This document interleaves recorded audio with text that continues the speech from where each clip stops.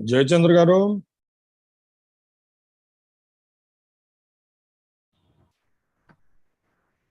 Jayachandra garu join.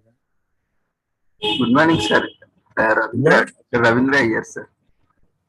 Oh no, thank you, Ravindra garu. Inka Jayachandra garu join ayinatledu, sir. Sorry. Okay.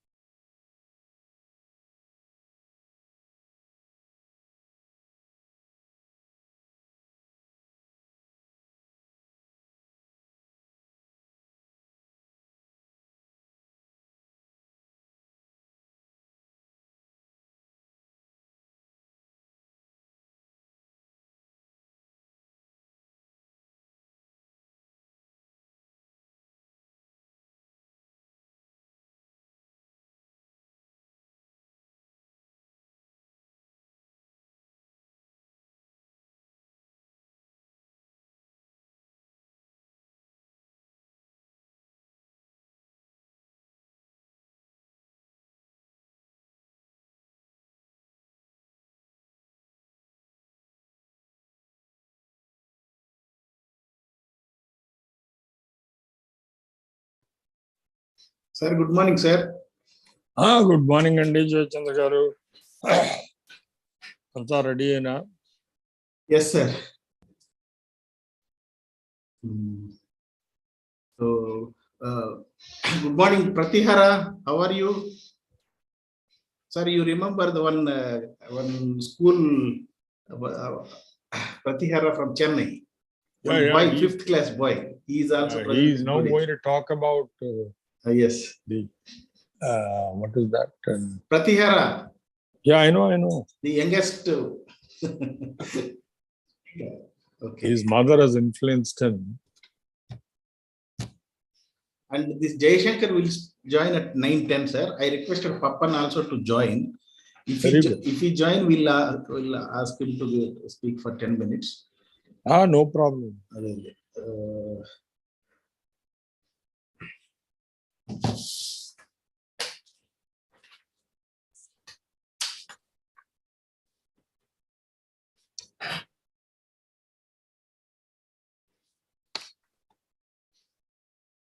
Good morning, Ravindra, sir. Good morning, sir. Namaste, sir. Very good, Pratihara.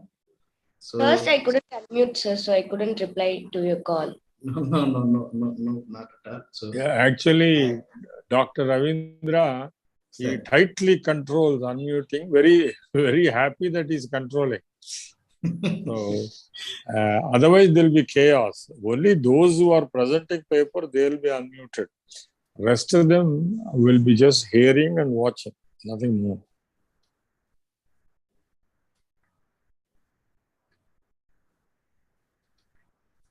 Ravindra, sir, so that 4-item form got created, sir.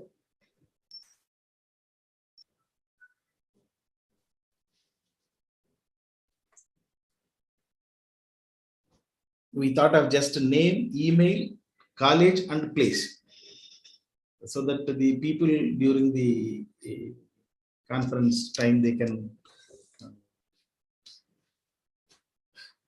fill that, so we'll get that details.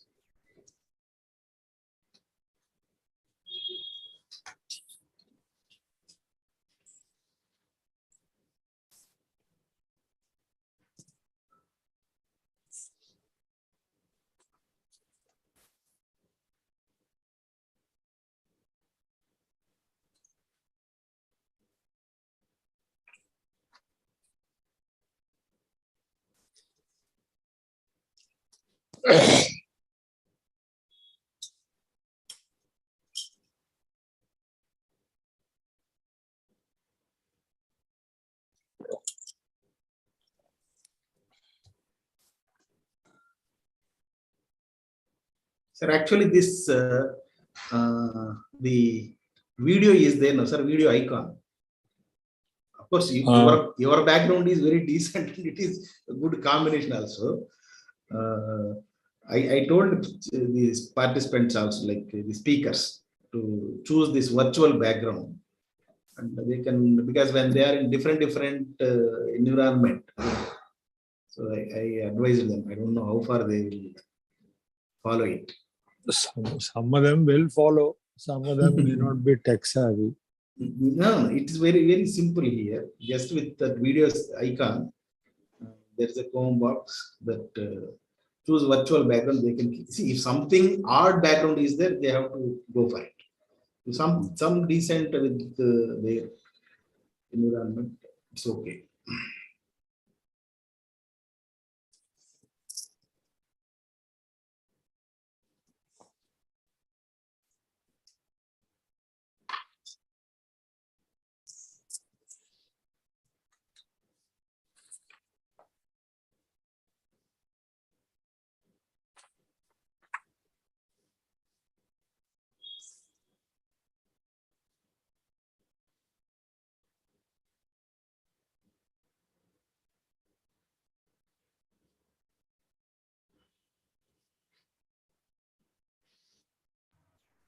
Jayachandra గారు, sir మీకు polls option కనిపిస్తుందండి? Polls is there.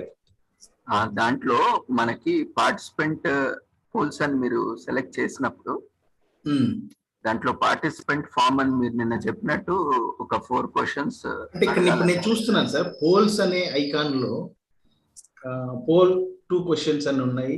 Hour session, do you have any queries on this session? That is only there. That is a feedback polls it is. Participant form అని ఒకటి ఉంది కదా? లేదు సార్, కింద ఉంటుంది డ్రాప్ డౌన్ లో. Drop down, okay. లేదండి, ఇట్ హాస్ ఓన్లీ 2 క్వశ్చన్స్ చేస్తున్నాను చూడండి. ఇప్పుడు మీకు వచ్చిందా స్క్రీన్ పైన ఏదన్నా? ఫుల్ నేమ్ వచ్చింది, yeah, email address, college, okay, సరిపోతుంది కదా మనకి? సరిపోతుంది. yes absolutely fine. ఓకే, మనము పీరియాడికల్లీ అప్పుడప్పుడు మనం దీన్ని లాంచ్ చేస్తాం. Can I answer it now? చేయొచ్చు sir.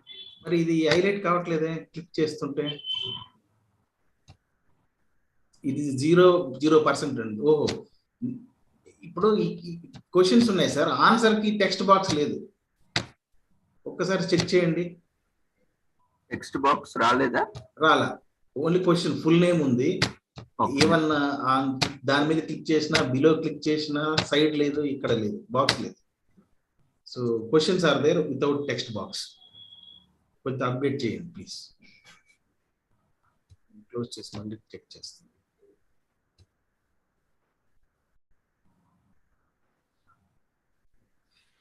Venkat, are you? Morning, sir. Morning. I see the text box. I'm trying to enter something, but no. Yeah. Text box you could see. Yeah, that's a real innovation because so far we only had the multiple choice.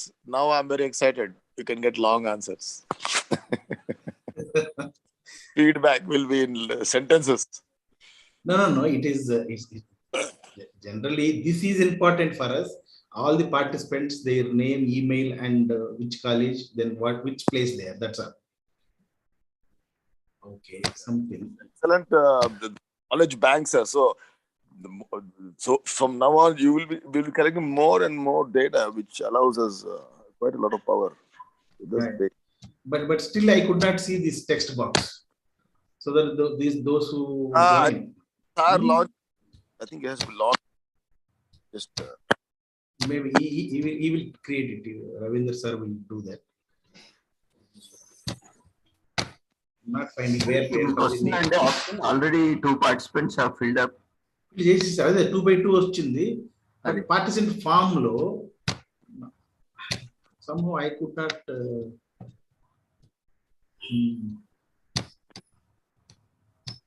answer this. When you could answer. అదే sir but నాకు రాలేదు మళ్ళీ అది I'm unable to see that thing again. No, it is there in the polls. Oh, okay. I have to go. Okay. Polls icon is there, form is there, but I am not able to find that text box. There are 2 by 2, already 2 people answered. Cell compulsory, sir. So, but where that box I am not getting here. అంటే ఆ pole touch చేసిన వెంటనే మనకి ఇది open అదే phone లో మరి computer phone లో వస్తున్నావు మరి కంప్యూటర్ లో నాకు కనిపించట్లేదు. Sir, I will relaunch the poll again. Yeah, please. You can try it once again. Yes, sir. Because it should facilitate all mobile users and system users.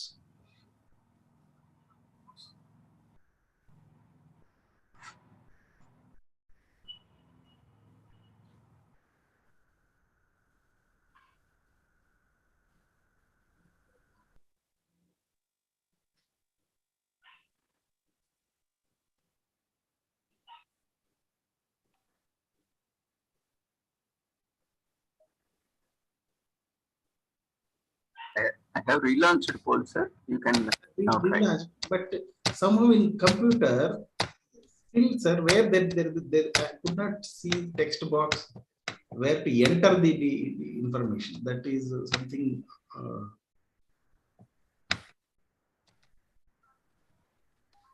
We need to start. Text box is not appearing, sir.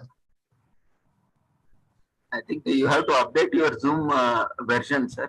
Oh my goodness! Then you can right click on the Zoom icon and click on update Zoom.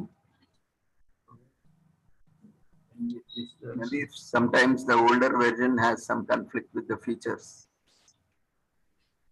or certain features may not be available.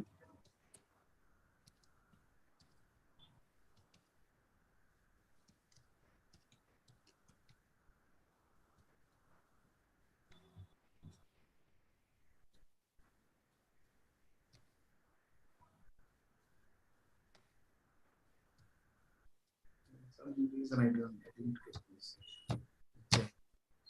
If the participants can fill, I am happy. No problem. So, because otherwise, we can also request all the participants to type their name, email address, college, place in the chat box. No, but this is good if it is works participant form. But one got entered. Can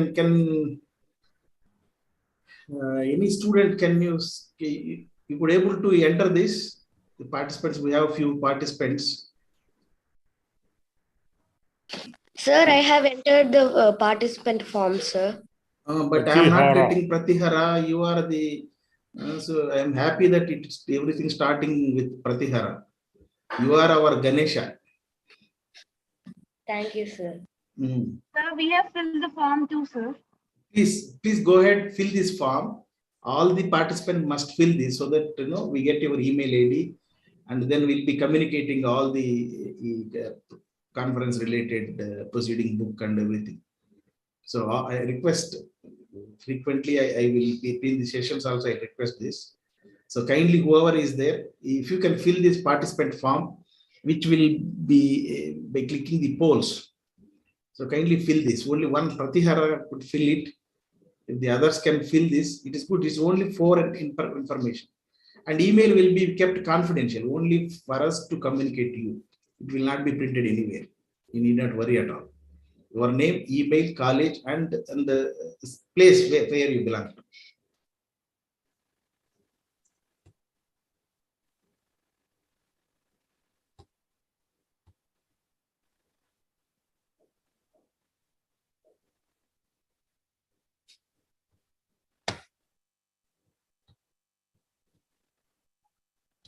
How old is Pratihara now? 10 years or 11 years? 6th class means 11. Maybe around 10, 11. 11 What years, man? Sir. How many years? 11. 11. Okay. This September, I will turn into 12. Good.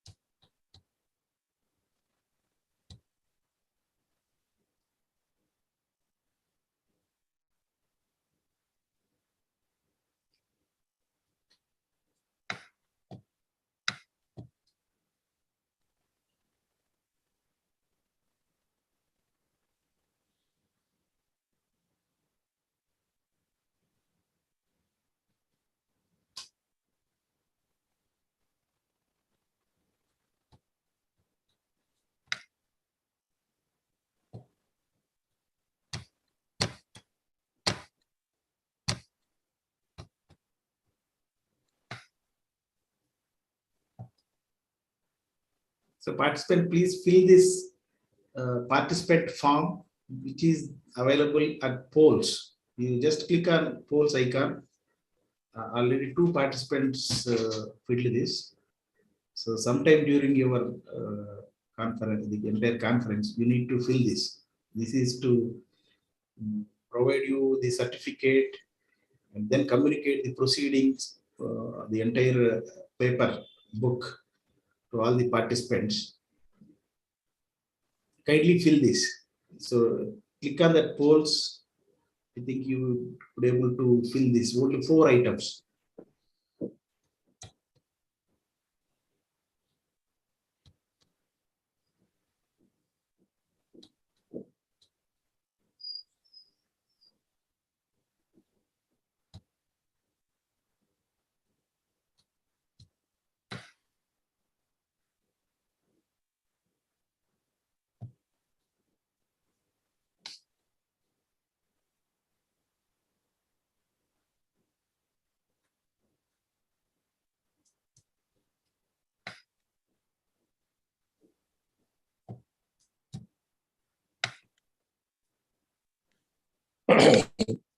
Jayachandra garu, Sir. we have in all 33 participants. So, 33, sir. I could see only 19 participants. I'm talking about listed. Papers, yeah, speakers. So, in 33 low, each one will be given how many minutes? Sir, what I thought is we don't have any breaks once we start the technical session. Let the chairs take 10 minutes each. I think we have comfortably 2 hours every technical session. That is 120 minutes, where 20 minutes will be given to the chair because there will be 2 people chairing the session. So 100 minutes will be there, and average 8 to 9 participants are there in each technical session. So comfortably they can take 10 to 12 minutes at the most.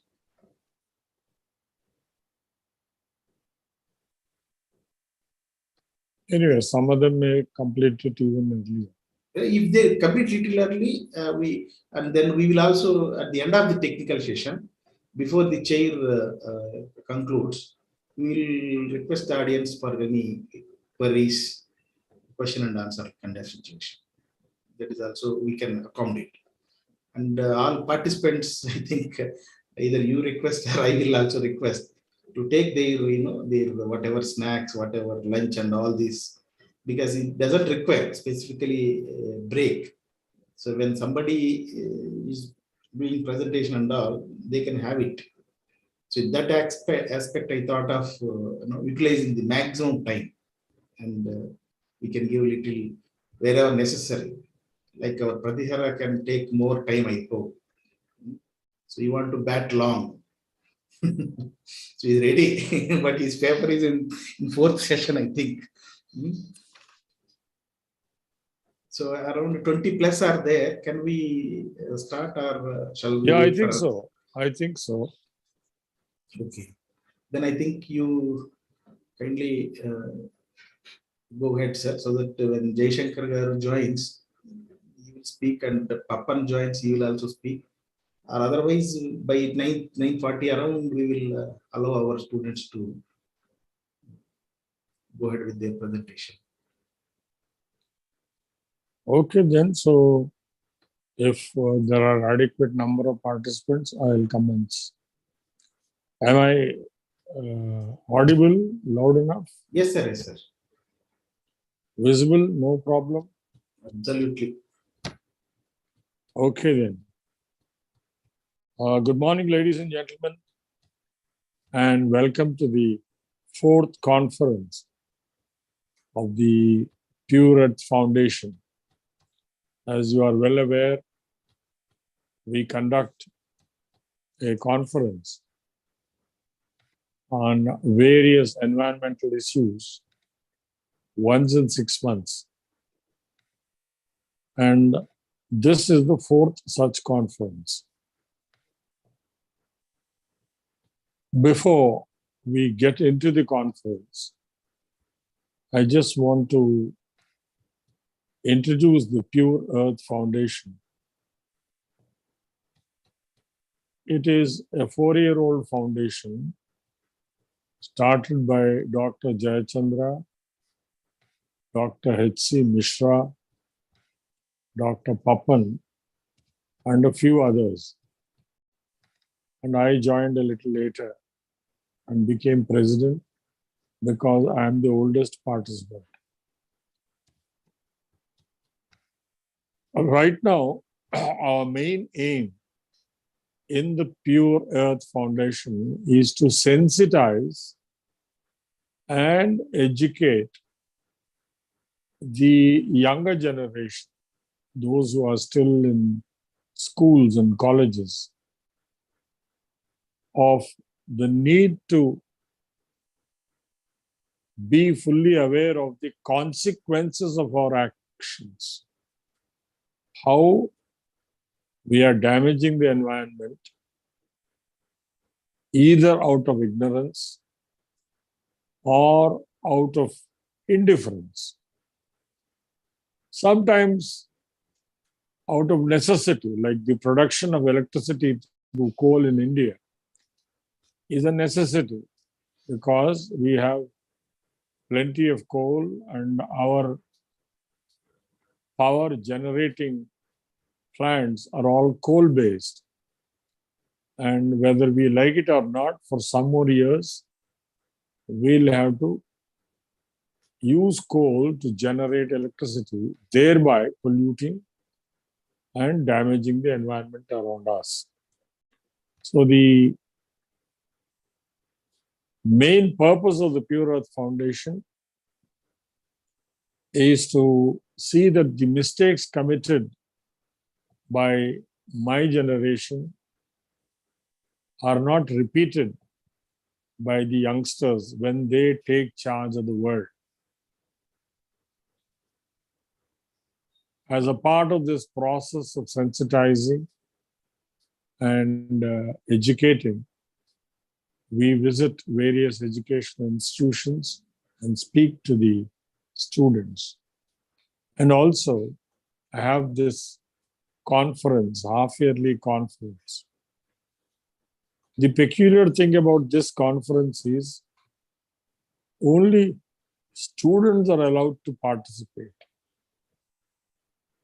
Lecturers, teachers, professors, etc., they may watch, but they cannot participate. All the 33 papers that are being presented today are prepared by students of various age groups. The youngest person being 11-year-old boy Pratihara from Chennai.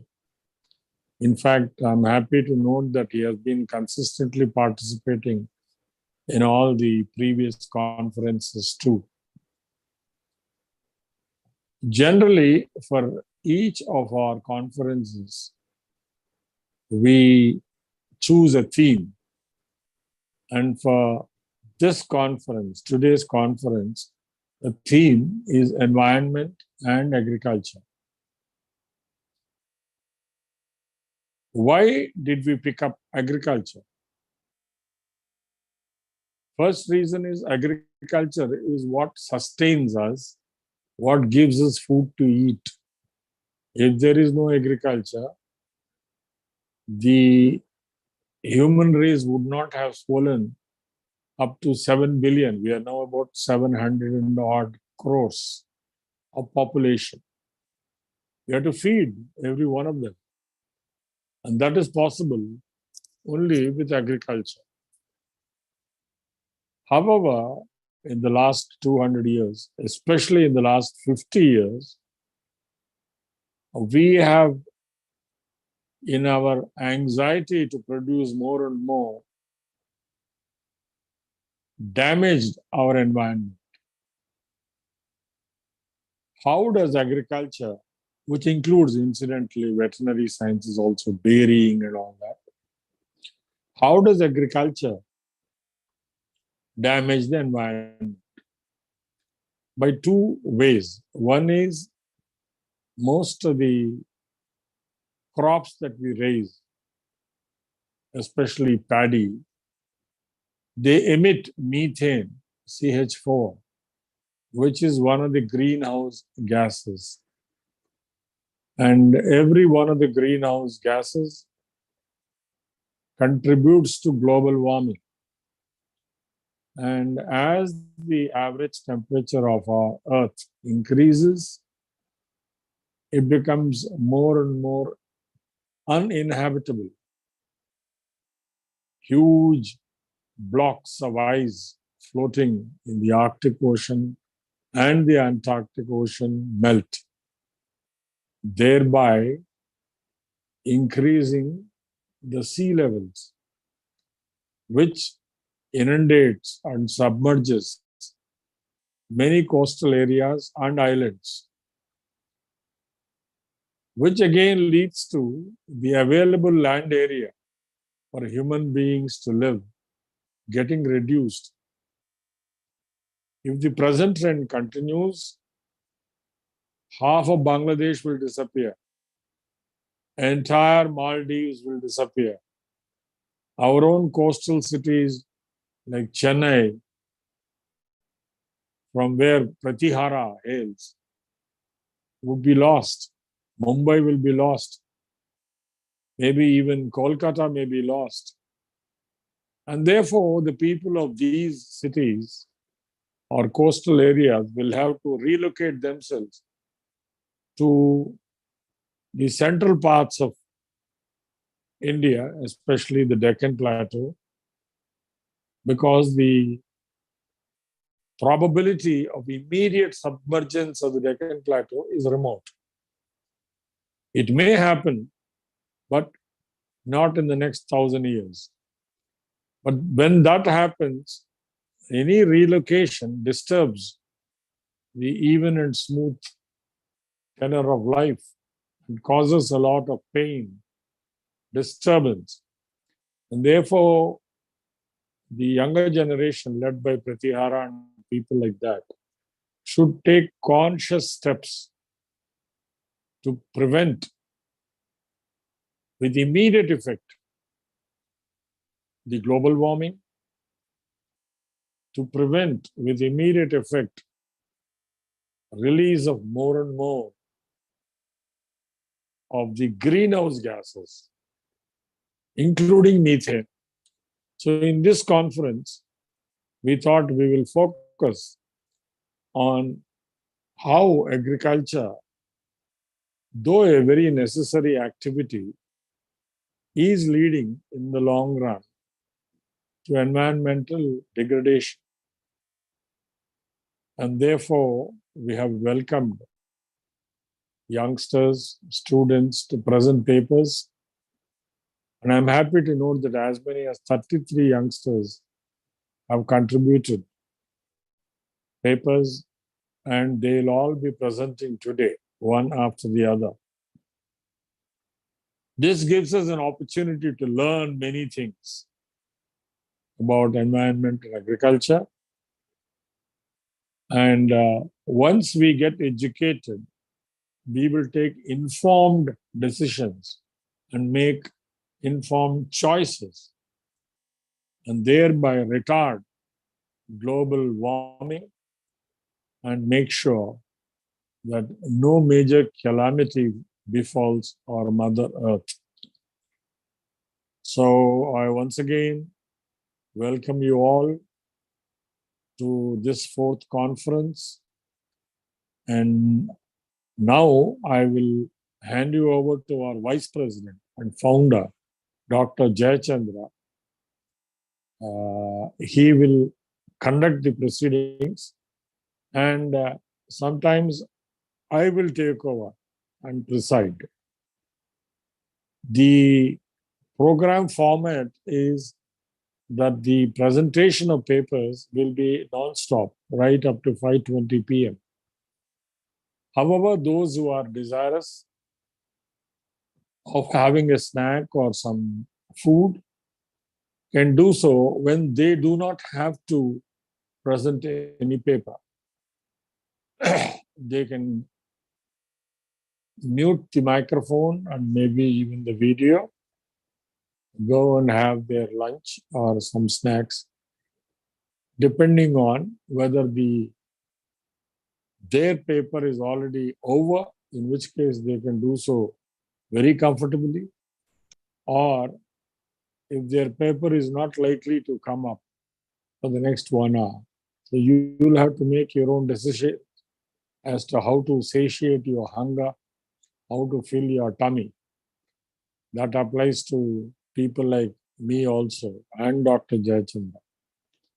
So I wish the fourth conference excellent deliberations, and may all the participants have a very satisfactory experience of presenting papers. Now I hand you over to Dr. Jayachandra.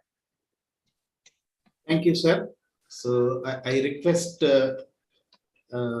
we have a guest, and it is very fortunate for me to introduce the next guest, Professor C.K. Jayashankar Garu,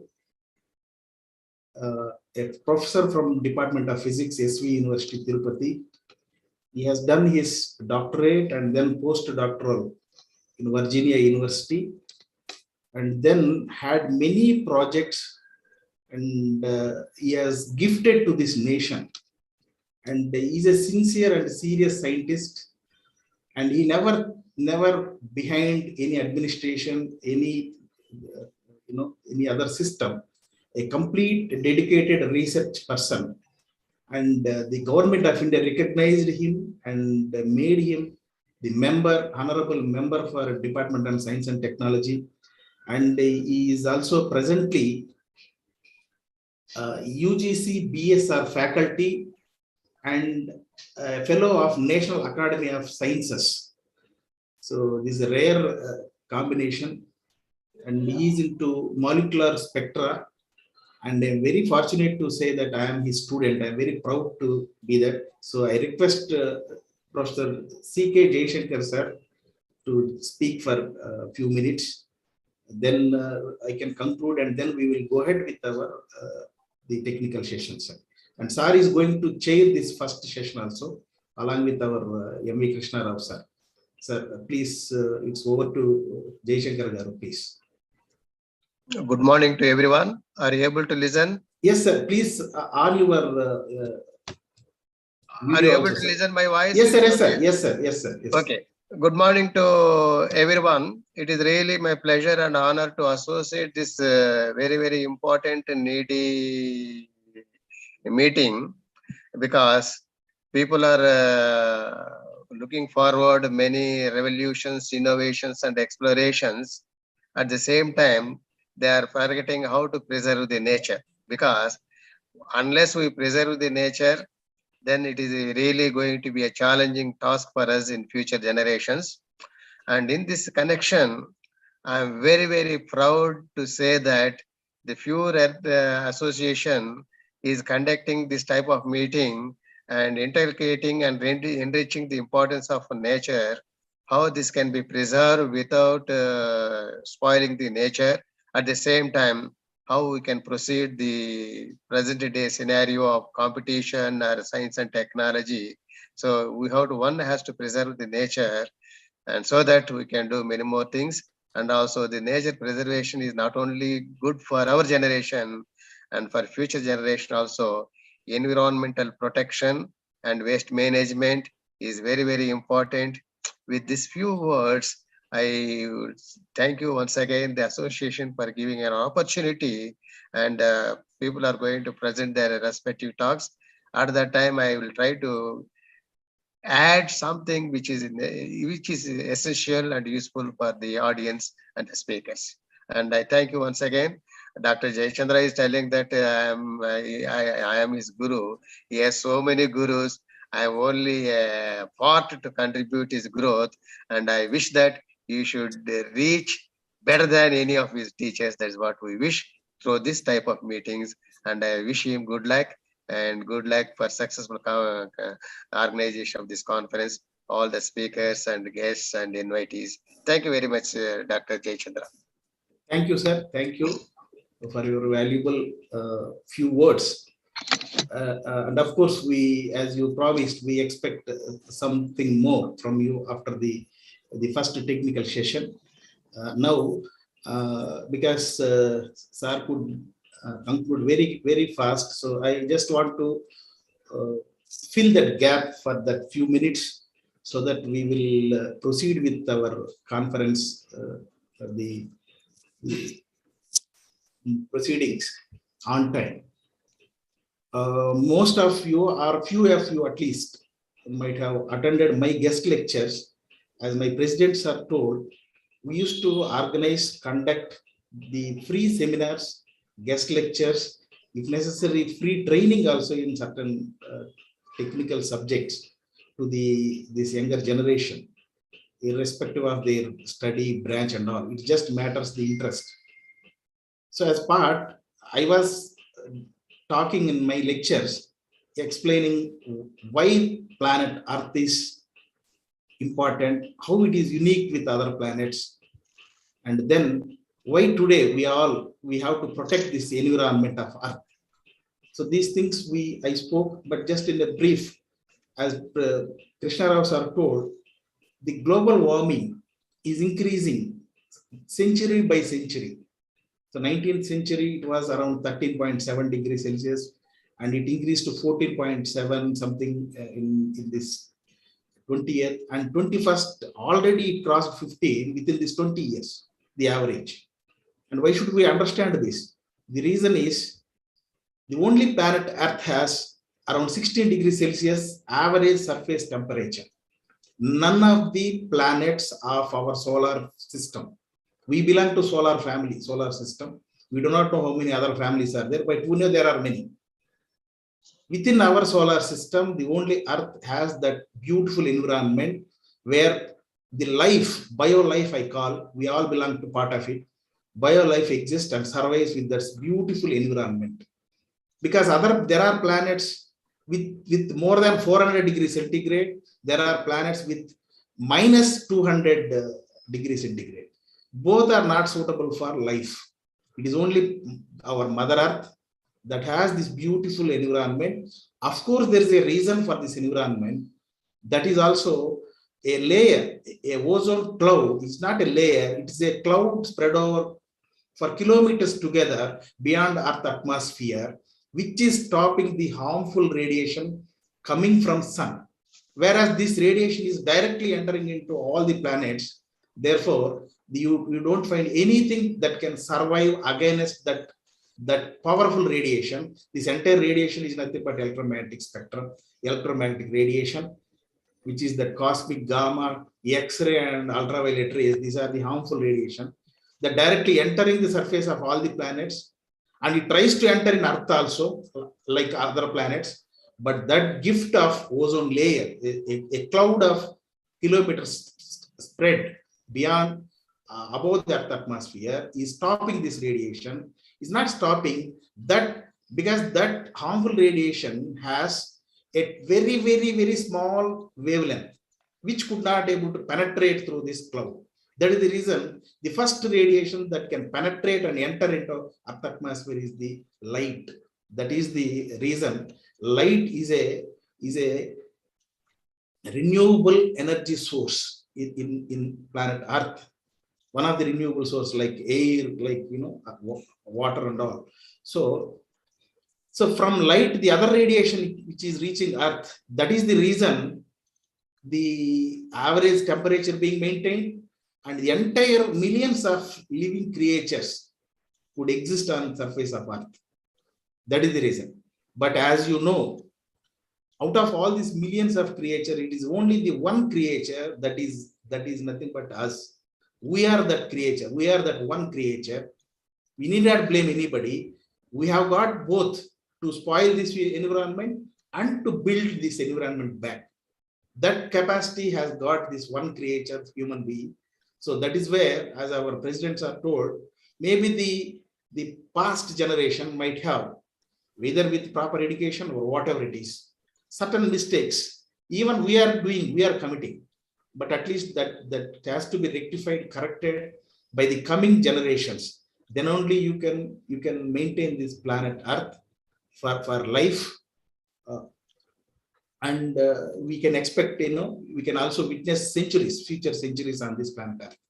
Or otherwise, you can become one of the other planets in solar system. So it is in our hands to see other with a unique character and unique whatever gift, God gift, or you call whatever it is. So that gift for the living creatures.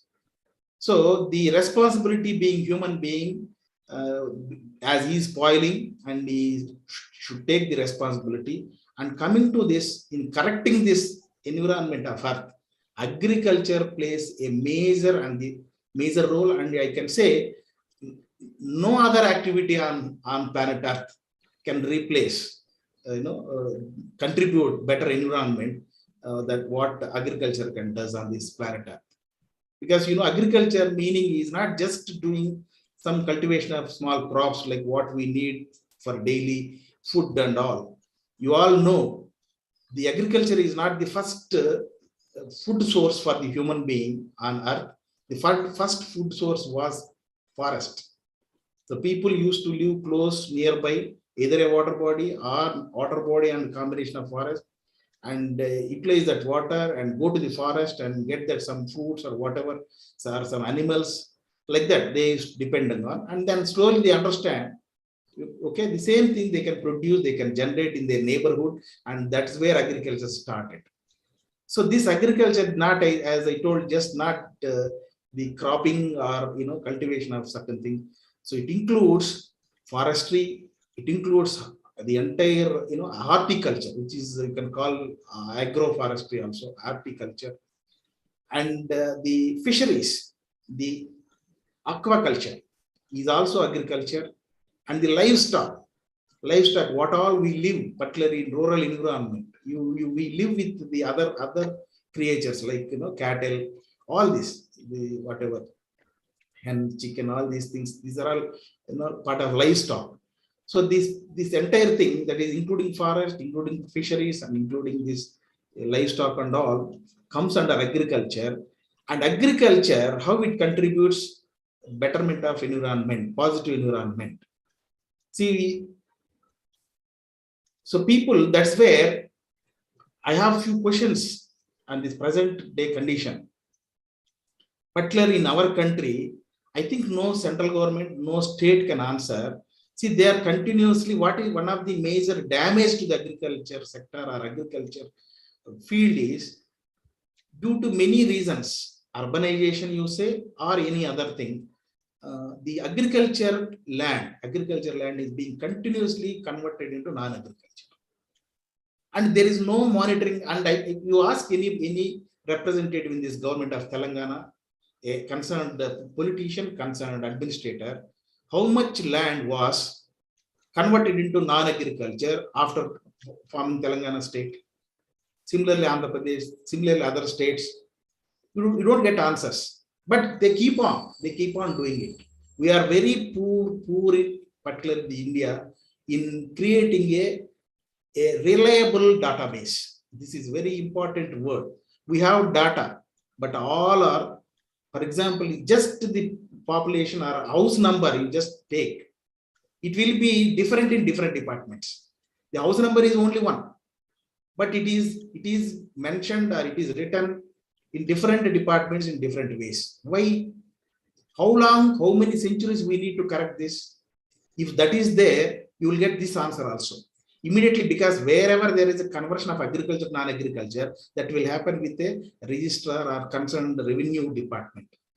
So when they are permitting, if the database is there properly, it's a single click, you should say, this year, this much land got converted to non-agriculture.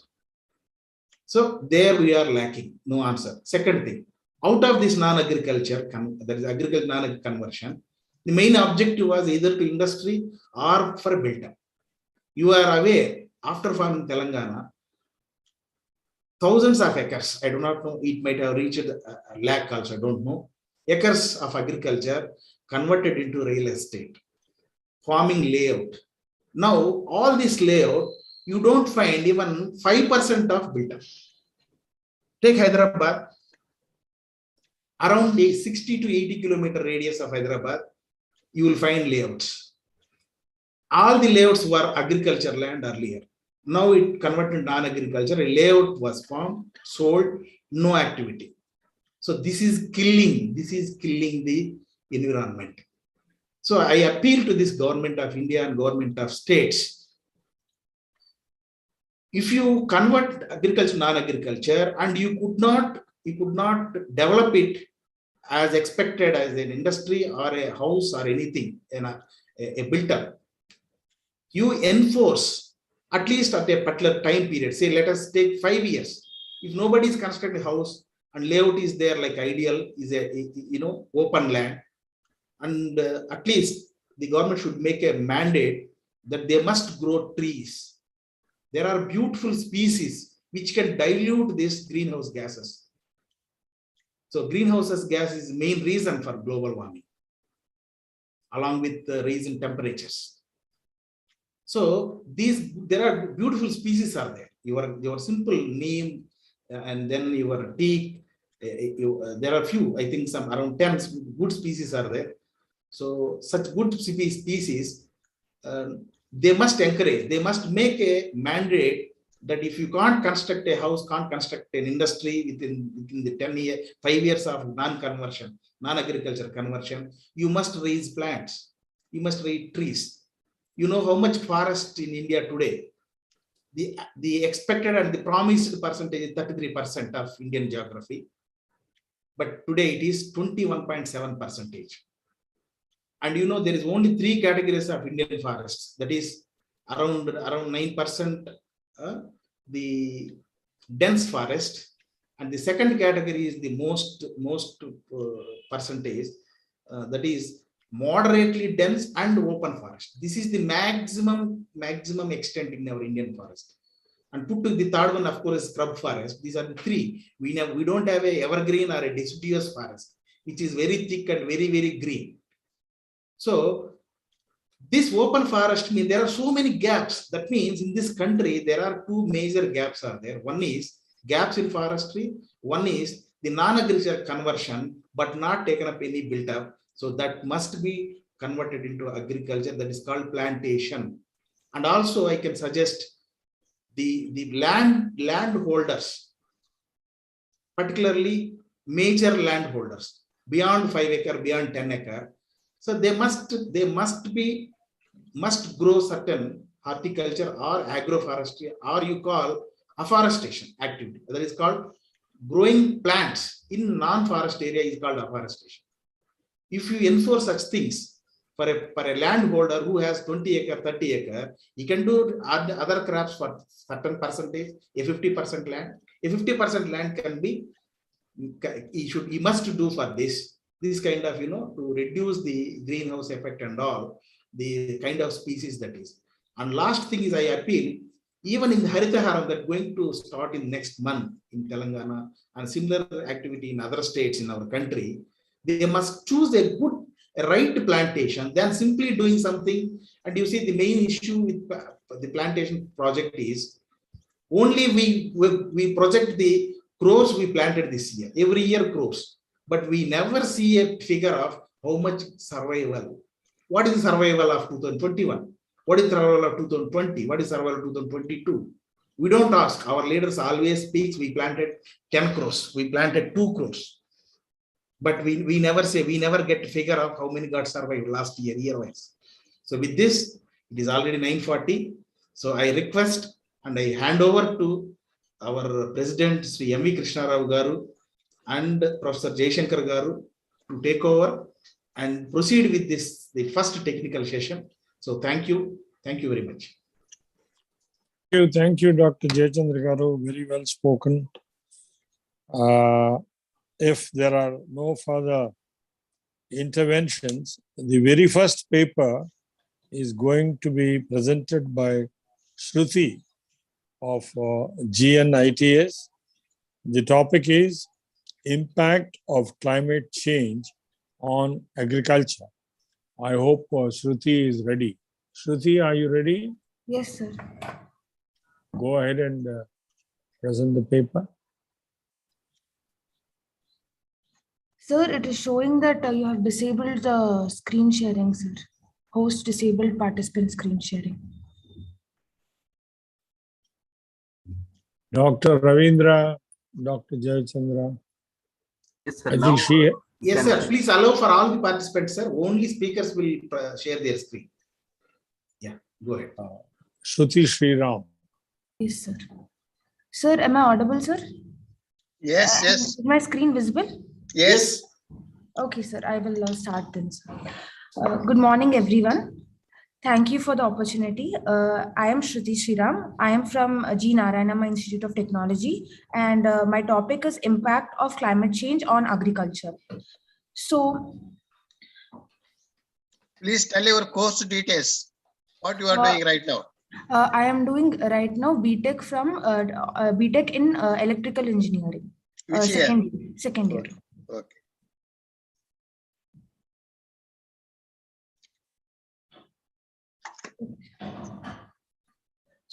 My topic is impact of climate change on agriculture. In recent times, the unpredictability of the climate pattern has brought a lot of stress in many industries. For an industry like agriculture, which is largely dependent on the climate, the effect of climate change on it has become a topic of concern. In today's world, with an exponentially growing population, substantial food security in the future seems still doubtful. In this period, when the agriculture sector are draining themselves for fulfilling the world demands, the changing climate has played a major role in pulling it down. Agriculture is highly dependent on climate and weather. While we all know that the weather is hugely varying factor, climate is expected to be constant at least for a certain period of time. When we talk about climate change, we are talking about any significant long-term change in the pattern of weather which are far from what was usually expected over a significant period of time. Impact of climate change. So there are three major impacts due to climate change: increase in CO2 level, hydrologic changes, economic consequences.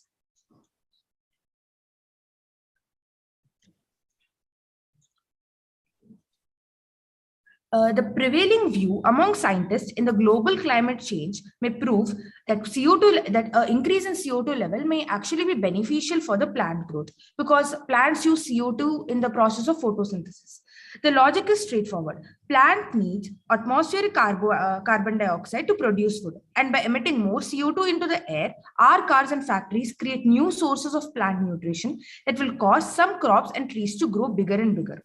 But an unprecedented 3-year-long experiment in Stanford University had proved that these assumptions are not completely valid, because even though for a short time we may actually see that increase in CO2 level might actually help the plants to grow, but in long term when we actually consider other consequences like temperature, increased precipitation or nitrogen deposits, this in the long run may actually be very harmful for the plant growth. So increase in CO2 level actually also results in increase in the atmospheric temperature, because carbon dioxide is also one of the greenhouse gases which do not allow the sunlight to reflect back from the earth. It traps the sunlight, and hence it does not allow the heat to escape. So the temperature, the relation between carbon dioxide levels in the atmospheric level and the temperature are shown in this graph, and we can see that as the carbon dioxide concentration in the atmospheric level is increasing, we can see that over the years temperature has also increased. So some of the advantages of CO2 level of carbon dioxide level increasing in our atmosphere is it helps in increased growth and photosynthesis. It lowers the transpiration, hence the water use efficiency by the plants is increased. The disadvantage is due to a larger amount of exposure towards carbon dioxide, it can lead to mineral nutrition. It can lead to decreased mineral nutrition. It can also lead to unwanted weed and plant growth in the field where we are growing the crops. Hence, the nutrients from the soil can actually be utilized, go into a large percentage of the nutrients which are present in the soil might go into waste, which is being utilized by weed and other unwanted plants. Due to the increased carbon dioxide, you can actually find nitrogen deposits in the soil. in the long run, it can actually lead to retard plant growth when other consequences are also taken into consideration. Another impact is hydrologic changes.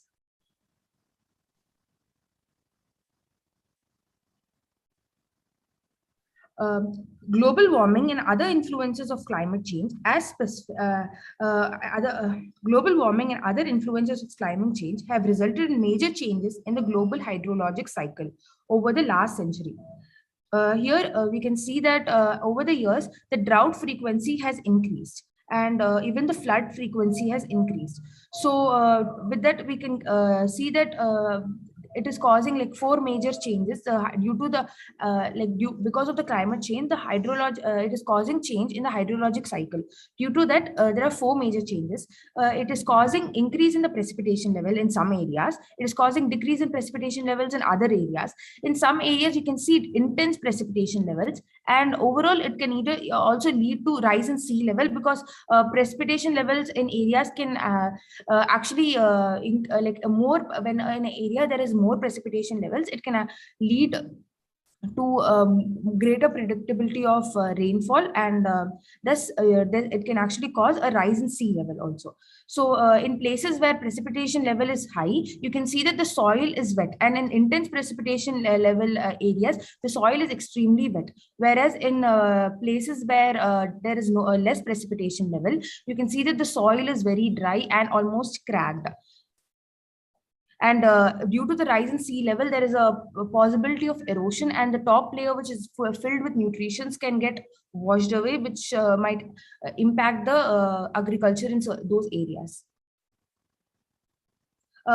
Another major impact, which is due to the sum of all the other impacts, is economic consequences. As climate change is decreasing the net agricultural product, the prices will rise for essential crops like rice, wheat, soya beans. So as the prices of these crops are increasing, it will indirectly impact on other prices also, like all the farm animals which feed on the crops, and overall ecosystem around the agriculture will also suffer, and it will lead to and when enough product is not able to be produced, it can actually threaten food security. According to Fourth National Climate Assessment published in 2018, it warned that if we do not curb greenhouse gas emissions and start to adapt, climate change could seriously disrupt the US economy. According to Morgan Stanley, climate disasters have cost North America $415 billion in the last 3 years due to wildfires and hurricanes. In 2017, Texas estimated losses from Hurricane Harvey where 125 billion rupees were created a $125 billion loss. Even though we cannot say that climate change has directly caused the hurricane, but many factors due to climate change, which is higher temperature, higher sea level, are known to enhance the intensity and destructiveness of these hurricanes. So indirectly, climate change is causing the intensity of the hurricanes to be greater, due to which a very large amount of losses were seen in America. If when we talk about climate change, we usually think that most of the climate change is only due to anthropological activities like global warming, due to release of greenhouse gases, deforestation, etc. But there are some natural processes also which can actually cause climate change. So the two major natural processes which are leading to climate change are the change in the Earth's orbit and rotation and volcanic activity. Shruti, you can on your video also. Just a minute, sir. All speakers during their presentation, please turn on your video. Yes, sir. I thought I on it and kept some. Sorry. Yes. Is my presentation visible, sir? Visible. Go ahead.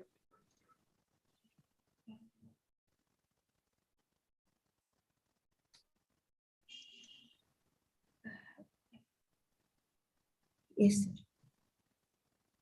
So, changes in the Earth's orbit and rotation. So amount of summer sunshine on the northern hemisphere, which is affected by change in the planet's orbit, appears to be the primary cause of past cycles of ice ages, in which the Earth has experienced long periods of cold temperatures as well as shorter interglacial periods of relatively warmer temperatures. At the coldest part of the last glacial period, the average global temperature was about 11 Fahrenheit colder than it is today. At the peak of the last interglacial period, however, the average global temperature was at most 2 degrees Fahrenheit warmer than it is today.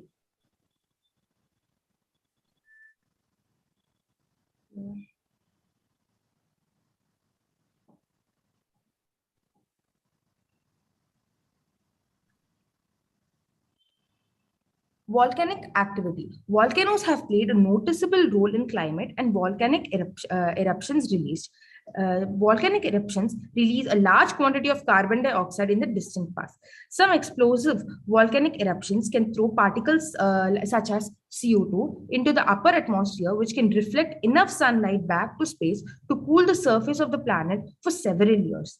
Volcanic particles from a single eruption do not produce long-term climate change, because they remain in the atmosphere for a much shorter time than greenhouse gases. In addition, human activities emit more than 100 times as much as carbon dioxide and as volcanoes each year. So we can conclude that even though there are few natural processes which have actually over the period of time have led to climate change, mostly today's climate change which you're facing is completely the reason due to all anthropological activities. As mentioned earlier, the amount which humans emit is 100 times as much as carbon dioxide which is released by volcanic activities each year. So the solution to it is when agriculture is so dependent on climate change, and when and for a growing population and for a world which has a growing population, we need to make agriculture a sustainable sector to avoid any food security issues in the future. So the 4 ways of making agriculture more adaptable is crop breeding, cropping system, continuous field testing, and development of testing sites. Agriculture as a sector is very adaptable, but due to the sudden climate change which has come onto it, due to the huge amount of human activities which are going on, that is release of greenhouse gases, large-scale deforestation, urbanization, the agriculture isn't able to is not able to adapt to the new changes which are coming towards it. So we need to make agriculture more adaptable by using the 4 ways. So crop breeding. So we can actually start. We can make a new variant of crops which are more tolerable to the current to the environment in which they are growing, and we can. Development of new climate tolerant crop variant is a key tool for adapting agriculture to a changing climate. Current breeding experience indicate that natural biodiversity within crops is allowed for plant adaptation to different countries, providing clear evidence that plant breeding has great potential to aid in the adaptation of crops to climate change. Cropping system development means in the same field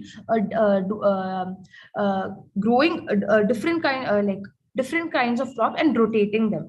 This is another way that can help agriculture adapt. By the use of crop mixtures that have several crop growing at the same time exhibits greater durability during periods of high heat waves and heat stresses. Continuous field testing. Continuous field testing must be done to track climate change, breeding for resistance to new diseases and pests, and to address changes in pollinator distribution has to be identified as avenues to confront adaptation of crops in the face of climate change.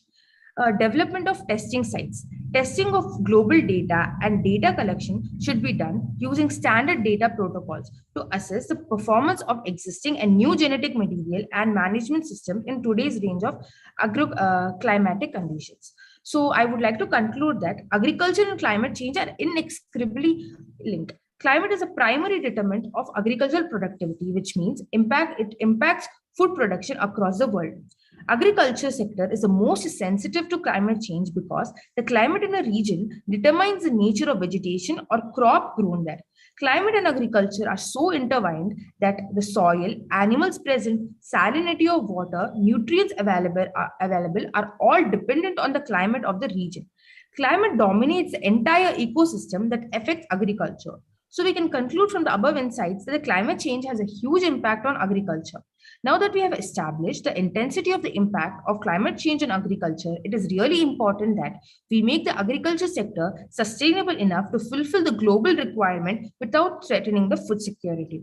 Agriculture as a sector is very adaptable due to climatic changes, but due to sudden unnatural changes happening at such a fast pace, the agriculture sector is suffering immensely. The net impact of food security will depend on the exposure to global environmental change and the capacity to cope with and recover from global environment change. So, in order to secure the global food needs, necessary research has to be done to support the agricultural system to become even more adaptable to the current changes, and a careful management of resources like soil, water, and biodiversity must be executed. Thank you, sir. Very good, Shruti. An excellent paper. Though you read it in a hurry, don't be in a hurry. Yes, Be, a normal pace. There is otherwise, it's an outstanding paper. The content is very good.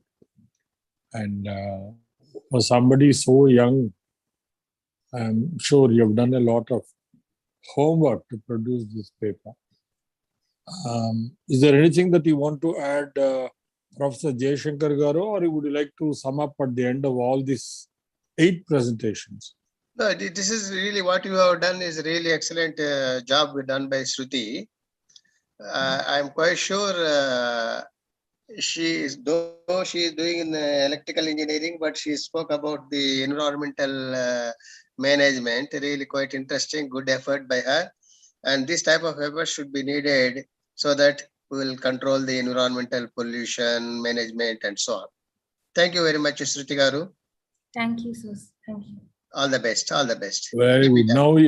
Now you can, Shruti, you can relax, have a cup of coffee, and celebrate a successful presentation of the paper. May I now call upon the next participant, Amulya. Meghana and Amulya. There are 2. It's a duo. Meghana and Amulya, both from GNITS. Their topic is climate smart agriculture, the way to tackle climate change in India. So, climate smart agriculture. Meghana and Amulya.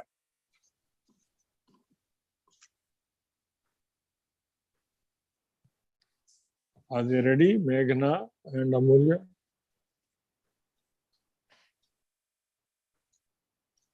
I think the organizers can take the people who are really available online. Sometimes some people may be absent. No, Meghana Bansal, she is there. Huh? Meghana and Amulya.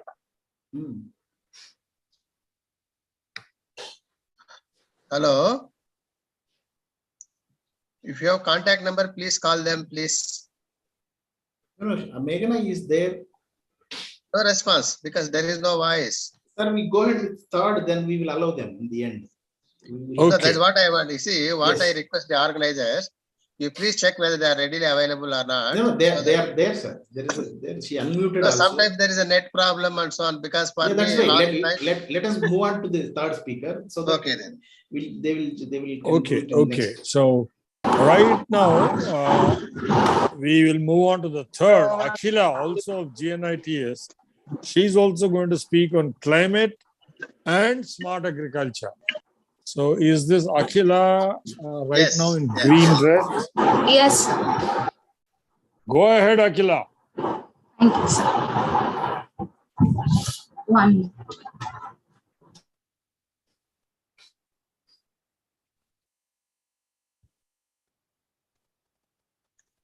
Climate and smart agriculture. Good morning, everyone, the chair, and everyone present here. I'm Anakila Yadav from BTech, who's pursuing BTech in ECE from GNS. Climate change is said to be one of the biggest challenges of mankind.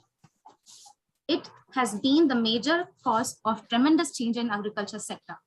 Climate change does not necessarily bring about new climate, but does cause geographical shifts in climates, typically the higher altitudes and higher latitudes.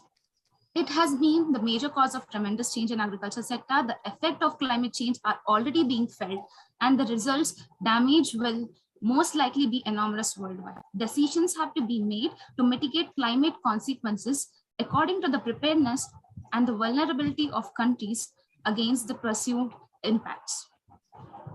Coming to the next, impact and implications of climate change on PGRFA and associated biodiversity change. PGRFA, Plant Genetic Resource for Social and Agriculture. It is an international treaty and the biological cornerstone of global food security.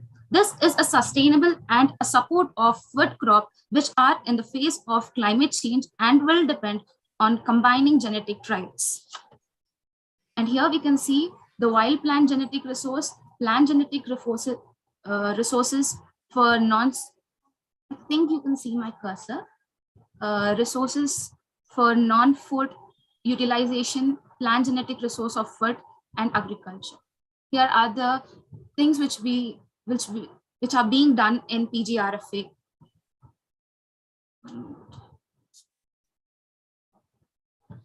Here is the world map where we can see the countries which are in contact and are being in a contract for PGRFA. Biodiversity. The treaty is an agreement in harmony with the Convention of Biodiversity. For pollination services, social biodiversity organisms of biological control and nutrient cycling processes are badly affected by the vulnerable climate change, which in turn reduce productivity. The impact of climate change on wild plant species directly and indirectly affect the plants and animal communities. Coming to the implication of the gen banks. Gen banks are libraries of this species. The challenge for gen banks is to ensure the important gen pools are adequately conserved and an opportunity for stimulating greater use of gen bank holding. In this picture, we can see how the gen banks are collecting all the samples. And here are the few gen bank associations which are being there in the world map. And coming to the most important thing, the impact of climate change in India. India is a peninsula and a country which covers all the climates. By the climate change and global warming, the average temperature has increased to approx 3 degrees Celsius by 2020, above pre-industrial levels worldwide. India is already experiencing the consequences of 1 degree Celsius of global warming. India does not bear responsibility for rising temperature, since being a home of 17.8% of worldwide population, India accommodates only 3.2% of accumulated emission.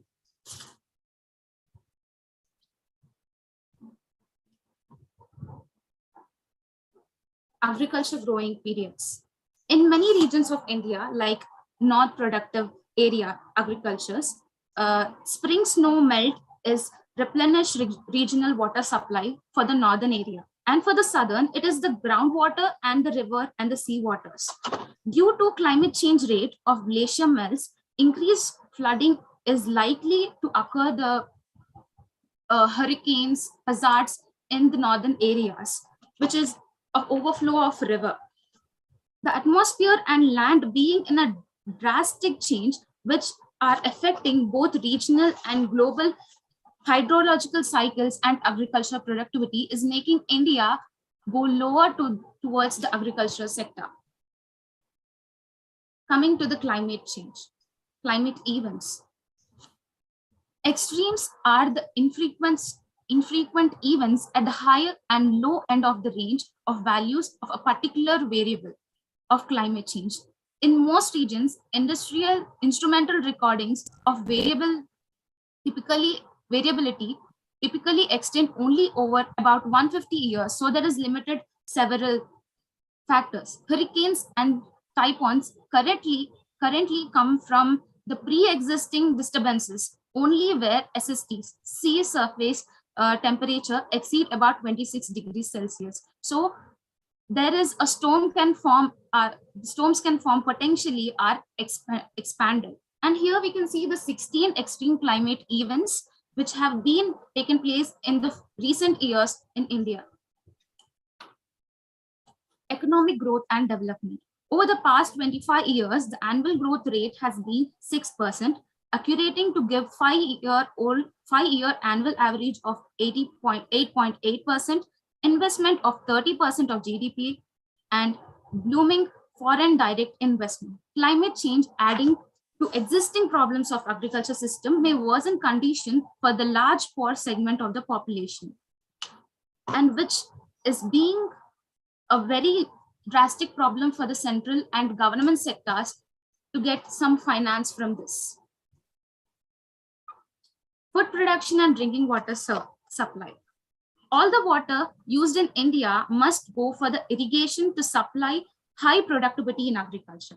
Already 15% of aquifers are in critical conditions, a figure that is projected to increase the frightening 60% by the year 2030. Groundwater depletion, subsidized electricity, and many other problems are being faced by the Indian citizens, and which needs a new information and tools are needed for such a things to analyze the problems and also to ensure the social, economic, and environmental goals, and to possibly adapt to them. CSA, climate smart agriculture. The CSA concept emerged at a moment in time of considerable controversy around the concept of approach to sustainable agricultural development, and when articulated into climate change policy process. CSA concept is related to more fundamental disagreements in global policy debates on climate change and sustainable agriculture. Here we can see the mainstreams of climate smart agriculture, where it has been keeping some timelines where it will implement few things to conserve our agriculture and to adapt the agriculture according to the climate changes. Here comes the policies. The collection need to emphasize the stress adapted genetic material that can contribute to adapt in the face of climate change. Gen banks must be better able to respond to novel and increase demand on germplasm, to facilitate access to more genetic resources materials through increased interdepending brought about the global shifts. And here we can see few of the things which we can do, few of the plans which we can implement to adapt to this type of climate changes. I would like to conclude with few lines. The challenges associated with climate change are daunting.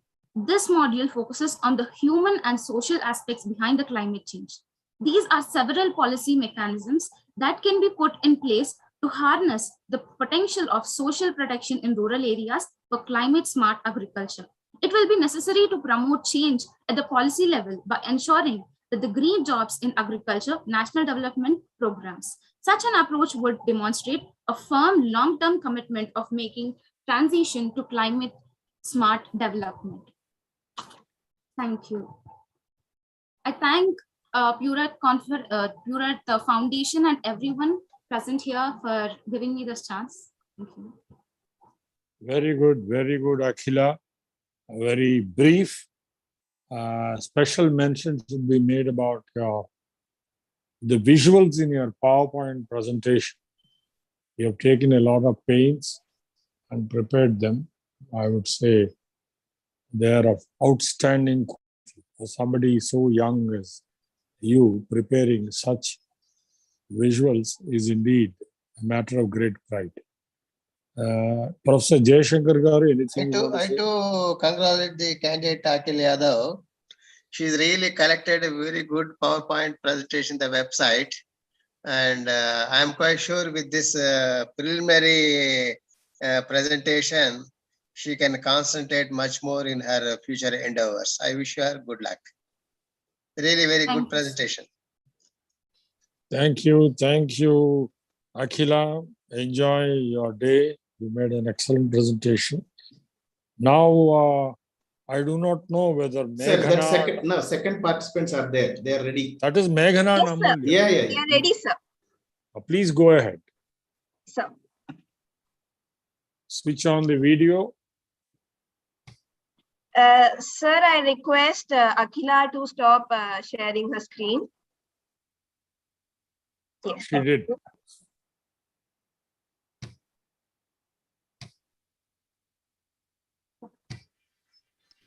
Sir, is our screen visible? Yes, Yeah, yes. both. Go ahead. Yes. You are there in Yes. one corner, and the PowerPoint presentation, some mountains are visible. Yes, sir. Thank you, sir. A very good morning to everyone present here. I, S. Meghana Reddy and E. Amulya, studying in EC first year from GNETS, will be presenting the current paper titled Climate Smart Agriculture, the way to tackle climate change in India.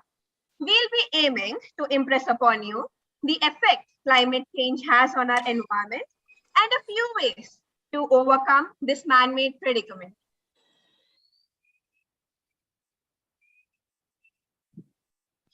I say man-made because although the climate has been changing naturally since the formation of Earth, it has been accelerated at an alarming rate due to anthropogenic activities such as burning fossil fuels and deforestation.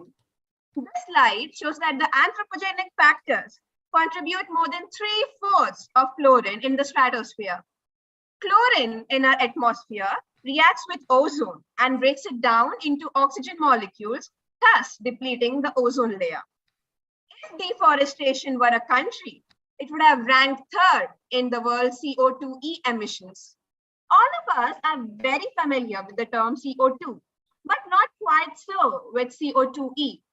The term CO2e refers to carbon dioxide equivalents. It includes all the molecules that warm our atmosphere as opposed to CO2, which only refers to carbon dioxide. Warming temperature is a major effect of climate change. The planet's average surface temperature has risen about 0.9 degrees Celsius since the late 19th century. This map shows that the land areas have warmed faster and that the Arctic has been the most affected. Heat waves have not spared India. 2022 March was the hottest in 122 years since the IMD started maintaining records. Scientists say the accumulation of greenhouse gases in the atmosphere is contributing to India's increased temperatures. Extreme heat disproportionately affects the poor and the marginalized, who often have labor-intensive jobs that require long hours in heat. This also has a direct effect on our agriculture. Agriculture is still largely dependent on rainfall in India, but a decline in monsoon rainfall has been observed since the 1950s. Yet an extremely wet rainfall that currently has a chance of occurring only once in 100 years is projected to occur every 10 years by the end of this century. On the screen, we can see the expected annual rainfall pattern in contrast to district-wise annual rainfall. We can observe that areas such as the northeastern sisters, which were supposed to receive heavy rainfall, have seen a change in this pattern. Global temperature rise also results in shrinking ice sheets, decreased snow cover, which in turn results in rising sea levels.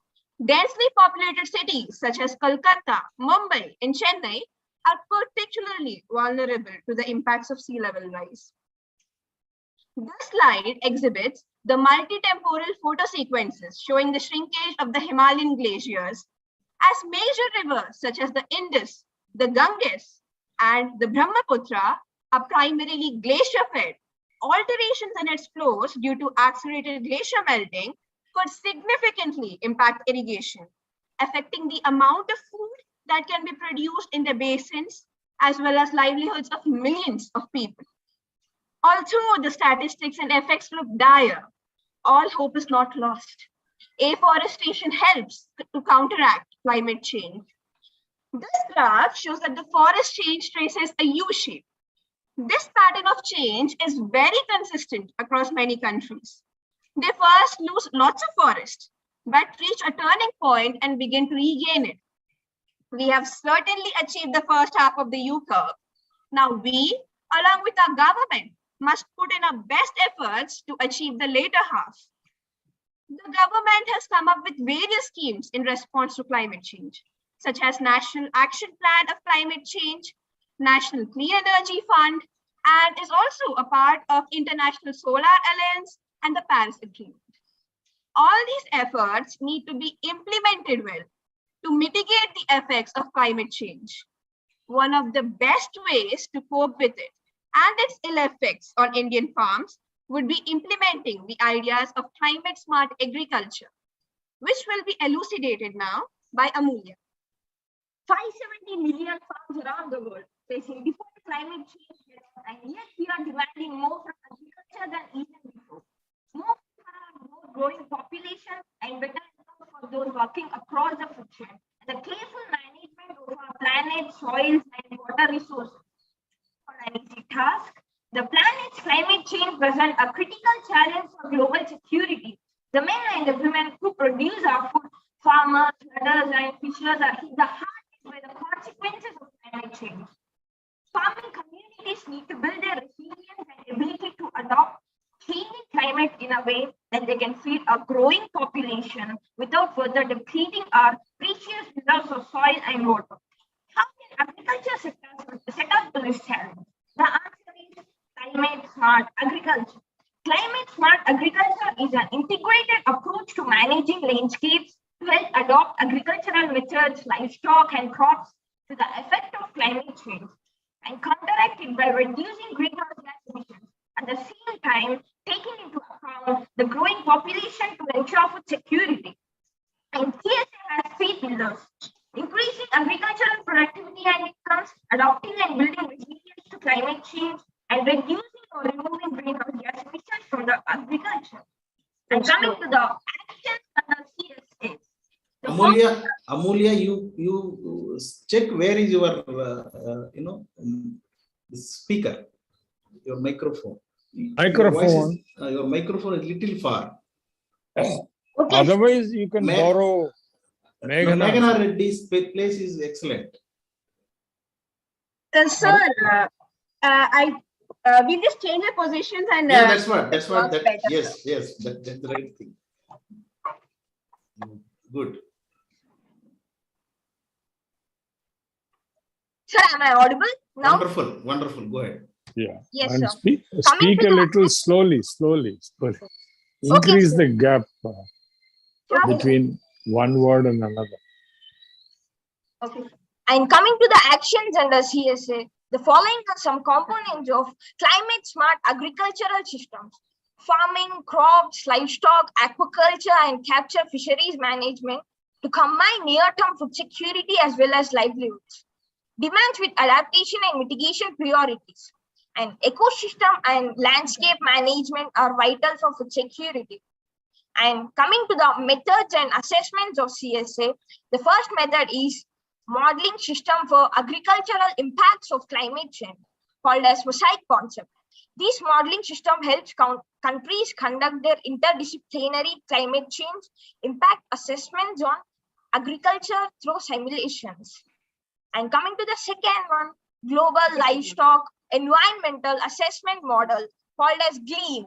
This stimulates the interaction of activities and processes involved in livestock production, such as milk and meat production. And coming to the third one, sustainability assessment of food and agriculture, SAFA. The guideline of SAFA is framework for sustainability performance assessment in the food and agricultural sector, including crop and livestock production, forestry, and fisheries. And coming to the fourth one, economics and policy innovations for climate smart agriculture. The program works with governments, universities, research centers, and other institutional partners in support of their transition to CSA through economic and policy analysis. And coming to the fifth one, ex-ante carbon balance tool called as X-Act. This appraisal system was developed by FAO in the project development phase. It provides ex-ante estimates of the impact of agriculture and forestry development projects, programs, and the policies on the carbon balance. Coming to the sixth one, climate risk management. This integrated approach addresses susceptibility to short-term climate variability and long-term climate change within the framework of sustainable development. And the key component of FAO's climate risk management involves the provision of weather and climate information, products for the farmers, fishers, and livestock headers, for the assessment of risks to improve opportunities at the local level. And coming to the intervention for climate smart agriculture, there is a need for integrated and diversified approaches that concentrate on natural resources management. There are many interventions in the areas of land, water, and soil, and which are essential for making agriculture climate smart. Coming to the first one, land use management. Land acts as a storage house of greenhouse gases and has a remarkable role in the interchange of materials between soil and the atmosphere.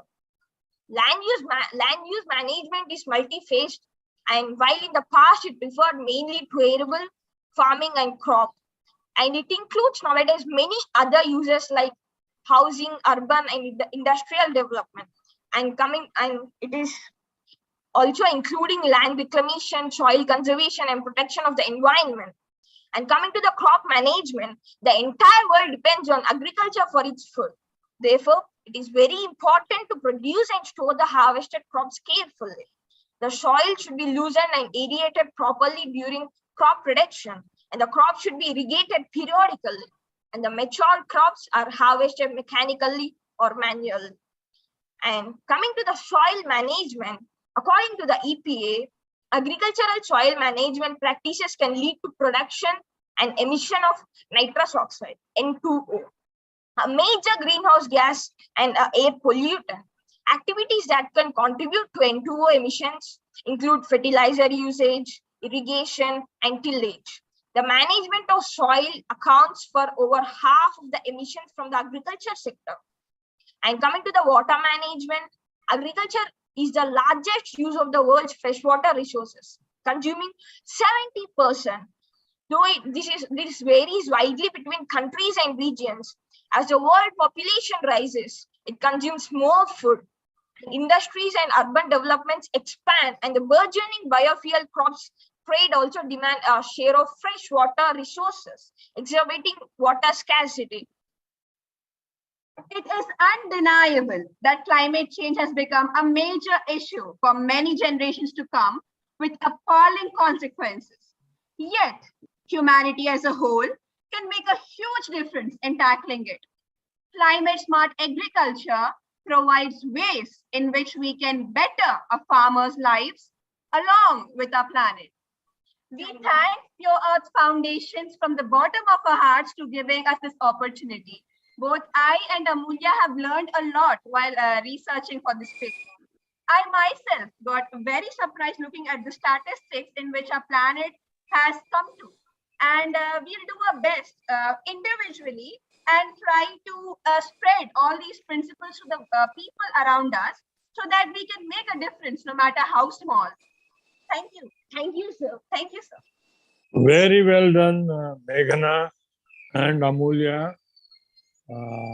Certainly, we were very impressed with what you have done.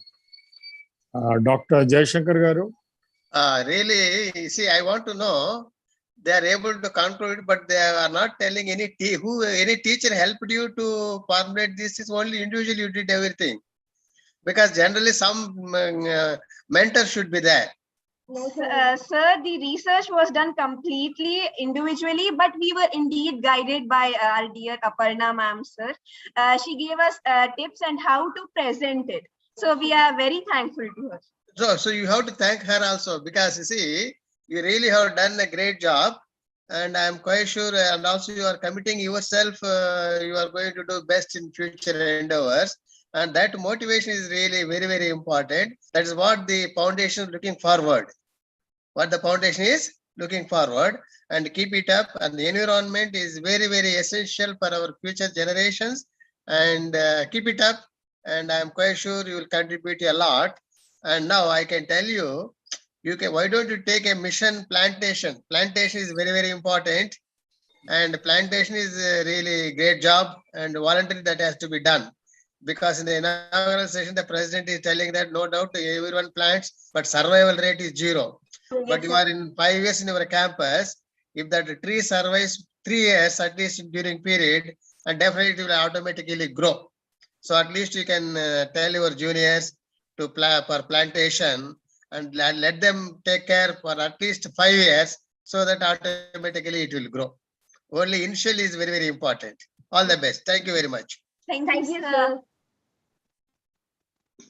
Well done once again, Meghana and Amulya. So if you are satisfied, go and enjoy. We will now call upon the next G. Salema of SPWC, Sri Padmavati Women's College, Tirupati.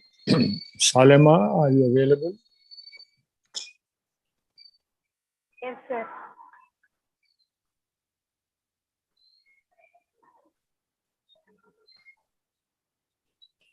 You can switch on the video.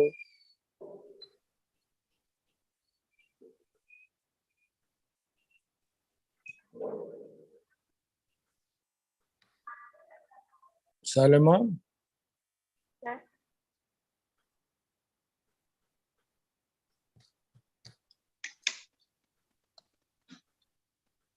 Good morning, sir. I introduce myself, G. Salima, studying degree first year computers. Today I am telling about climate smart agriculture. Climate smart agriculture is an approach to guide the management of agriculture in the time of climate change. This concept was launched at 2009. From many stockholders are involved in developing this concept till now also. CSA was mainly applicable to the process of managing the food security and also support the multinational organizations. The major thing of CSA approach were developed in response of controversies in climate changes, and it leads to the policy sustainable development. The main purpose of introducing this CSA is know the importance of development and agriculture. At the time of climate change, how to protect the land and to become smart at any time to produce food. Evaluation of, and the next topic, evaluation of climate smart agriculture. Climate smart agriculture is a new concept advocating for better integration of adaptation and mitigation actions in agriculture to capture interactions between them. Now, for example, use the farming of chlorine, who traces the history of international climate change policy from 1979 to 2010. Some of the steps that are taken to CSA. Firstly, water, weather, climate, carbon, nitrogen, energy, and knowledge were being not at the time of CSA. The above steps helps us how to do agriculture in a good way. Suppose if we are take a village, the CSA were implemented after some camps were conducted to get awareness in people to be smart at the time of all conditions. This makes that people from food scarcity also that village would be greenery, and first thing to do to decrease the evaluation of CO and CO2 in that village. and some affected harmful gases also prevents to uh, global warming, which makes the food contaminated. And also we have to know them, the latest technologies, and help them how to everything for a non-polluted agriculture, and also develop the conditions as per the climate in that village. In India, Haryana and Bihar are the only two countries to follow the CSA. We can train them on climate change and gender, and discuss how crops are not as high as expected because of climate change. There are some of them. There are some of them to know. Value add taxes like weather forecast, index based insurance schemes, efficient irrigation mitigation and managed systems, conservation agriculture, and adopted converters, range of other low greenhouse gases emitting options. This type of information helps us to do CSA in an easy way. Some of the value added crops like in organically provided grains, potatoes, carrots, beans, tomatoes, and corn for a healthy body. CSA helps us to avoid it from polluted food to organically grown food.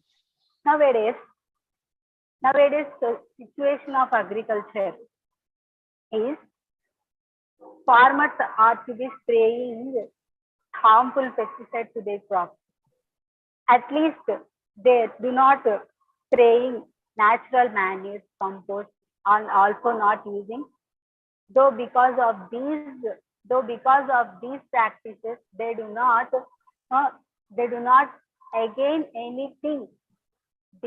And the climate change is one of the soil to their hope. So in that situation, climate smart agriculture can be implemented by planting on contours such as hills or natural terraces in an effective manner. To cut down soil erosion as well by using organic matter to crops, improve the quality of soil, and also improve the production of crops, leads to the smart agriculture. This also leads to a goal to CSA. Some facts of farming practices of CSA are other climate smart agriculture, fish farming techniques, or stocking fish species that can adapt well to climate change.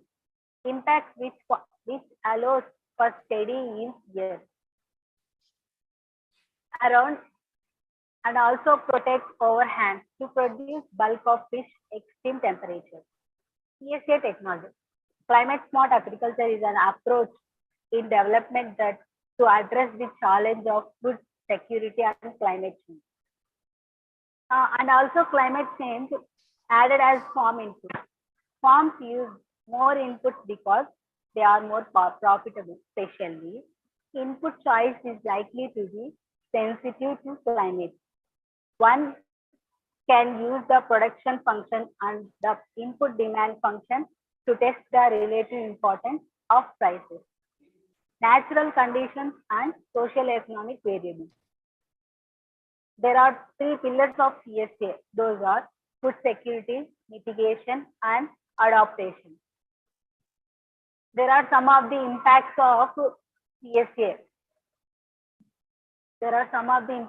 CSA. Global warming. Due to negative global warming, it reduces the crop decolorization and reducing the sugar levels of the fruits, increasing of weeds, blights, and harmful insects in agriculture crops, reduce land. For example, there are some of the examples of CSA. Specifically, CSA interventions include soil management, drought tolerance, maize, dairy development, farming, catfish intensively, carbon finance to restore crop fields, waste reducing rice pressure, rainfall forecast, and intensive system for low carbon agriculture. If we develop the agriculture like as the modern equipment, we can live a successful life. Till now, Bihar and Haryana only the two countries to adapt to produce the climate smart agriculture. If we all are mingle collectively and product the climate smart agriculture along with us, the next future generations also takes a good and free food, not taking a plastic type of food. Thank you for giving me this opportunity. Thank you, sir. Thank you. Thank you, Salima.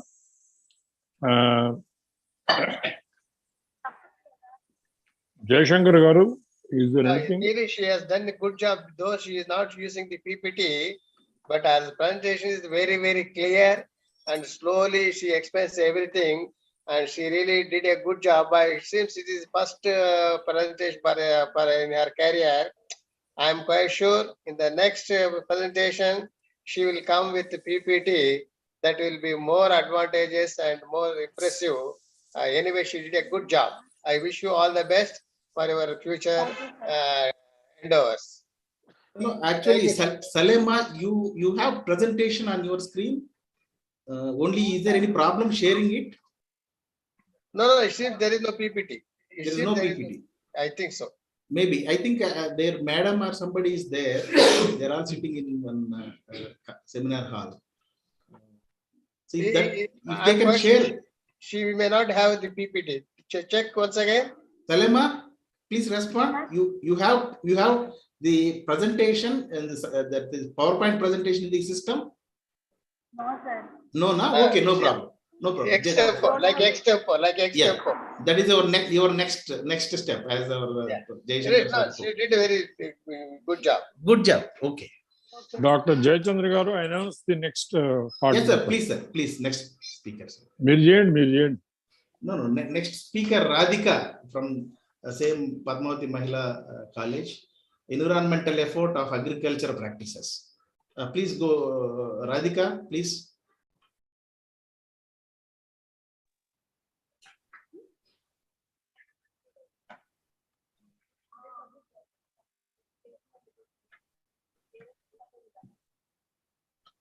Good morning to everyone. This is Radhika, first year BSc MPC, SPW degree and PG college. Today I am here to explain my topic is environmental effects of agriculture properties. The environmental effects of agriculture is the effects that different formation pesticides have on the economic system around them and how those effects can be traced back to those participants. The environmental effects of agriculture varies widely based on the practices employed by a formation communities that try to reduce environmental impacts of through the modify the practices will be adopted sustainable agriculture practices. The negative impacts of agriculture is the old issue that remain a content event as a aspect design innovative means to reduce destruction and enhance efficiency.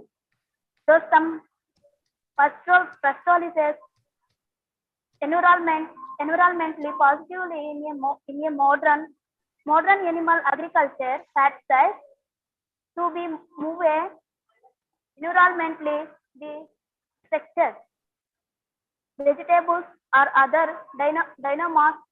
biomass, the emissions of ammonia from the fertile waste conductance are various concerns over the environmental pollution. When you are evaluating in the environmental impacts of extract used to in two types, and first one is the based and which is based on the farmers' production methods and effect based which is the impacts that a formation.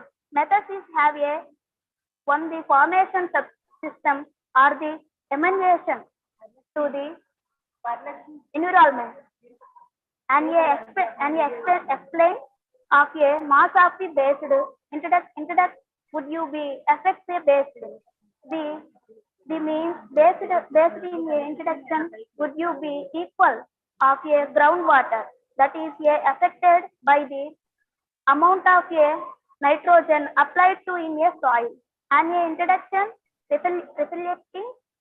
reflecting the soil of the nitrate to groundwater. Would you be affected in a effect based the mass based evaluating took at a farmer's practices of the agriculture and the effects of the agriculture system.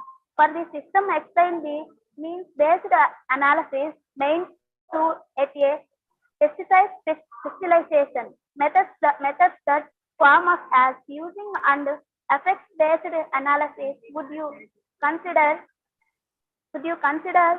how much CO2 is being emanating or what the nitrogen content of the soil?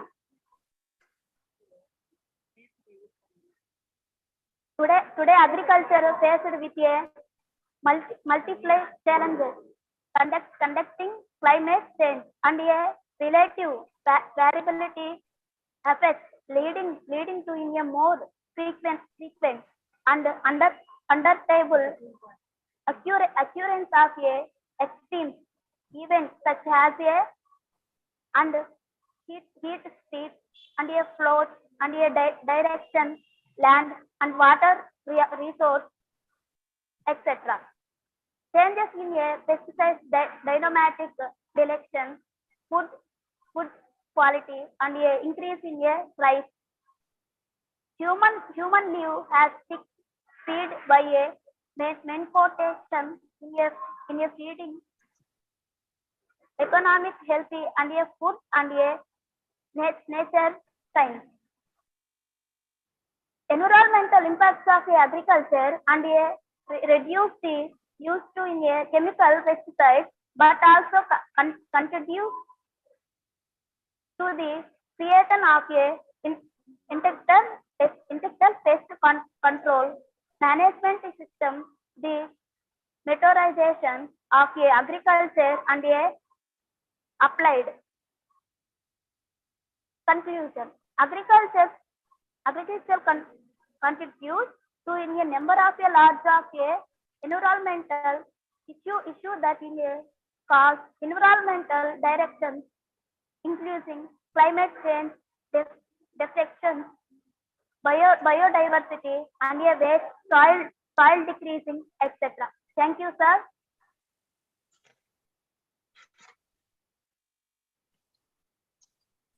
Very good, Radhika. Dr. Jaishankar Garu. Yes. Because both are from SPW College, they are really chosen the extempo talk.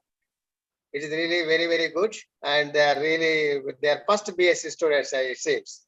So they have done their job quite successfully as per their career.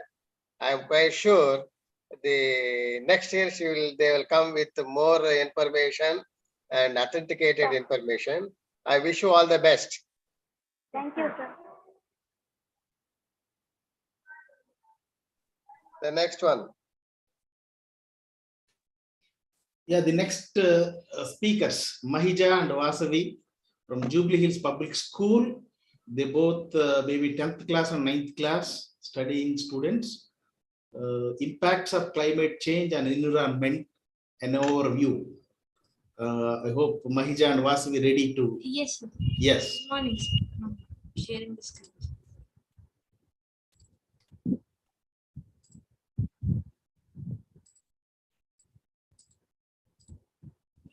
Good morning to all the present, all the members, respected members present here. Today, myself, Mahija of Kendra Vidyalaya, and my friend Vasavi are going to present paper on the topic impacts of climate change in smart agriculture on environment. So, impacts of climate change. Warmer temperatures over time are changing weather patterns and disrupting the balance of nature. It poses many risks to man and all other forms of life. As we can see, warmer temperatures are changing the weather patterns and disrupting the balance of the nature. Climate crisis due to human activity is affecting many weather systems in every region across the globe. A report said that the heat waves and humid stress will be more intense and frequent during the 21st century. Increasing greenhouse gas emissions from human activity act like a blanket wrapped around the earth, trapping the sun's heat and raising temperatures. Greenhouse gas concentrations are at their highest levels in 2 million years and continue to rise. The last decade was the warmest on record, says WM1 IPCC. Many people think climate change mainly means warmer temperature, but temperature rise is the only beginning of the story because the earth is a system where everything is connected. Changes in one area can influence changes in the other. The consequences of climate change are droughts, floods, rising sea levels, and melting of the polar ice, catastrophic storms, and declining of biodiversity. People experience climate change in diverse ways. It affects natural elements like health, ability to grow food, safety, and work. We have global agreements to guide process of controlling climate change, such as the United Nations Framework Convention on Climate Change and Paris Agreement. Three broad categories of this action are cut greenhouse gas emissions, adapt to climate impacts, and finance required adjustments. Its goal is to limit global warming to well below preferably to 1.5 degrees Celsius compared to pre-industrial levels.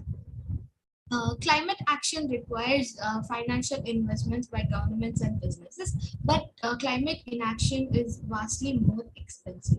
One critical step for industrialized countries to fulfill their commitment to provide $100 billion a year to developing countries so they can adopt more greener economies. Adapting to climate consequences protects people's homes, businesses, livelihood, infrastructure, and many other natural ecosystems.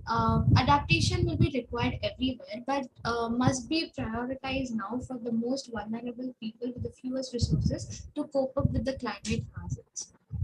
Now some impacts of climate change. Hotter temperature. Nearly all the land areas we are seeing these days are usually affected by more hot rays and heat waves. 2020 was one of the most hottest years on the record. Wildfires start easily when the temperature is usually high. Water is also becoming more scarce in regions. Droughts can stir destructive sand and dust storms that can move billions of tons of sand across continents. We can see the deserts expanding due to the increase of droughts. The ocean also soaks up the most of the heat from the global warming, which melts the ice sheets and glaciers, which also results in the raising of sea levels. The ocean also absorbs carbon dioxide, which makes the rain acidic and also endangers the marine life. Loss of species. Climate change poses risks to survival of species on land and the ocean. Forest fires and increasing temperature makes the living hard for the species inhabited in a particular area. And changing weather patterns are spread diseases such as malaria, which result in extreme weather events and deaths. Poverty and displacement. Climate change disproportionately affects poor people in low-income communities and developing countries around the world.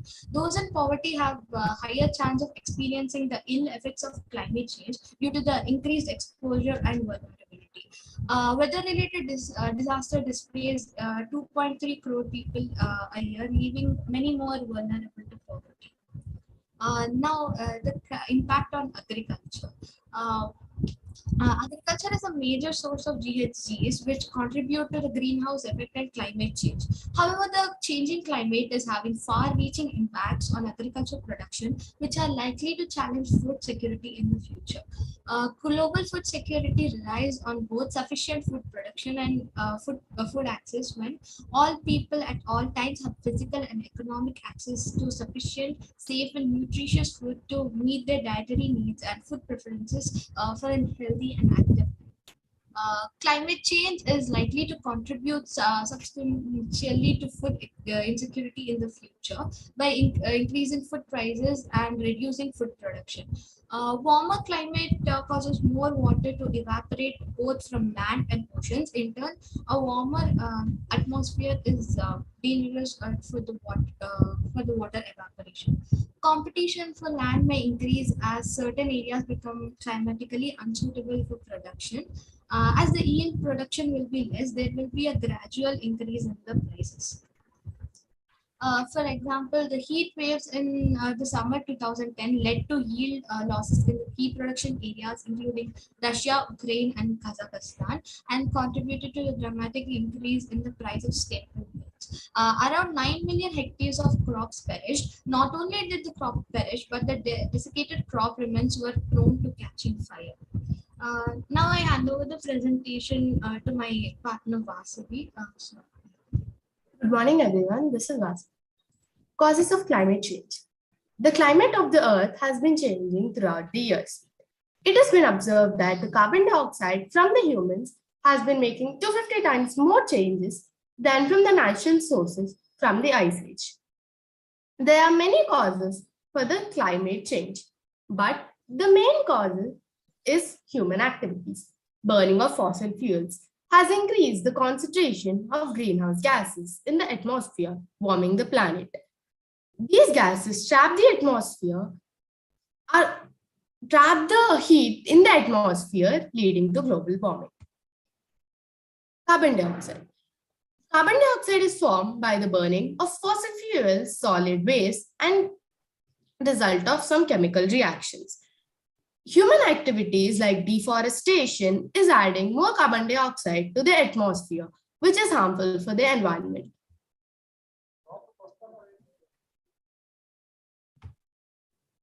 Methane. Methane is a powerful gas and is short-lived compared to carbon dioxide. But methane produces 25 times more heat, it traps 25 times more heat than the carbon dioxide in the atmosphere. Nitrous oxide. It is a potent greenhouse gas. It is 300 times more powerful than the carbon dioxide gas. Chlorinated gases. They are a family of gases that contain fluorine. They are powerful greenhouse gases that trap the heat in the atmosphere. They are stronger than the natural greenhouse gases. There are three main types of fluorinated gases: hydrofluorocarbons, perfluorocarbons, and sulfur hexafluoride. These greenhouse gases lead to global warming. In the past few years, human activities such as burning of fossil fuels like coal, natural gas, oil, etc. resulting in the greenhouse effect. In the United States, the largest sources of the greenhouse gases is transportation, electricity production, and industrial activities. Smart agriculture. Smart agriculture refers to the managing of farms by using modern technologies to increase the quality and quantity while optimizing human labor. The technologies used are sensors for soil, water, light, humidity, and temperature management. Climate smart agriculture aims to achieve three main goals: increasing production, earning sustainably, adapting to climate change, and lowering greenhouse gas emissions. The climate smart agriculture helps farmers to withstand the climatic stress while improving their livelihoods by increasing crop productivity, which increases the income. This in turn improves the food security. Csa. Climate smart agriculture improves agricultural productivity and enhances farm income on a sustainable basis, enhances water, nutrients, use efficiency, resilient to climate stresses, and lowering of emissions of greenhouse gases. Internet of Things in agriculture involves sensors, drones, and robots connected through internet. While there is increase in food and shortage of labor across the world, agriculture automations and robots, which are commonly known as agribots, are starting to gain attention among farmers. Last year, the production has been decreased approximately 213 crores in USA alone. The data collected by the sensors in terms of humidity, temperature, moisture precipitation, and dew detection helps in determining weather pattern so that proper cultivation is done for the suitable crops. Computer imaging involves use of sensor cameras installed at different corners of the farm or drones equipped with cameras to produce images which undergo digital image processing. These images are used for disease detection, grading yield, irrigation monitoring, quality control, etc. The advantages of smart agriculture are increased in productivity. Because of smart agriculture, we can produce more and better food to improve nutrition, which also boosts income and has enhanced resilience, reduced vulnerability to drought, pests, diseases, climate-related risks, and shocks, reduced emissions. Pursue lower emissions for each calorie or calorie of food produced, avoids deforestation from agriculture, and identifies ways to absorb carbon out of the atmosphere. Conclusion. Every form of life has been affected by climate change. Smart agriculture is one of the new and emerging technology helpful to increase yield production without affecting the soil or nature. So, smart agriculture in a right way can reduce the climate change impacts and make sustainable living community. Thank you. Very good, very good. I'm quite impressed, Mahija and Vasvi. You are just schoolgirls, and still you came up with a very good presentation, that too, with PowerPoint presentations too. Excellent. I'm sure in the years to come, you will blossom into great naturalists and supporters of environment protection. Dr. Jayashankar Garu, anything you want to add? I just want to know who is the mentor for your presentation. Hello, Vasavi and yes, sir, it's Mrs. Shamla. Who helped you to get all this information? So my mother. Yes, sir, Mrs. Shamla Devi. She works at GNH Environment.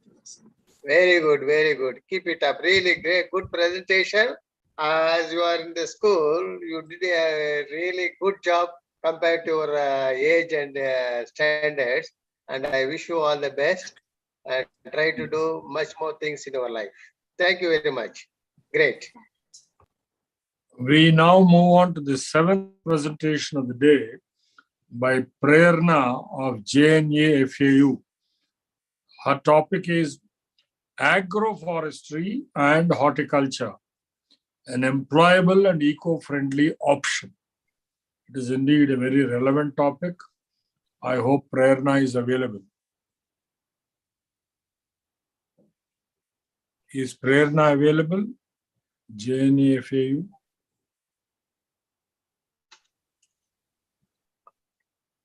Dr. Jayachandra should answer the organizers.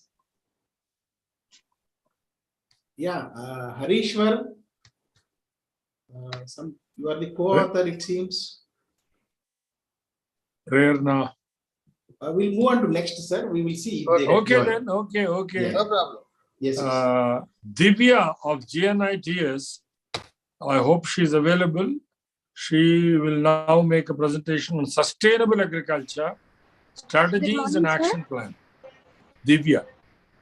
Good morning, sir. Yes.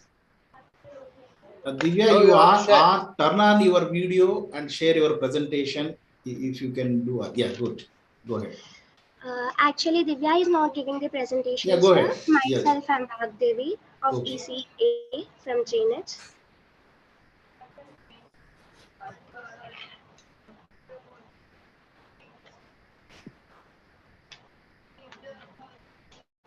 Don't worry, Divya, don't get nervous.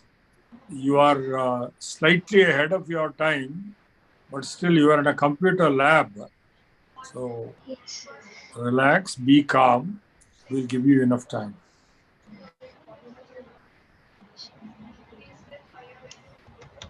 Why is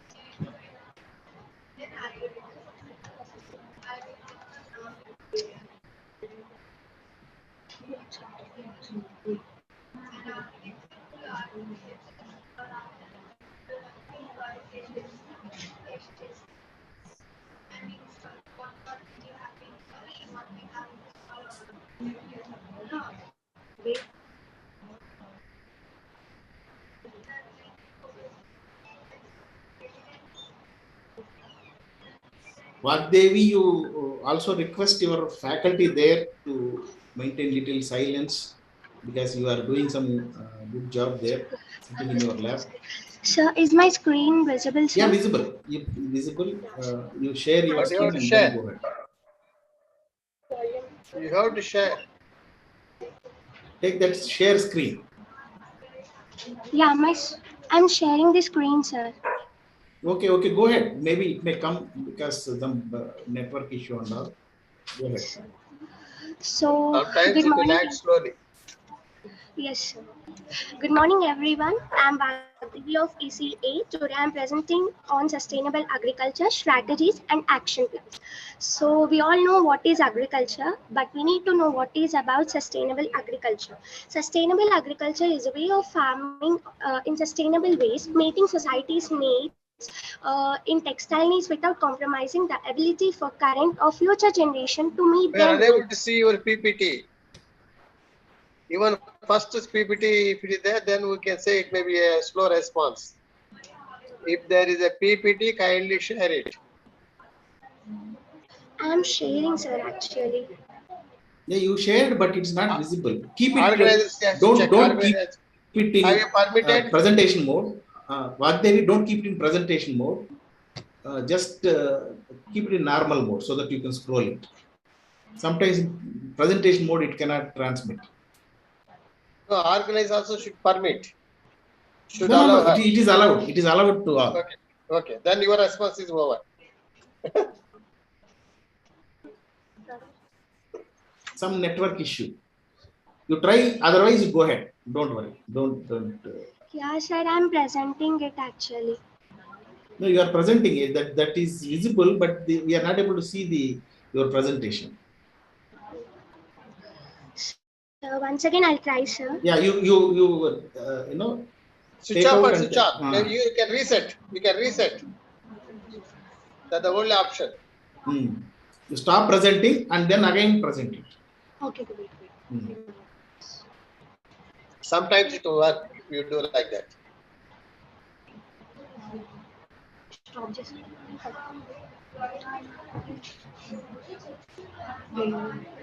Don't worry, first you relax. Even if it don't work, first cool. Don't worry. If nothing is there, you read. Like the Padmavati College students. Yeah, now there is some issue with your presenting. It is able to share, but not able to see your presentation. Is it now visible, sir? Still, it is not visible.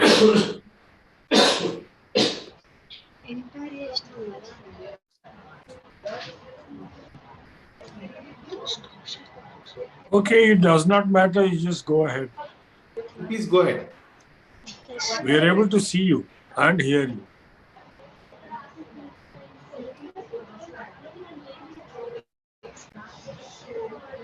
Yeah, it's coming. Yes, good. It is visible. Go ahead. Yeah, sir. Thank you.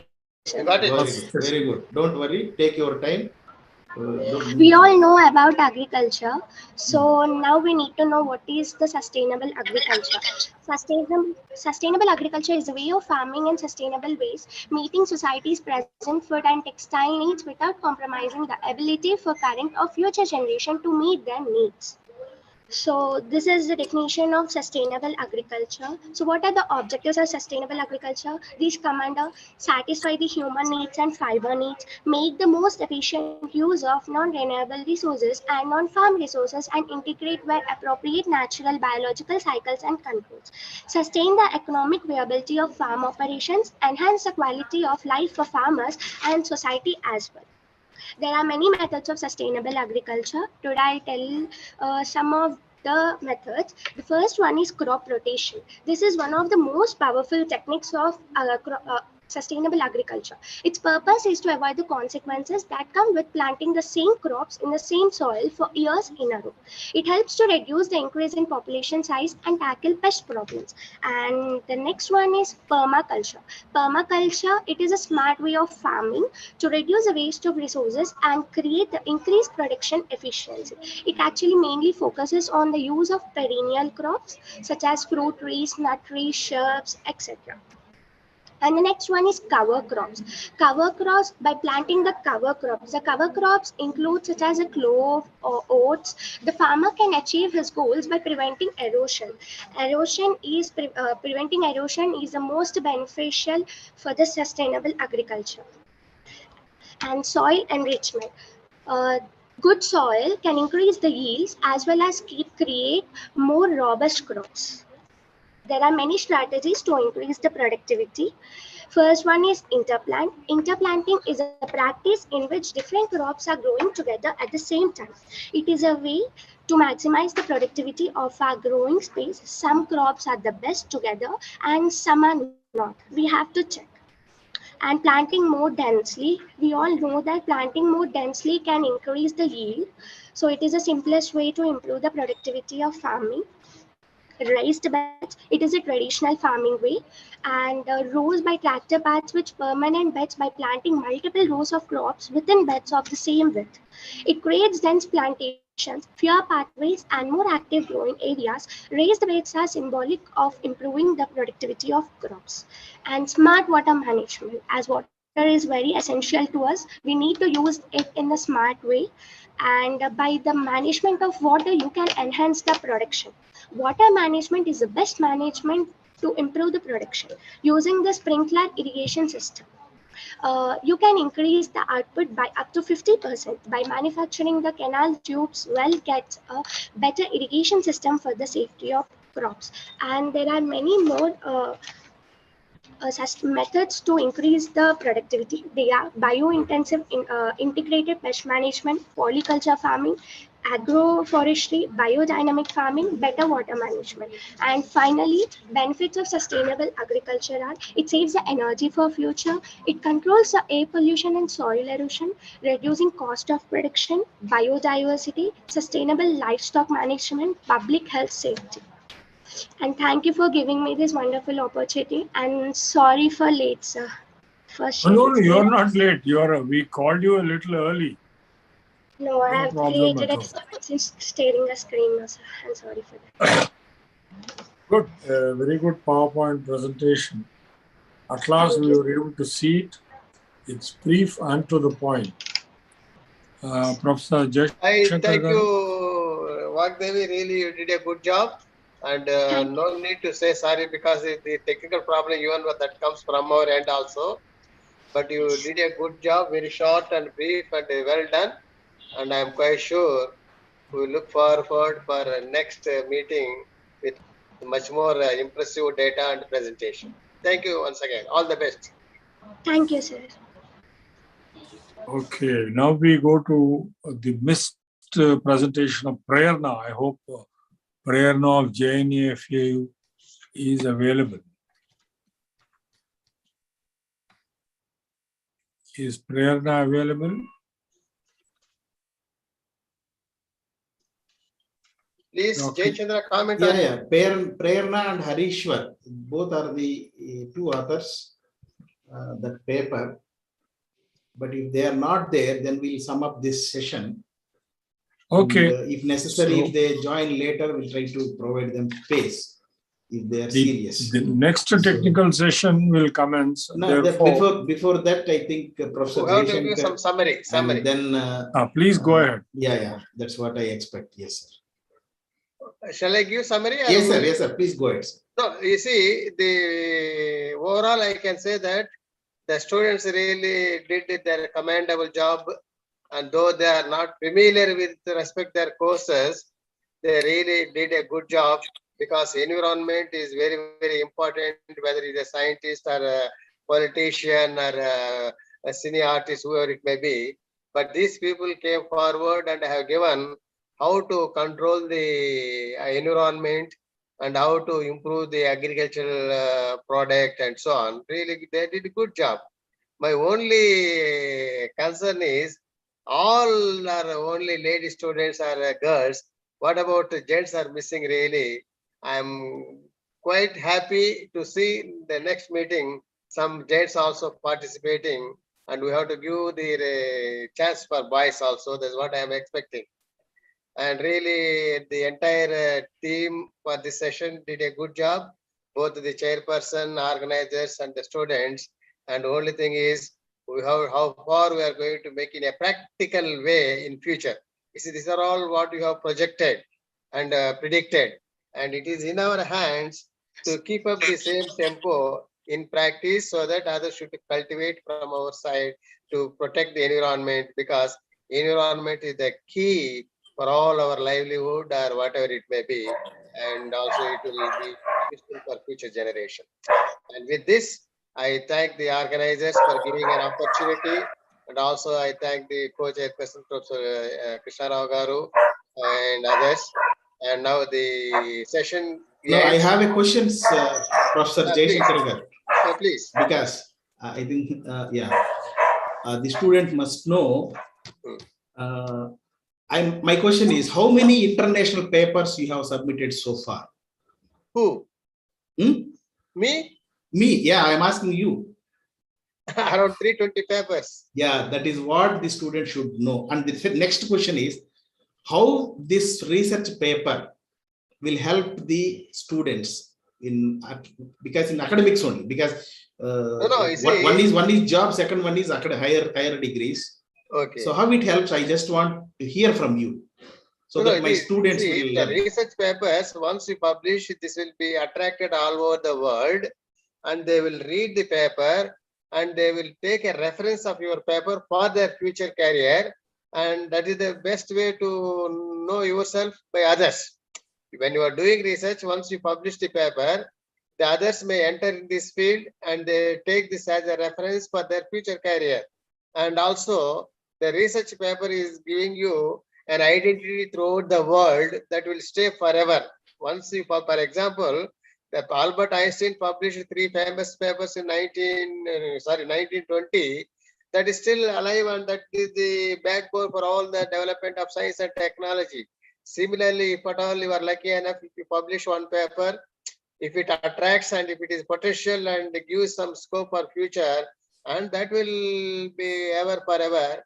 If you create an history in your science, and the history will remember you, that's what we expect. Though I have published 320 papers, most of them are not at all interested, referred by many people. Only few of them are catching their eyes, and I am able to get good citations. So, research paper is having its own advantage. For example, you see yesterday in newspaper, if something happens, they will give you all biodata of others, because they store their information and they will publish. And like that, the research paper use a permanent tag in the scientific field, and that will be referred by many people in future if they are doing the related field, if it is useful for their research. So research paper is very, very important ornament for a researcher. Once you publish, that will be recognized by everyone throughout as long as the research survives. I mean, as long as the planet is existing. So wonderful information, sir. So I hope my students they learn. See, it is, you have made 3 centuries and you are still doing, I know that. even after retirement, you are working hard and doing your voluntary service, delivering lectures, and then continuing your research work and presenting and guiding so many people. See, and another question is, so far, how many students you guided, sir? 30. Yeah, that is what. 4 are waiting. 4 are waiting. See, this is what the student should learn. That is what. See, that is why I'm proud to be your student. So this kind of information. So I know that all the students, those are presenting today, that is their life's first paper, maybe 1 or 2 second paper, something. That means in first 1-2 papers. So there is a lot more to learn. And the last question, sir, for our students, what do you give a very good reference in internet? See, today, internet and social media, it is a mix of good and bad. So I appreciate if you can share few good journal or good URLs or good sources for the reference purpose of any topic, either science, technology. You see, previously we have to go to library or we have to go to bookshop to buy the book. Now you people are lucky enough, everything is digitalized, and you just type whatever you feel, you will get many of the related items, and the only thing is you have to select it properly. Now there is no death for information.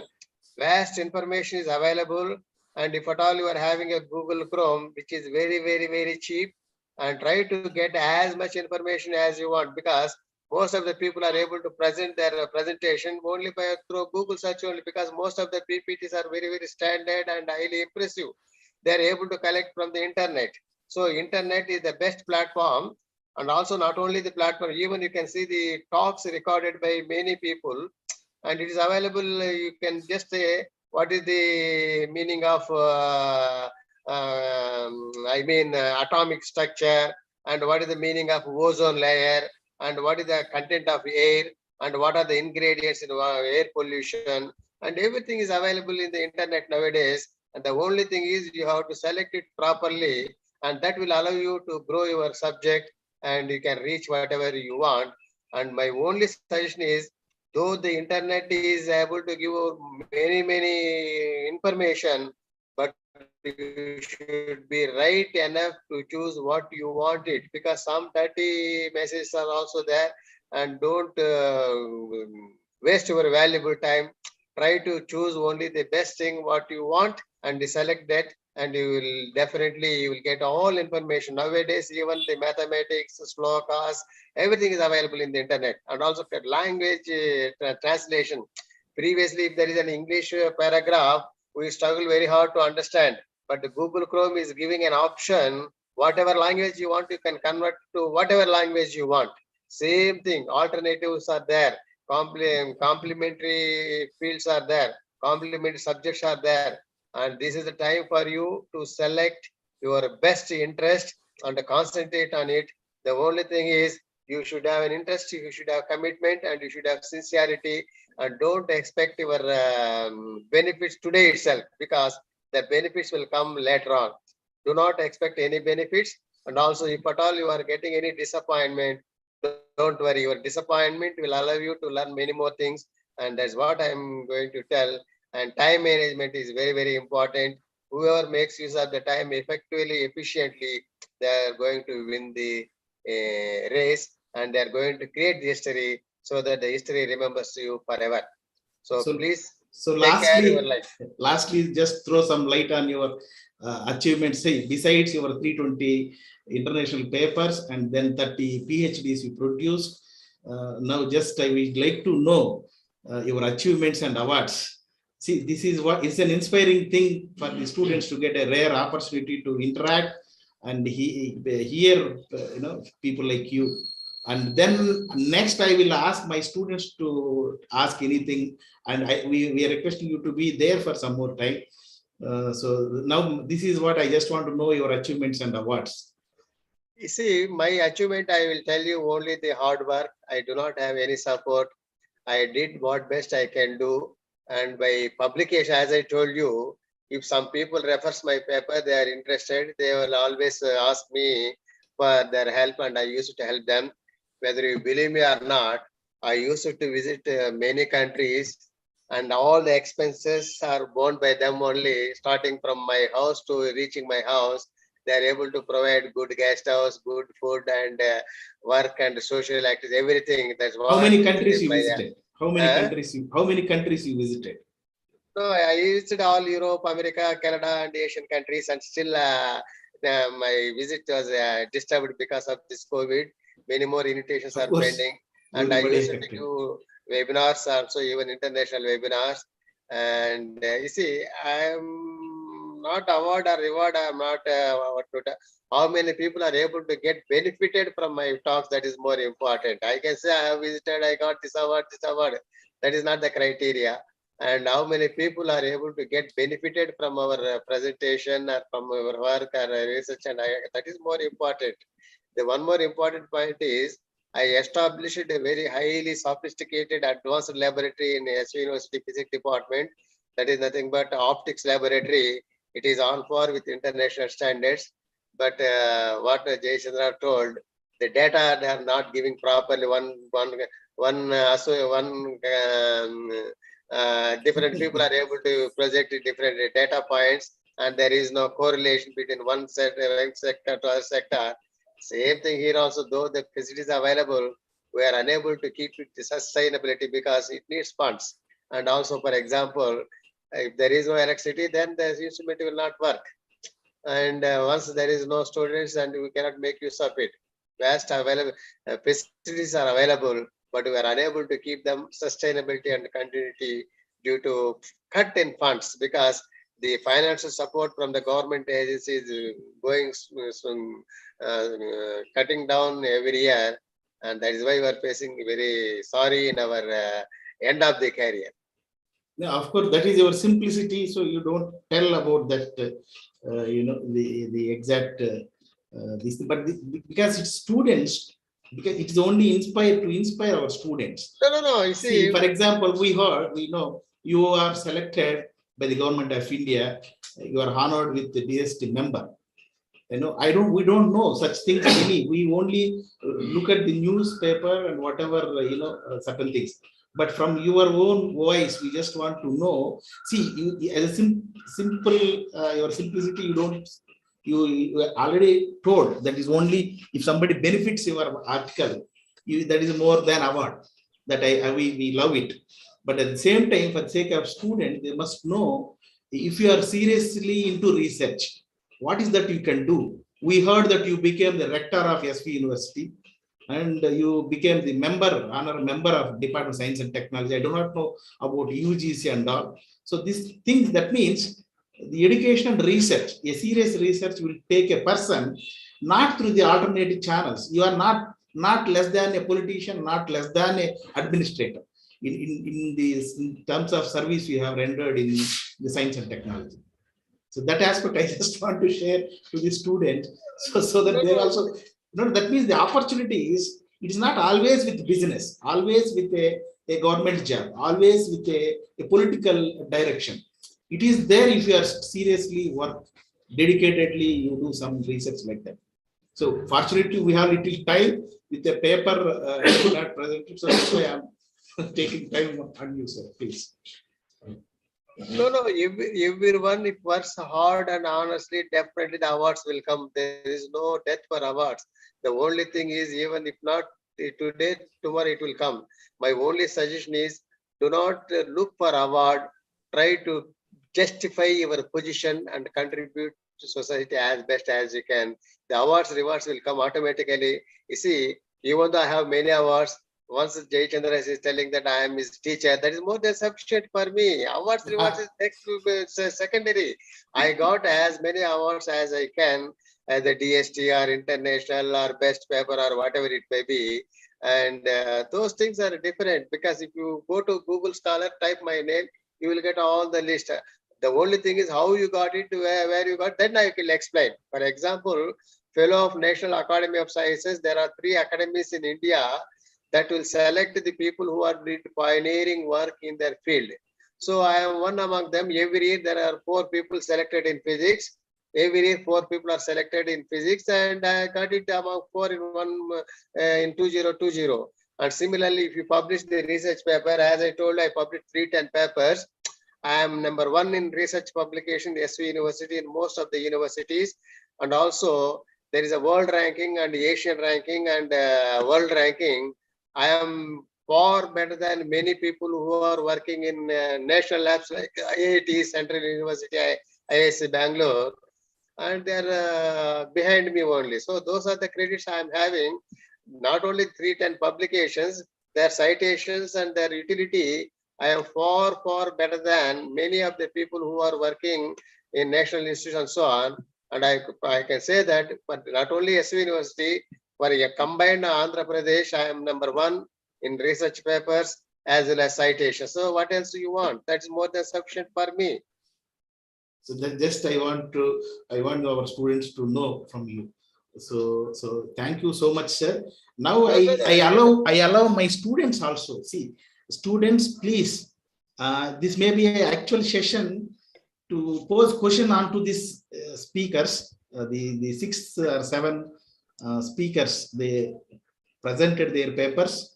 Still we have time up to 11:45.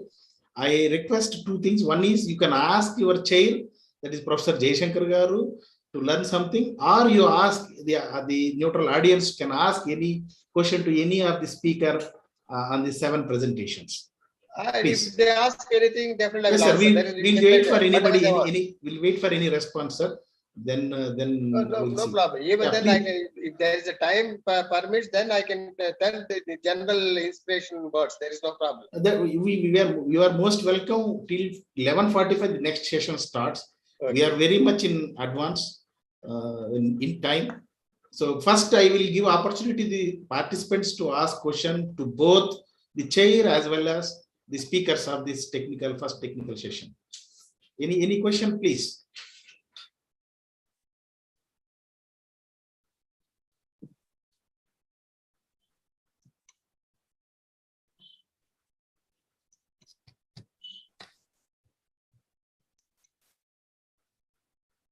What, Pratihara, you want to ask our sir anything? Where is Meghana Reddy? Sir? You want to ask anything, our professor, sir? Yes, he will not be there in your session. So, okay. So you want to ask anything? He is the youngest in the conference with 11-year-old and studying 6th class. So we must appreciate that guy. So you have anything to ask? You heard from sir? How much papers and what he did so far? Sir, I think Jayashankar sir is from a physics background. So I want to ask, have he done something to environment through physics? Yes. Good. Environment? Something to environment through physics. You see, something in environment physics is what we can do is, there is a technique called spectrophotometry. And that spectrophotometry is very sensitive because Dr. Jayachandra told already electromagnetic waves.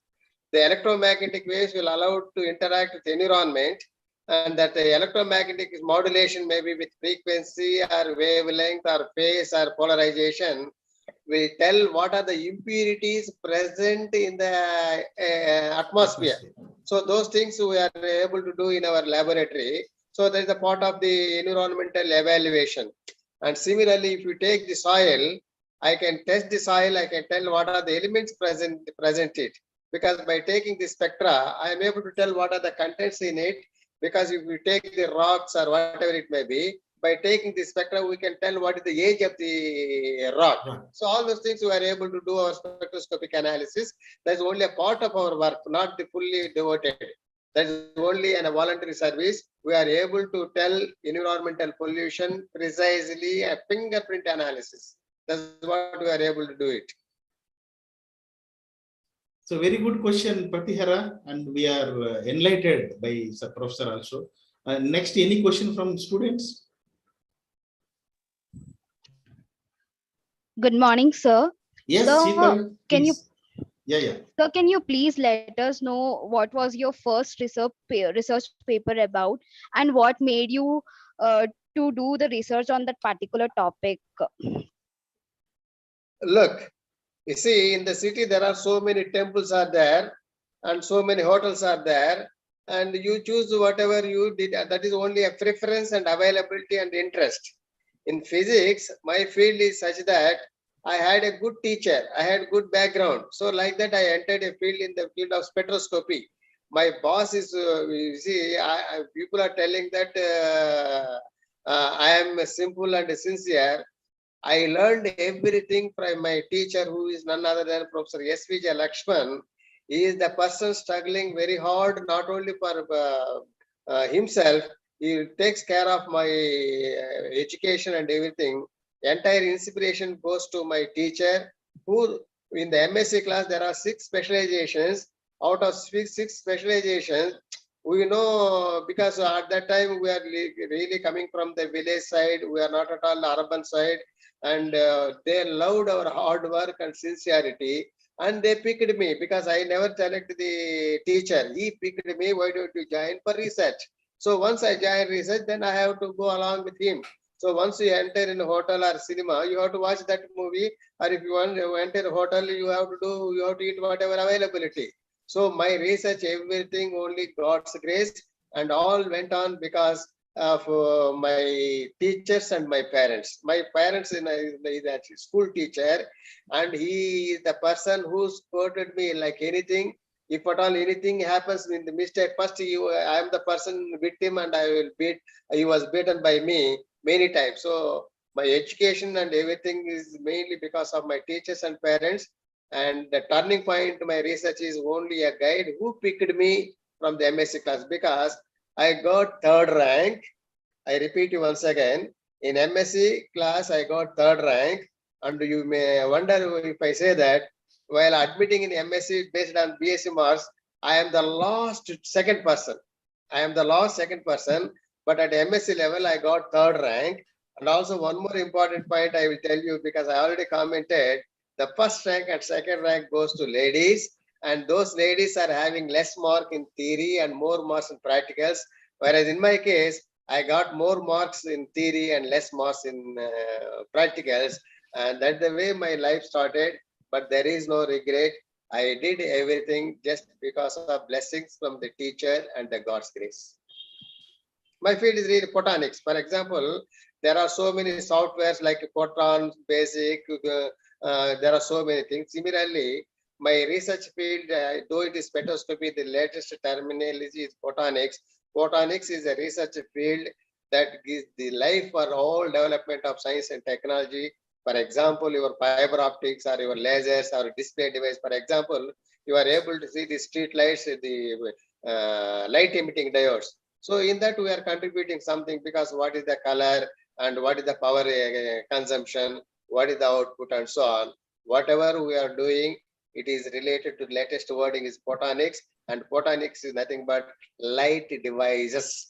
And those light devices are nothing but the devices which will be useful or for human vision and audio. That's all I can say. See, electromagnetic is a huge family from radio waves to gamma rays, in which you are able to see only visible radiation. So we are able to convert whatever it may be in the form of visible light, so that will do everything. That is nothing but a photonics. Thank you, sir. Thank you very much. So any more questions? One Yes, more sir. question. Yeah, please. Sir, I am Apurva from JNRNM Institute of Technology and Science, and my question is that, sir, how long do you take to publish a paper, sir? Like how many weeks or months do you take? Very, very good question. I will tell you, previously, when my first paper for publication, it took nearly 8 months. It is published only in India journal. Suppose if at all you want to publish a paper in foreign journals, the transport itself, it will take at least 1 month to go, and for referring 3 months, and comments it will come again, we will resubmit.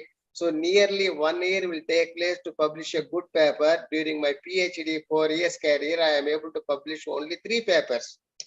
That is the scenario, because sometimes it may be rejected, sometimes it may not reach, sometimes the referee may not respond. So in the initial stage, during 1980, we used to publish a paper. It takes at least 3 years. And one more important point is, we have to submit 3 copies. And if at all you want to post that paper from India to USA or UK, it will take minimum 80 rupees. I mean, my fellowship is 400 and I have to spend 80 rupees. That is the scenario those days we have published. And typing per page on those days, we are able to give 1 rupee per page, 3 copies. So those are the days like that. But today you are lucky enough, within a week, you are able to publish your papers depending upon the quality of the journal. And I am sorry to say that there are some journals, paid journals. You just enclose the DD for 2,000 or 3,000. Next day you will get a DYA number. So don't expect such things. And those days are real, because I will tell you of an audience a simple statement. We are growing along with the technology. We are growing along with the technology. You people are lucky enough, you born with the technology. You people are lucky enough, you are born with the technology. Once you are born in technology, if technology dies, you are going to die all your activities. Whereas we are growing with the technology, we know how to survive without the technology. That is the gap I am telling you. Is it correct? Yes, yes, wonderful, wonderful statement. So the generation, younger generation must know this. You born with the technology. If technology dies, you are going to die. No, suddenly the internet is off in the world. Mobile phone don't work. Imagine, I said, the younger generation cannot survive.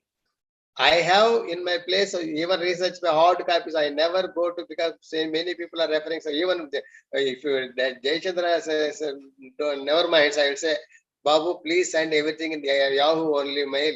Don't send WhatsApp, because WhatsApp is very small unit. We are giving a lot of strain. I don't want. And whether you believe me, whatever the program, I have print out a copy with me. So I never depend on soft copy. I depend only hard copy. And also, please remember, hard copy strain for eyes are less, whereas the in print of screen, the strain is more and more. That's what I can say.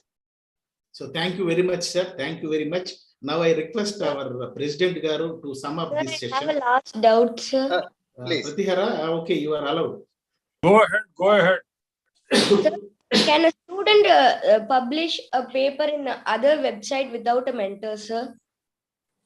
Yeah, it is possible. It is possible. A student can publish a paper with the work. There is no problem. That I can help you. No problem. If at all students are able to publish a paper, what you should know is, while you are writing a paper, you are writing some references. Please listen. If at all you are writing a paper, you are able to write a paper. It is not all of a sudden you are referring some papers. You are taking the example of those papers. In the introduction, you are telling that the field of research, what is the present status, what are the merits and demerits, and how your paper is going to improve the merits. So you are mentioning everything in the introduction. So some of the papers you are mentioning in the introduction. So you take, there are a variety of journals. For example, if at all you want to write a newspaper, Hindu, Indian Express, Deccan Herald, Yenadu, Andhra Jyoti, Sakshi, there are so many newspapers are there. Similarly, there are so many journals are there. So which journal you are referring, in those journals you can publish, because you are already you are telling that in those journals you got this information, there are merits and demerits. So in those journals you can submit. There is no problem. There are some declarations. Is there any conflict? Is there any financial support? Who are contributed? There are so many routines are there. Even a single author can publish a paper. For example, how you take Albert Einstein, publish individually. Why not you publish individually? There is no problem. If at all your work is worth, you can publish individually. The only thing is the journal should accept your paper. So you just check the paper, newspaper, journal, which journal fits your content. So you can publish. Single author papers are really there. There are so many people are publishing. Okay, sir. Thank you. Pratihara, you have long. What is your field? What is your field of research? What is your field of research? He's 11-year-old 6th class student. He has a long way to go. No, but that what I can, if at all 11th, what she can do is, first she write some stories, get published in newspapers. Really, I'm telling. That is good. That is the best opposite stepping stone for you. You write whatever you want, environment, whatever it may be. Some newspapers encourages young talented people. And also I want to tell you, the students, in DSC there is an Inspire program. Inspire program, Olympiad, these are all the competitive ways to come up in life. The Inspire is the program. You can write even a simple scientific events and explain. You will get award and you will be supported by finance. And similarly, Olympiad, they are able to select. For example, you might have seen this cricket game, National Ranji Trophy, this and that. Similarly, scientific events are also there. There is a talented people are always encouraged, and a lot of opportunities are available. Really, I'm telling. So think that one definitely you will win the race. First, you can look for the local newspapers, and they're writing some scientific stories. And you write some scientific, you ask them whether you can publish or not. Like that, you can come up in life. So that is the best stepping stone for you. Write some scientific fictions or stories, explanation, whatever you want. You submit your local newspaper. Once you are able to attract, then slowly you can grow it. Is it okay?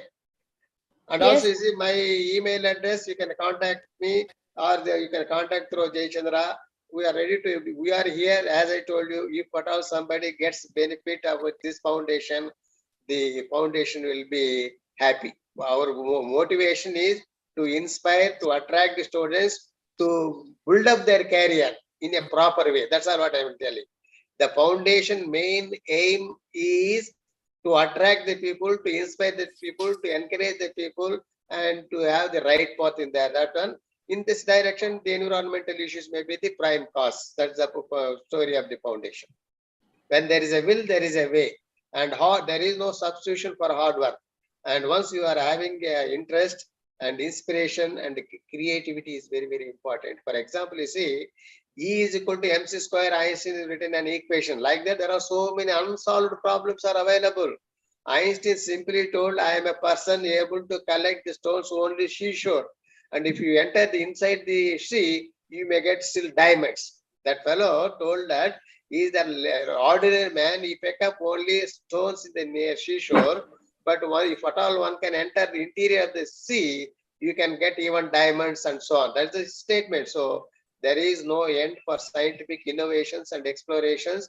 And for this, you need a constant research and motivation and creativity and so on. Yes, sir. And my area of interest is IFS, Indian Forest Service, sir. What, okay, we'll wish you, Pratihara. You want to become an IFS officer, serve the forests.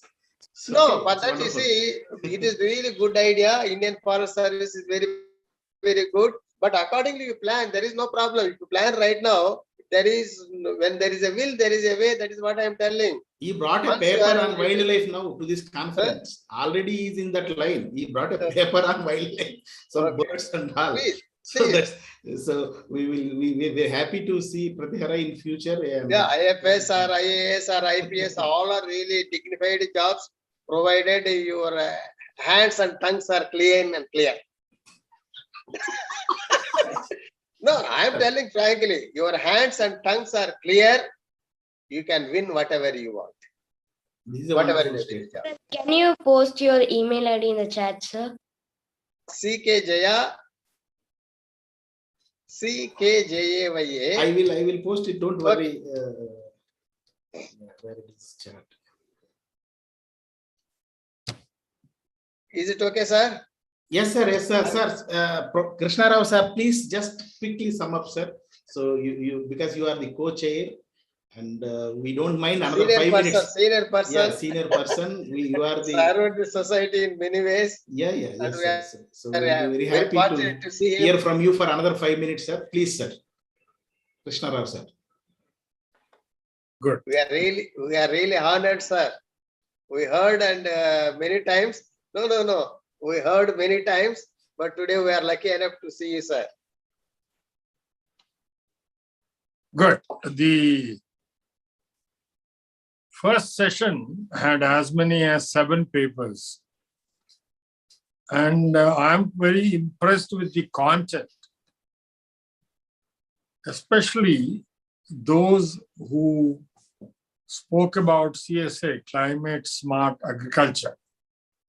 Almost all the people who spoke are from engineering background or school children.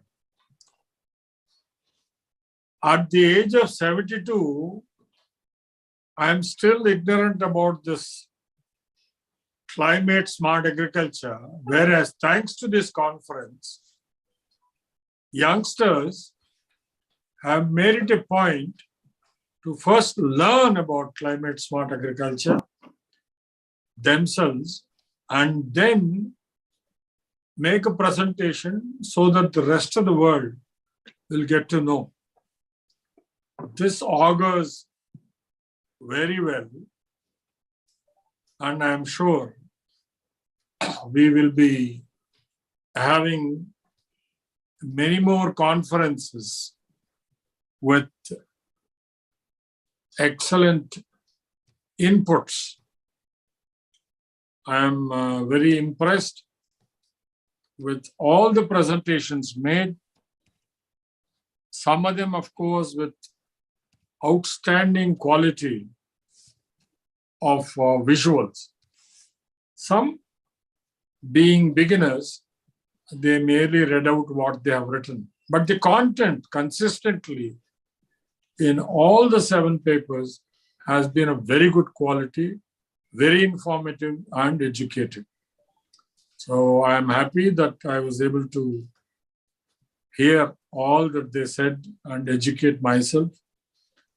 And I have nothing more to say. If we are ready, we can go to the next technical session. Yes, sir. With your permission, we'll move on to the next technical session, session 2. I request Dr. D. Chakradhar. He is an associate professor in IIT Palakkad, Kerala. And then Ms. Kainat Aziz. She is a research fellow in Central University of Gujarat. Hope both are there. So please unmute and then unturn your video. Please take over this technical session. So we have another paper, some 8, 9 papers are there.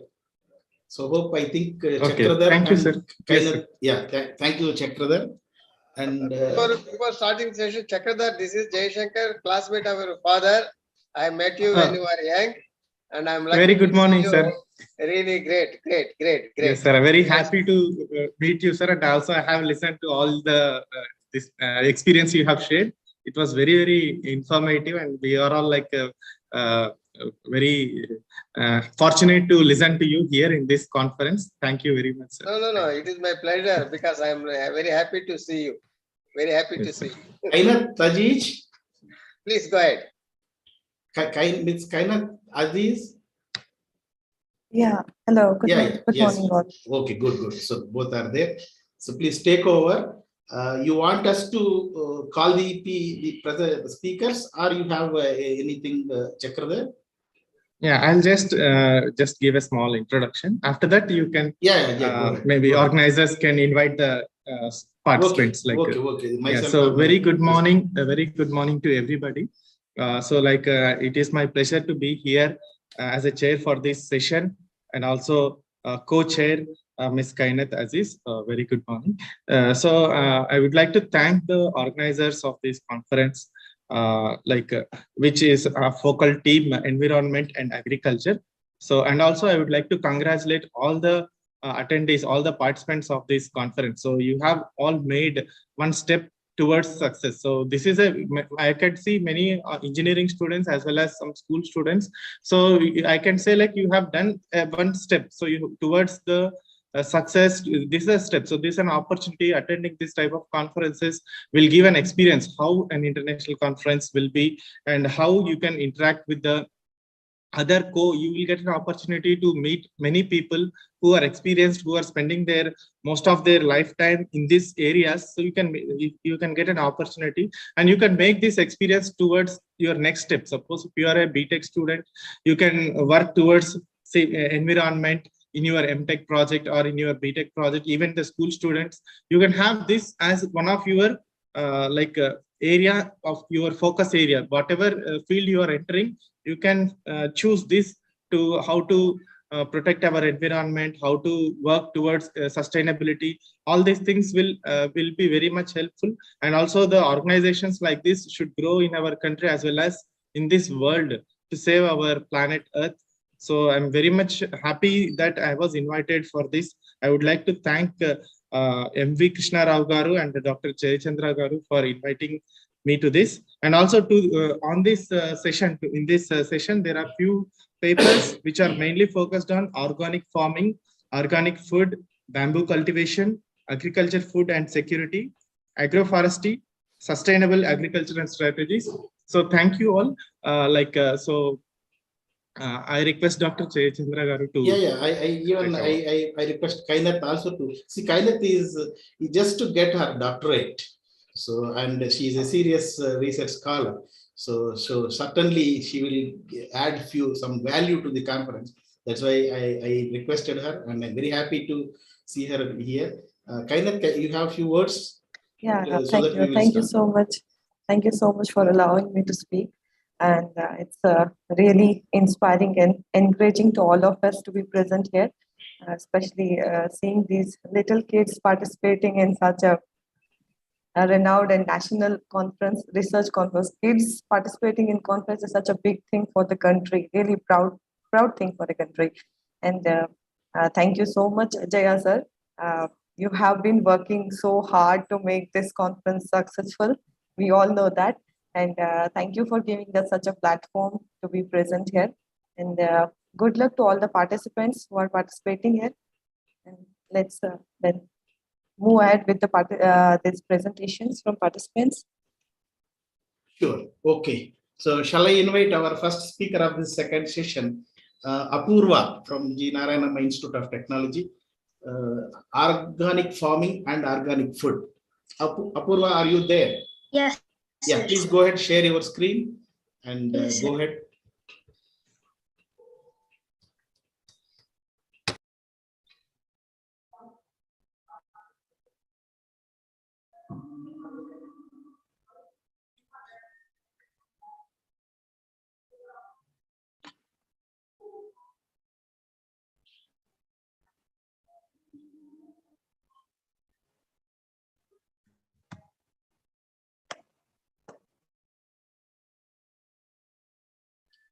Sir, is my screen visible? Yes, it is visible. Yes. With wrong farming methods, we turn fertile land into deserts. Unless we go back into organic farming and save the soil, there is no future. With this slogan, I want to enter into my presentation, Organic Farming and Organic Food. My name is P. Apurva. I'm pursuing my BTech second year from G. Narayanamma Institute of Technology and Science. So the agenda of the session for the next 10 minutes is going to be the introduction to organic farming and food, next the history, the principles of organic farming and the benefits of organic farming, and the myth and reality, and a small case study of organic farming and the conclusion of the session. Basically, organic farming is a production system which excludes the use of synthetically compounded fertilizers, pesticides, growth regulations, and genetically modified organisms and livestock food activities. So basically, it depends upon the farming we take up.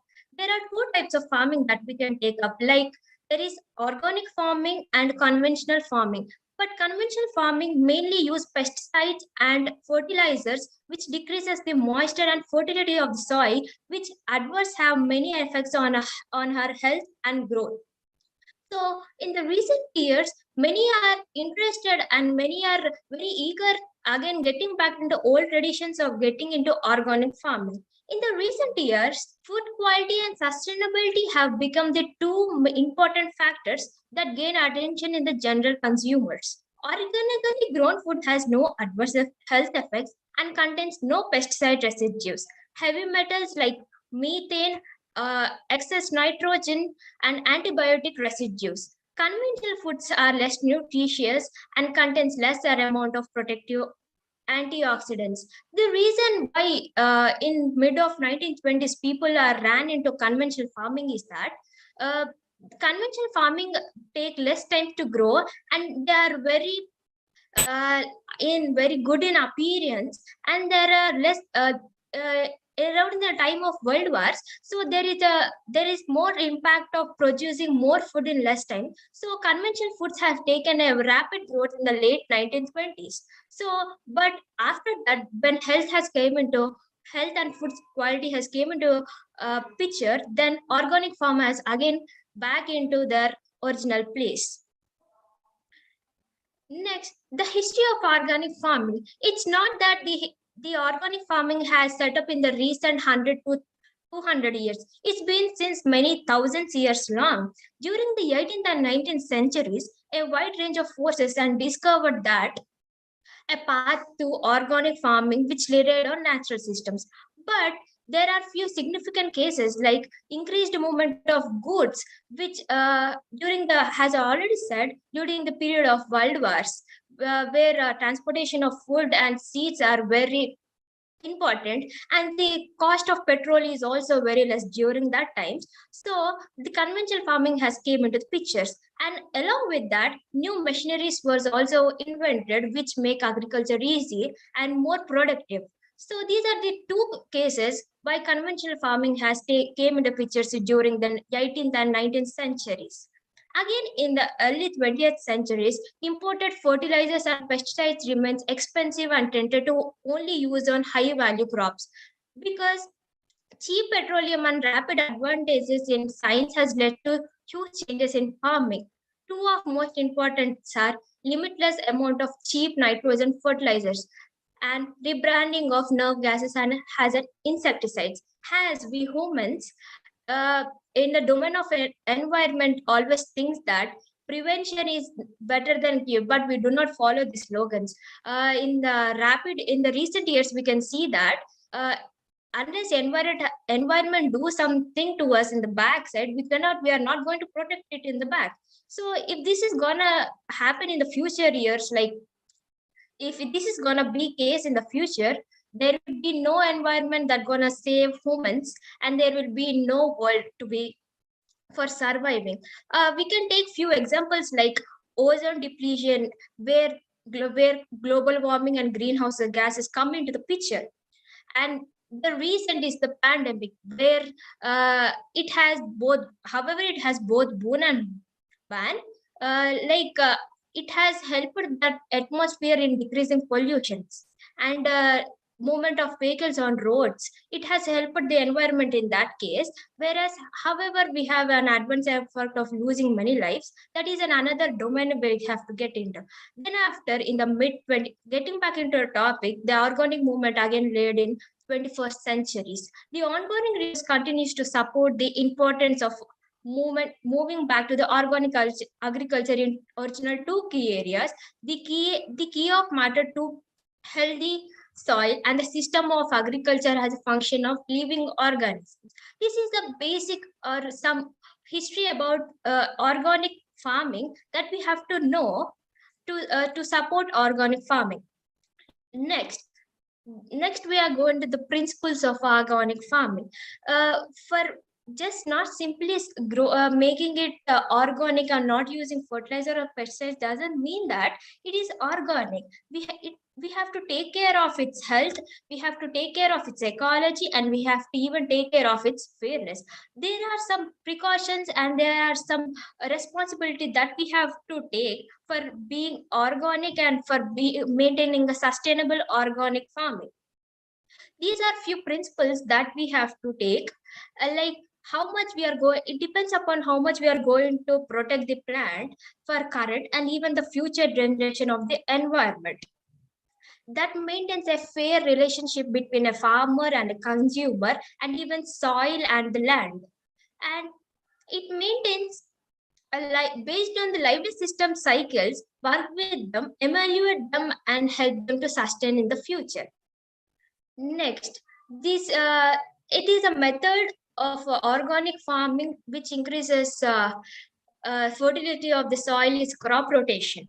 Basically, crop rotation is a method to build soil organic matter to control pests, manages and conserve nutrients, and protects against erosions.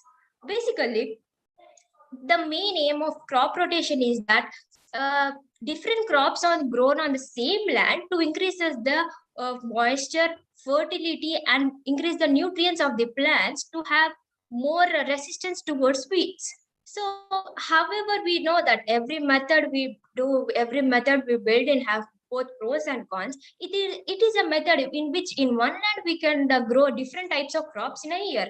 I hope there would be 8 or 7 clocks per crop rotations, or around 4 to 5 crop rotations depending upon the land we take.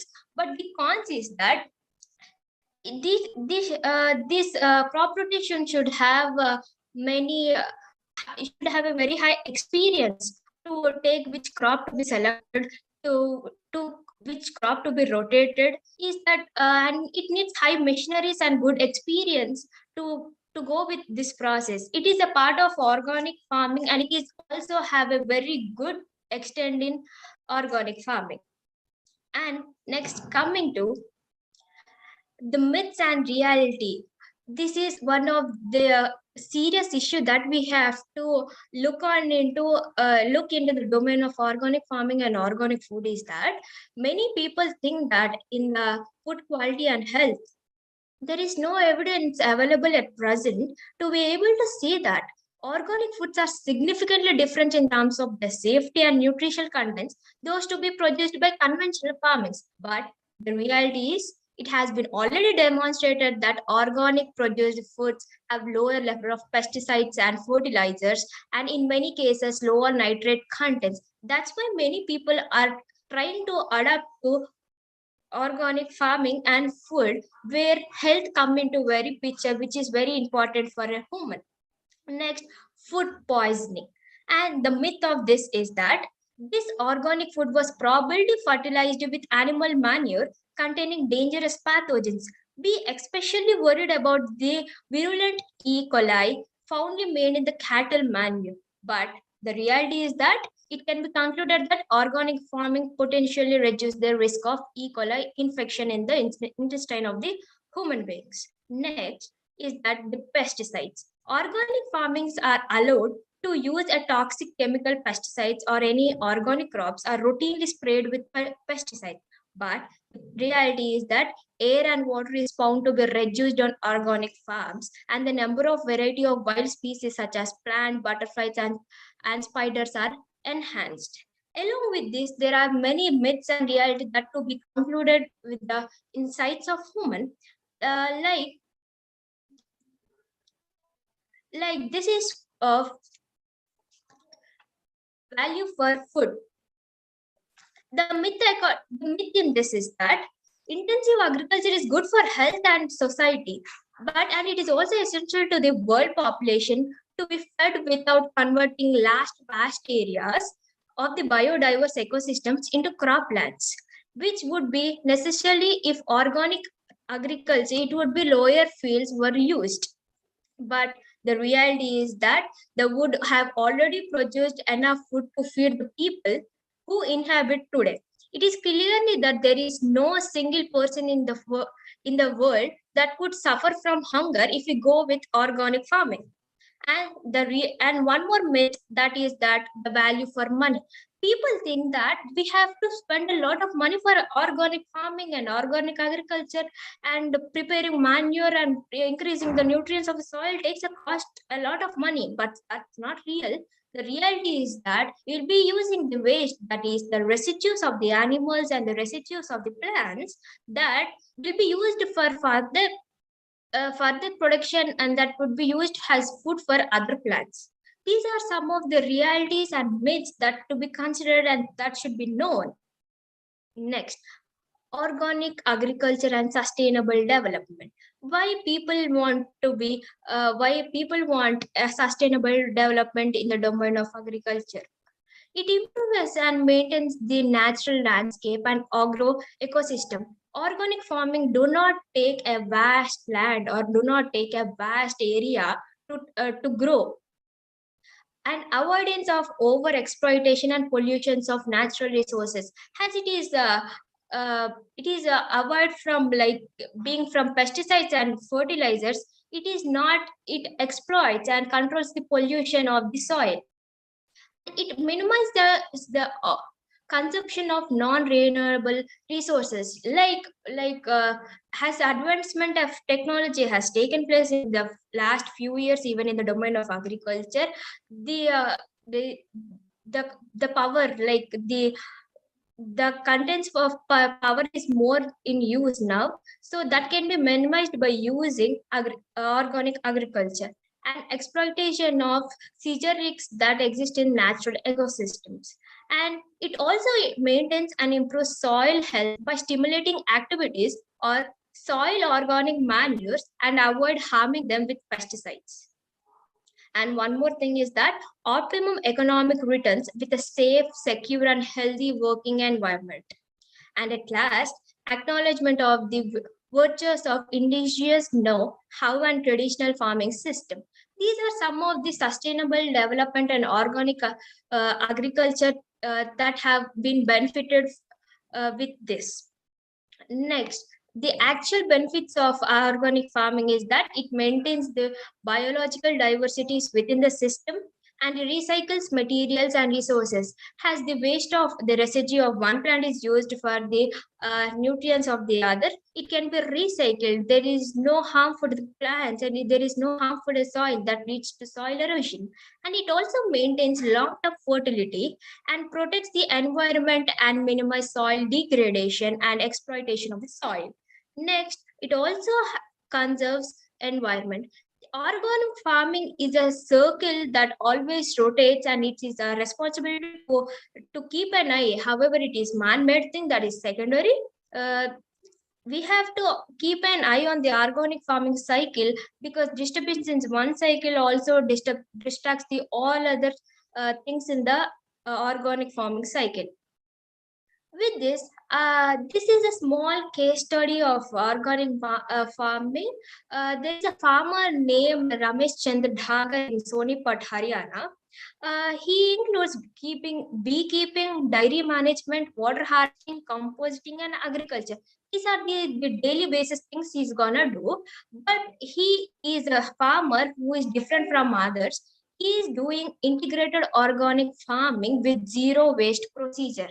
The main aim of this case study for bringing here is that it is extremely economical and sustainable venture, that it do not use chemical fertilizers for crops and cattle. Only the thing is that he uses the waste of one soil, that is the waste of the residue of one plant. He makes in the nutrients to the other crops, and the crop waste is used to create compost, and which can be used as a natural fertilizer or can be used to generate natural for satisfying the needs of the farm. So this idea was identified and was impressed by all of the farmers in Haryana. Now he started a Kisan welfare program which has a membership of 5,000 members. And now it is this movement or this welfare activity has taken a very drastic change in agriculture in Haryana.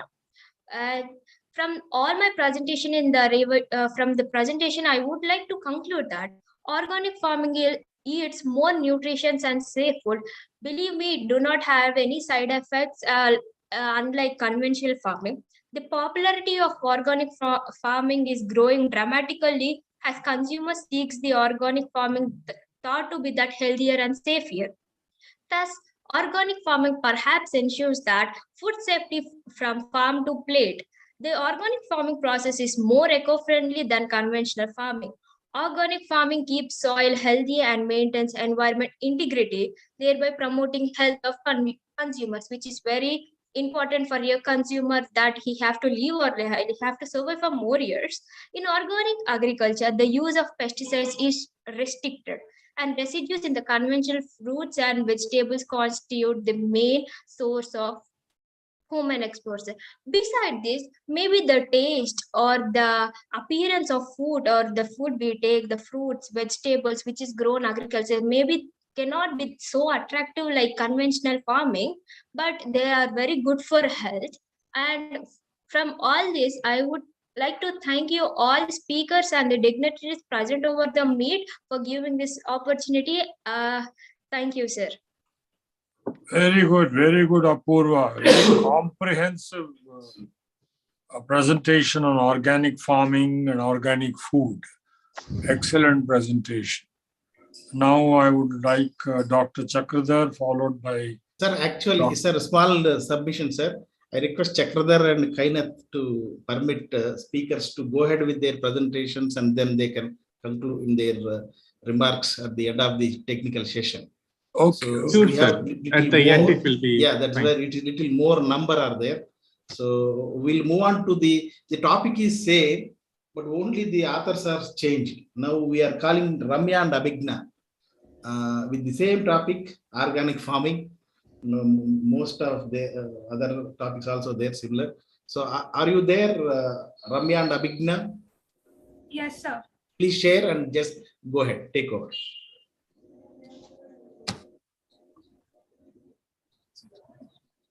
Firstly, good morning, sirs, and good morning, madam. I am myself Abhigna, and my group mates are Supriya and Ramya from CSE department from G. Narayanamma Institute of Technology and Science. And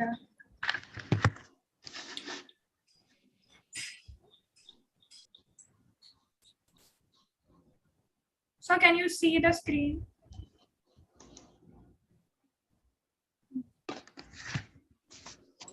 We could see your presentation, but not you and your colleague. Okay, it's okay. Yeah, you on your video also.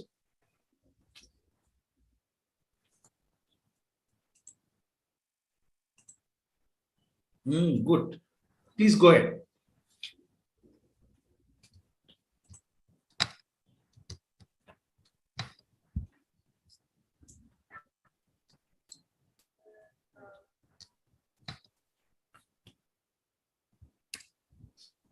The topic we are going to cover today is organic food and organic farming. And these are the themes which we are going to cover in this PPT. And then, the 5 basic needs for a human being are food, water, shelter, sleep, and clothing. And primarily, and the important one is food. The food we eat today is assumed to be highly nutritious, but very few of us know that the number of chemicals that goes into cultivating that food. And nowadays, the food utilizes chemical fertilizers and pesticides in their production. To stop this, we need to know about organic food and organic farming. Organic farming is a modern and sustainable form of agriculture to produce fresh natural products. And the significance of organic farming comes from its advantages over conventional farming. Due to its advantages, like it uses fewer pesticides, it reduces the soil erosion, it decreases the chemical contents in the groundwater and surface water, and it helps in animal immunity. It directly or indirectly reduces air, soil, and water pollution, and it has a positive influence on birds, insects, weeds, wildlife, and soil flora and fauna. And according to International Federation of Organic Agricultural Movements, which is a worldwide organization, organic agriculture is based on mainly 4 principles. Primarily, principle of health. The role of organic agriculture is to sustain and enhance the health of ecosystems and organisms, from the smallest in the soil to human beings. Principle of ecology. It is based on living ecological systems and cycles. Work with them, emulate them, and help sustain them. Inputs should be reduced by reuse, recycling, and efficient management of materials and energy in order to maintain and improve environmental quality and conserve resources. Next, principle of fairness. It ensures fairness at all levels: farmers, workers, processors, distributors, traders, and consumers.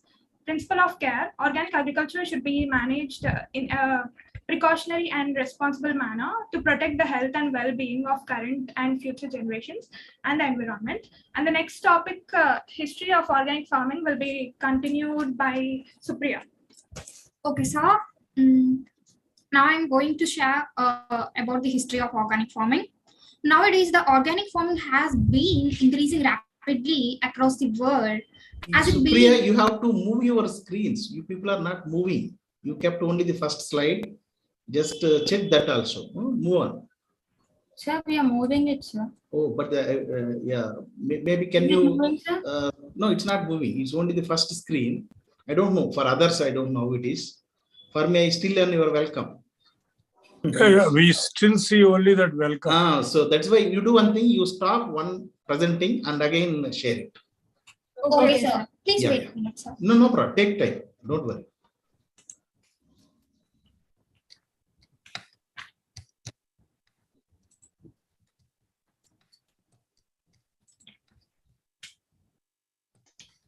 So now can you see? We now see history, characteristic of organic farming. Okay, go ahead. Just a minute, sir. We are checking that other slides are visible or not. Yeah, check one more slide and then come back. No problem.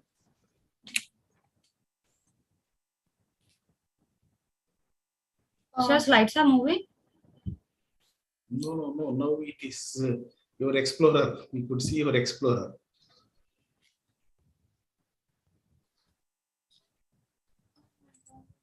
You don't keep it in presentation mode. Keep only in normal mode and then just scroll down. Sometimes it happens. Okay, sir. Yeah. Don't keep it in presentation mode. Don't be tense, Ramya. Don't worry. Cool.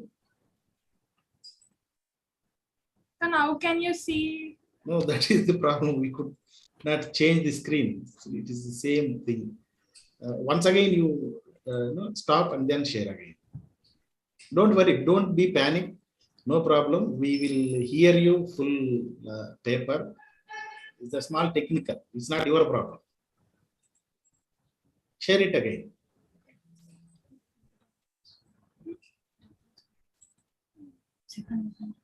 Second.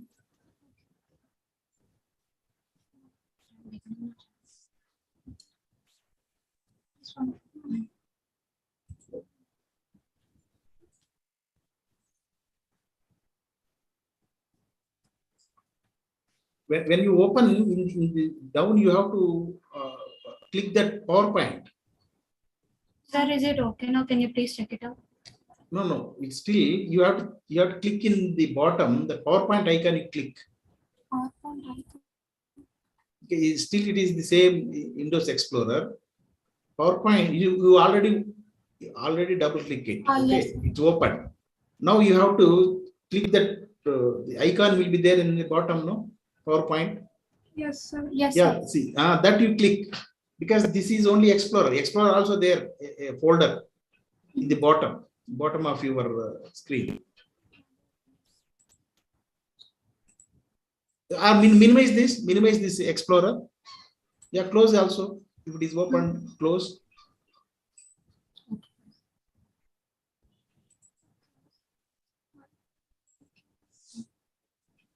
First you could keep it properly. Only that time you could not move it. So you open your presentation and then click on only the PowerPoint icon in the taskbar. Share it now again. Before sharing, first open PowerPoint. Okay, keep it in one window. Then you share it.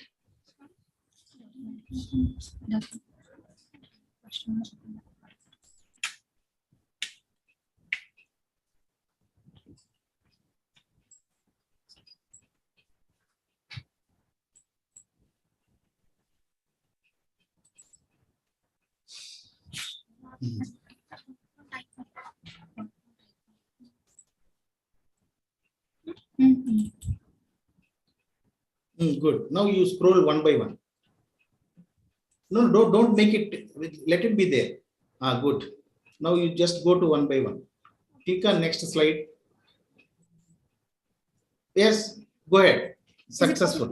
Yes, go ahead. Thank you, sir, for your cooperation. No, I'm doing nothing. You are all working. Now go back and then take. Don't be panic.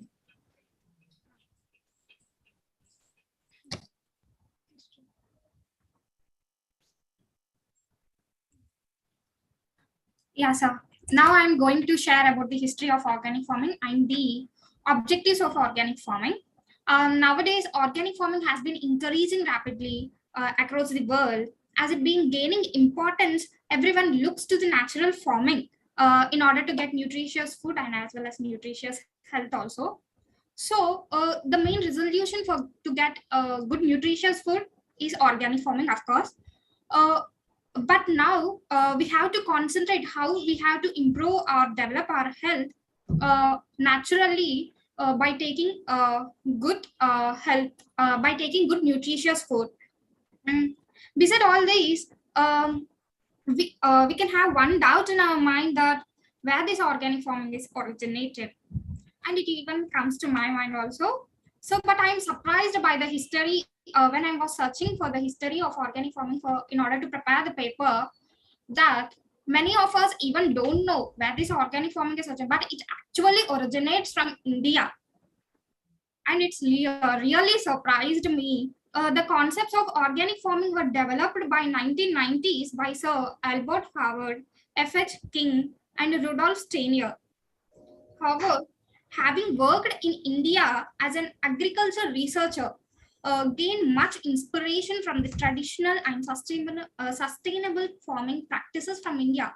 He gained his knowledge from India and published papers based on organic farming. And the demand for organic farming was stimulated in the year 1960s by the publication of Silent Spring by Raquel Carson, which documented the extent of environmental damage caused by insecticides.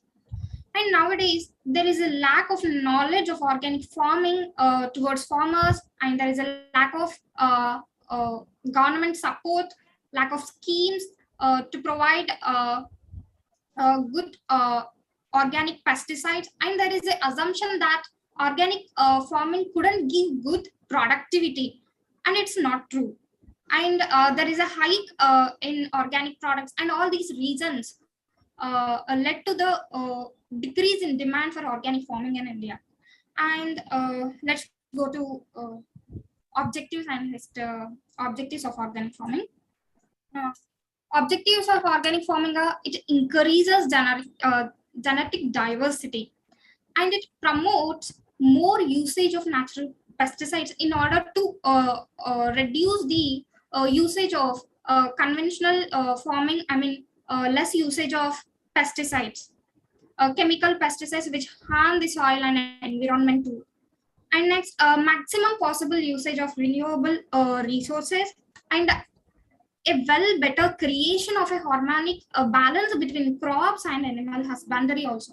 So that is why organic farming is an eco-friendly farming. That's why we need to learn it and apply it in India. And maintaining and increasing natural diversity and agro-diversity. So it doesn't harm the environment and birds and insects. So it is like eco-friendly with everyone. And next one is organic farming makes use of pesticides and fertilizers if they considered natural and avoids the use of several petrochemical fertilizers and pesticides. The leguminous plants, through their roots modulus, feed nitrogen into the soil to create it fertile once again. And it reduces global warming, and it decreases the soil erosion and increases soil fertility.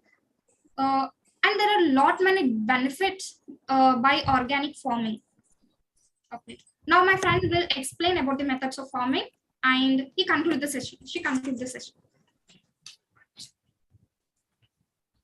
Coming to methods of organic farming, farming can be done in different methods. We see some of the methods of organic farming in this presentation. And the first one is crop diversity. Crop diversity helps environments thrive and also protects species from going extinct. The different ways improve crop diversity within organic cereal production, but in practice, these methods are rarely used. And the mostly used organic farming method is crop rotation. Crop rotation is a method of planting crop in a different area of the garden so that no single crop will be planted in the same place 2 or more years in a row. The main aim of this crop rotation method is to ensure the soil fertility and the increase in the nutritious level of the soil with rich nutrients and proteins. Coming to biological pest control, the agricultural field contains a mixture of organisms, some of which are used for plant cultivation and some are damaging. The development of these organisms should be under control to guarantee the protection of the soil and the crops. And the next method is green manure.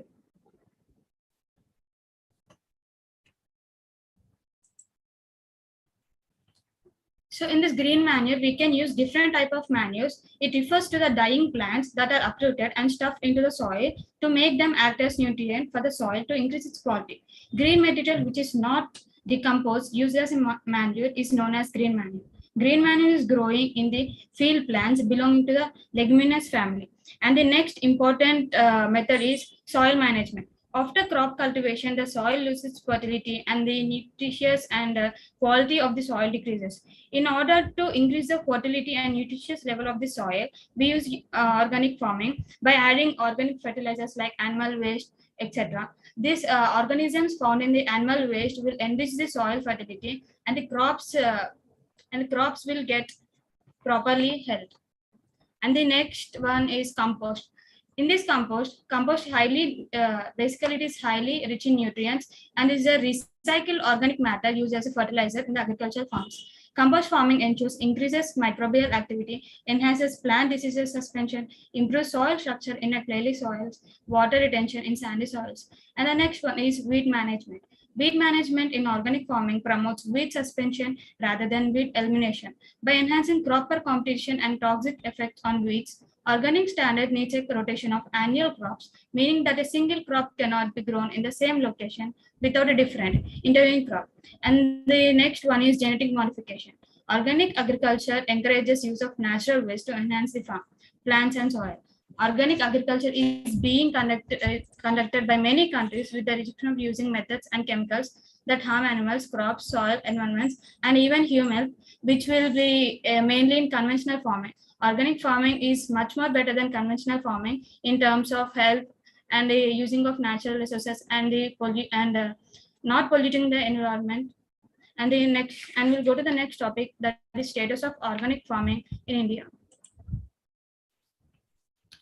India is a home to 30% of total organic producers in the world, but use it to account for just 2.59% of the total organic cultivation area of 57.8 million hectares, according to the World of Organic Agriculture. At the same time, most organic farmers are struggling due to poor policy measures, rising input costs, and limited market. Cultivatable land area under organic farming has more than doubled from 11.83 lakhs in 2014 to 29.7 lakhs in 2020. India stands at 9th position in terms of certified agricultural land with 1.94 million hectares. In this slide, we can see the statistics of organic farming in the world. Here comes the Australia is in the leading position with 22.69 hectares, and India is in the 9th position with 1.94 million hectares. And this is the pie chart and the means that overall distribution of organic farming in the world. And next comes to our conclude this session. The main motto of this organic farming is to ensure nutritious food rather than conventional farming. Interest in organic agricultural methods is growing, especially in areas where the present farming system has degraded resources essential to agricultural production. In the areas where the proper instruments and proper pesticides and fertilizers are not needed, in that areas organic farming is very cultivable and very eco-friendly with the environment. Research and development, education and institution into organic agriculture methods spread awareness about organic farming to bring back the traditional techniques like panchagavya and vermicompost. We use panchagavya and vermicompost as an organic fertilizer pesticides to increase the soil fertility and to get the better yield of the product. It's a traditional one, but now again we are showing interest to these methods only. And in different researches also, this panchagavya is promoted as the best organic fertilizer to yield better crops. And in simple words, organic farming means giving back the environment what was taken from it to yield rich, nutritious food. Organic farming plays a great role, and it also increases the fertility of soil and causes less harm to the environment. In order to create awareness about organic farming, which deals with the health and rich nutritious food, we had taken this topic. Thanking you, sir. Thanking you.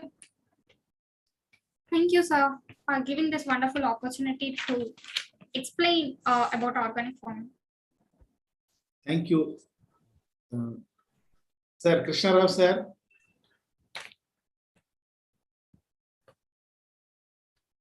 Krishna Rao, sir.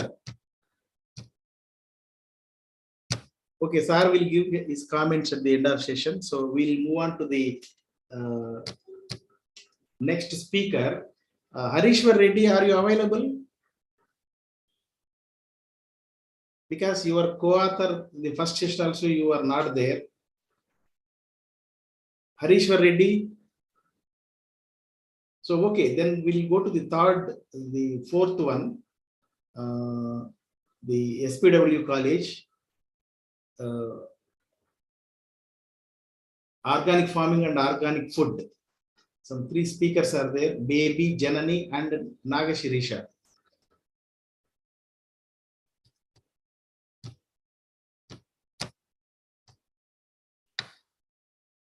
Madam, some Jayashree, somebody. Good morning, sir. Yeah, good morning. Good, very good. So please go ahead, Baby, Janani, and then three people are there. Only 2 are there. Okay, introduce yourself and then go ahead with your talk. Okay, sir.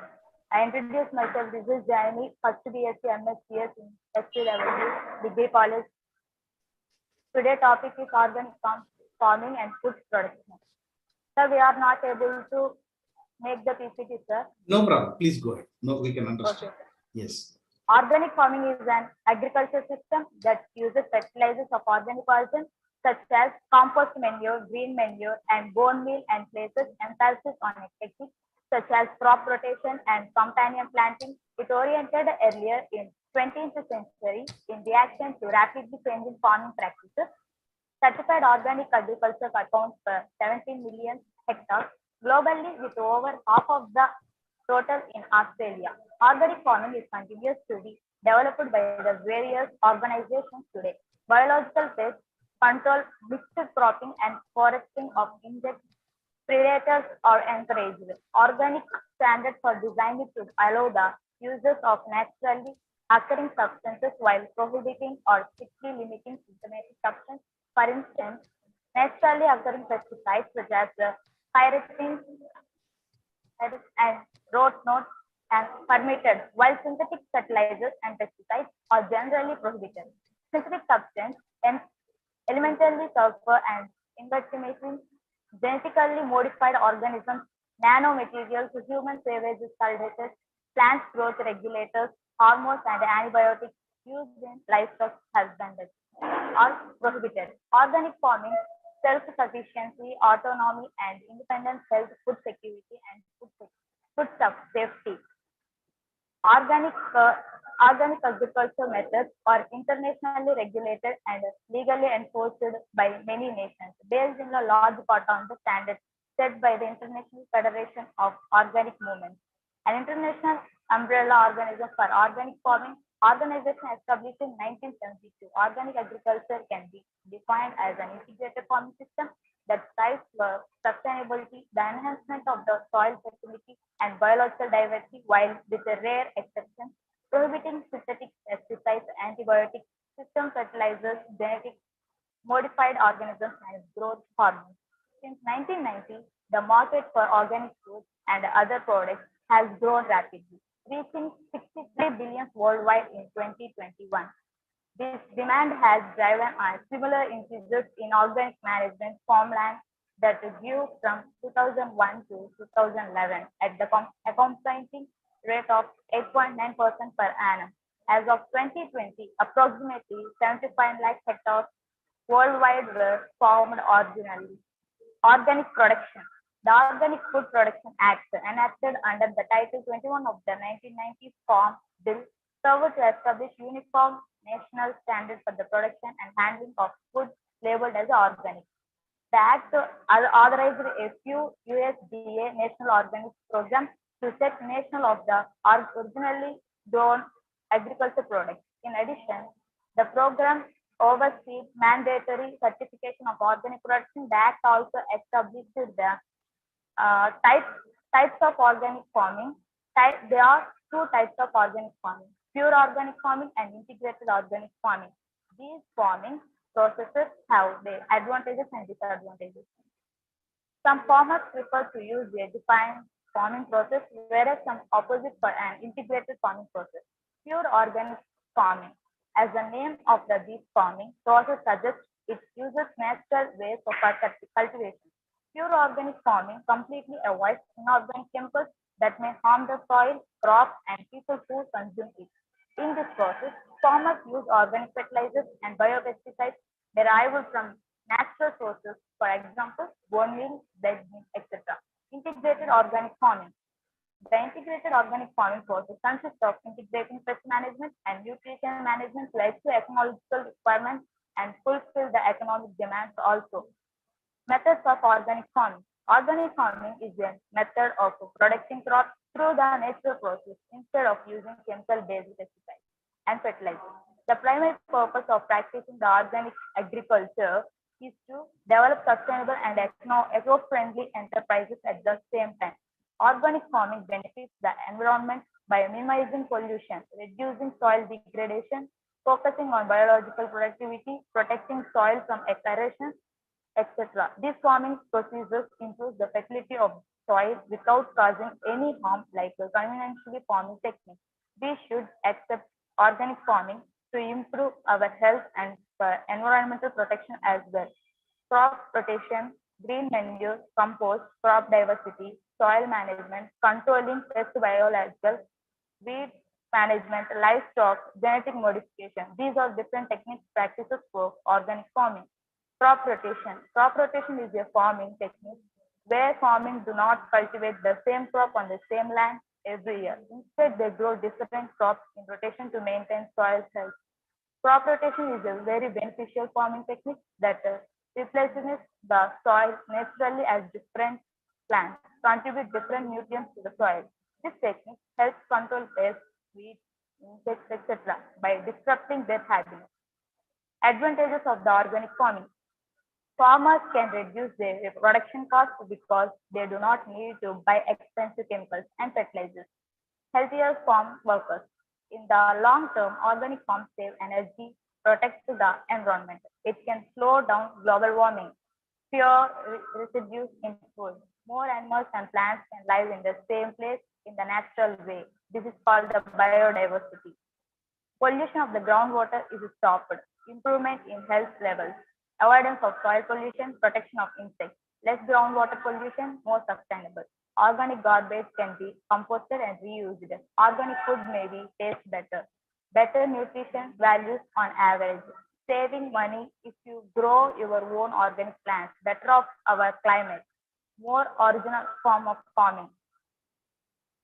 No use of GMOs, genetically modified organisms. It helps in keeping the agriculture production at the sustainable level. It reduces the cost of the agriculture production and also improves the soil health. My friend will tell the conclusion, sir.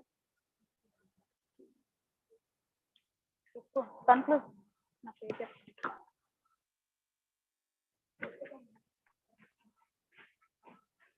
Conclusion of organic farming and organic food is there are so many positives for organic farming. Obviously, there is no pollution involved. Food distribution across urban areas could be helped out due to the increase in urban farms.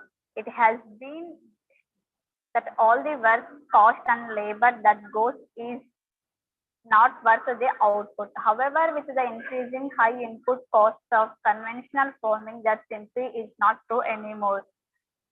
Thank you for coming. Thank you for giving this golden opportunity, sir. Good.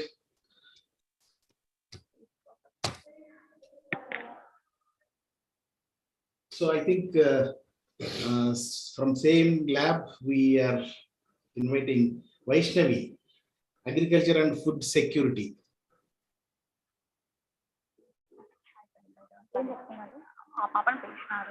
Vaishnavi. అయిపోయింది. No. Sir will sum up. Sir will give your comments. You all wait till this session ends, and the session judges and our president sir all will give their comments on your in your paper presentation, your talk. Okay. So I request Vaishnavi to call to present her paper, Agriculture and Food Security. So you all be available till your session ends.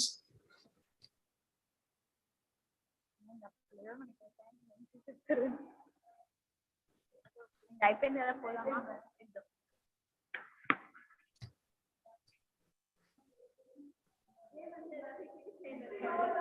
First చెప్పినా కదా, అంతేనా? Compulsory చేయాలని చెప్పలేదా? Hello, Jayashree madam.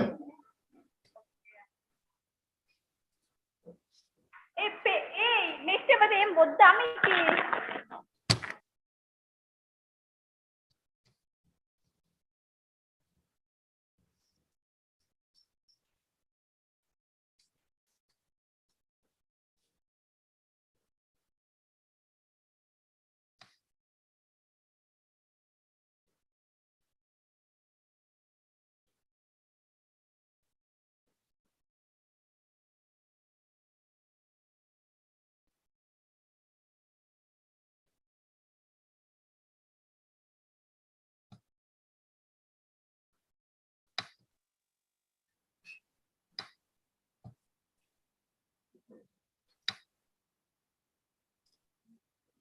Hello.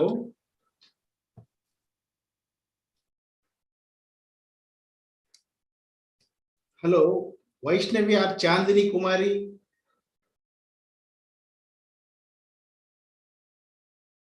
So these people are accessing desktop, the lab, and they don't connect it. So we will call upon the next paper, Shravani and Sri Kirti. Shravani, Sri Kirti, Rishita. Sir, I think they are here, but they are speaking in mute, sir. No, but they are. Vaishnavi is present, sir. Vaishnavi, are you there? Then why am I? You should be there now. You are all continuous. See, your next speaker also continues. When they completed, you should join immediately because you are not connected. Yeah, please go ahead. On you. Yeah. Good afternoon to one and all. My name is A. Vaishnavi from first BSc MPC. Today I am going to talk about agriculture and food security. First, introduction. According to most recent Food and Agriculture Organization of the United Nations, AFO data, around 13% of population living in developing countries are suffering from undernourishment, indicated that freely the world population is changed, that is likely to become 77.6 billion population around 2008 and is projected to reach 9.2 billion by the 2050. In the view of the above, it seems necessary to increase agriculture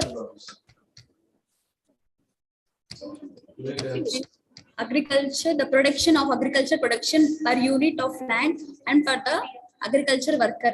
Bearing and in the mind, the agriculture has a much greater impact on reducing poverty and improving food security than the other sectors of economic apart from the variable representing food security. The factors analysis also the agriculture potential. The productivity of agriculture production per agriculture workers is 0.8%. The agriculture sector plays a crucial role in improving solubility of product and achieving food security. It shows the need to expand agriculture and food security's extent system on the and developing countries to increase productivity of agriculture production per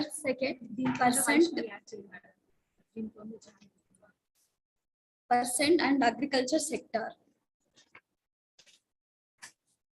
Food security is the measure of availability of food and individual availability to access it. According to the United Nations Committee of USA, food security is defined as measuring that all people are at the all times challenges physical and crucial and economical access to sufficient, safe and nutritious food that meets their food preference or and decay needs for an active and healthy nutritious food.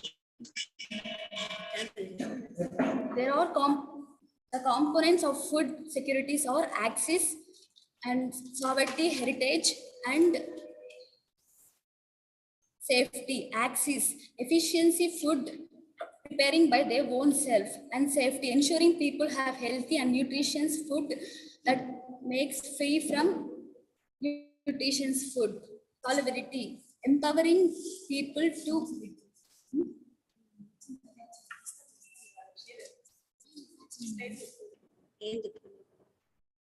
benefits of organic.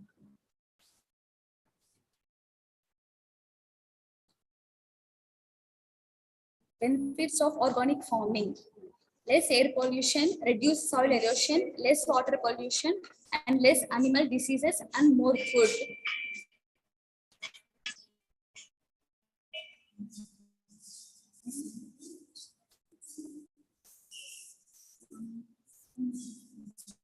Relation between agriculture and food security. Agriculture is the cause and solution to environmental problems. Vision of sustainable food and agriculture is important for the world in which food is nutrition. It illustrates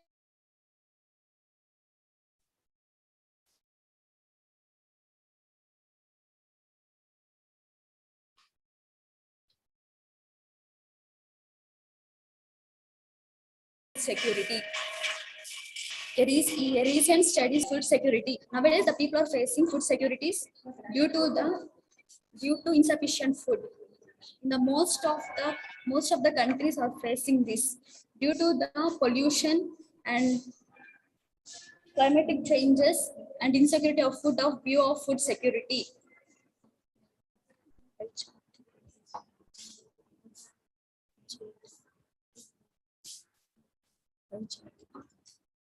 This pie chart shows that annual agriculture production. Here, in this pie chart, wheat is 42%. Nowadays, the farmers are producing wheat other than other crops. And then sugar is 29%. Compared to wheat, less is cultivated sugar. And then rice cultivated 17%. And gram is cultivated 12%. In this above pie chart, we can observe that below all the crops, wheat is more cultivated from the farmers, and wheat is getting more percentage in annual agriculture production. And some other. In this, we can see benefits of organic farming.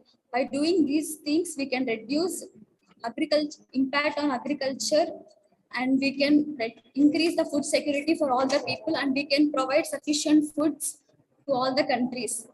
If we reduce air pollution and reduce soil erosion and less water pollution and less animal diseases and more food. By doing this, we can provide more food for all of them and upcoming generation.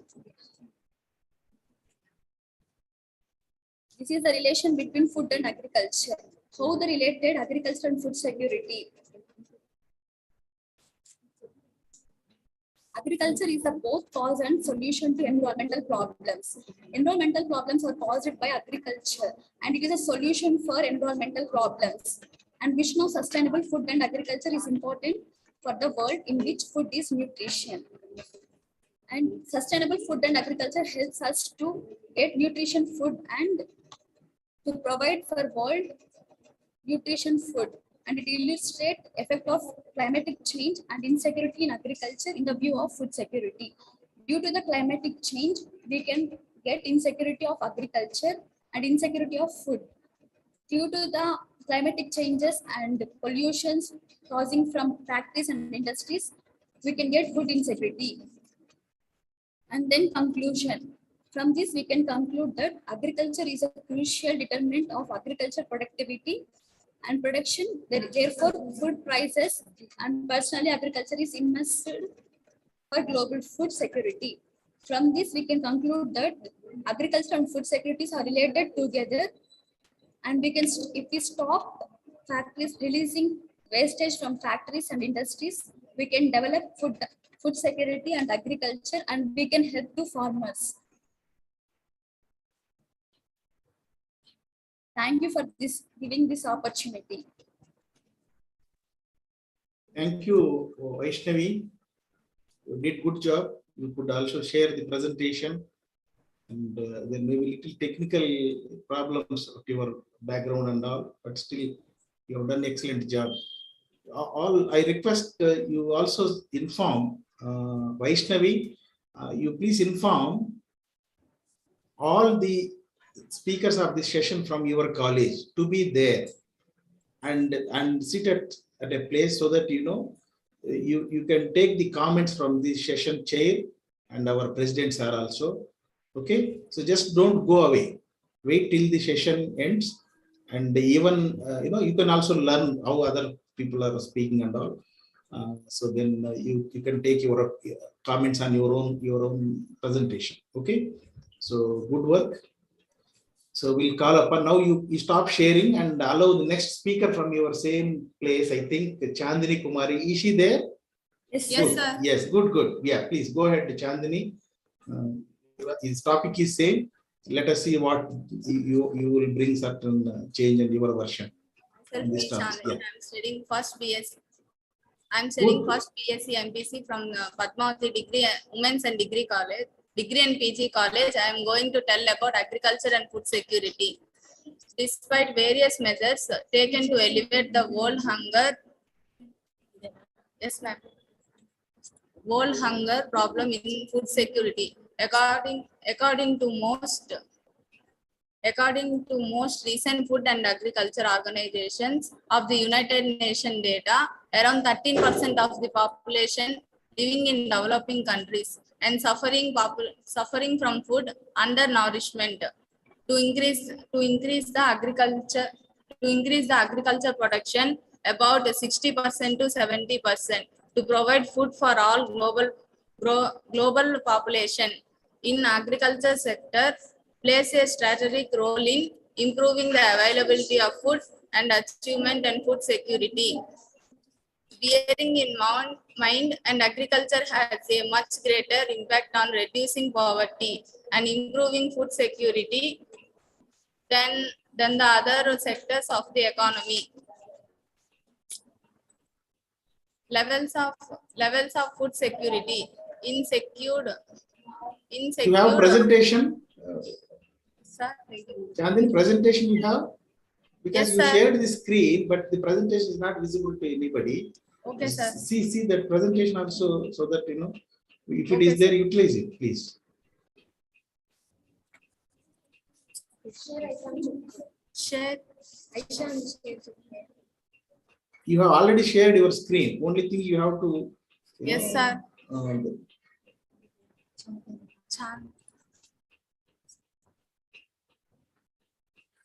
Click that PowerPoint icon in the taskbar.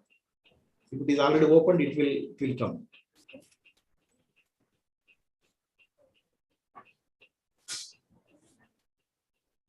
Sir, 2 minutes. No. Take. Don't worry. Don't do it at your convenience.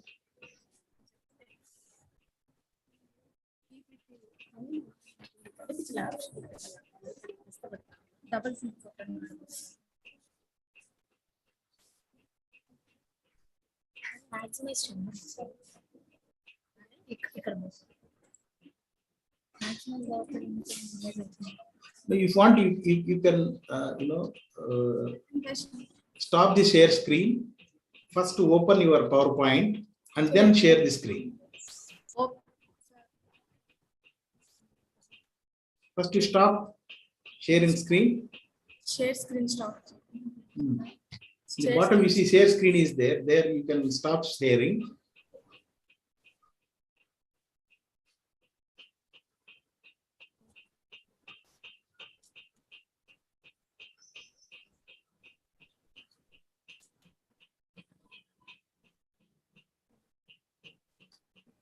Your lab, you need a lab assistant, computer lab assistant to support all this. Okay, these are all very good experience, learning experience will overcome all this.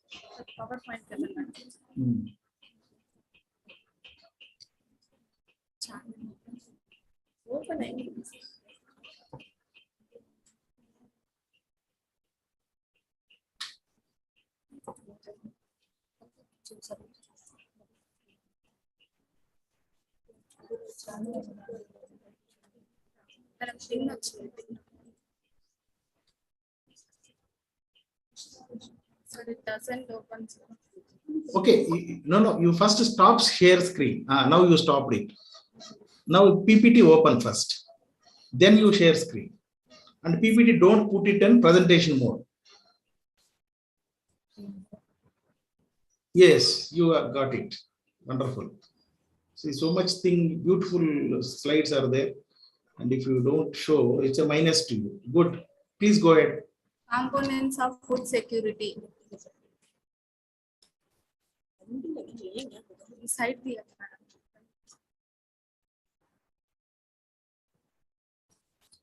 components of food security. Food security, access, safety, and sovereignty, and levels of food security.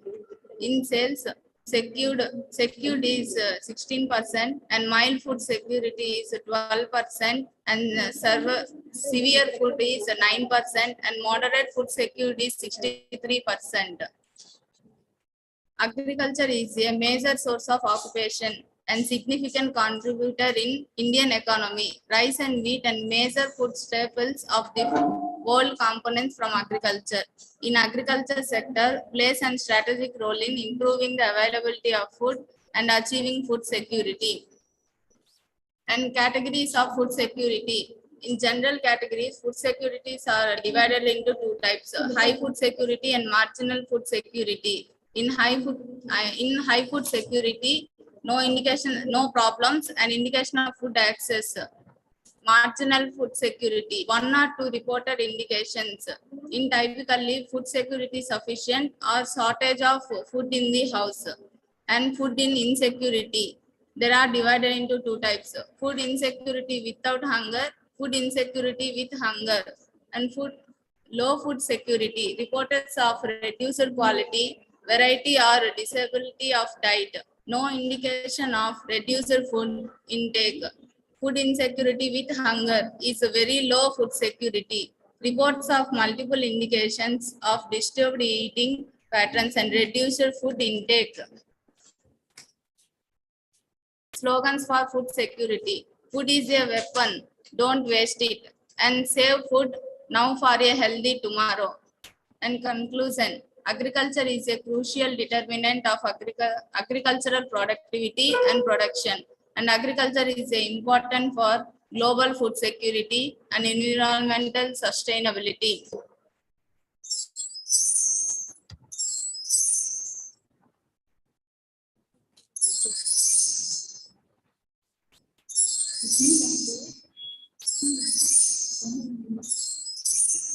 Thank you for giving this opportunity to one and all.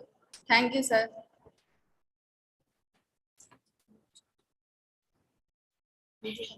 Yeah. Thank you, Chandani. You did good job. Okay, this will give a great opportunity, to improve and come back with powerful more slides and more content, and you have good time. No problem. I request all of you, whoever from your these 3 speakers from SPW College. One more speaker is there. I think I will request Varalakshmi also. Is she there? Yes, sir. Yeah, then please go ahead, Varalakshmi, because then again, instead of breaking for another participant, and we call that paper next. So I request Varalakshmi now. Your sustainable agriculture and strategies, something that is interesting topic. We had only agriculture and security so far. Yes. Open PPT, then share.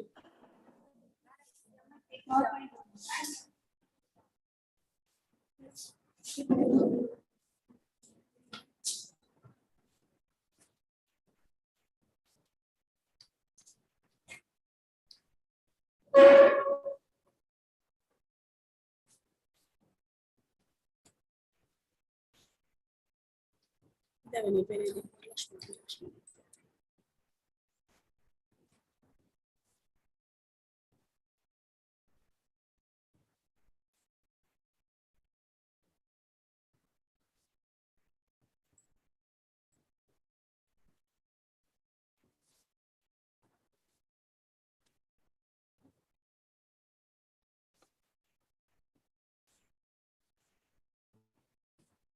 afternoon, sir.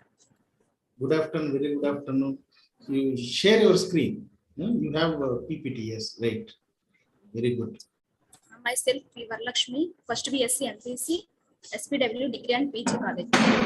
Let me explain to topic sustainable agriculture and treasuries. Introduction.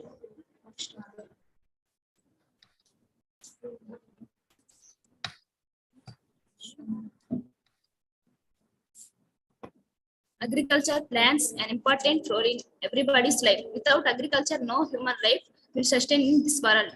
Agriculture is the main source of food for human beings. So studying about this very important to the humankind. Introduction. Sustainable agriculture practices, some steps to follow to develop sustainable agriculture, benefits of sustainable development. Benefits of sustainable agriculture. Environment protection, economics and social equality, resource optimal, food security, saving energy. Some practices to sustainable agriculture. Rotating crops and embracing, planning cover crops, reducing or eliminating tillage, applying integrated pest management, integrating livestock and crops, adapting agroforestry practices, managing whole systems and landscapes. Agriculture, sustainable agriculture. Economically viable, nutritionally adequate, ecologically adaptable. So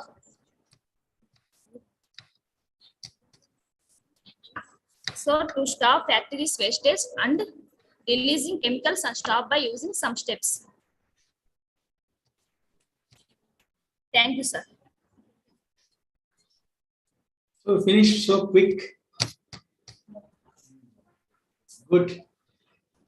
Good. Next time we expect more content, and you are observing, observing the other part speakers. So with good efforts and that, but I am very happy you people, when I interacted with you all, you expressed your, certain difficulties, some education till intermediate Telugu medium, and somebody requested, even I will be happy if somebody will speak in Telugu also. But beyond all, your efforts are excellent, and then all of you did your great job. So wait till this session ends for the judges and our presidents of comments. So please inform others also to be present. And I think you people are operating from 2 labs. This is one system from Umadevi system, and the other one is Varalakshmi Madam, I think. Okay, so if possible, you also inform there. At least the speakers in this session should at least gather at one place and take your comments, so that will help you too. So thank you, Varalakshmi. So now we will move on to this, the other leftover presentations in this. So you can stop sharing your screen now.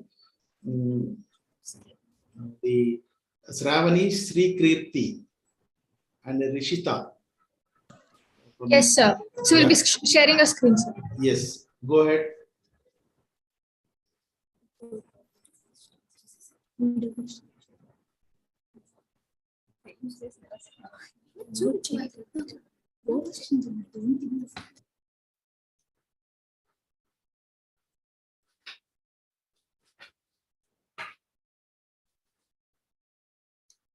Varalakshmi, you have to, stop sharing. Then only they can share. So can you see the screen? Yeah, now we can see. Yeah, this is. So can you hear us? We can hear you, but we cannot see you. Oh, yes, it will be on. So can you see us, sir? Yes, can you see us? Yeah, go ahead. Yes, sir. Good afternoon to everyone. Good afternoon to all the individuals and the dignitaries present here. Myself, Rishita, Srikirti and Shravani, presenting from G. Narayanamma Institute of Technology and Sciences, wherein we are going to give you a brief introduction about our review paper on the topic agroforestry, an employable and eco-friendly option. The contents what we are going to discuss in the paper are: what is agroforestry, its objectives, types of agroforestry, benefits, scope, and why it is not being largely practiced, its challenges and motion towards it, and is this the only solution for all the problems. Before going to what is agroforestry, this agroforestry has been practiced from since late 90s, but it was not seen in our country, that is India. It is also practiced, but because of some reasons, it is not being practiced in India, and the reasons will be discussed in the further presentation. Now, what is agroforestry? Agroforestry is where both trees, plants, and animals grow together on the same land simultaneously by conserving and by rehabilitation of ecosystem. And this system combines both conventional farming of crops and animals with different types of trees. Next, what are the objectives of agroforestry are? That is, first thing is manage the land efficiently, and second one is increase the production, and next is restore the fertility of the land, and next is cater the need of agro entrepreneurs, forest-based industries like paper, pulp, plantation companies, etc. And even the agroforestry also helps us to reduce the soil erosion by improving the soil fertility, which in turn provides productivity and employment for all the people. And I next hand over to my friend Kirti to next follow up the presentation. So far we have discussed what is agroforestry and what are its objectives. Now let's move on to the types of agroforestry. So depending upon the components that are involved, we have classified them into 3 types. Agri-silvicultural systems.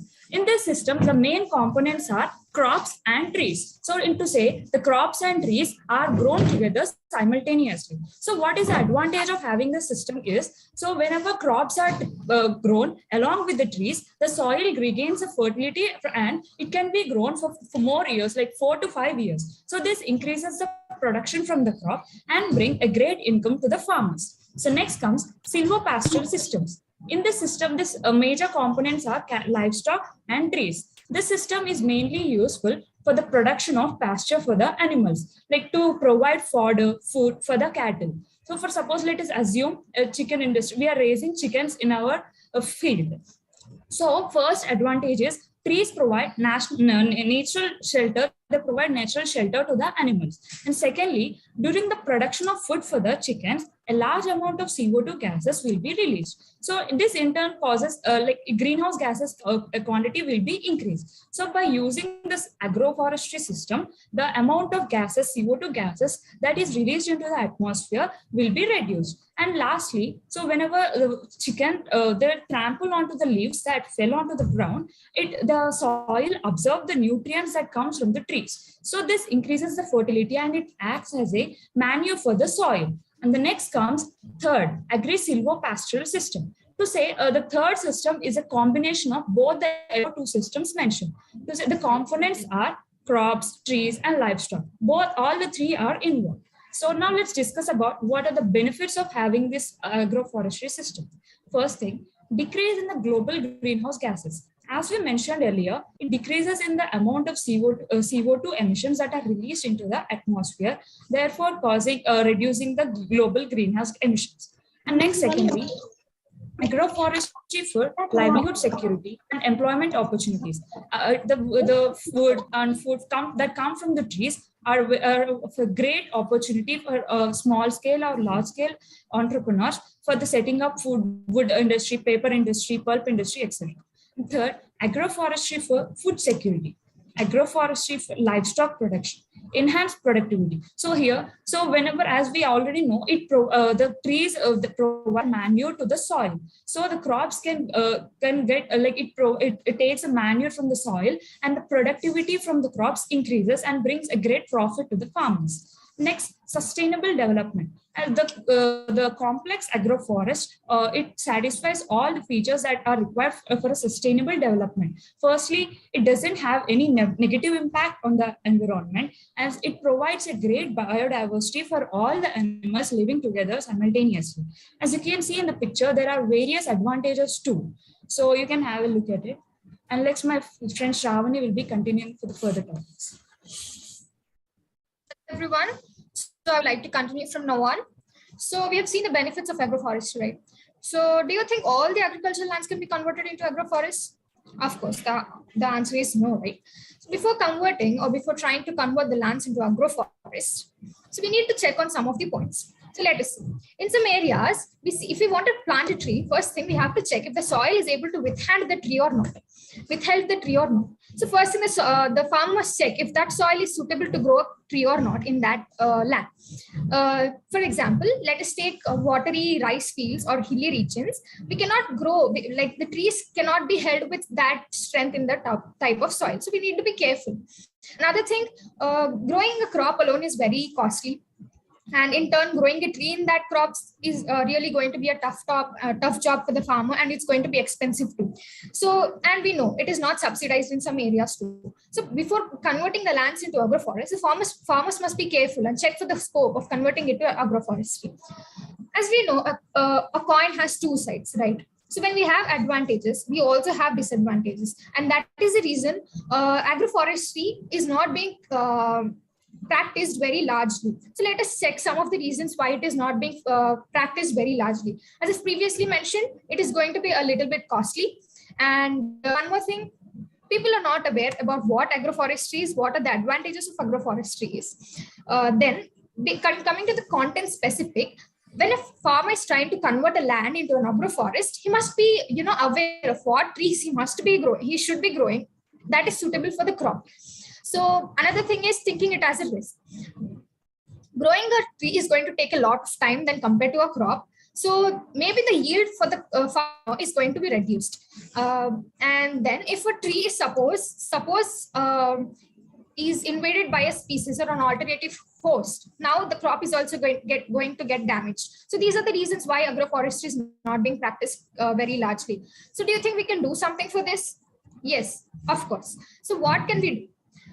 We can give subsidies to the farmers. Then we can also give motivation, like we can provide nurseries. Then we can establish tree nurseries. We can we the community can also participate and help the farmers in doing so. Then we can also train the farmers. We can do the field demonstrations and also make the markets very much feasible for the farmers, so that it would be helpful for our India in the future. So let us conclude this. My friend Rishita is going to continue and conclude. And the conclusion is that we all are living in a diverse country, that is India, where agriculture is where we are practicing agriculture in which we are increasing more amount of carbon dioxide into the atmosphere, which in turn is a greenhouse gas and produce more amount of global warming. So in order to reduce this, the one best solution is agroforestry. So agroforestry is a great system with a lot of potential, bringing animals, crops and trees together, and also make our agriculture more resistant to extreme weather, which will be useful in the future. And it is also creates the positive interaction between the components, and it is still compared to the conventional, where it's really a good starting point for more sustainable farming. And finally, I conclude that I request everyone to plant at least a sapling. This might not add to a forest, but gives oxygen, which is responsible for our own survival. And thank you. Thank you so much. Thank you so much. So how many plants you three planted at your houses? Have you done any plantation? Yes, sir. Yes, sir. Yes, sir. So at least I expect that answer, because you are appealing to the people. So first you must do. We even tried planting trees in our college, sir. College will be making like it's a mandate, but it's with interest. You should grow if you have land, and I hope many of you are from agriculture background also. So yes, sir. Yeah, then you have much scope there. So if some area which is not being irrigated, and you should take, now you are an educated farmer, so we should check the, like Jaishankar professor told, the soil, what is the elements there in that soil, and suitability to a particular crop and suitable to a particular plant species. So you should select and do it. That is the difference between an educated farmer and a illiterate farmer. He does without knowledge by looking at the neighbor. But you as an intelligent and dedicated literate farmer, you should know what is the components, the chemical, the nutrients, and these nutrients suitable to what type of species. So if that is known, there is a big gap in our country that we must publish each and every hectare, every parcel in our country, what type of nutrients is there. And if that is aware, then the right crop and right tree will be growing there. So otherwise, the biggest problem I feel is the awareness. Yes, sir. Yes, sir. Okay, thank you. We will call the next speaker. Thank you, sir. You wait for the actual comments from the judges. So, Okay, sir. Thank you. Yeah, then I think organic farming, a study on organic farming by Devi. Hope Devi is there. Yes, sir. Okay, you are showing through Manisha. Some video. Yes, sir. I'm sharing my presentation. Go ahead, please.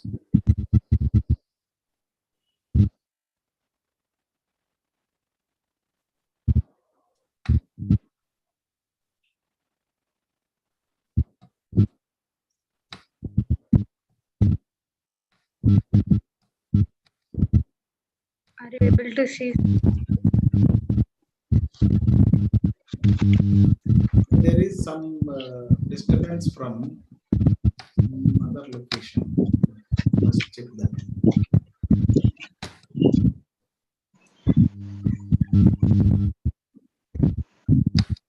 Are you able to see, sir? Yes, yeah.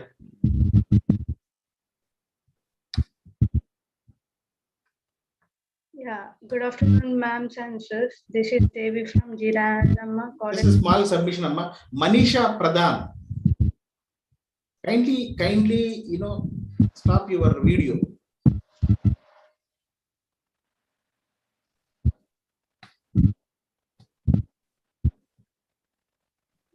Good afternoon, ma'am. I continue. Yeah, continue, Amma. Good afternoon, dear ma'am and sirs. This is Devi from G. Narayanamma Institute of Technology and Science from EC branch. Share your screen. Share, you are only visible without your screen share. Sir, can you see my screen, sir? We can only see your video, but not your screen. Share it.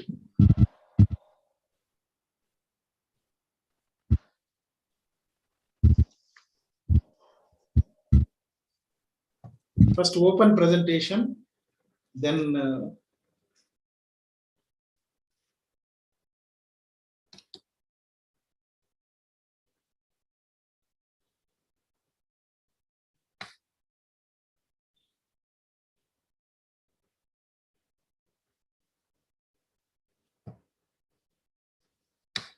what happened, Devi? We could not disconnected.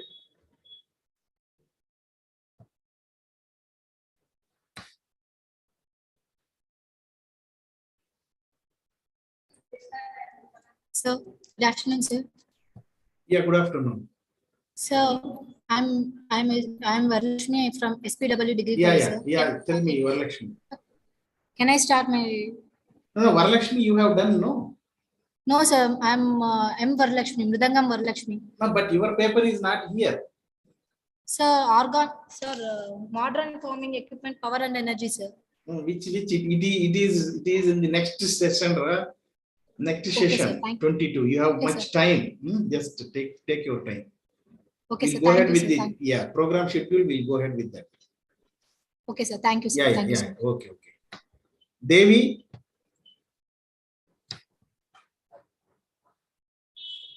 I'm sharing my screen, sir. Yeah. We miss you somewhere.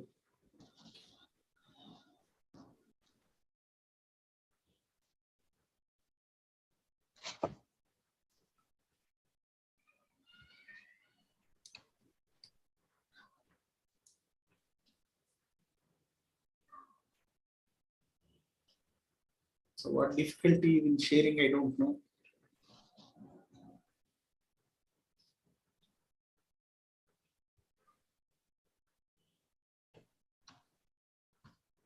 So when you press this button screen share, if some window comes, you click on that window. Click on that window.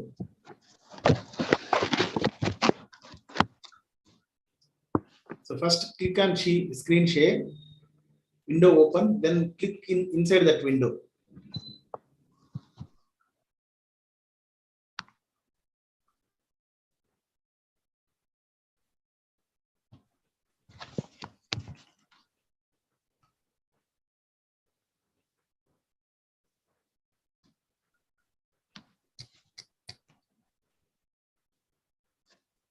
Devi, your PPT opened in your system?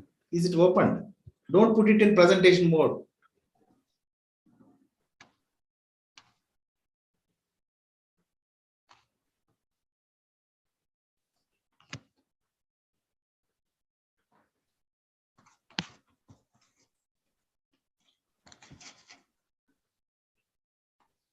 So now you open your presentation.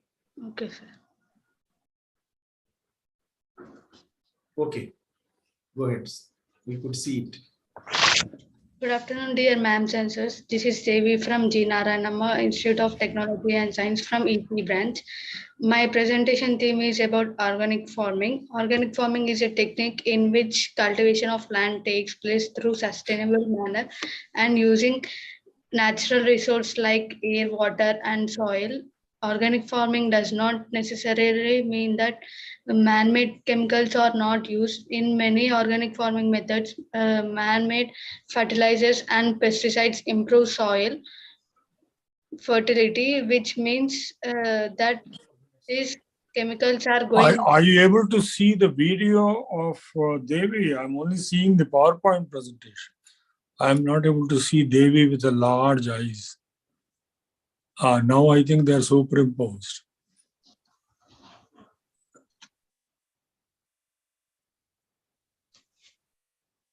Organic farming is a technique in which cultivation of land takes place through sustainable manner using natural resources like air, water, and soil. Organic farming does not necessarily mean that man-made chemicals are not used. In many organic farming methods, man-made fertilizers and pesticides are used not to improve crop production but to improve soil fertility, which means that these chemicals are going directly into the soil and not into the food we consume. These are the specifications. Some of most common principles of organic farming are recycle all organic waste, crop rotation to improve soil generation, pest control not by biological agents, and this is and here how organic farming can benefit our planet and well-being. Fresh air, switching to the use of organic farming practices across the US could help eliminate or carbon dioxide from the equivalent to at least a third of the cars in our world. Energy savings, organic practices could help reduce the energy used in farming up to 48%. Natural rallies in a world where nearly 40% of the farming land is suffering significant degradation. Organic farming can help protect soils and conserve wildlife. And these are the principles of organic farming: principle of health, principle of ecology, principle of fairness, and principle of care. Organic farming is getting importance when people are polluting the soil and environment with harmful chemicals and pesticides. Organic farming provides the option of enriching the soil with organic compost and preventing soil from chemicals. Organic farming helps in sustainable rural environment, sound health of soil, and creating ecological balance. And now I'll explain how organic farming serves as a healthy alternative alternative. Organic farming is a mixture of the traditional method and the scientific method of farming. Agriculture is a process of growing plants, raising animals, and other livestock for human welfare. Earlier, people used to travel in groups, so to survive, they hunted wild animals and also gathered their food from plants. But with increase in human population, the need for food also grew.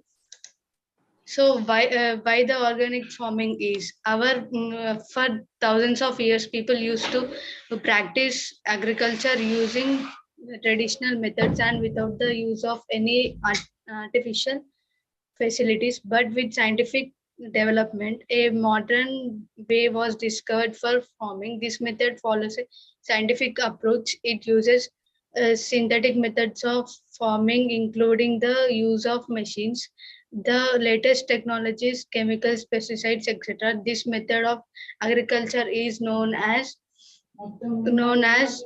scientific farming or scientific agriculture.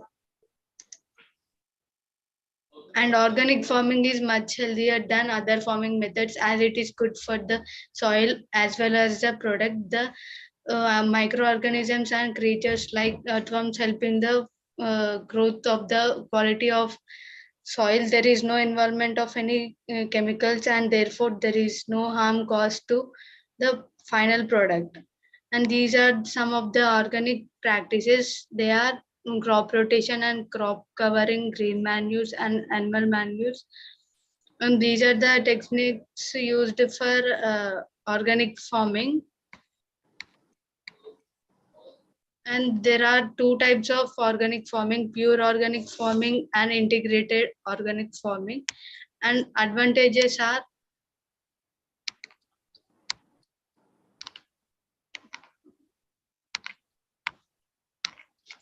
and these are the advantages. No genetically modified organisms, does not harm the soil, more nutritious food, and some of them are disadvantages: high cost of produce, complex paperwork and documentation.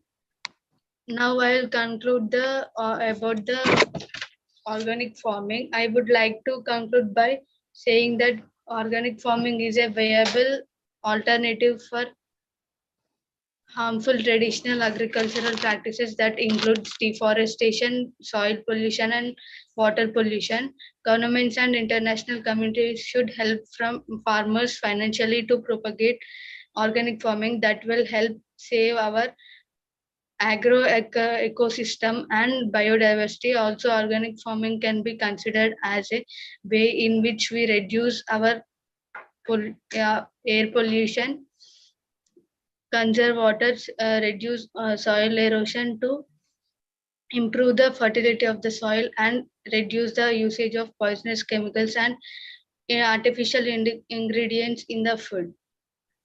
Thank you for giving this opportunity. Thank you, sir.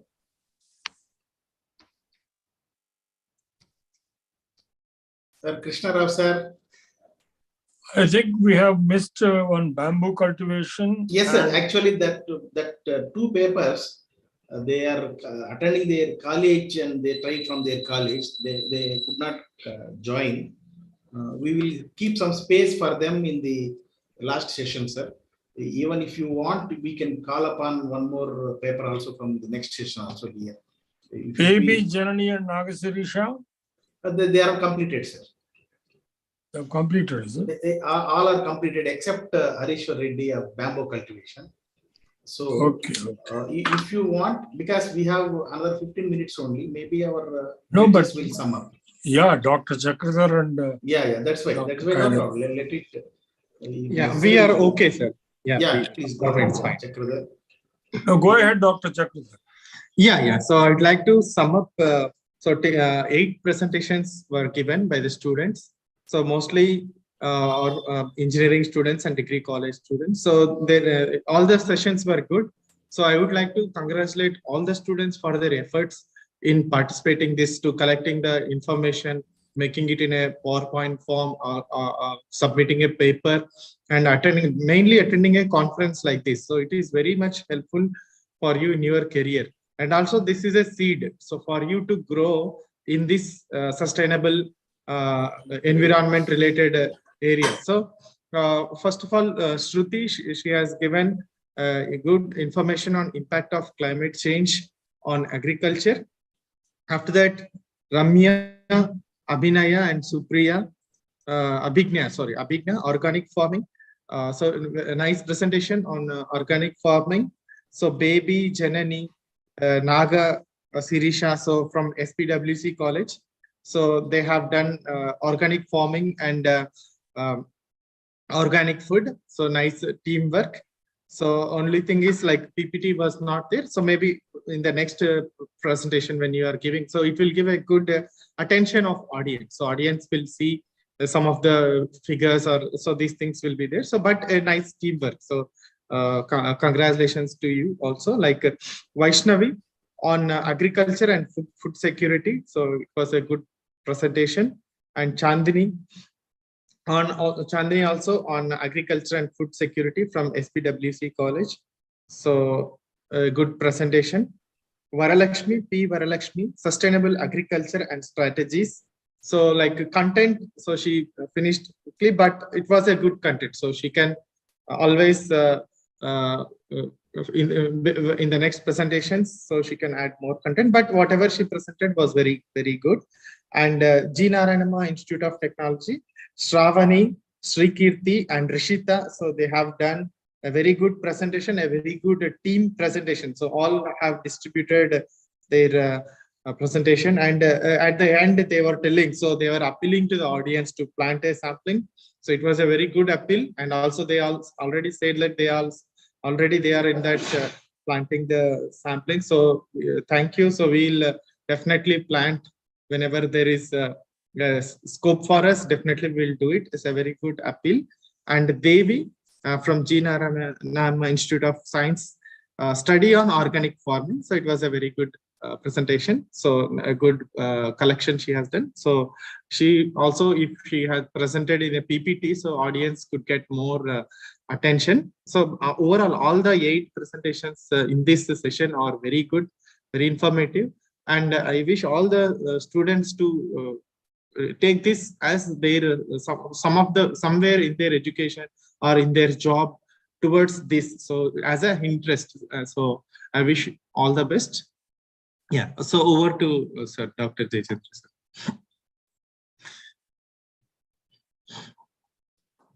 No, Kainath will continue.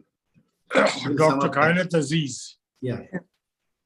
So first and foremost, my appreciation to the speakers for their contribution.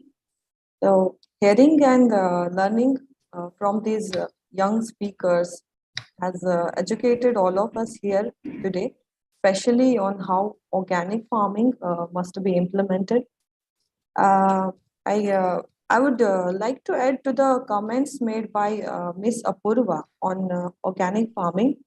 There was she shared one slide in a presentation which was very interesting, and somewhere it I got a hit on my mind that I should also add some more comments to it. So there is this village in Haryana state district Sonipat, which goes by Akbarpur Barota. So it's which is it's a very quite an eye opener thing because the farmer Ramesh Chandra Dagar and his farmland that resembles like the laboratory of any agricultural scientist. If you Google, you will get all the details about that farmer and his farmland. So his farmland, it doesn't merely mean not using the pesticides, but he's doing a lot of other practices as well to make sure that organic farming is both successful ecologically and financially. So, but as we know, with all success, there comes great challenge as well. So we know that organic food these days is being sold at much more higher prices than the food that's grown with chemicals. But right now, we are in a great need to switch back to the organic farming. That one of the participants told that it actually the organic farming has started from India itself.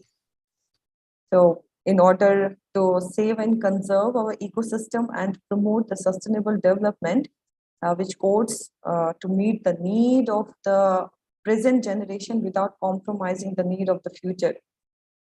So I'm certain that all these takeaways from this conference will further deepen our thinking. Thank you so much, and thank you once again for all for making it a great success. Thank you, and good luck to all the participants. It was nice to hear them out, everyone.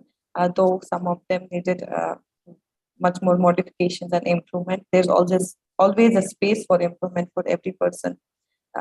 Next time we can hear something good from them and much more content from them. Thank you. Thank you, Kainath. Sir, Krishna Rao sir. Students are all expecting your comments. Quality-wise, yes, they were of great value. They were of great information. They contained a lot of information, education, and I am quite impressed that the people who normally do not give much importance to agriculture, especially organic agriculture, organic farming, have bothered to learn so much.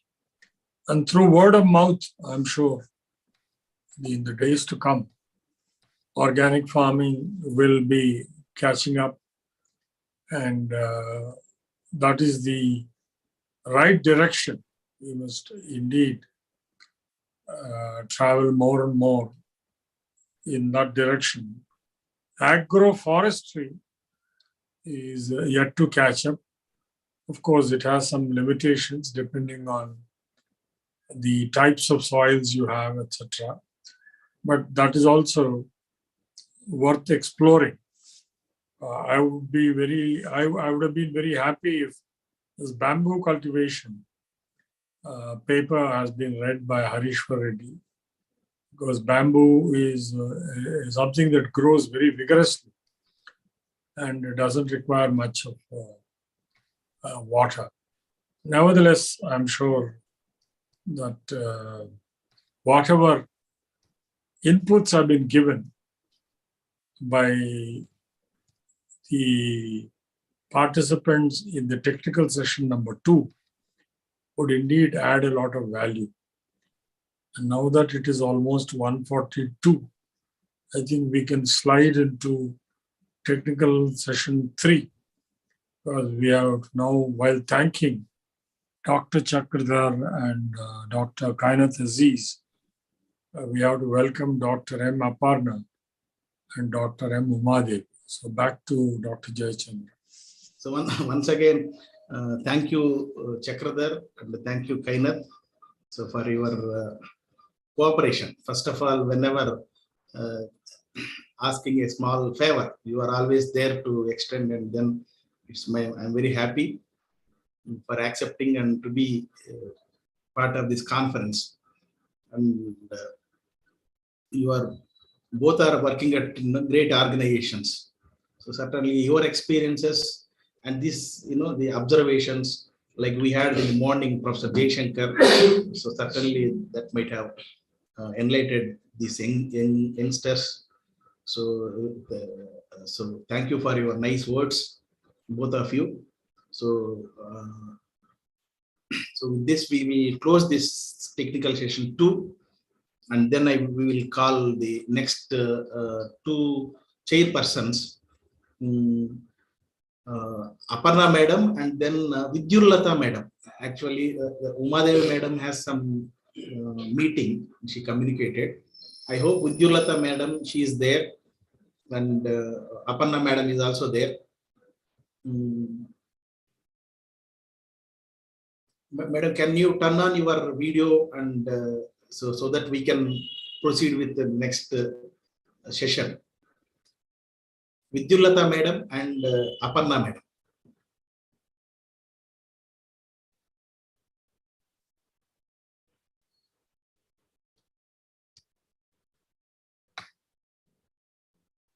You are all permitted. You can unmute and you can, on your video.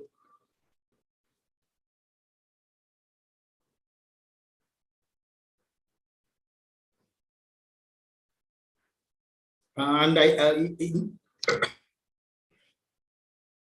till both the judges join, I request Chakradhar and Kainath to continue. So we will continue. Maybe as soon as they join, then we will hand over our payload.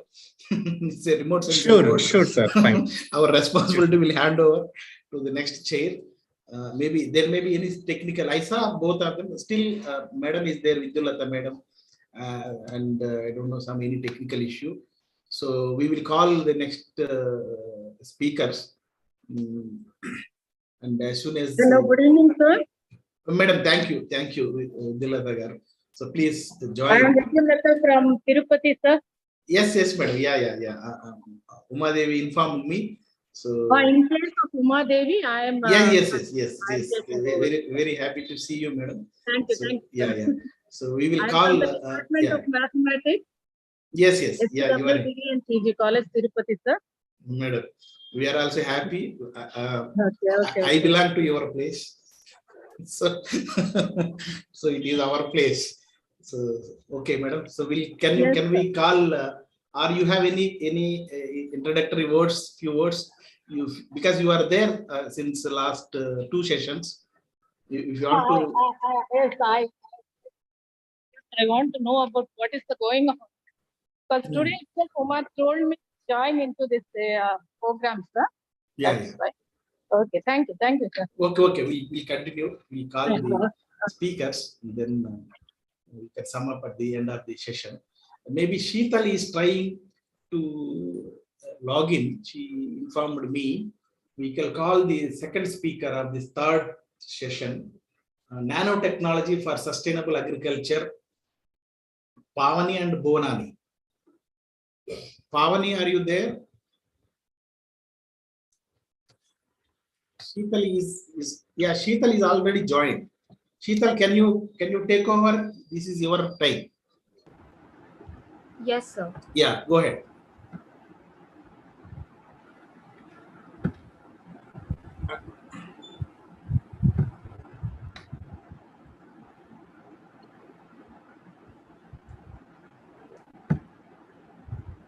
Share your screen.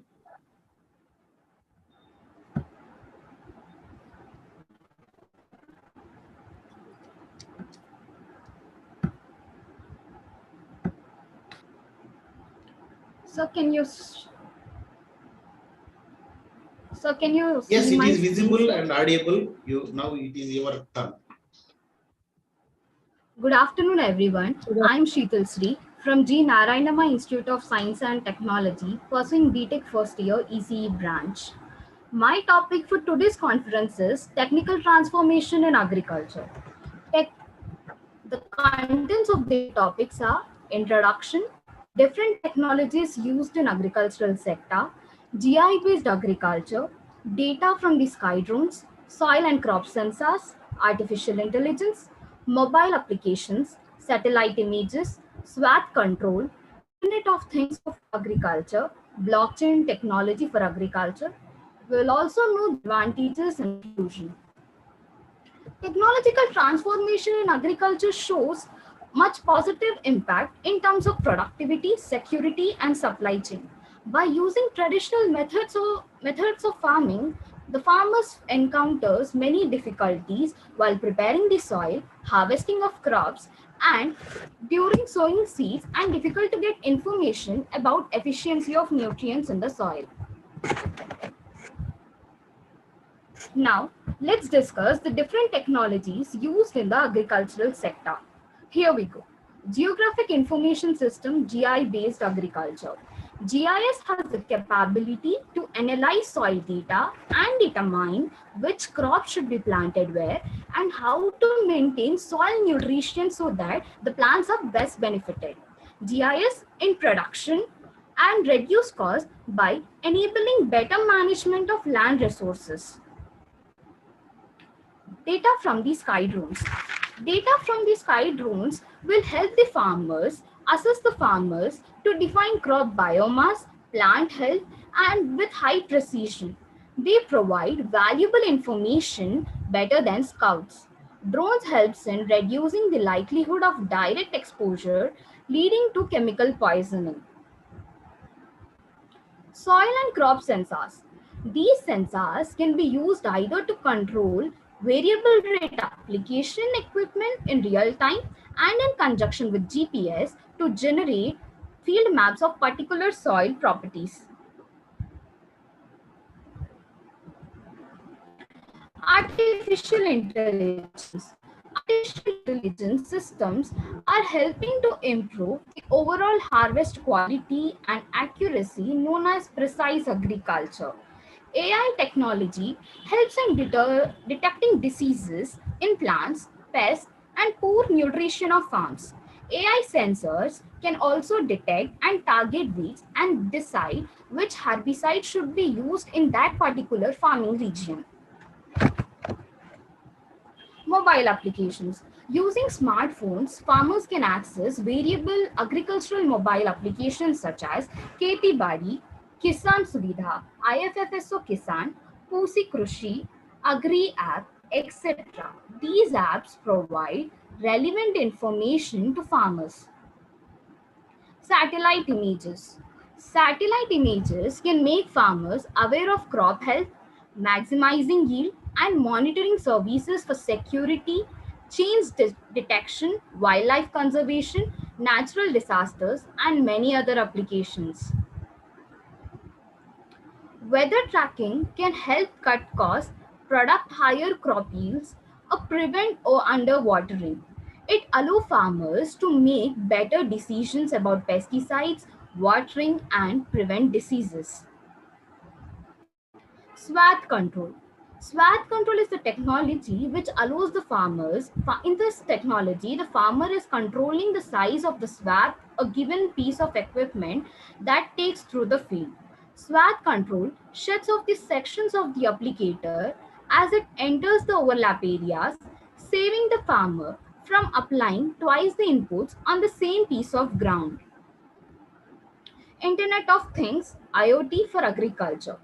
The IoT in agriculture uses robots, drones, remote sensors, and computing imaging combined with continuously progressing machine learning and analytical tools used for monitoring crops, surveying, and mapping the fields, and provide data to farmers for rational farm management plans to save both time and money.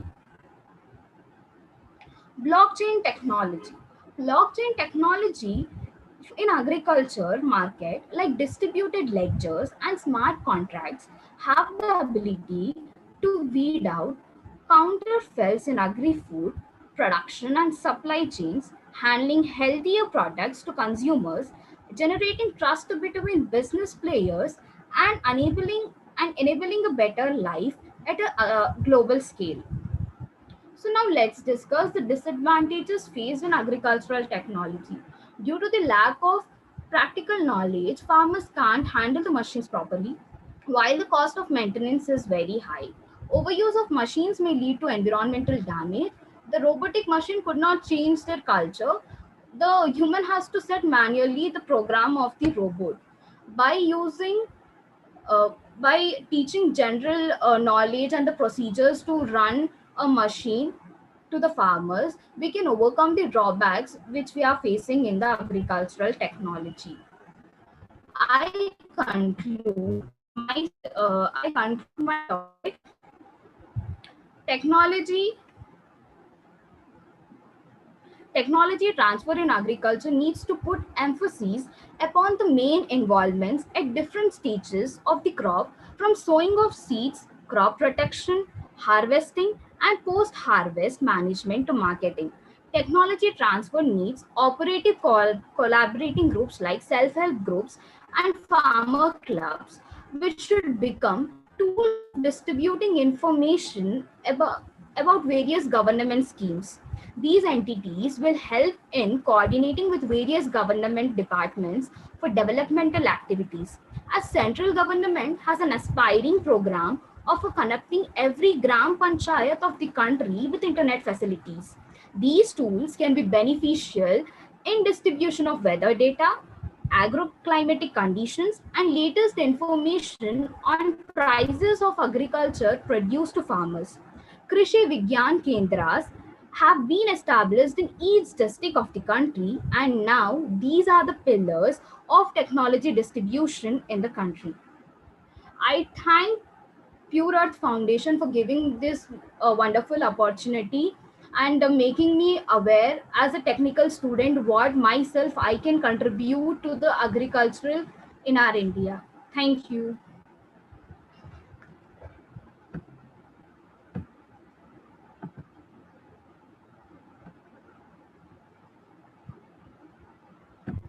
Very good indeed. Very good, Sheetal Sri. Of course, the major question is to use all these things, we need connectivity. So I don't know whether there are enough of the telecom towers available for the IoT and such other devices to be used. However, these are all the future for agriculture. And I'm sure maybe in a decade from now, these will be very much commonplace. So can we now go on to the next one? Pavani and Bhavanani, are they ready? Yes, sir. If you can start, we'll be happy. Yes, sir. 1 minute. We're just sharing the screen.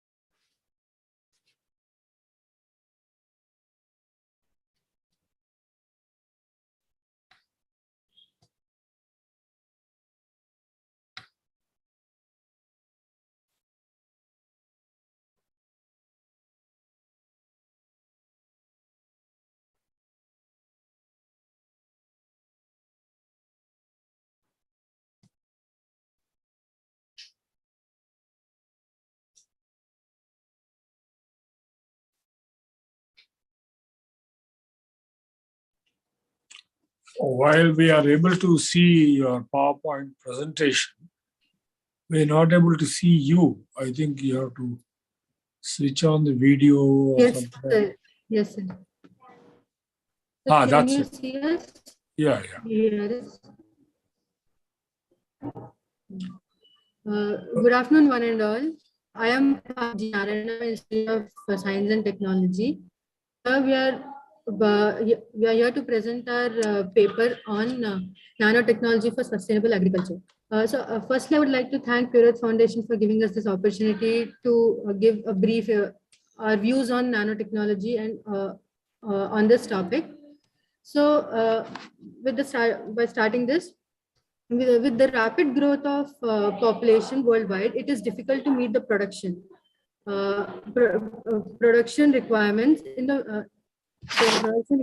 it is difficult to meet all the requirements in near future.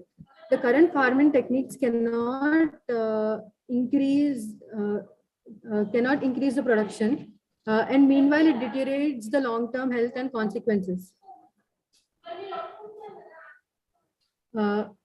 Next, the conventional techniques that which are used day by day cannot increase the yields, and the probability is not high. Suppose the new technologies have been taken, such as agroecology, where it requires a lot of labor.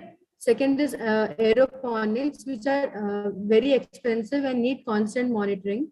Third is hydroponics, which require big initial investment, and it is time consuming. So keeping all these things in point, the best solution that can be derived from the current scenario is use of nanotechnology, because nanotechnology is it is easy to use and it is reliable source. It promises good crop production, and it is cost effective as well. The two main applications are discussed in this. So first we have to understand what is sustainable agriculture. So sustainable agriculture is a farming is farming where we use with sustainable ways, meeting societal needs and present food condition without creating a disturbance in the ecology. Then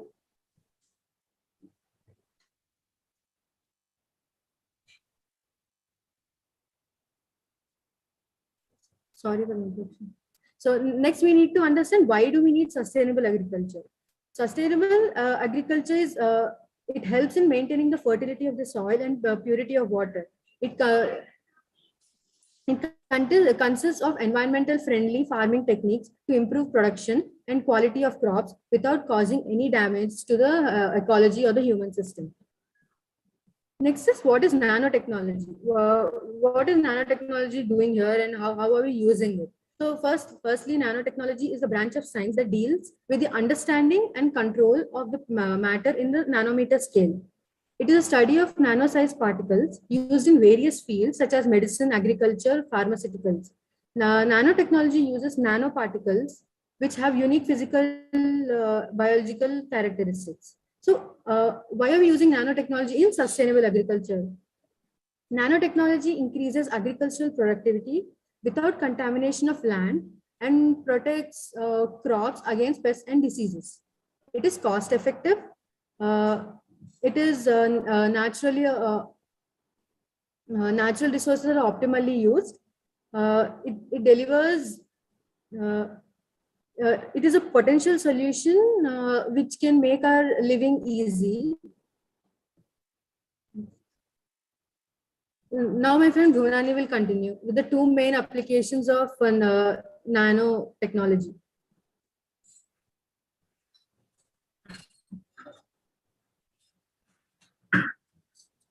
I am Bhuvnani, and now I'll be covering one of the application of nanotechnology, that is nanobiosensors. What are nanobiosensors? Nanobiosensors are the chemical sensors. They are extremely sensitive to a physical or chemical stimulus. The factors that can activate them are metabolic transformations, change in heat, pH concentrations, and bioactive compounds. They display the changes as optical or electrical outputs. They can determine the nutrient deficiency of the crop, seed, viability, shelf life of the food, biotic and abiotic stresses.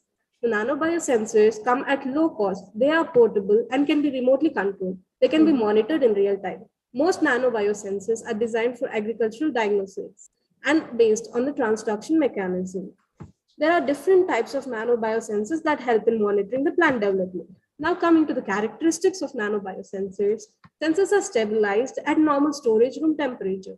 Sensors should give accurate, precise data free from different noises and disturbances. The biosensors should be specific to analytes and can discard other non-analytes.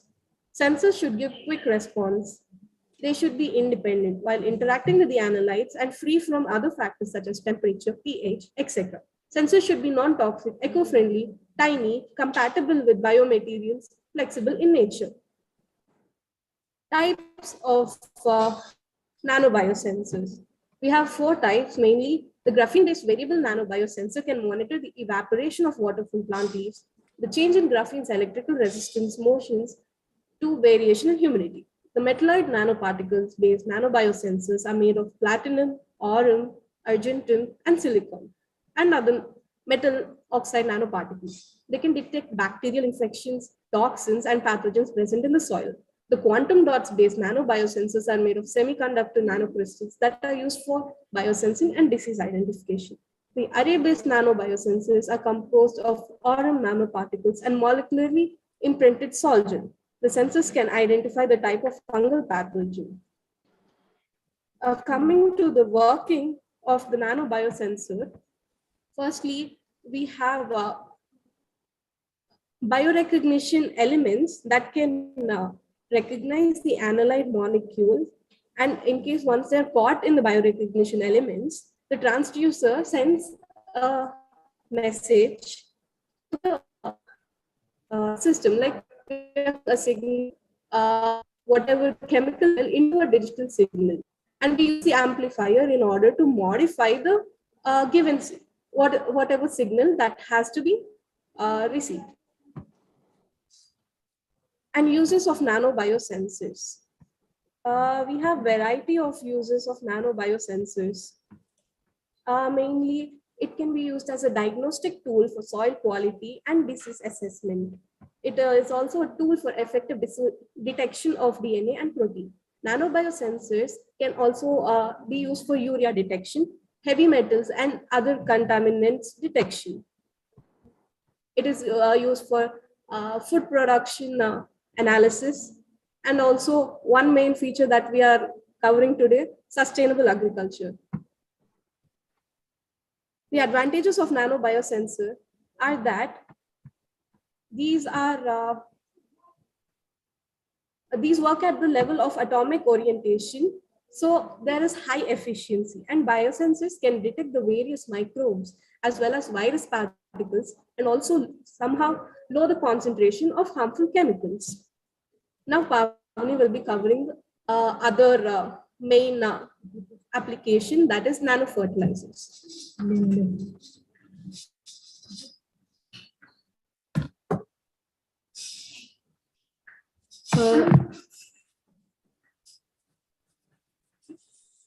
The next important application is nanofertilizers. As the name says, the nanofertilizers, when nanoparticles are used with fertilizers, they are encapsulated. It contains both micro and macro. These nanoparticles contain high surface area to volume ratio, which enables plants to take up nutrients slowly and sustainably. They have been considered as a smart delivery system. The higher surface area provides reactivity, better production, and better penetration of nutrients into the soil in the plants.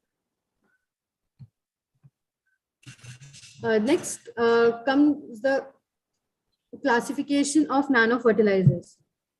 Nanofertilizers are classified into three.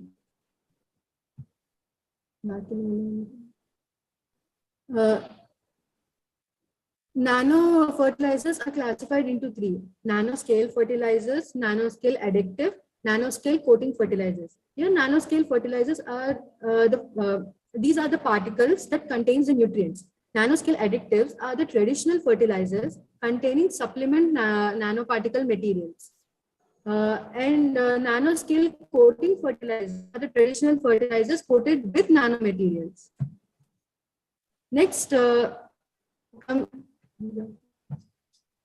next comes the components that are composition that's present in nanofertilizers.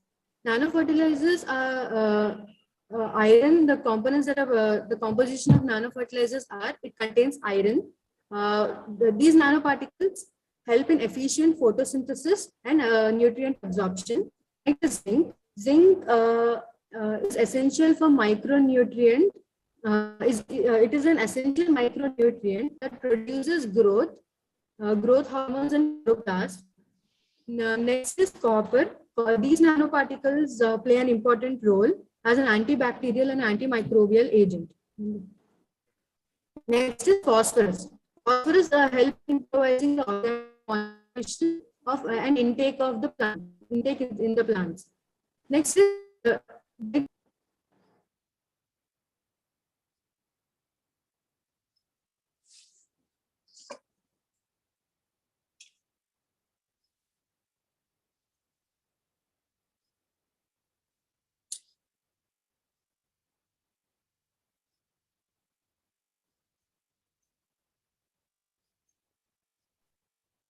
can you hear me? Yeah, go ahead. We can hear you now, but briefly we lost you. Sorry, sir. Sorry.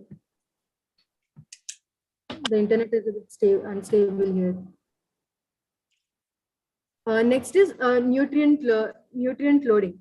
Nutrient loading is done when when particles are encapsulated, when the fertilizers are encapsulated with the nanoparticles. The steps that are followed are: first, the nutrients are attached to the nanoparticles. After, when the nutrients are attached, then they are absorbed by the ligands present in the nanoparticles, because they have the composition that is present have ligands, and they are absorbed by them. The next step is nutrients are encapsulated within the polymeric shell, because these are coated with a shell where the nutrients are present inside it. Then after the nutrients are encapsulated in the shell, the nanoparticles are synthesized.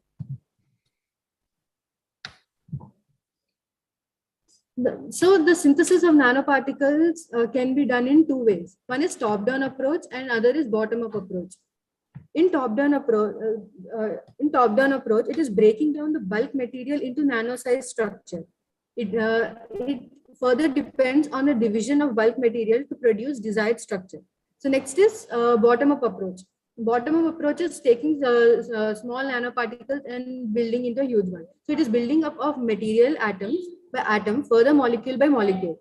This method has an advantage of controlling the particle size and reducing the impurities.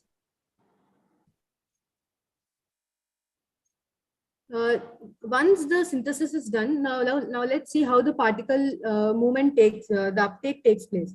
So here, when the nanofertilizers are sprayed on the plant with the help of stomata, those particles are absorbed and those are traversed via root and the leaves.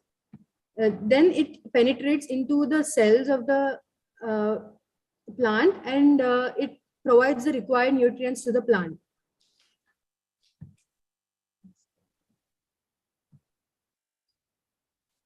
Now my friend will give a conclusion.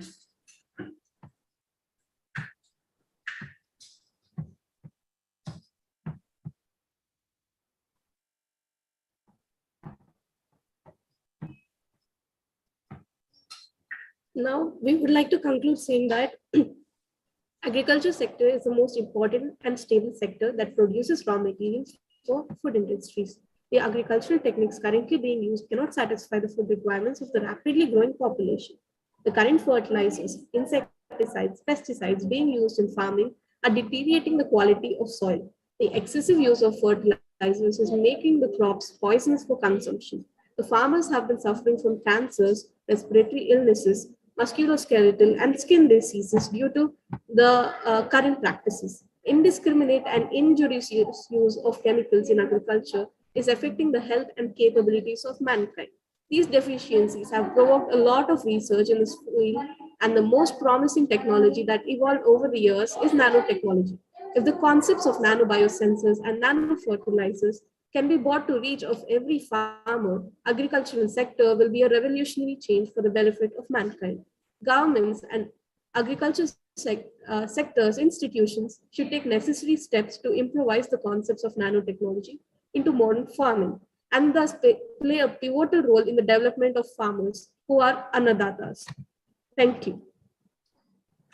Very good. Thank you, Bhavani and Bhuvnani. Your paper on nanotechnology for sustainable agriculture is indeed very futuristic. I just want to ask, is there any place in Telangana where this nanotechnology for sustainable agriculture is already under use, anywhere known to you? Currently, the researches have been going on, sir, but they have not been kept to current practice. Okay, I'm sure another 4 or 5 years. And also, given we do have disadvantages with them, like when used in more than limited quantities, they are even causing some real health hazards because of their tiny size and they are chemicals indeed. So they do cause some health issues, and they are just trying to make some clinical researches such that even if used in larger quantities, they are not a health hazard. Okay, good. It's all education, because We have not heard of nanotechnology in agriculture. So I'm sure in the years to come, it will become a reality. And maybe that is the way forward. Thank you very much. I don't know whether... Madam, yes? This is the future scope. In future, the development in this area will take place because it is True, futuristic, very important. very futuristic. Right.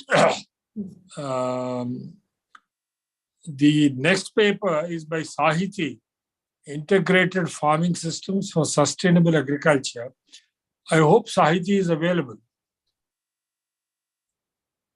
Sahiti, are you available? Sir, yes, sir. Go ahead. Yes, sir.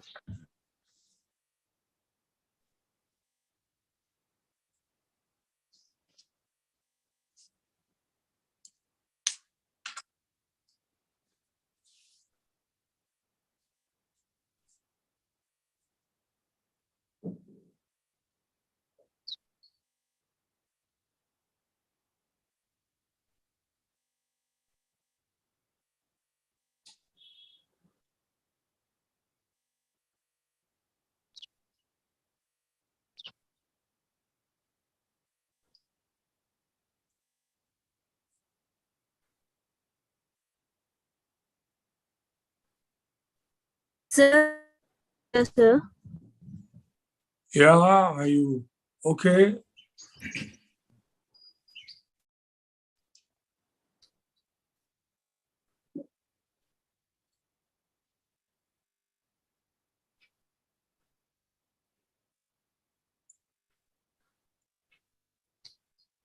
Sahidi.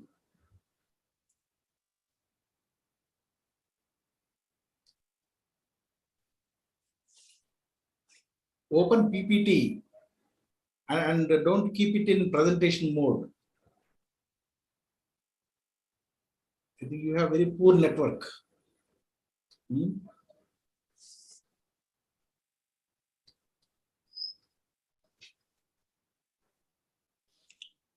Yeah, if... Sahidi, can you hear us? Can we call next participant and by the time you try to check your net and all? Don't worry. Can we call Sandhya?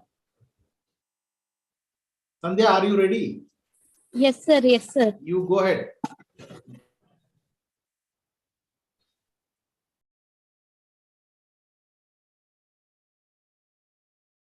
Share your screen. Unmute first. You are muted. Okay, Good. sir. Okay, Yeah, sir. yeah. Now you share. Okay, sir. I'm sharing, sir. 1 minute. I'm just using phone, sir, so that I Okay. Go ahead. Go whatever technology is with you.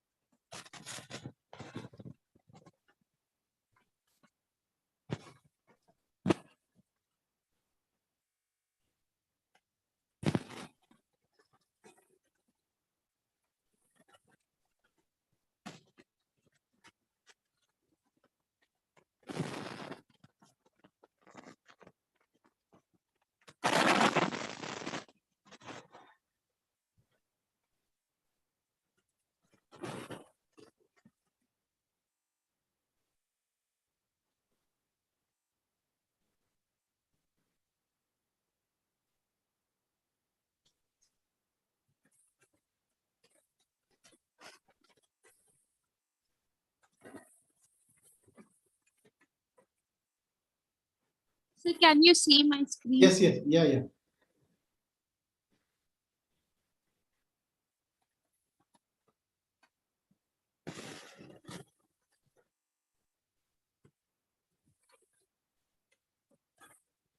Okay. Sorry, sir. Sorry for that. No problem. Go ahead. Good morning, one and all present here. I'm Sandhya from G. Narayanama Institution of Science and Technology. Today, my topic is on technical transformation in agriculture.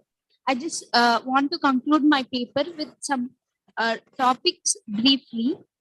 First, I want to tell you about what is technical transformation in agriculture. Technological change has been the major driving force for increasing agriculture productivity and promoting agriculture development. In the past, the choice of technology and the adoption was to increase production, productivity, and farm incomes. Over many decades, policies for agriculture, trade, research and development, education, training, and advice has been strong influences on the choice of technology. The level of agriculture production and farm practices. The technology is abundantly increased in various aspects, but our Indians are very poor to implement them. I don't know why. Have searched some things. Benefits of agricultural technology. It will enhance crop productivity. It is environmental friendly, save time and efforts. It is the most important thing where the main benefit of agriculture technology is it will save lot of time and efforts. Greater efficiency in price exposure, utilization of resources. Types of technology. Nowadays, we can see various technologies. We can even, in previous generation, people would not have think about that technologies. Technologies are often classified into three types. These are software, hardware, and orgware. Orgware means organizational technologies. Hardware refers to the physical tools. Software refers to the processes, skills, knowledge, and information required to the making use of technology. Hardware means machines, tractors, or different kinds of hardware physical tools refers to hardware, while in software, when it comes to like when the agriculture is combined with software apps like that, it will come under software.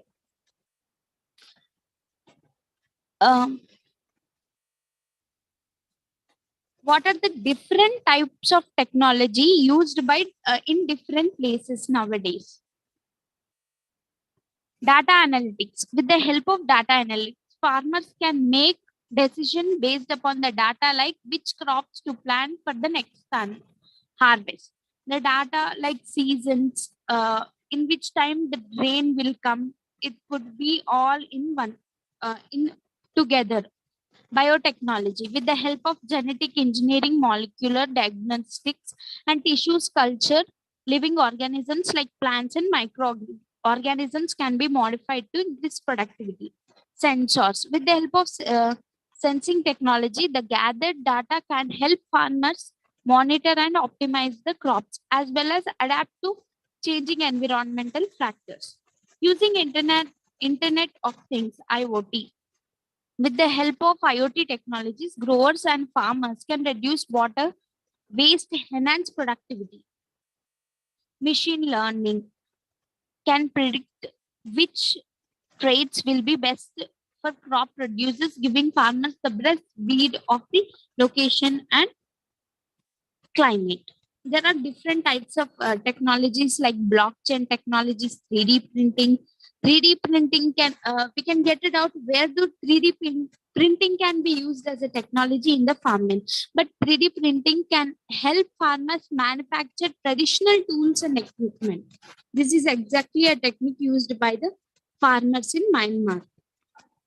The tools are the olden tools are manufactured in an old way with the uses of technology, which can be implemented by machine, current, or like that.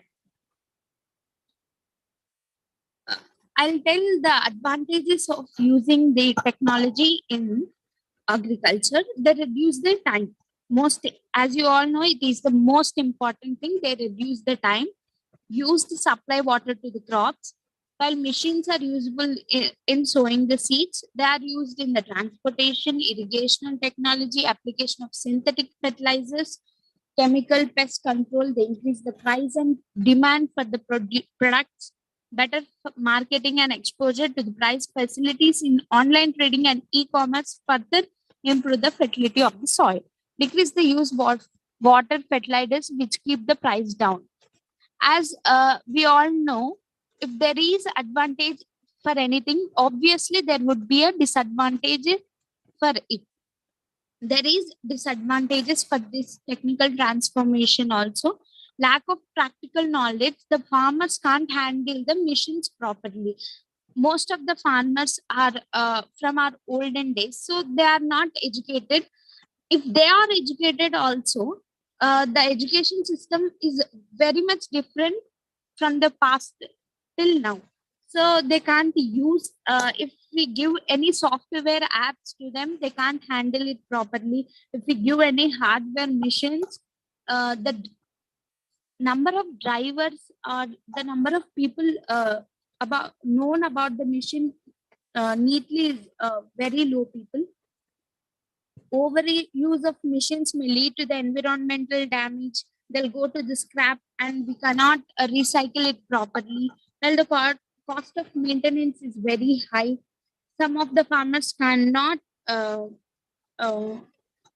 buy them. It is efficient but has many side effects and drawbacks. Furthermore, driverless agriculture machine is a liability or to access the technology.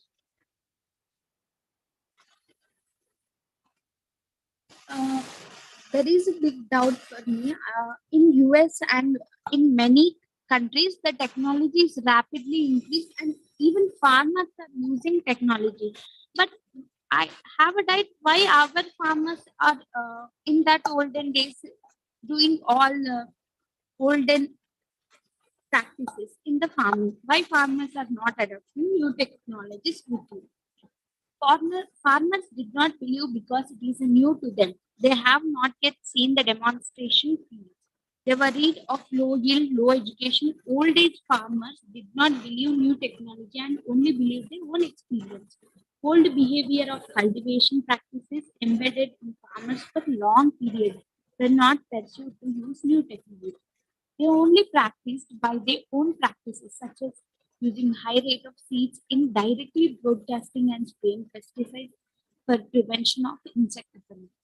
Large land holding farmers are feeling that it is not so sure about new technologies, particularly to those farmers have large land. They said if the yield loss due to the new technologies in larger scale, the amount loss will be greater. Some of the new technologies which are used, some farmers in India and many of them in other countries are soil and water sensors. They are famous now. Weather tracking, satellite imaging, and these are very popular in India. But other three mini chromosomal technology and RFID technology, pervasive automation. I don't know about this, but these are very important. These are used by very other countries. I have concluded my paper, sir. Yeah.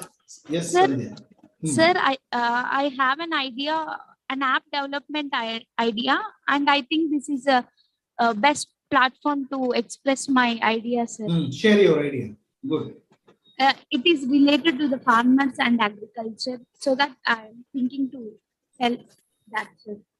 You want to tell something about that app? You have a different thing to show, or you have only something you want to talk about? Different thing to show, sir. Just quickly, okay. Okay. Thank you, sir. Sir, this is an AgroStock app name. Go brief. We don't require, but practically its functionality or any specific like that. Just go ahead. Okay, sir. Okay, sir. Okay, sir. The main problem in India is suicides of farmers, sir. So it is the first and foremost reason for the suicides of farmers are debtness. They are taking loans from the banks and money from the uh, rich landlords, and they are failing to pay the interest to that banks and rich people. They are taking they are getting suicide, sir. So I have a plan to stop that, sir. Yeah, The we are tech- waiting for that plan. Go ahead. Sir, we know that stock market, who will invest in stocks, sir? The people who have income more than they need. They have the people who have savings more than they need. They will invest in stock, and we know that stock market. They don't in stock market. We don't know even we get the profit or we get the loss. It's a doubtful thing. Same like in farming also, we don't know that the crop will come or not. These people and the farmers, not all farmers, but some farmers have less money. They can't afford to have to invest on the agriculture land. I want to combine these two people, sir. The people who have the money much over much they need, and the people who don't have money, like farmers. They should invest on the farmers. If I, I'll tell an example. If a farmer wants 10,000 of investment for a maize crop, the stock investor who is investing, has to give 10,000. The hard work has to be done by the farmer. If he gets the profit 1 lakh rupees, the investor will get the money for his investment.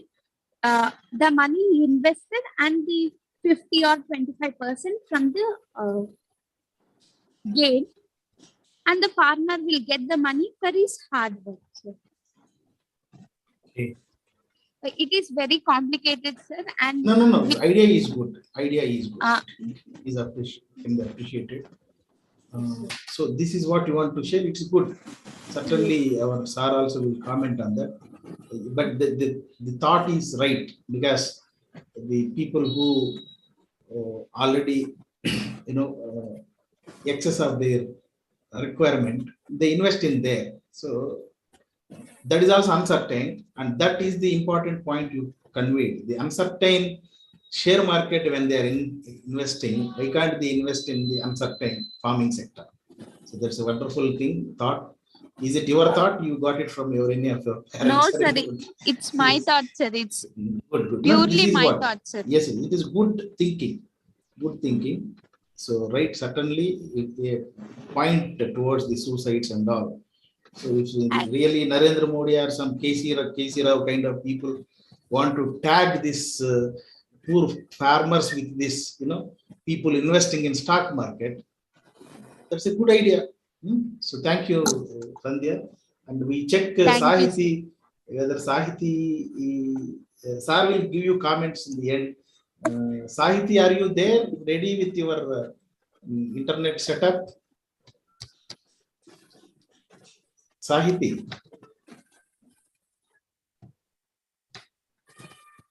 Thank you, sir. I'm okay. You okay. Stop sharing, and we call Sahiti.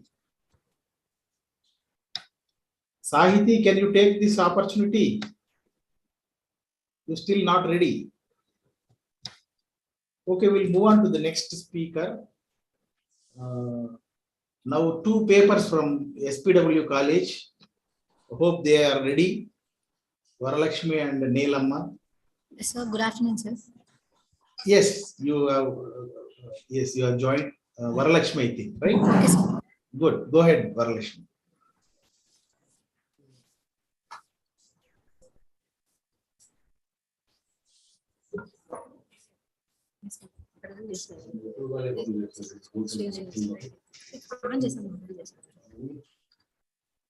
Nothing to worry.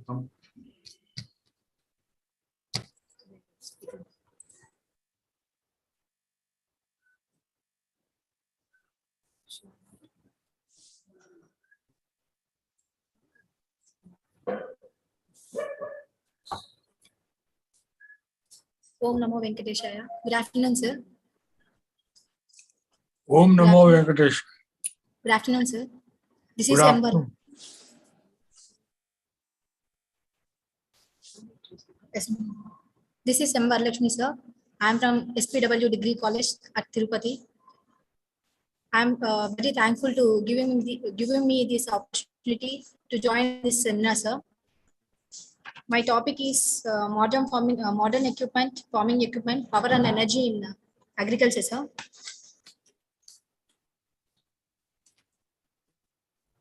Modern farming equipment, power and energy in agriculture. Modern farming equipment and technology are used to develop a wide range of production practices in agriculture.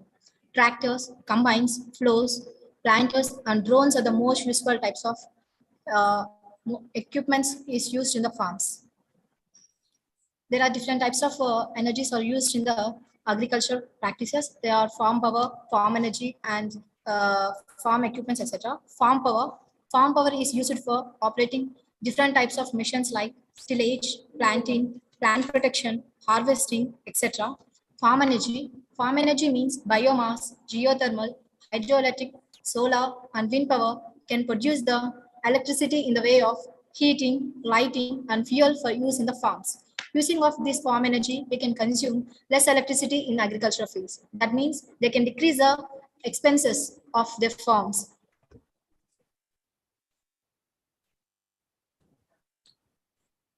Importance of modern farming missions and sustainable agriculture. Sustainable agriculture can also contribute significantly to the development of value of chains and food systems, as it has potential to render post-service processing and marketing activities and functions more efficient, effective, and environmentally friendly. Nowadays, the farmers are using the modern equipments and modern techniques such as cultivators, plows, sprayers, harrows, etc. And also, the farmers are using the modern techniques like aeroponics, aquaponics, tissue culture, hydroponics, drones, etc. And also, the farmers are using the another 4 most usual types of farming methods. They are agribusiness, intensive farming, organic farming, and sustainable agriculture.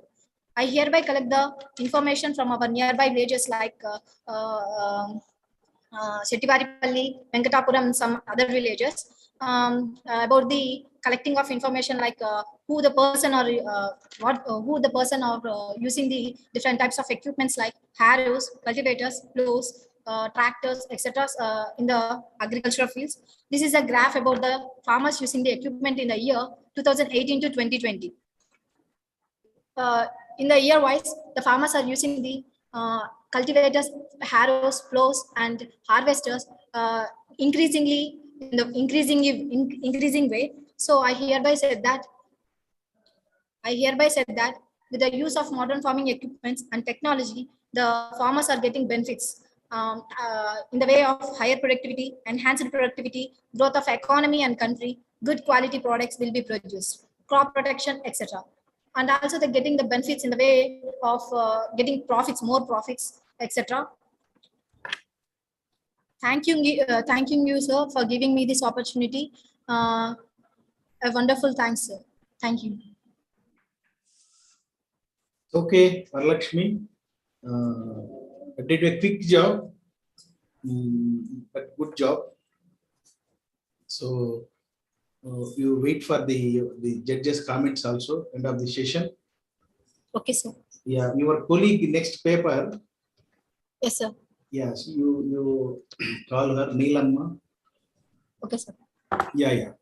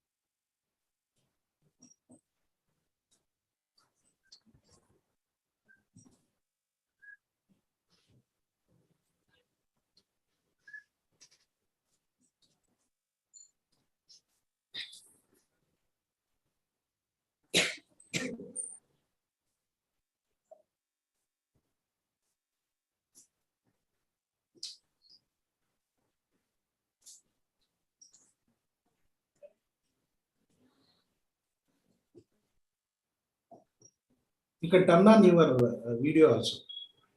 Your presentation is visible.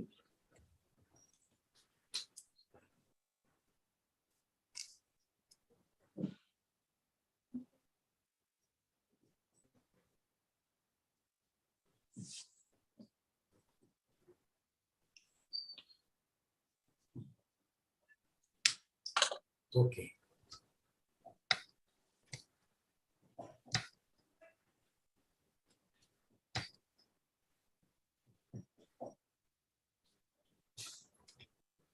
Good afternoon, sir.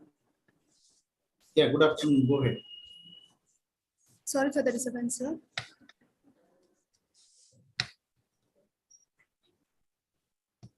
I'm P. Nilama from first BSc MPC in SPW PG and Degree College, sir.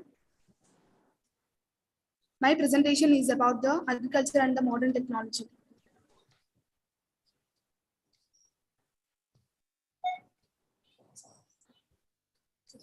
Continue. You can scroll your screen, that slide. Slides. Slides.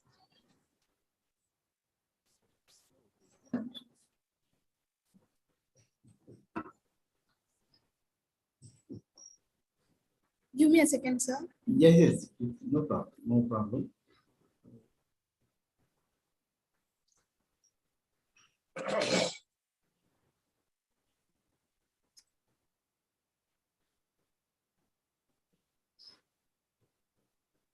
The right side scroll bar, you just click, it will come down, and then you can open the next slide.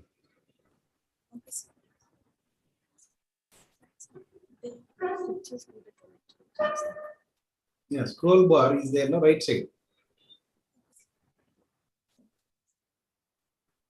My topic is about the modern technology and agriculture, sir.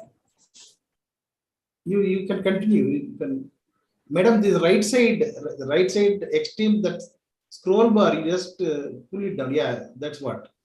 That is how we can move. Okay. Go ahead, Amma. Good afternoon to everyone present here. I'm P. Nilama from first BSc MPC in SPW PG and Degree College. My topic is about the agriculture and the modern technology. Introduction about this agriculture and modern technology is. Go slow. Varalakshmi also went very fast. You also can take slow. Okay, you have less number of slides and right. Go ahead. Sure. Agriculture is the main. Agriculture is playing a main role in any country development. So it is very important for any country to be developed. Agriculture is a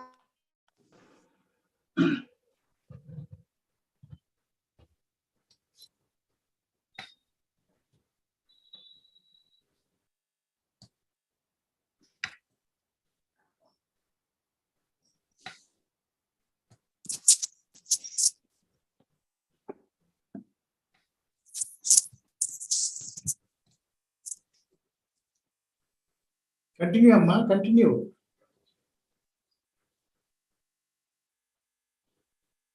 Many countries have been looking for so many products have been imported.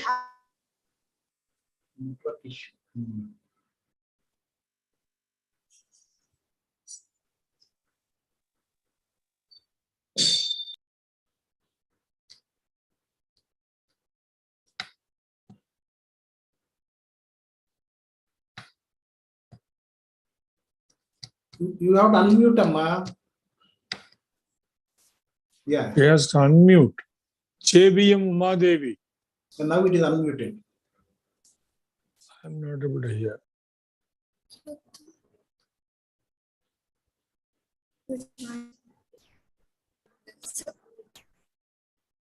Can you hear me? Yeah, now we can hear, but your screen share has gone. Shall I continue, sir? Yeah, continue. Thank you.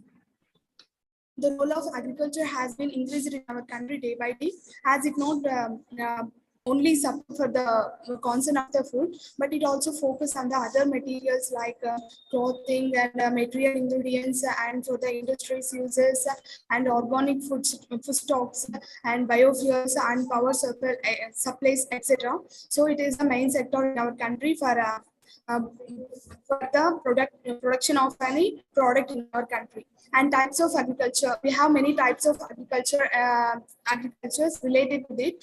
They are crop production, irrigation and drainage, horticulture, and then animal husbandry and voluntary science. And again,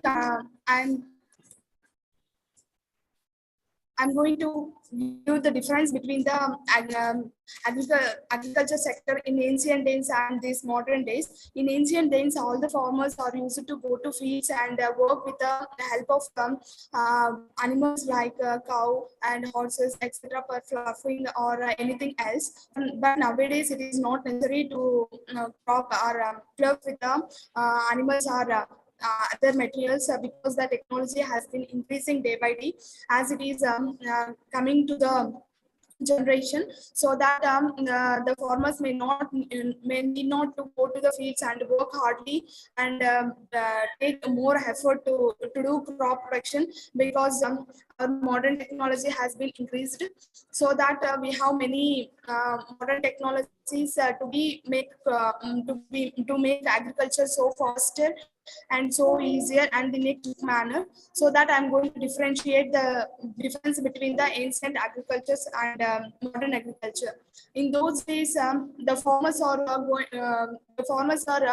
the lands with the use of animals like cows, but there is no use of animals these days because the technology has been increased. So the tractors, for example, tractors are using for the ploughing of the field. And coming to the spraying of natural fertilizers. In those days, the farmers are spraying using with the help of their hands.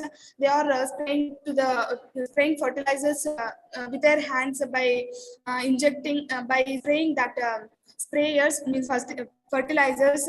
The farmers' hands may be injected, but there is no use of to be affect on the diseases because drones are introduced to spray out the fertilizers on the crop, and then small canals are made with their hands for watering the crop, but there is no use of making that small canals because drip irrigation system has been introduced in a modern technology. And as coming for the manpower, in those days so many farmers suffered by these manpower uses because mans are not available at a time to do the field works, but the machines have been introduced to reduce the manpower and then to be quicker, easier and faster to get a field. So that this modern technology has been helping the farmers in many sectors, and it makes the crop to be more effective. Inputs, I'm going to tell you about the inputs of this agriculture modern technologies. Inputs under the inputs, I'm going to tell you about the advantages and disadvantages of this uses of modern technology. As we come for the advantages of the modern technology, the modern technology concern and focus on the high yield because as we all know that the population has been increased day by day, so there is a requirement of food for every people in our country. So it is very important to be focused on the high crop production, so that this modern technology will help us to focus on a high yield production, and it is also useful for the new commodity species, and then global value chains has been increased, and it may be focused on the many varieties of fruits and hybrid seeds and many other forms. It may be useful, sir. And as I coming to the disadvantages of this modern technology, as we use that modern technologies or machines, it reduces the manpower, and it may lead to the unemployment of the laborers, and it will be reduce the laborers, and it may be effect on the unemployment, and the cost of these modern technologies is very high, so that the normal means middle class farmers are unable to buy that machines and to do works with their modern technologies. in my point of view, these are the disadvantages of these modern technologies. And as I coming to the methods, means the new modern technology has been increased, so that many equipments like tractors, harvesters, threshers, seed drilling, etc., has been introduced to the farmers to be more faster and more easier in their cultivation field. So that some example for this are harvests, which is used for the plucking and cutting of the vegetables, etc. And threshers has been introduced to cut the crop. Harvested crop, it may not be effect on the crop, it will be easier and faster.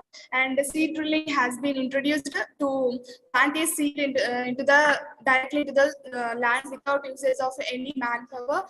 And threshers has been introduced, and sprayers has been introduced for spraying fertilizers without using their hands, without injecting on their hands. These are the equipments which are introduced under the modern technology, which was more effective and more useful for the human beings, farmers. As I come to the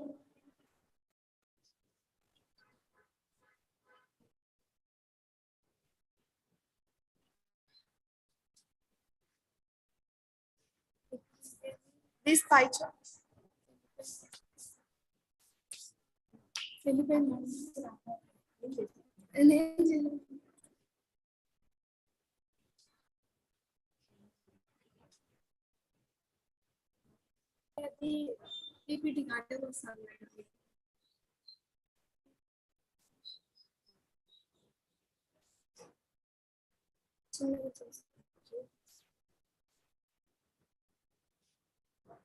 As I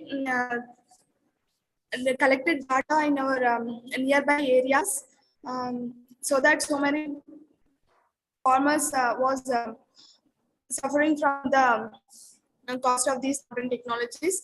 And as I collected information that the nowadays farmers are showing much interest on modern technology, as it reducing the manpower and faster and easier. So that nowadays agriculture farming is increasing in as I searched in my nearby areas, so that it will be more useful for the farmers. And then as I collected a pie chart, many farmers are not having awareness of the modern technology. It is a major point to be noted when coming to the modern agriculture. And as I coming to the conclusion, nowadays so many farmers and so many generation are not showing interest towards agriculture sector, because they are finding that agriculture has been a major, it is a more effectable sector and a more hard workable sector, so that it may be very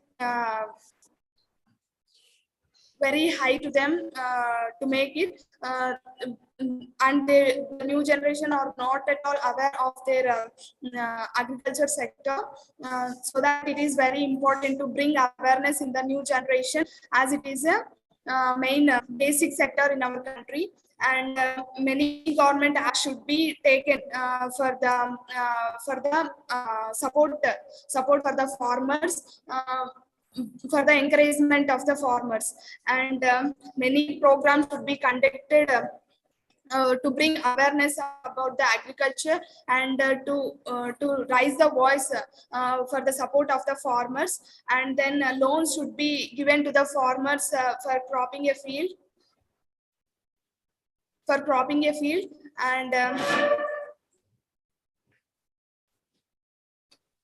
And agriculture should be learned to the every child as a additional skill, like which has we are facing today, like electrical appliance and other valuable education. Like that, agriculture should also be conducted for the new upcoming generation, so that it may increase the production and agriculture sector. And this is about my project. Hope you have understood and thank you for giving this golden opportunity and be a part of this program, sir. Thank you, Varalakshmi. Neelamma, Neelamma, thank you. No problem. Little technical errors you underwent. So now your screen is visible. It's okay. So we will move on to the next speaker from GNIT, Sadaf and Rashmita. Sahiti, are you there with your network and everything ready? You are there. Can you present it, Sahiti?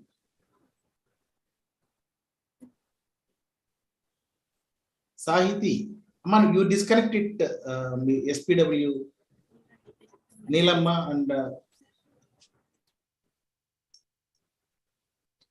Sir, yes, sir, I will. okay.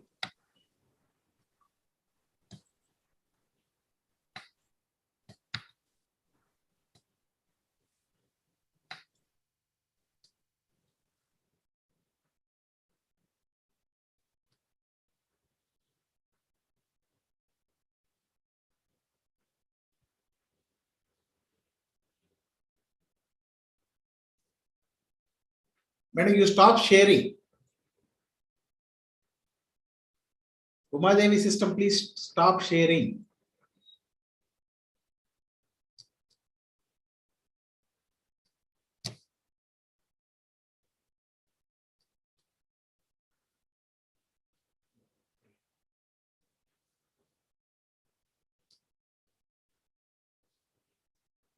Sahiti, you try.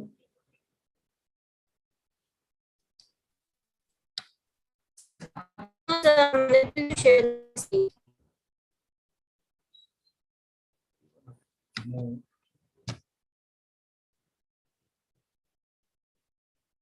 Okay. Yeah.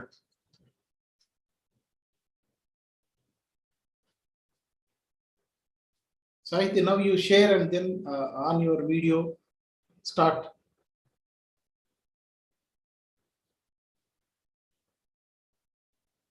You still have your internet issue, I think.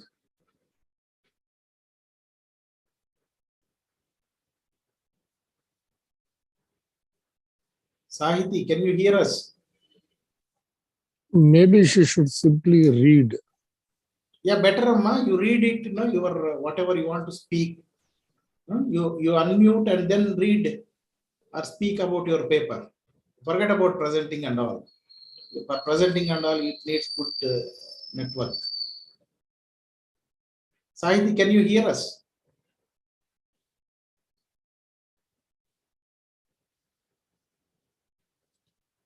Sir, can you give me 10 minutes, sir? I'll share my screen and I'll explain it.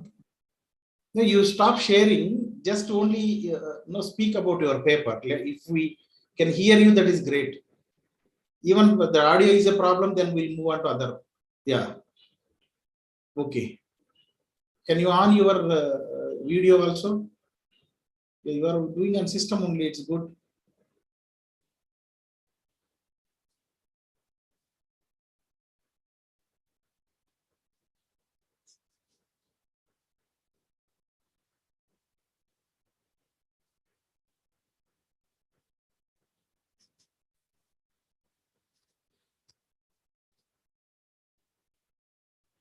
Now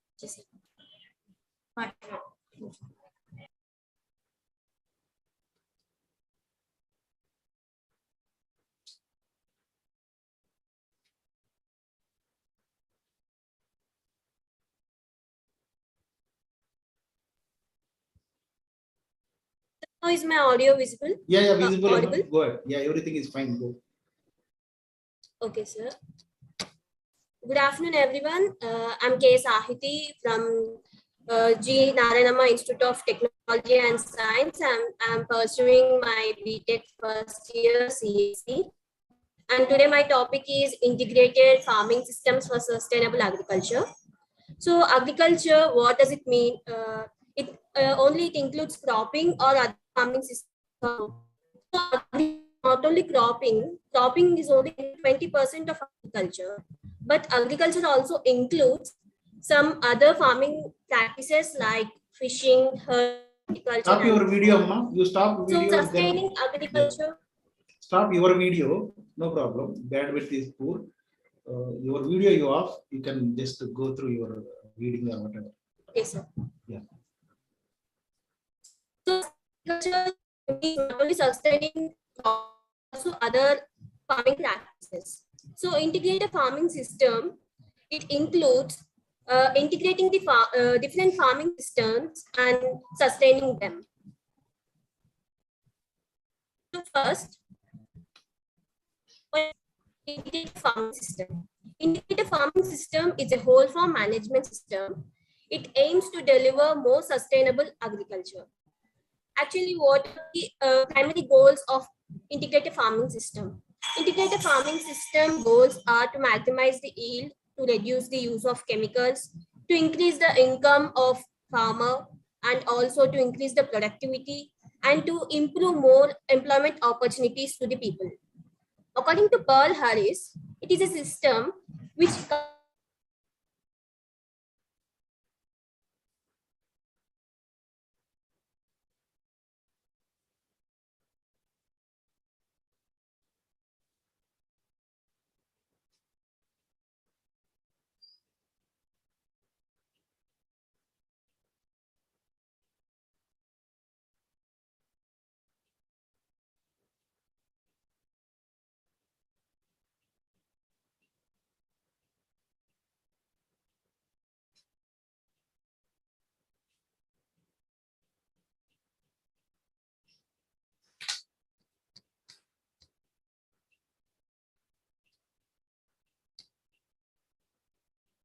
Sahiti, we will take you once again.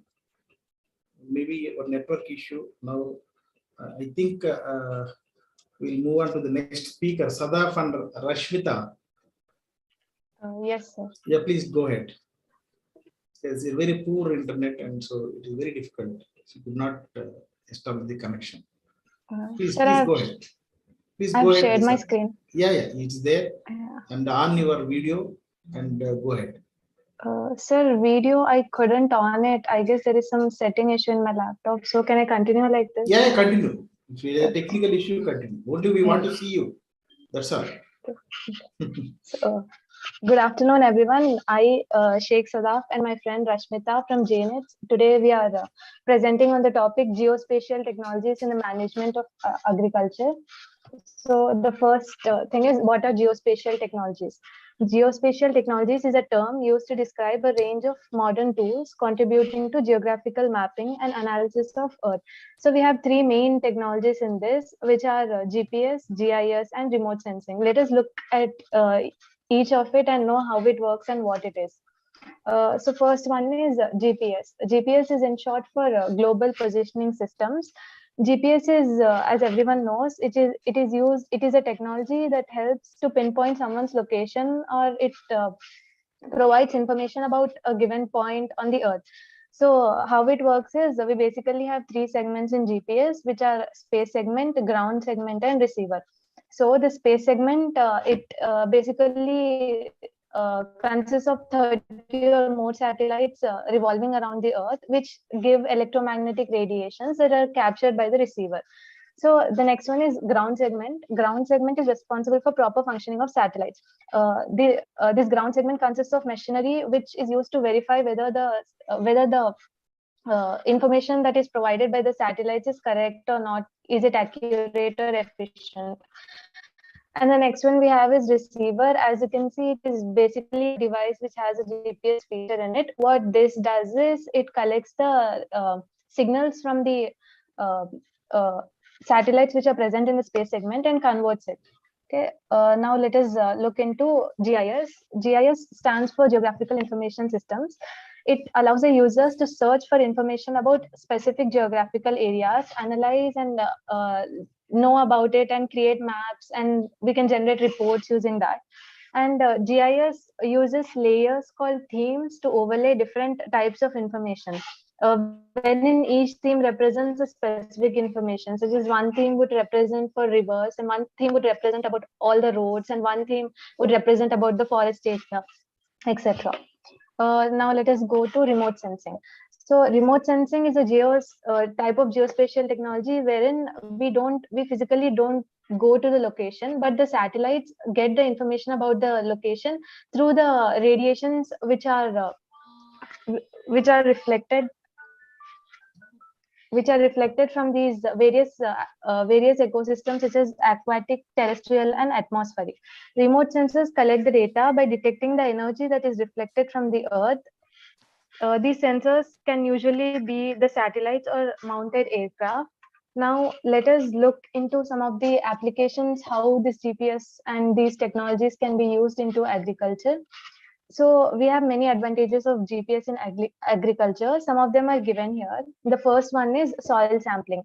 GPS provides the necessary data to accurately determine soil variability and to establish whether a given type of soil is suitable for particular crop or not, whether this crop would give us more yield or the other one would give us more yield depending upon the soil type and the soil quality. The next one is accurate planting. GPS also comes in handy when planning the planting of a given crop. Each seed has a specific spacing and depth required depending on the soil type. So using GPS, it is easier to tell what spacing a given seed requires and to what depth should the seed be planted in order to return maximum yields. And the next one is creation of yield maps. GPS plays an important role in creating of yield maps for specific type of crop. For instance, during harvest, GPS can be used to map out expected yields of a given crop from one piece of land based on land characteristics and seed characteristics. And the next one is harvesting. GPS can be used to in the determination of what area of farm is ready to be harvested and how much yield can be expected from that amount of land, etc. Environment control. See, so for sustainable agriculture and for the good environment, applying herbicides should be reduced. So applying herbicides or pesticides based on capacity of each square meter reduces the application amount of pesticide being used. So this allows the soil to absorb the maximum amount of pesticide, thereby leaving less chances of runoff of the pesticide so that it does not disturb the other ecosystems. And the next one we have is farm planning. GPS will give the overall size of area and help in determining what crop will be planted on what part of farmland using various factors such as soil characteristics and crop characteristics. The next one is contour mapping. Contour mapping is mainly useful in the cases where the land is uneven or the land is irregular. This is because some crops may not do well in contoured lands while the others may thrive well. So accordingly, we can plan which plant to be planted in what area of land. So now let us look into the applications of remote sensing in agriculture. So the first one is horticulture and cropping system analysis. So remote sensing has mainly been used in horticulture industry where flower growth patterns can be analyzed and a prediction can be made out of from these analysis. The next one is crop identification. So this remote sensing can be used to identify a crop, especially in the cases where the crop under observation is mysterious or it's showing some mysterious characteristics. The data from the crop can be collected and be further tested in the labs. The next one is crop condition assessment and stress detection. Remote sensing is used in the assessment of health condition of the crop and the extent to which the crop has withstood stress. This data can further be used to determine the quality of the crop that would we get after harvesting. Monitoring of droughts. Remote sensing is used to monitor the weather patterns, including the drought patterns over a given area.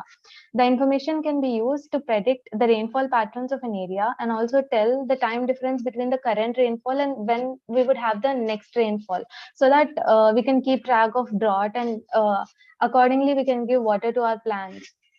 Next one is reflectance modeling. Crop reflectance will depend on the amount of moisture in the soil and nutrients in the crop, which may also have a significant impact on overall crop yield. And the next one is crop intensification. Remote sensing can be used for crop intensification that includes collection of important crop data such as cropping pattern, crop rotation needs, and crop diversity over a given soil. So from now on, my friend Rashmita would continue. Rashmita, are you there? Good afternoon, sir. Good afternoon, everyone. Show me my slides. Okay. Yeah. I'm here to present on topic role of GIS in agriculture. We have chosen this topic to create awareness about implementation of geospatial technology in agriculture among students. Let's get into the presentation. Next slide. Sadaf, next slide. Yeah, I have kept the next one. Hello? Go on. Yeah. Actually, it is not visible. I've kept the slide. What is GIS? Okay, now it is. Yeah. Okay. When I say the term GIS, so what is GIS? When I say the term GIS,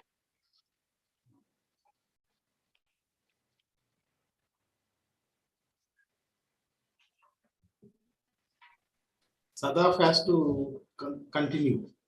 She has again first. Yeah, sir. If she has a network issue, you continue. No problem. Okay, so in GIS, G stands for geography, I stands for information, and S stands for system. So yeah. Hello. Okay, if overlap is there, allow her to. Yeah, continue, Rashmita. okay. Rashmita, your network is very poor, Rashmita. You don't worry because nothing could be heard. You are trying your best, but it is your topic is technology, but try you speak. Let us see. Maybe it will set right. You continue.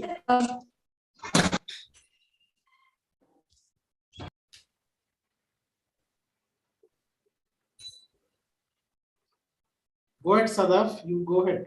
Anyway, PPT is with you. Now, yeah, no problem. Okay, sir. So GIS is a collection of computer software and information which is used to view, analyze, manage, and display geographical data. So next, role in agriculture.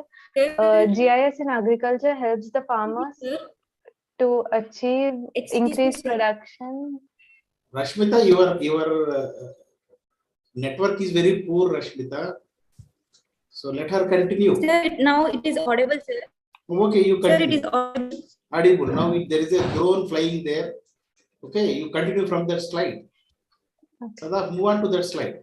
Sir, yes, sir. Yeah. Actually, I have not completed it.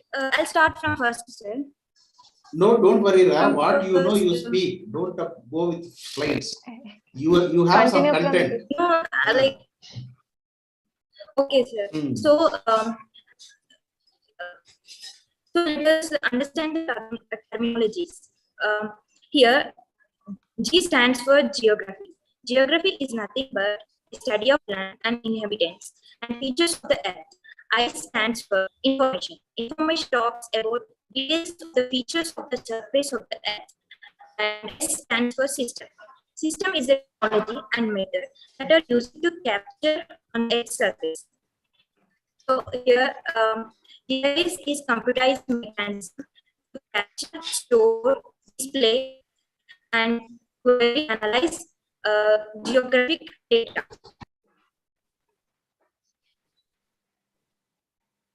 Now you continue, Sarah. Her network has gone. So tell her, no problem. She is with some poor network. See, this is what you should be. This will give you minus. So when you are competing, you should cover all the technical aspects. Sometimes sharing a presentation is an advantage. Sometimes it's a drawback. Sir, you both should be there at one location for this presentation at least. Now, please go ahead. Excuse me. Rashmita, Sir, you excuse me. yeah. You are Sir, sorry, leaving. sir. I'm having a poor connection. That is why I'm telling it's not my problem, your problem. So you should be with Sadaf at one location, and you should have compete, better way. Yes. Okay, Yes, continue. I don't want to stop you. Okay. Go ahead. Role of GIS in agriculture. GIS in agriculture helps the farmers to achieve increased production and reduce cost by enabling better management of land resources. So, Sadaf, next slide. Yeah, it's on next slide. You continue. I'll be changing. You continue. Okay. Use of GIS in agriculture. Geographical information system. Extensively used in agriculture, especially in precision farming. GIS is used in decision making, such as what to plant and where to plant, using historical data and sampling. So, coming to functions of GIS, digital mapping. In general, maps made up of paper have been a mainstay for decision making in a wide variety of fields. But now, with the help of this technology, more sophisticated data in terms of population, land use, financial, transition, agriculture, climate, and soil are available for better analysis. Next, analysis of crop health. And next, agroclimatic condition. Agroclimatic condition means agroclimatic zones are as a land unit represented accurately in terms of major climate and growing period, which is climatically suitable for certain range of crops. Next, crop yield estimation. And next, site suitability analysis for agriculture. Suitability analysis or site selection is a GIS-based process used to determine the appropriateness of a given area for a particular use. Next, precision agriculture. Precision agriculture is a method in which farmers optimized inputs such as water and fertilizers to enhance productivity, quality, and yield. It also involves minimizing pests and diseases through special targeted applications of precise amount of pesticides. And going to the next slide. Next, challenges of GIS in agriculture. In India, low level of technologies development is there. So that's why it is very much difficult to implement this technology. Small land holdings. It is also biggest problem that we are facing even to implement farm machinery in India. And now next, heterogeneity of cropping system. It is also a major problem. Not a similar pattern is being followed. Next, market imperfection. It is also a big problem that we are facing today. Next, inconsistent and epic implementation of government policies. So yeah, government should implement policies so that farmers could learn about the implementation of GIS so that India can adapt precision agriculture in large scale. Next, now what impact of geospatial technologies in India? Impact of geospatial technologies in India. So information technology, geographical information system, and a complete ecosystem of services in agriculture sector can make a big difference in improving the performance of the sector. The above mentioned the challenges can also be rectified using geospatial technology if it is being properly implemented with certain policies. So with the help of these techniques, the challenges faced by Indian agriculture are being reduced. In few areas and few companies, precision agriculture is adapted. All our idea is to implement geospatial technology in agriculture so that farmers get benefits. Thank you for giving this opportunity to present our review paper. Yeah. Sir? Yeah. Thank you, sir. Sorry about the internet issue. Sorry, sir, for No. See, trouble. it is not your problem, my problem. So it is all okay. Now, who told you to prepare this topic? You are not having any GAs in your course. Sir, What motivated you to prepare this? Sir, actually, What is your branch? Your branch? Sir, mine is IT. Rashmita's is EC. ECE and IT. Okay, yeah. Yes. So, is there anybody in your family and relation in this geospatial technology? No, sir. Okay. So you thought something should be different. No, sir. This technology is a bit interesting, and by looking at it, we just don't get that this can be applied in agriculture. We don't get that thought. So we thought this topic would be good. Good. Okay. Then we'll move on to because Sahiti all the way went to college to have good network. It seems now we will allow her to complete her topic, and then we'll move on to the last topic of the session. Sahiti, please share, and you can stop sharing, Amma. Sadaf. Yes, sir. Yeah, you stop sharing, or even I can do that. No problem. Yeah. Any problem.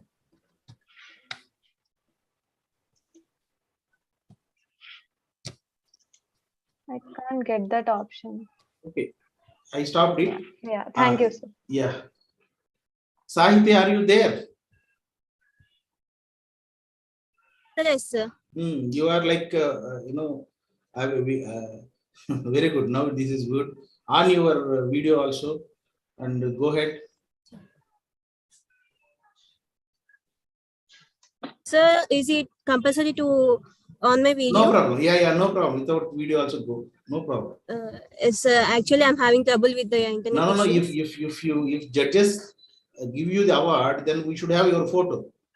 That is where I am little carefully. I am taking all photos. Okay. Yes. We do not know at the. So go ahead. Yes, sir. Good afternoon, everyone. I'm Csa, pursuing my BTech first year CEC in Narayanama Institute of Technology and Science. Today, my topic is integrated farming systems for sustainable agriculture. So actually, agriculture term not only means cropping, because everyone thinks whenever we say the term agriculture, everyone thinks that it's just cropping, but cropping is only 10 to 20% of agriculture. And agriculture also includes some other farming systems like fishing and silviculture, horticulture, verticulture, dairy farming, so on.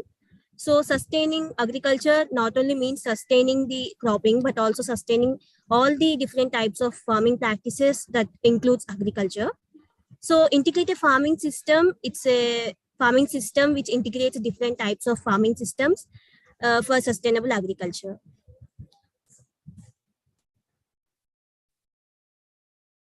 Introduction to integrated farming system.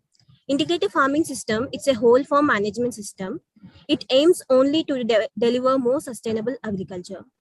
Actually, the primary goals of integrated farming system are maximization of yield and to reduce the use of the chemicals and to increase productivity as well as income of the farmer. According to Paul Harris, it is a system which comprises of interrelated set of enterprises with crop activity as base, and it will provide ways to recycle produce, and waste from one component becomes an input for another part of the system. Let me take an example of rice goat farming system, in which the waste from the goat farming system is used as an input to the rice farming system. So integrating farming system involves the usage of the output of one component of one farming system as the input to the other farming system. So the concept of integrated farming system is to increase productivity per unit area per unit time, and also to increase the total income of farm, and also to provide the employment opportunities to the people. But why integrated farming system is needed? Nowadays, the present day agriculture facing many problems. As the population is increasing, we have to provide sufficient food to the required population. So farmers are using different strategies and plans to increase the production.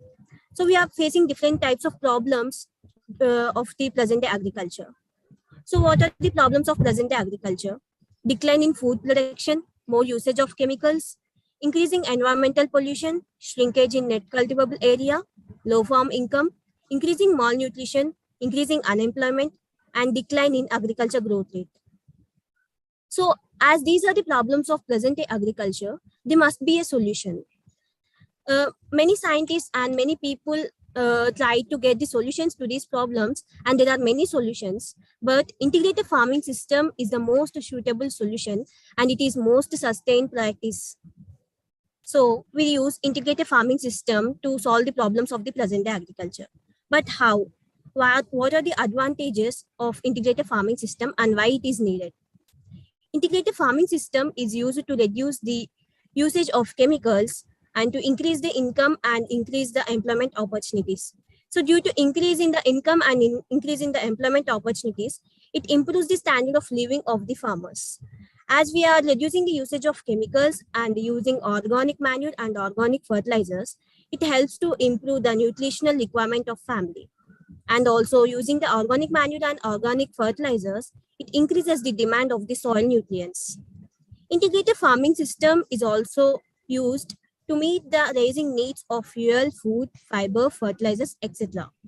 As we told before, in case of rice, goat farming system or rice and fish farming system or whatever, the waste produced from one integrated farming system is used to produce the biofuel. Like in case of cow dung or waste from the goat farming system, the waste or the cow dung is used to for the production of the biofuel. And in case of food, integrated farming systems are generally used to increase the productivity of food. And in case of fiber, as we are using the organic manure, it increases the fiber content in the food. And also since we are using the organic fertilizers, it reduces the cost of the chemical fertilizers, and we can use the organic fertilizers in the cropping. An integrated farming system is also used to increase productivity per unit area per unit time, and it also improves soil health and human health. So by this, we can understand what integrated farming system is, but how it is practiced and what are the models of the integrated farming system. These are some of the models of the integrated farming system which are practiced more. The first one is crop livestock farming system, crop livestock poultry farming system, crop livestock poultry fishery farming system, crop fishery poultry farming system, crop livestock forestry farming system, rice fish farming system, rice duck farming system, integrated goat fish farming, and integration of pig, duck, fish, vegetables system. So let me explain some of the important models so that we can understand integrated farming system very deeply. The first model is rice fish farming. In rice fish farming, it is the integrated farming of rice and fish alternatively or concurrently. So production of fish in rice fields is almost as primitive as the practice of rice culture itself. And in this integrated farming system, rice farming with fish agriculture is a type of dual culture farming system in which rice is the sole enterprise and fishes are additional so that they can help in for extra income of the farmers. Generally, India is a water-rich country with rivers, reservoirs, lakes, ponds, and so on. So, and also India has enormous amounts of rice fields. So, rice fish farming system can be practiced in many places in India, so that it's a very effective method to use to sustainable agriculture. Why do we use this rice fish integrated farming system? What are the benefits of it? So rice fish farming system, it increases the soil fertility. Generally, due to the present day agriculture, the soil is losing its fertility. This can be improved by using these integrated farming systems. And it also increases the economic output per square meter of land and reduces the usage of chemical fertilizers. As I told before, we are using the organic manure and organic fertilizers. So it reduces the usage of the chemical fertilizers. It provides the financial assistance to the family and efficient use of the household employment. So we can say that in this integrated farming system, it increases the soil fertility, it increases the income of the family, and it provides the proper employment to the people, and also it reduces the usage of the chemical fertilizers. So we say that it is used for sustaining the agriculture. And the next integrated system is integrated fish poultry farming. In this system, Chicken can be raised over or adjacent to the ponds. Generally, we use chicken raising for meat or eggs, and this chicken raising can be integrated with this fish culture, where the poultry excreta, whatever it is used to fertilize these ponds, such that it reduces the cost on the fertilizers. And also, we have many benefits to this integrated farming system.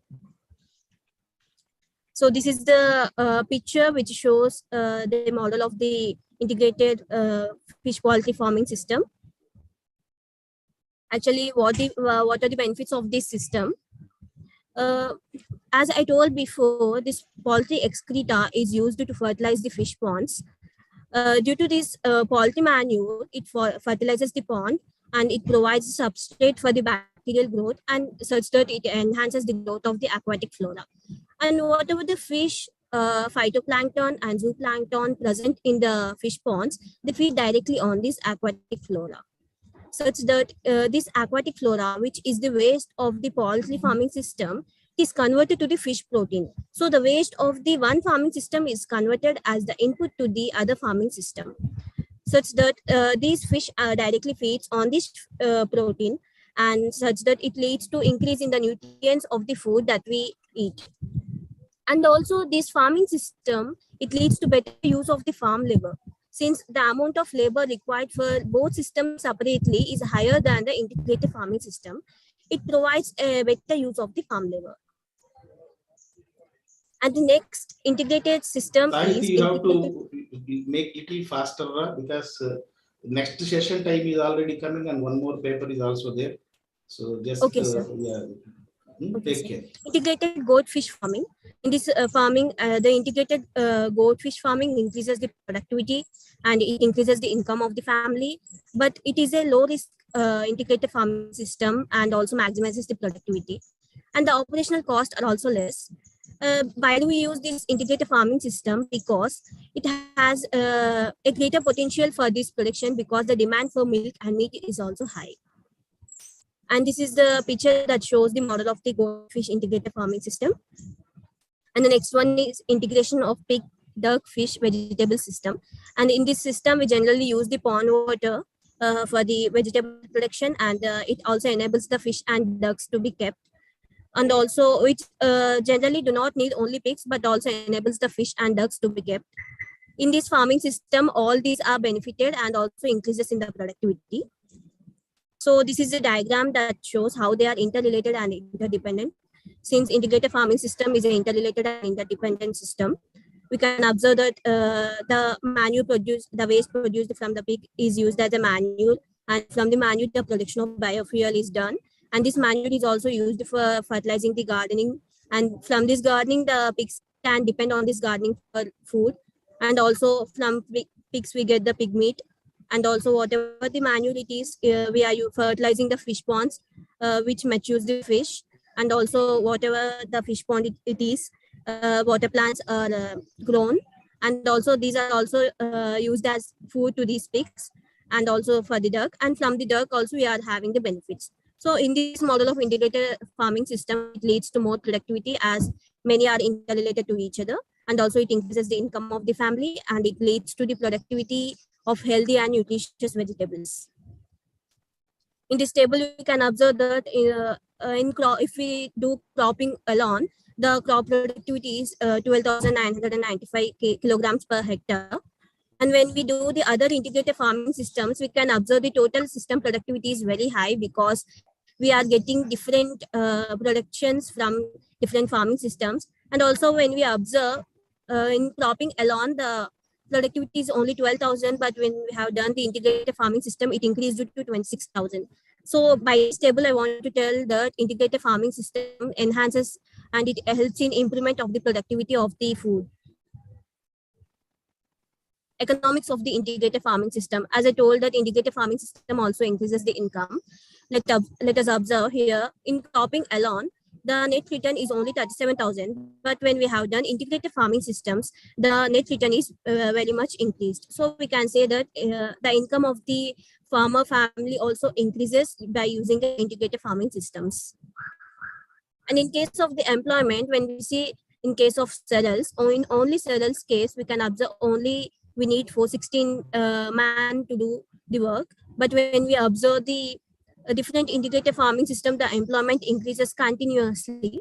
So we generally prefer integrated farming systems for increasing the employment of the people. And hence, I conclude that integrated farming system, it's an important system to sustain agriculture because it helps in overall increase in productivity and profitability, because we recycle the byproducts as well as we use the waste products as the input to the other farming systems. And it also helps to generate the employment opportunities to the farming communities, and it provides a better economic and nutritional security. And integrated farming system is the answer to all the problems of the increasing food production and for increasing income and for improving the nutrition of small farmers with limited resources. So directly I can say that integrated farming system is definitely an effective and good answer to the problems of the present day agriculture. And integrated farming system should be practiced by every single farmer, and government also should help the farmers to associate to practice such farming systems, and also government should provide some subsidies or some schemes to adopt these integrated farming system. So these are the references where people and the viewers and readers can get more information about this integrated farming system. And thank you everyone, and thank you Puret Foundation for giving me such an opportunity to present my presentation. And it's my first presentation in such conferences. And I also thank Aparna ma'am for letting us know about this conference, and thank you everyone. Thank you, Sahiti, did good job. And you move on to the right place to resolve all your issues. So we will, because already the session time is already passed. Now one more paper is there. Divya is there. Divya. So it's Varsha and Deepthi. Okay, yeah. Varsha and Deepthi, yeah, you are right. Varsha and Deepthi. Varsha, yeah. Yes, sir. So you cannot take more time, right? Yes, sir. I'll wind up in 5 or 10 minutes. Sir, I want even Deepthi to on her video. And no problem. You continue. By meantime, she will join. She is already there. You start. Yes, sir. Okay. So, good afternoon, everyone. I'm Varsha from G. Narayanamma Institute of Technology, CSCB. And my friend Deepthi from same CSCB and Narayanamma College. So, let me make a presentation on diversification in agriculture. First of all, diversification means to diversify, to enlarge the business or any other sector. And agriculture is the practice of farming. As you all know, agriculture is the most important sector. Agriculture needs diversification. Diversification in agriculture is nothing but farming and cropping in newer ways with current methods suitably adapting to the modern requirements. In fact, agriculture feeds the society. It protects the society. In future, a country which is agriculturally strong would alone dominate, and I believe it. Hence, the need of the world is diversification in agriculture. We must suitably adapt ourselves suitably to the changing needs, thus commercially, scientifically, technologically, and whatnot. In many aspects, such diversification is required. There are some needs of agricultural diversification. Diversification is essential because there is a greater risk depending exclusively on farming for livelihood and to provide productivity. And we can also get more employment and more yield to increase the employment opportunities. And agricultural diversification is necessary due to change in modern scenario to prevent degradation of soil condition. And agricultural diversification also helps to avoid threats from nature or natural disasters. And there is a scope for agricultural diversification. We can see in a PPT presentation the scope of diversification. Due to population explosion, modern scientific methods changed food habits, etc. Aspects, the diversification of agricultural has enormous scope to be adopted. To be adopted sustainably to the changing scenario of the world. Agriculture is getting diversified as a farmlanding, drip irrigation, organic farming, horticulture, etc.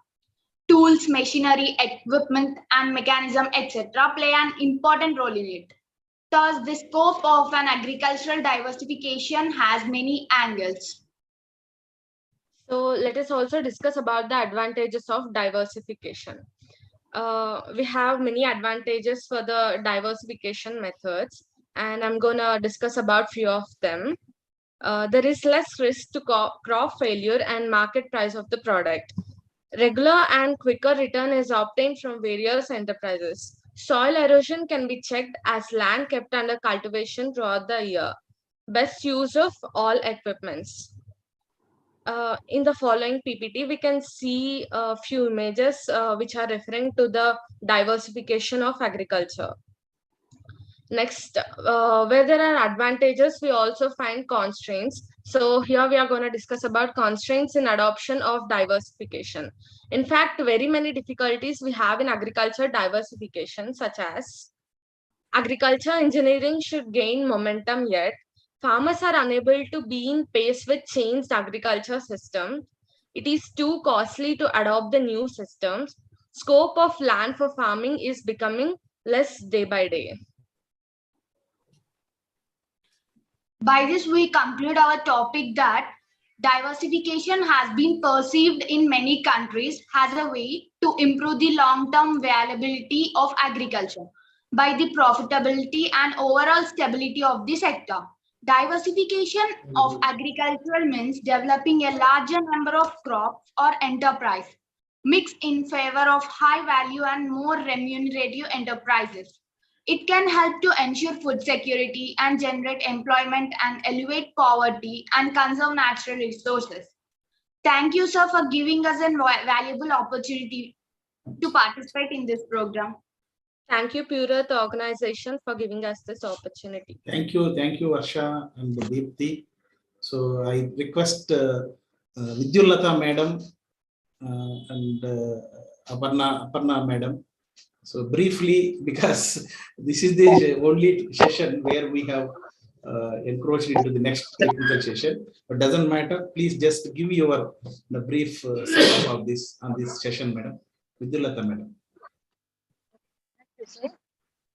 At the outset, I thank the organizers of Pure Earth Foundation giving me a chance to chair the session of 4th Pure Environment Conference in 2022, sir. Here in this session, the focal theme was the environment and agriculture, and this technical session, the students mainly focused on the technical transformation and geospatial technologies in agriculture, application of artificial intelligence, GIS, GPS, remote sensing, etc. in agriculture for better production of crop and good income. And some students have told about the agroecology, aeroponics, hydroponics, and above all, they told that the nanotechnology is the best, and the concept of nano biosensors and nano fertilizers is a revolutionary change in agriculture. And one of the students has given an idea of developing an app for farmers in agriculture, which is very innovative. And one of the student has given the difference between the ancient and modern agriculture methods and how the present some of the farmers don't adopt the modern technologies. I congratulate all the students for giving very visually appealing slides. And slides they have made are very skillful. And apart from these regular subjects, because all come from tech and all backgrounds, they have made very good slides on the current topic, and they are very good, informative. And I congratulate all the students for their future endeavors. and keep it up, girls. Thank you, sir. Thank you very much for giving this Thank you, madam. opportunity. Thank you very much. Dr. Aparna, madam, please. Yeah. Leave your Good evening, comments. sir. Yeah. Good evening, sir. Yes, Good evening, yes. one and all. First of all, thank you, M.V. Krishna Rao Garu and C.K. Jayachandra sir for giving me this great opportunity. So third time I am participating in this Pure Earth Foundation conference. It's my pleasure to be a part of this conference. So this is very useful for all the budding graduates. So all the first year students, especially many are first year DP and BTech students, tried their level best to present the papers. I congratulate all the participants. So you got this great opportunity to present a paper in the national conference in the first year level itself. So every year, Pure Earth Foundation organization is organizing this type of conferences 2 times. So all the students make use of this opportunity and try to improve your speaking skills and presentation skills. So today, most of the students are from GNITS and SBW colleges, according to my observation. So next year, some other students also can try, other college students also make use of this opportunity. So this time, the main theme of the presentation is environment and agriculture. So this is our burning problem. Creating awareness about the environment and agriculture is very, very important nowadays. All the students tried their level best to create awareness about this one and how to improve the production according to this increasing population. So many gave some technical things, how to add the technicality in this agriculture. So some students explained very well. The others also can improve next time. Some PPTs are really excellent. So they did like professionals. So I'm very impressed with these presentations. So morning onwards, I'm following these presentations. So really I'm impressed and really I'm happy with these presentations. So especially students are presenting these papers, this conference, only students are presenting the papers. And I know many things with these presentations. So thank you, sir. Once again, thank you, Pure Earth Foundation, for giving me this great opportunity.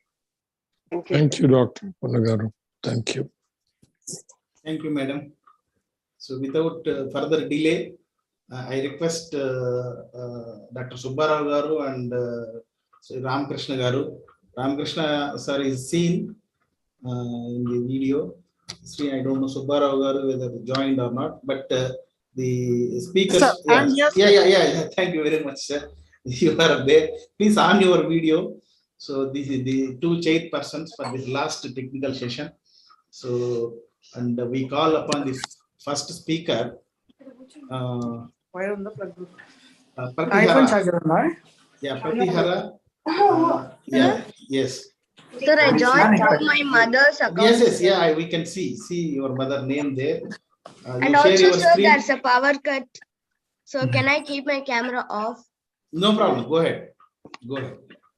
Okay, sir. You want to wait and wait for power means we will go for next presentation. No need, sir. Yeah, go ahead. Continue. So can you see my screen, sir? Yes.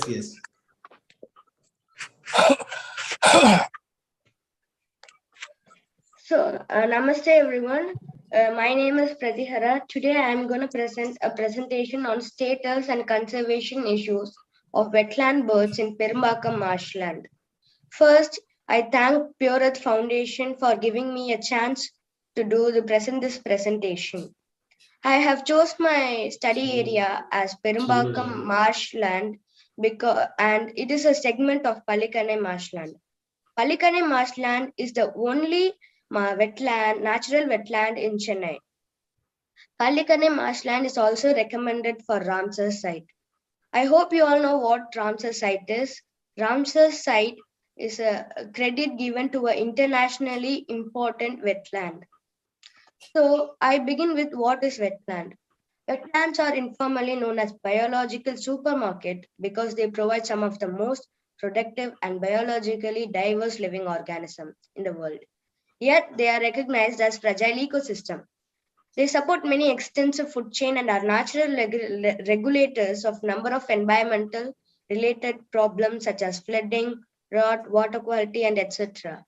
An assessment of abundance and diversity of bird species of in any ecosystem serves a good indication of the health of the environment in and around the ecosystem. Material and method. Study area. The Permaculture marshland is one of the segments of Pallikaranai marshland.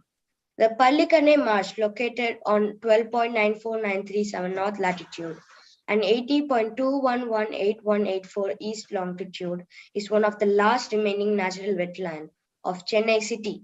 Hence, this is the place of environmental and ecological significance. So I have made a checklist of wetland bird species of displayed. Method.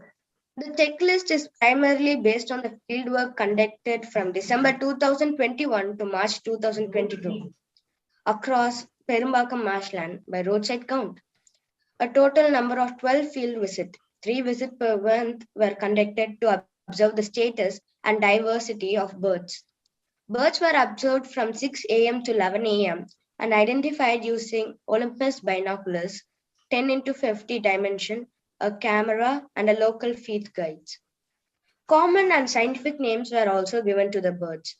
The birds were grouped under 3 categories: WM, winter migrant; LM, local migrant; and R, resident birds. Winter migrants are birds that come across country or continent. So this is the checklist of birds. There are a total of 44 wetland bird species, 11 orders, and 18 families. So now let's see them in detail. So the photos, most of the photos were taken by me, but due to some technical disadvantage, some photos were used from Google for reference. So the first family is Jacanidae. We have 2 species, pheasant-tailed jacana and bronze-winged jacana. Its characteristics are they are small to medium-sized birds. They have elongated toes and claws, which enables them to walk on floating vegetation. They're also brightly colored birds. So this is a pheasant-tailed jacana, which I took, and then the second picture is a Google one. This is a bronze-winged jacana. This is also a Google picture. Next, we have Ricurvirosidae. So we have black-winged stilt in this family. Their characteristics are they feed in flocks. They're small to medium-sized birds. They are waders. Waders are water birds which searches for food in shore or shallow parts. This is a black-winged stilt. Then we have Laridae. In Laridae, we have Caspian tern. Caspian tern is the largest tern in the world. Its characteristics is heavy body, long winged, webbed foot, and slightly hooked bill. This is a Caspian tern. This is also a Google image. This is Chlorinated family. We have black-tailed godwit, bar-tailed godwit, common sandpiper, and wood sandpiper. They are small to medium-sized waders, narrow heads and slim necks, and also long bills. There are species with short bills too. This is a black-tailed godwit. This is a bar-tailed godwit. It is a Google image. This is a common sandpiper, and this is a wood sandpiper. Then we have the family Caradidae. We have little ringed plover and red-wattled lapwing here. They are small to medium-sized birds, mostly bold plumage patterns, and usually bills are small. This is a little ringed plover, a Google image, and this is a red-wattled lapwing which I took. Then we have Pandionidae. The osprey is the only bird in this family. Its characteristics is its bills are short and strongly hooked. It has long pointed wings. It has long toes and claws. The outer toe is reversible. Soles having sharp scales for gripping the prey. Osprey is the only bird in this family. This is a Google image too. Then we have Eurasian marsh harrier. Its characteristics is strong, sharp tailons, hooked bills, can have wingspan from 18 inches to 9 feet. Because it was soaring the sky in a very great height, we couldn't take a click of it. Next, we have Pisconidae family. Eurasian spoonbill, glossy ibis, and black-headed ibis are present here. Its characteristics is medium to large, wading or walking birds, long neck and short tail, long bills, long leg, front toes are slightly webbed at the base. This is a Eurasian spoonbill which I took. This is a glossy ibis, and this is a black-headed ibis. Next, we have spot-billed pelican. Spot-billed pelican is the largest bird in the checklist I made. It has long, broad wings, long neck, long bill, and as we all know, in between the lower mandible, there's the skin pouch. This is a spot-billed pelican which I took. Then we have family Aridae. There is total of 7 species, which are purple heron, grey heron, Indian pond heron, little egret, cattle egret, intermediate egret, and great egret. Its characteristics are medium to large sized birds. They search in the side or shallow part of the lake or river, except cattle egret, long beak and long leg compared to its body. This is a purple heron. As you can see behind the purple heron, there's a IT-based industry. So this image proves there is a habitat loss. This is a grey heron. This is an Indian pond heron. This is a little egret. This is a cattle egret. This is an intermediate egret. And this is a great egret. This is a Google image. Then we have Podicipidae family. In that we have little grebe. The characteristics are flattened round bodies, long necks that are really twice the length of the body, pointed bill, and vestigial tail. This is a little grebe. And Phoenicopteridae, we have greater flamingos. Their characteristics are they are medium to large sized birds, long legs, webbed feet, long neck, oval body, and small head. This is a greater flamingo. Then in family Rallidae, we have 4 species which is related to a common hen, which are white-breasted water hen, grey-headed swarm hen, common moor hen, and Eurasian coot. They are medium-sized birds. They are birds living in ground. They partially swim. This is a white-breasted water hen. This is a grey-headed swarm hen. This is a common moor hen, and this is a Eurasian coot. Out of 4 images, Eurasian coot was the only Google image. And then we have Anatidae family. The 4 large ducks are present in this family, which are northern shoveler, northern pintail, spot-billed duck, and gargany. The characteristics are webbed feet, soft, sensitive bills, long necks, short legs, and strong wings. This is a northern shoveler. This is a northern pintail. This is a spot-billed duck, and this is a gargany. In the family Cichonidae, we have 2 storks, which is painted stork and Asian open-bill stork. Its characteristics is long legs, long necks, powerful bills, broad, strong wings. Male and female look alike. This is a painted stork. And this is an Asian open-bill stork. Both images were taken by me. And in family Alcedinae, we have the 3 types of kingfisher, which is white-throated kingfisher, pied kingfisher, and common kingfisher. Small characteristics is small to medium-sized birds, brightly colored birds, large head, long massive bill, small feet. This is a white-throated kingfisher. This is a pied kingfisher, and this is a common kingfisher. It is a Google image. In family Motacillidae, we have Cyprian wagtail, western yellow wagtail, and white-browed wagtail. Small to medium-sized bird, mostly small, flat or triangular bills, medium to long size tail, brightly colored feathers. This is a Cyprian wagtail. This is a western yellow wagtail, and this is a white-browed wagtail. All images were taken by me. Then the last family, Phallocrocoracidae. In that we have Indian cormorant and little cormorant. Characteristics are medium to large sized birds. Juveniles are light brown and light in underparts. They have slender cylindrical bills which are hooked. Their legs are placed far back. This is an Indian cormorant. and this is a little cormorant. So result and discussion. The present study revealed the occurrence of total of 44 wetland bird species belonging to 18 families and 11 orders from the study area. Details such as common name, scientific name, and conservational status of wetland birds are presented in Table 1.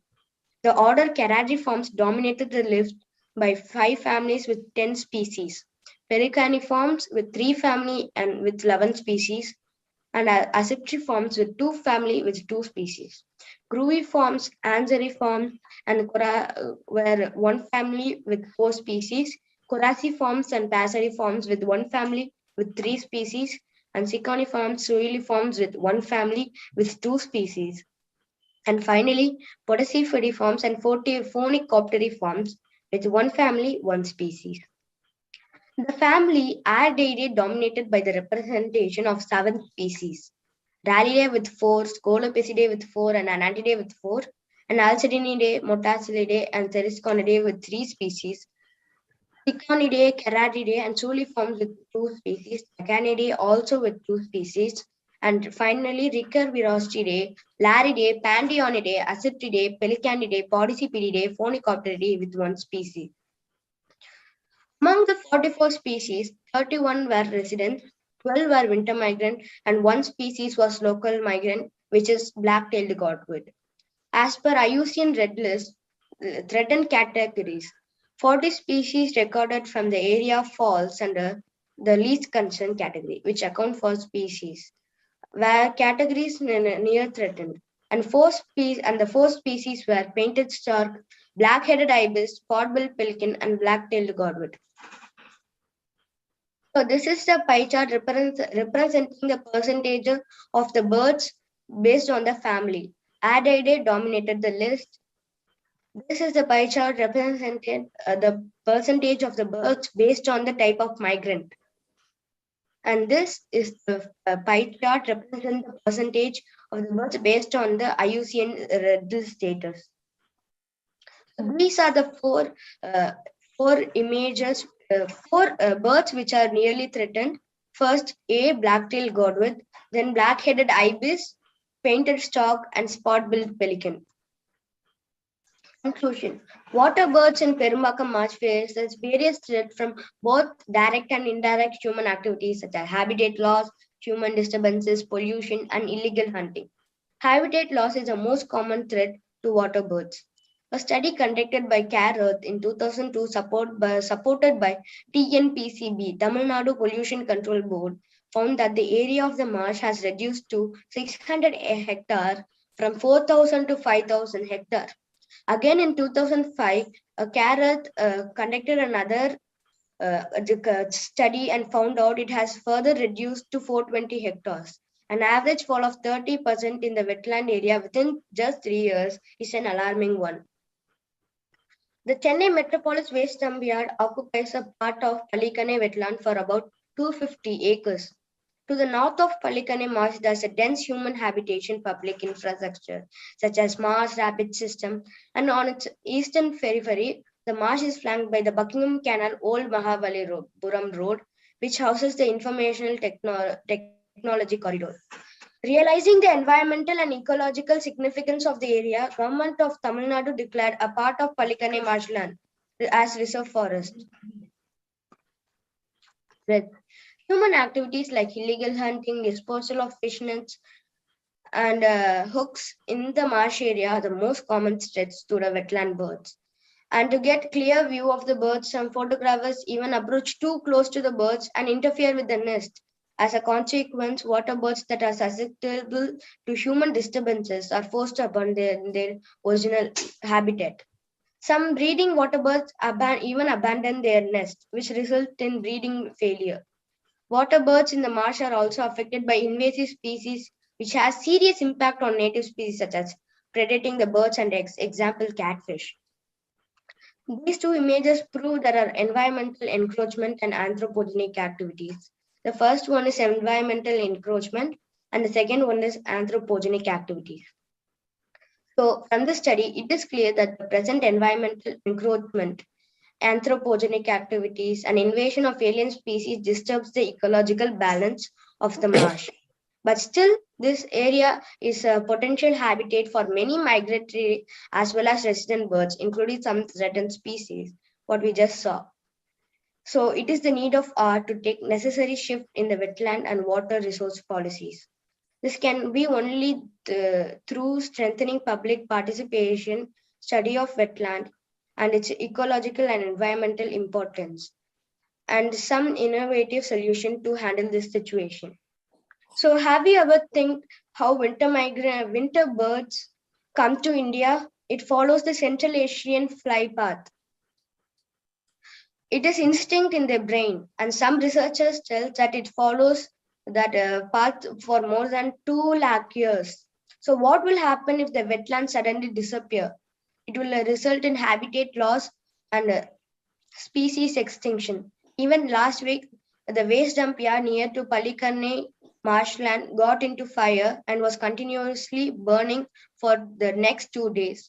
So we have to protect these wetlands. Thank you. Outstanding, outstanding. Very good, Pratihara. Even a regular ornithologist or a naturalist with a PhD degree couldn't have done a better job. You've done an excellent job at the age of 11. God bless you. God bless you. Thank you, sir.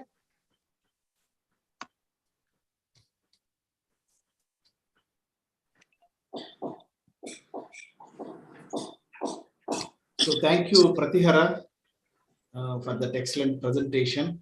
And you got the remarks appraisal. And we move on to next presentation from Padmavati Mahila College. Padmasri, if you are ready, you can also alert your other 2 more speakers, 3 more speakers. So we will quickly continue all Padmavati College participants in this session. Okay, because you are presenting from the single system. So Padmasri, if you are ready, please turn on your video and then your presentation, everything. Are you ready?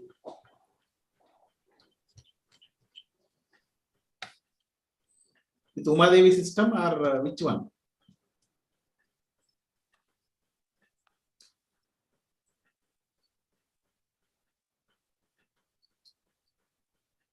Can you hear me, Padmasri? Padmasri?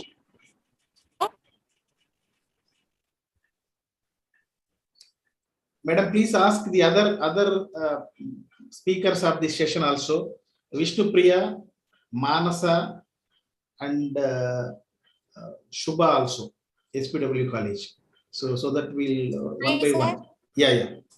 Thank you. This is M. Padmasri. Yes. Go ahead. First BSc MScs, SPW degree and PG College, Tirupati. I am going to explain about horticulture and agroforestry.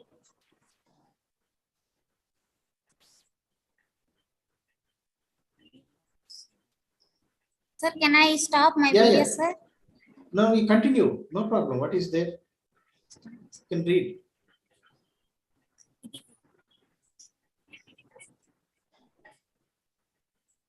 Okay, you read.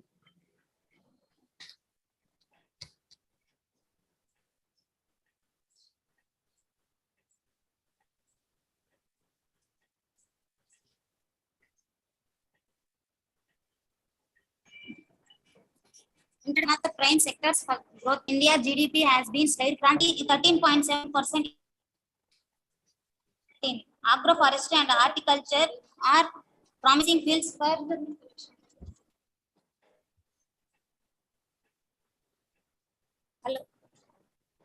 agroforestry and horticulture are promising fields for food and unstable.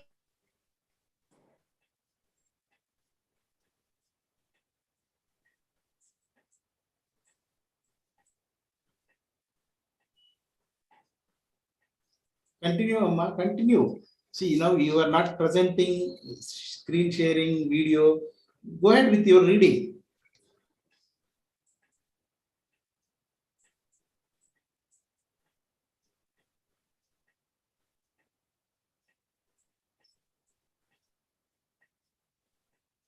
Padmasri, are you reading and you are, is it mute? I don't know. It is unmute only. We could not hear you anything.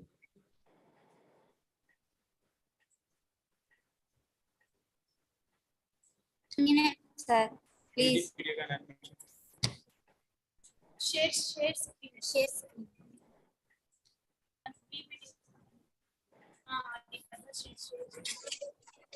Share.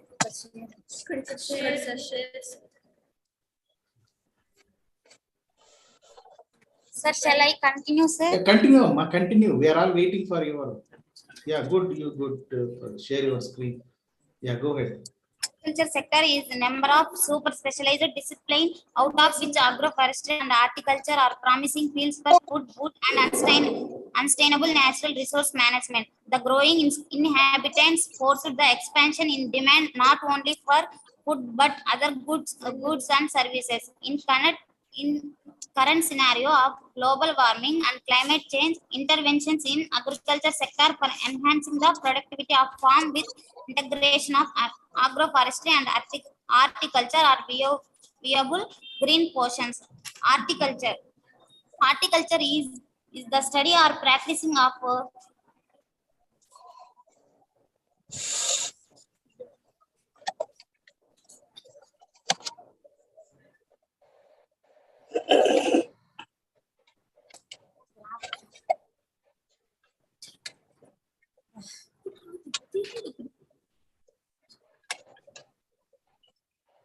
Don't hang on, Amma. You have your slide there. Then why you take breaks? And I don't understand.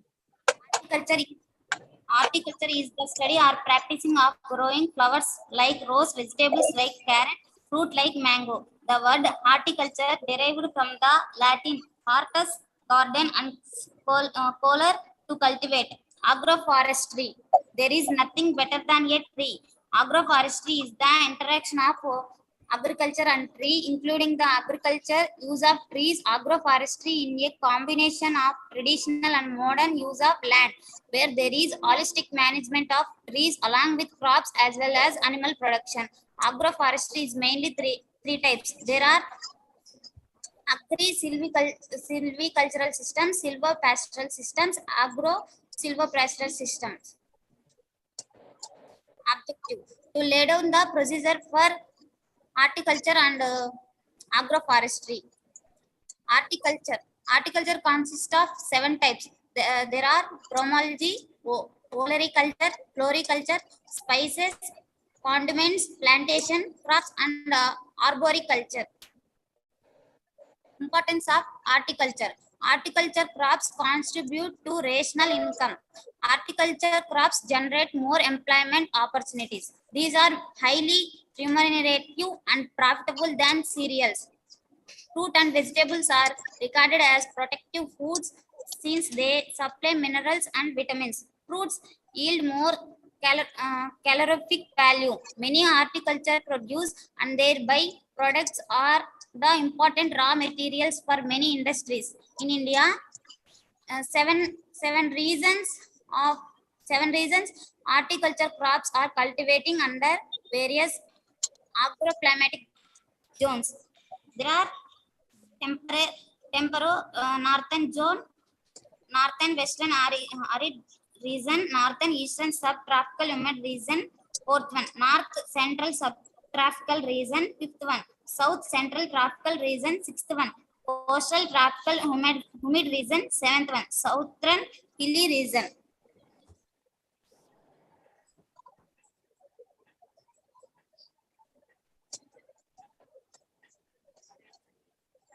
Agroforestry. Agroforestry is a collective name for land use systems and technologies where woody perennials like trees, shrubs, plants, bamboos, etc. all deliberately used on the same land management units as agriculture crops and or animals in some form of spatial arrangement or temporal sequence. Agroforestry is defined as the land use system which integrate trees and shrubs and farmlands and rural landscape to enhance productivity, profitability, diversity, and ecosystem sustainability. Agroforestry is science and art of judicially managing agriculture crops with woody perennials. Why agroforestry is need of time.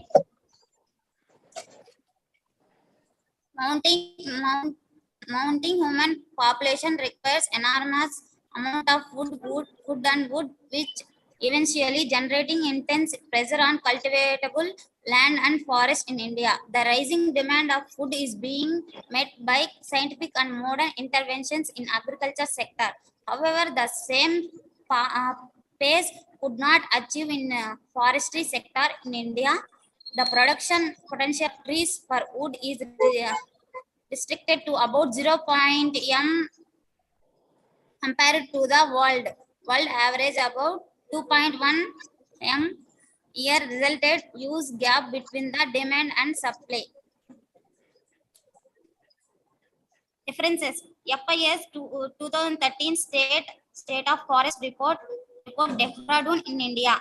Nair PKR 1993, an introduction to agroforestry. Conclusion: agroforestry contributes to sustainable livelihoods, better production of ecological systems. Thank you for giving me golden opportunity, sir. Thank you, Padma Shri. So we can you can ask Vishnu Priya if she is there. Vishnu Priya, and then Manasa and Shubha also. Please be ready, and you stop sharing. Padma Shri, stop sharing, and then again you can, or I will stop it.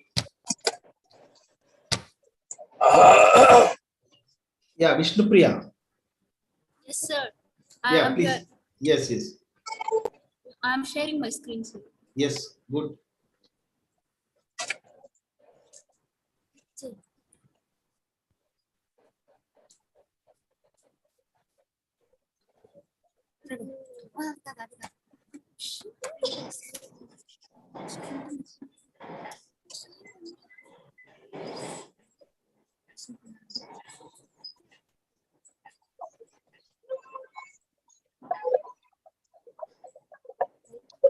Quickly you should share. See, observe when somebody is doing earlier, and then the same thing. Already it is start sharing. Then just 1 or 2 clicks. So 1 minute, sir. I'm sharing my screen. Yeah. That's what you don't require 1 minute. It's only.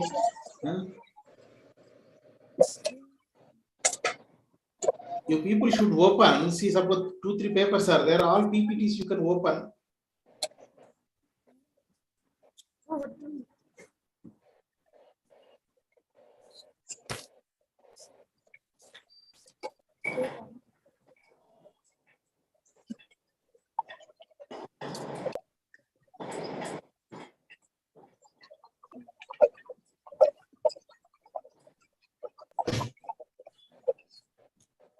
Good afternoon, sir. Yeah, please present them.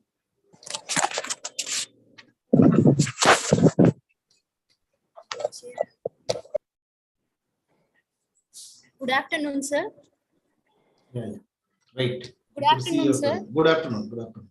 Myself here, Vishnu Priya from first BSc MPC, SPW Degree and PG College, sir. Yes. Go ahead.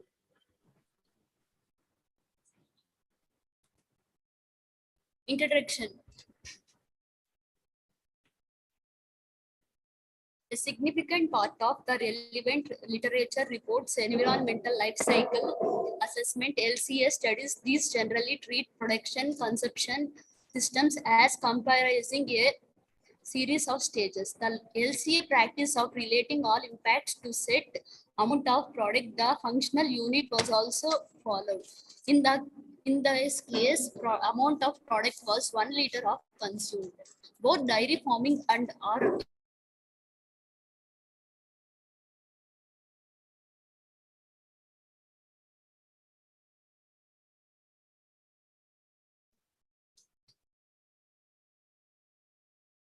What happened?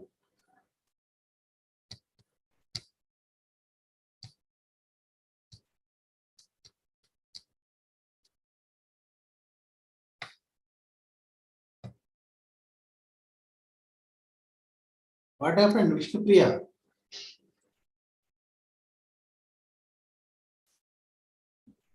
Next, I am in agreement with previous studies. This research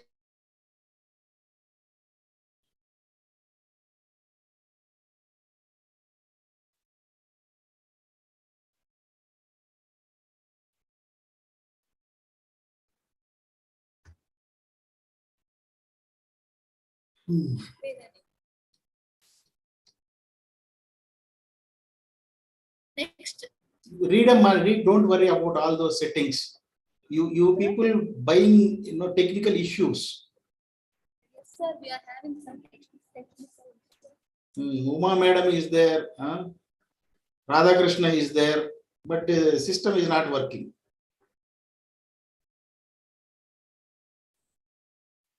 You read it. Go ahead with your reading.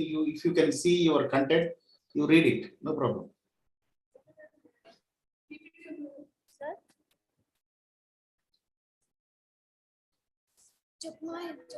Sir, can you hear me? Sir, can you hear me, sir? Yeah, we can hear you. You continue, Amma. Continue. Read. Don't worry about presentation. Okay, sir. This input tells about the plastic and transport and shopping and supermarkets and retail systems. And methods of dairy system. The impacts of liquid milk system have been described for the following stages: dairy farming, transport to dairy, milk processing, milk packing, milk transport to retail distribution, milk retailing and transport to the consumed milk utilization. For those impacts that can be both qualified and retailed on 1 liter milk. Next, the flow chart. This flow chart explains organic and liquid molecule.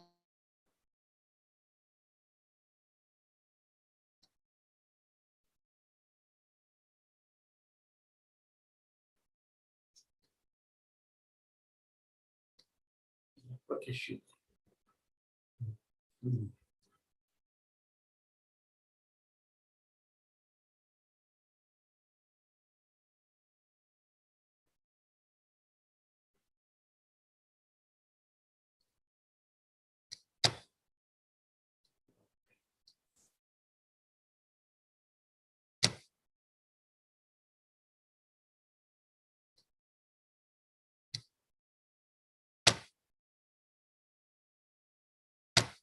It's working.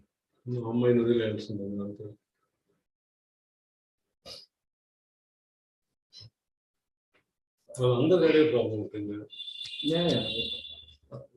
Same issue. So Vaishnavi from GNITS, please continue, Amma. We will take the Adaptable college a little later. Vaishnavi, you continue. Yes, sir. Yeah, go ahead. Health hazards in agriculture is a first time different topic. Yes, sir. Yeah. Share your screen.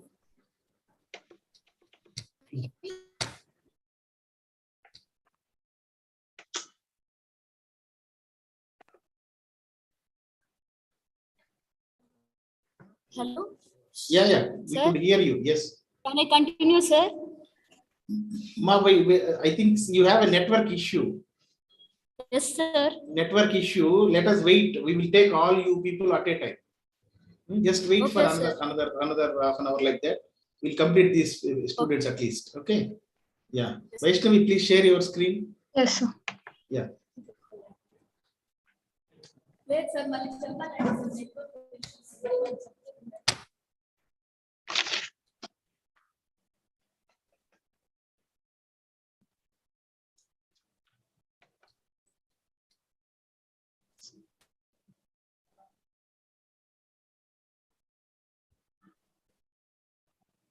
Vaishnavi, you start introducing and then all this, it will come. So don't wait till there is something on your screen. Huh? Yes. Yeah. Good afternoon, everyone. I'm Vaishnavi from Narayanamma College of Turn on your video too. Turn on your video. Yes, sir.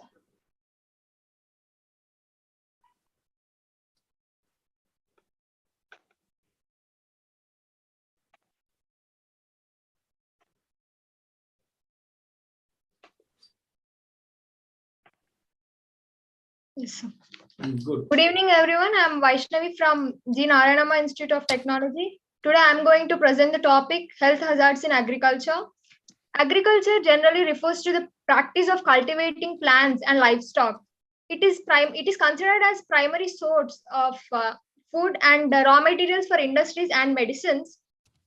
In India, it is the vast sector constituting about 60% of the population, and it contributes 20% of the GDP. Like any other factor, over the years, there is an improvement in technology and all the sectors are adopting it. In the same way, agriculture also adopted the modern technologies, which made some problems easier and also increased the hazards. So the surprising fact is the people are unaware of these hazards, but continue using those technologies, which is very harmful. The hazards in agriculture are generally classified into physical hazards and ergonomic hazards. Physical hazards refers to the problems faced by the workers, agricultural workers in the workplace. Due to many reasons, the physical hazards is due to different weather conditions. Because they work in an open place, they are impacted due to the temperatures. To prevent these, the safety measures are required, and but in India especially, these are not available, the safety measures. The physical hazards are classified into respiratory hazards, chemical hazards, heat and cold, that is temperatures, animal acquired infections, heavy machinery operations, and personal limits. The respiratory hazards. Good respiration is vital necessity for all the agriculture workers. There are some illnesses that are like organic dust toxic syndrome, which is observed commonly in most of the agriculture workers, which has flu-like symptoms like fever, headache, muscle pains. These symptom is due to the inhaling the dust from hay, straw, and these dust particles. These workers are also exposed to low levels of nitrogen and helium hydrogen sulfide, which results in lung infections and eye irritation, which can be fatal sometimes. To prevent these kind of hazards, it is necessary to wear a respirator and a gas monitor. Chemical hazards are the hazards due to the chemicals like fertilizers, pesticides, which increased over time because the use of fertilizers and increases has drastically increased over the years. The National Institute of Occupational Safety and Health identified that over 450 organic substances are present in the fertilizers against which skin protection is required, but none of the farmers are using that protection. The chemical hazards are more dangerous and can lead even to cancers. Wearing safety PPE kit can prevent skin contact with these chemicals, and working in the environment with chemicals are handled using very protection like respiratory protection, safety clothing like gloves, hats, and boots. Respirators are must because the harmful agents cannot be inhaled. It will cause respiratory problems. The cloths worn due to when spraying the chemicals should be washed separately to prevent the cross contamination. And making people aware of this hazard can help people from getting these cancers. Environmental hazards is also due to the use of pesticides and fertilizers. When these fertilizers flow into the water, it causes the water pollution, soil pollution. Even the groundwater, underground water are being contaminated by these pesticides, which in return affecting the fields and other uses when we use the groundwater. These environmental hazards will be these are exposure greatly when this is linked into poor diet and malnutrition. Heat and cold. Agriculture is such a sector which includes working in all the weather conditions, whether it may be extreme heat or extreme cold, which leads to hazards to farmers. In summer season, it is almost impossible to it is very common for sunstroke, heat stroke, dehydration, hypothermia. These are impossible to prevent. So good ventilation system, cooling vests, shade, plenty of water are mandatory to protect from these. And to protect cold, workers should dress in layers, wear gloves, hats, and insert heat packs into shoes. Drink hot beverages and take breaks from working by staying inside. And animal acquired infections, as we know that agriculture is of this agriculture since early days. Some of the injuries are inflicted by the domestic animals include bites, kicks, and transmission of certain infectious diseases such as salmonella, ringworm, and leptospirosis. Medical assistance after the bites immediately can help the person in reducing this hazard. However, animals are replaced by the modern machinery nowadays, but the saddest thing is even the machinery can lead to hazards. These animals, especially in the fields, the snake bites are common in farmers, which is very fatal. Heavy machinery, nowadays agriculture involves heavy machinery, which is not safe when it is not used with utmost care. Heavy machinery used in agriculture like tractors, power takeoff shafts, chainsaws, these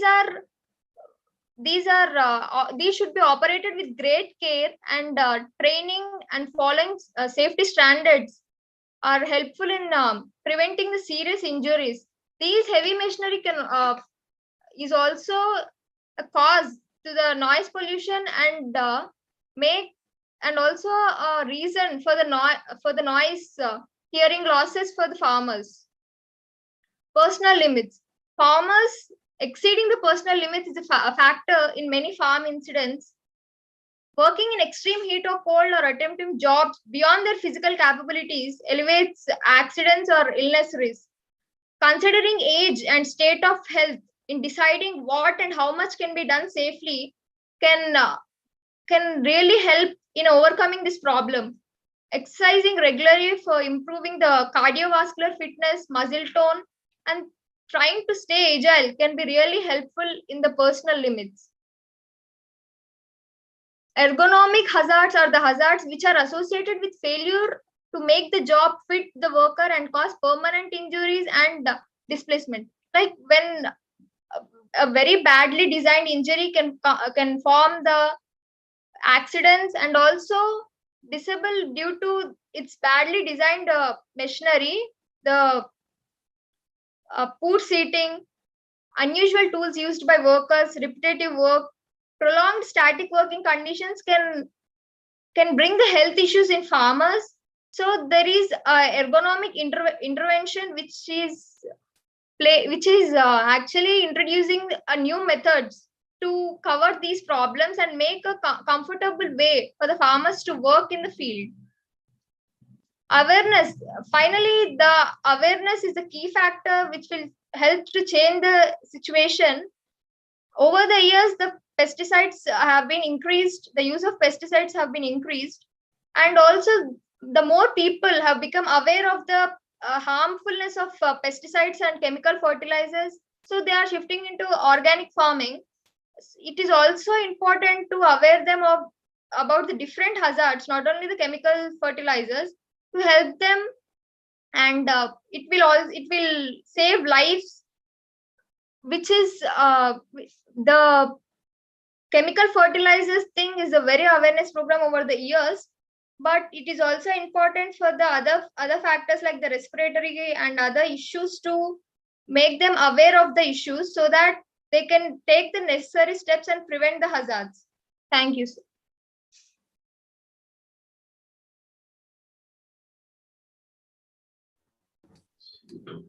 Vaishnavi, thank you.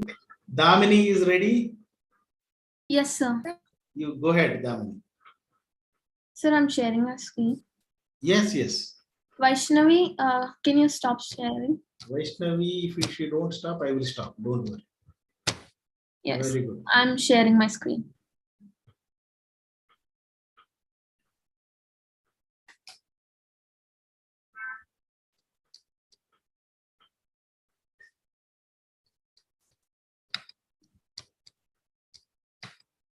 Good afternoon, everyone. My name is Damini, and today I'm going to present my PPT and my paper on the topic Need of Socialization of Technology in Agriculture.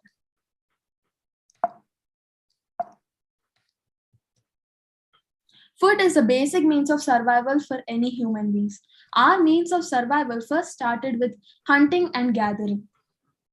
Humans once subsisted by hunting and gathering, foraging for available food wherever it could be found. These early people necessarily moved frequently as food sources changed. They had to move from one place to another. Soon after, there was a change in livelihood from both hunting and gathering to agriculture. Human society changed dramatically approximately 12,000 years ago, possibly related to the ending of last ice age when agriculture began. People began planting seeds, harvesting them, and selecting successful crop. However, these preliminary farming methods were self-sufficient, but as the population began to grow, they needed a change, an improvement in technology, and this was made the prime motive of every country. So as you can see, there was a change of livelihood from hunting to agriculture. So first we will discuss about primitive methods of farming. Primitive methods of farming use tools like hoe and digging sticks to promote plant growth. This was also known as slash and burn agriculture. That is, farmers burn a patch of land and start cultivating there. As soon as they feel the fertility of the land is lost, they will go and burn another patch of land and start cultivating there, until the previous land regains its fertility to promote agriculture again. But in this, only a few crops are raised, such as corn, millets, rice, etc. This type was entirely dependent on monsoon. For watering the fields, they were only dependent on monsoon or water from naturally occurring lakes and rivers. So as you can see, there are a lot of disadvantages of primitive farming, such as first, it is entirely dependent on monsoon, or either you have to get water from lakes and naturally occurring lakes and rivers, and natural fertility of soil can be lost. This type of farming is self-sufficient or only for the family's purpose. Hence, the production of crop is less. And burning the land to get the land for agriculture may destroy soil organisms and alter soil structures. And it requires high human energy, high dependence of labor, can cause deforestation. And also this cannot be practiced in areas of high population. So as population is increasing, you cannot practice the primitive farming and suffice the food for the entire population. So hence, we need a change in methodology, which is technology. Modern technology in agriculture. So inculcating modern technology can improve production. There are modern farming methods. There are many modern farming methods. First is monoculture. Monoculture is one such farming method where a single crop is grown on an entire area of land, such as planting medicinal plants under indoor farming. A single crop is grown in a single row all over the farm. And the second one is aquaponics. So as you can see in the picture that I've provided in the presentation, it is a combination of both aquaculture and agriculture. So it is a double benefiting job which can be done, and this is one such farming method which will provide fertilization. And the third one is hydroponics. Hydroponics is one such farming method which involves very less amount of soil. So the crops can be grown in very less amount of soil. This is highly useful for farmers. As you can see in the later half of the picture, the farmers can grow two types of crops. One which is in direct contact with the soil, and the second one which is above the terrace, which are the hydroponic crops. And the last one is aeroponics. Aeroponics is one such farming method which does not involve any soil. That is, the plants or crops are direct in contact with air, and the water is moisture to the roots itself. In the second picture, you can see the water is being sprinkled to the roots, which will involve and improve the plant growth. So these are modern farming methods. Next, we have different irrigation systems. So as we were talking before, based on the disadvantages of primitive farming, that it is entirely based on monsoon or naturally occurring lakes and rivers. But now we got different irrigation systems.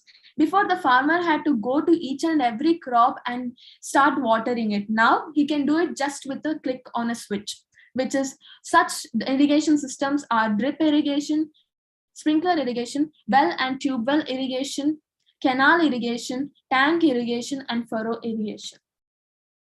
So these were the modern farming methods, but we also need socialization of technology.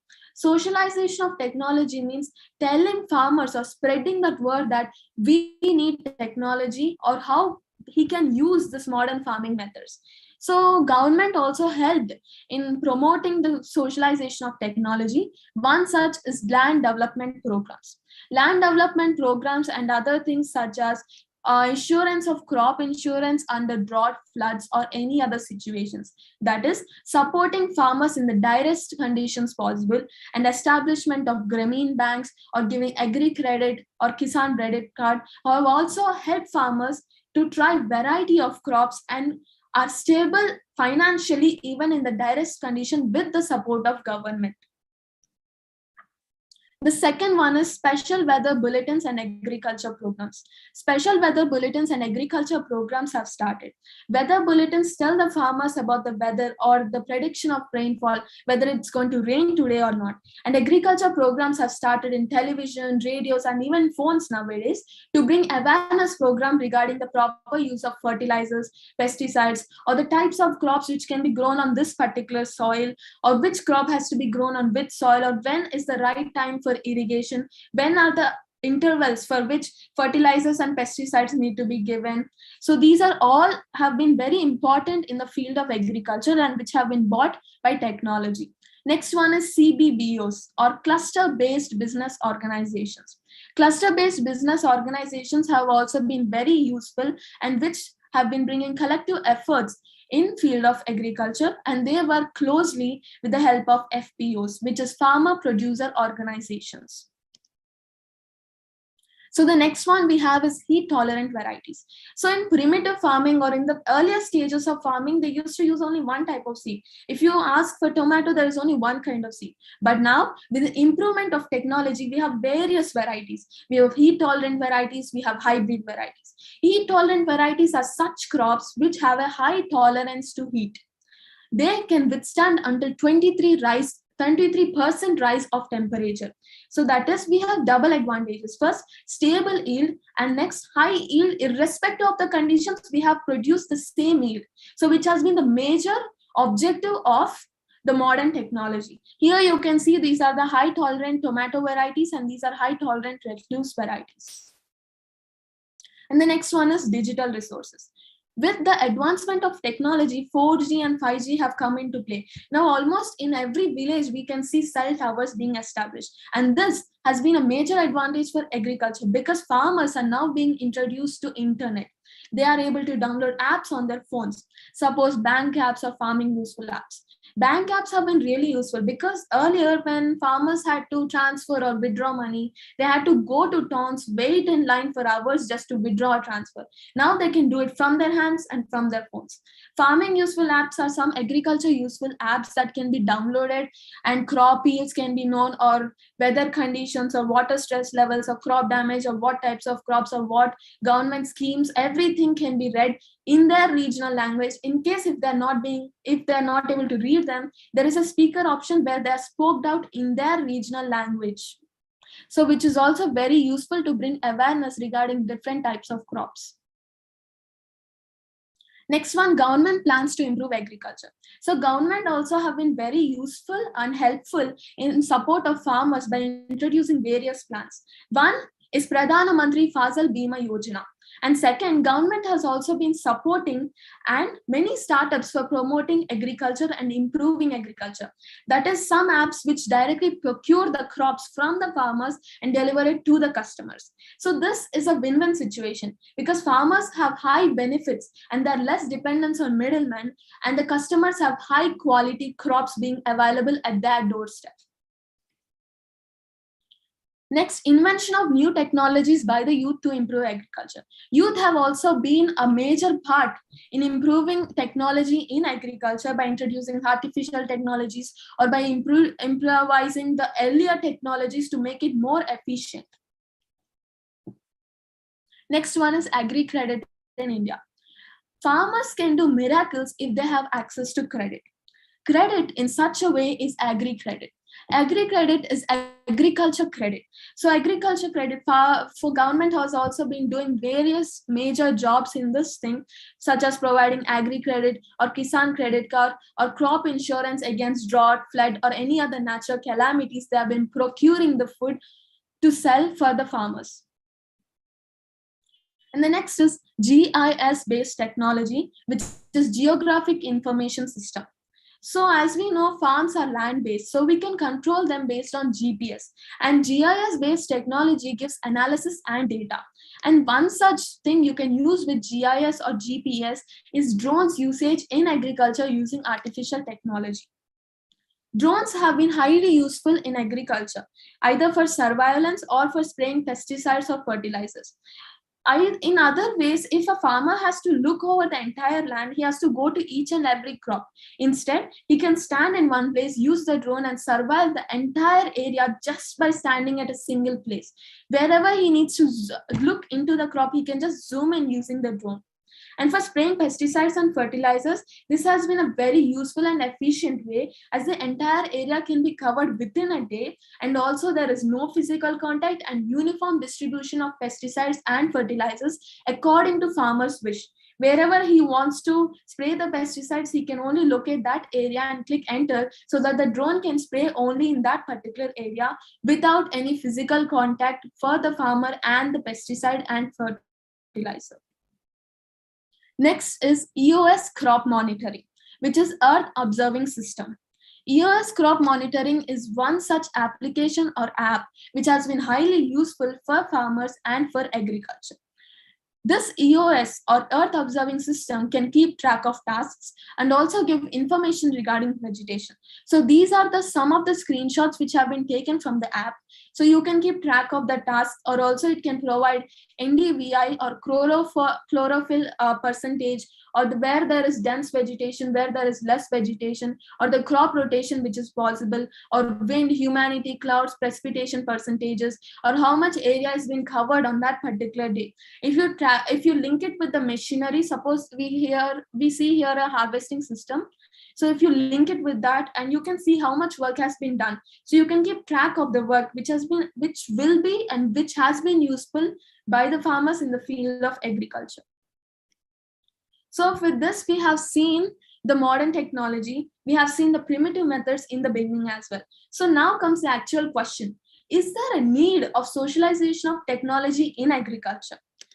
So I feel, yes, we need socialization of technology, because technology has been useful in transportation of crops and goods. There is reduced wastage as everything is machinized. There has been effective utilization and improved irrigation methods, so less wastage of water, effective functioning using technology, and there is very less dependence of labor as compared with primitive methods of farming. And next, every message or information can be reached directly through phones and in the regional language as well. And detailed weather analysis from the satellites to the phone. And every time there is a rainfall or wind, the government has been sending messages to phones, which is again through technology. Proper financial stability has been provided by the government, and improved crop varieties such as heat-tolerant varieties or hybrid varieties. And next, drones have been very useful and easy way of pest control and easy surveillance of the entire area. By standing at a single place, you can operate the drones and you can see the entire area. Ability of farmers to try more variety of crops and more awareness of the crop prices or what types of crops can be grown in this season, etc. And next, high effective technology can be used in the best way possible, high efficiency as compared to labors. Fertilizers and pesticides can be spread uniformly throughout the area without any physical contact using drones, which is again a form of technology. More benefit to farmers to sell crops linking directly to customers using apps. That is, the government has been setting up startups or supporting startups which have been doing so, and less dependence on middlemen, high profits to farmers who have been doing all the work. And also farmers are well aware of the ongoing prices or where their crops are going. Farmers can know all the latest government schemes by downloading the agriculture related apps. And also all news can be read and listened in their regional language. Money can be transferred from phones itself using the bank apps. So here is one such screenshot of a news which can be read or listened. So the farmer has set the language to be Telugu. So the entire language is in Telugu. And in case if he's not able to read out this particular message, there'll be a speaker option in the end which will read out the particular message in the regional language as well. So which is very important and very useful app for farmers.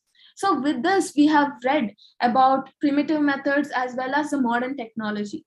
So I conclude my presentation saying that yes, there is a need of socialization of technology in agriculture because we can effectively use that patch of land and farmers can be highly informative and affirmative in this. And also, in many areas, farmers are still not using socialization of technology. So we as youth and future of our country have that right and responsibility to spread the word so that farmers can make best use of the technology which is available to them and which is effective. So thank you everyone for giving me this time for presenting my topic. Thank you. So wonderful and highly professional presentation, Damini. So thank you. You did excellent job. And of course, our president and the chairs, judges, and all will give you their own opinion. And at the end of the session, we next lone speaker from GNITS, Lakshmi and Rishita. Then we'll move on to this Padmavati College. Lakshmi, Sir, Rishita. we can continue from. You want to continue, Sir, madam? Yeah, continue. Continue from SPW College. Okay, sir. Yes. I think Vishnu Priya, right? Vishnu Priya or Manasa?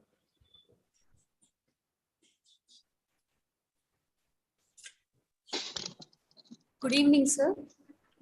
Good evening.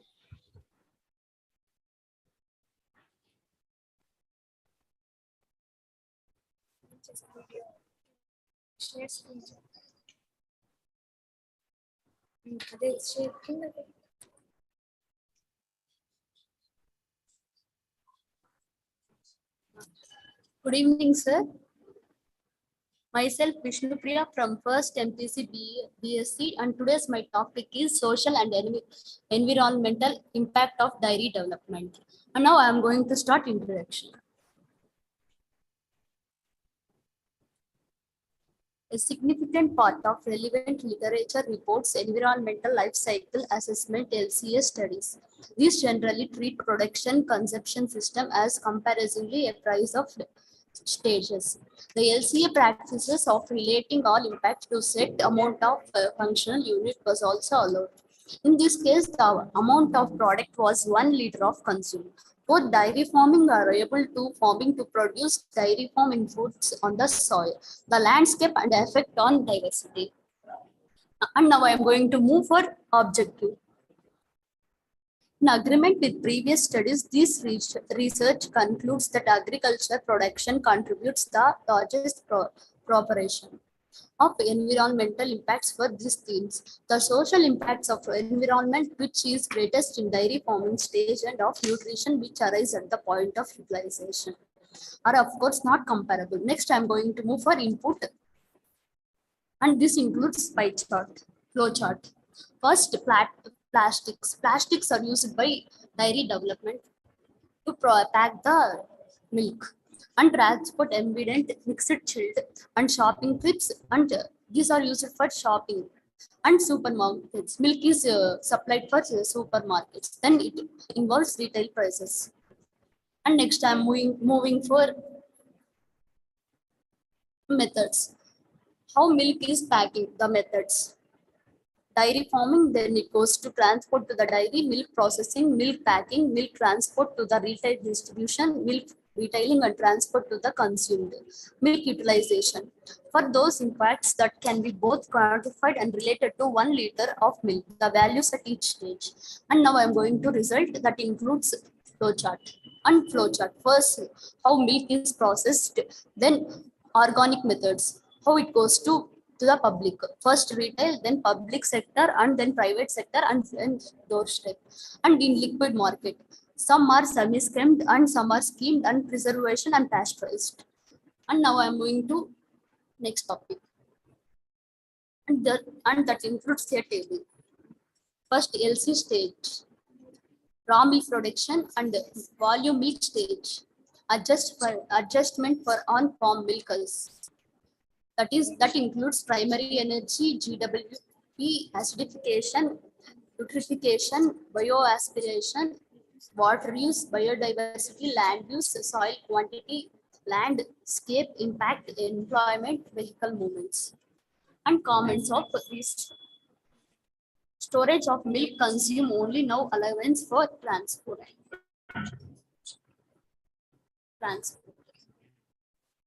Factors influencing impacts. Dairy farming is closely connected to beef production by the transfer of animals from the former to the latter.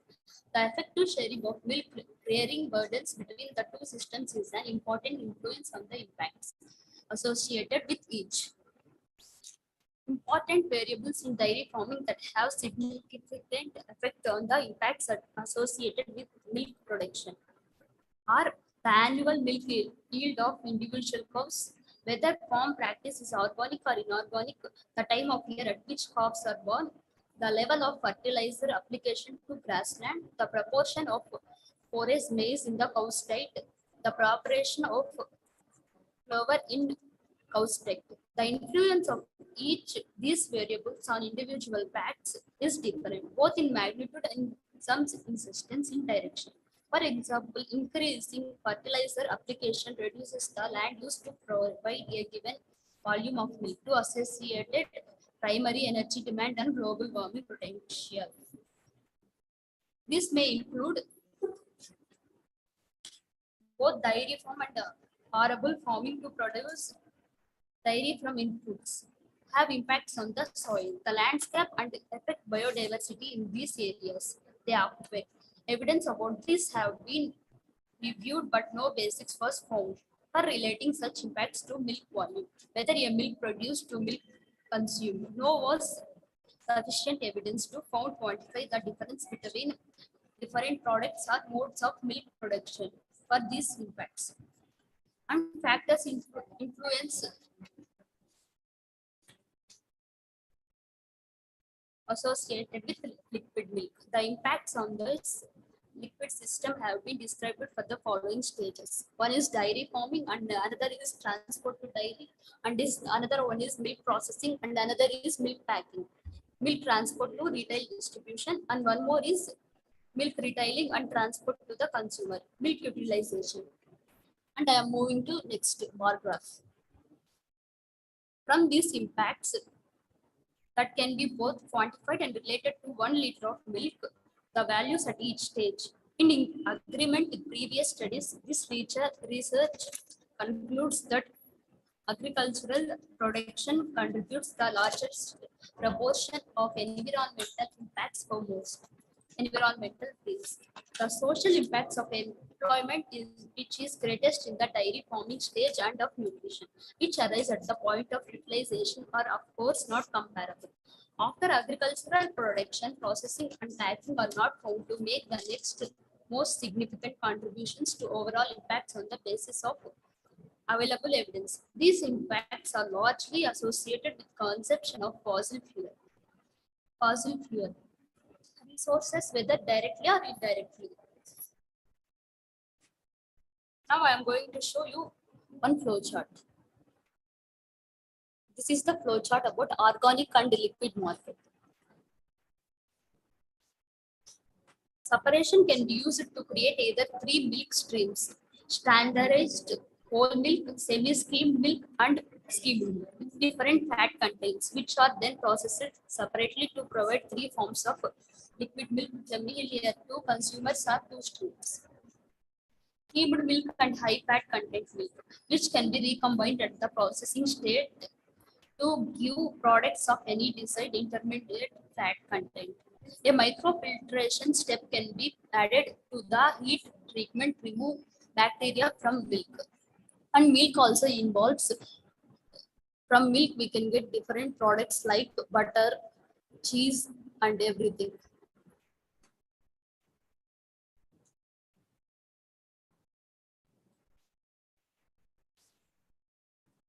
And methods. The impacts in the liquid milk system have been described for the following stages. One is dairy farming, and one more is transport to the dairy, and one more is milk processing, another one is milk packing, and another is milk transport to the retail distribution, and one more is milk transport to the consumer, and milk utilization. For those impacts that can be both quantified and related to 1 liter of milk, the values at each stage.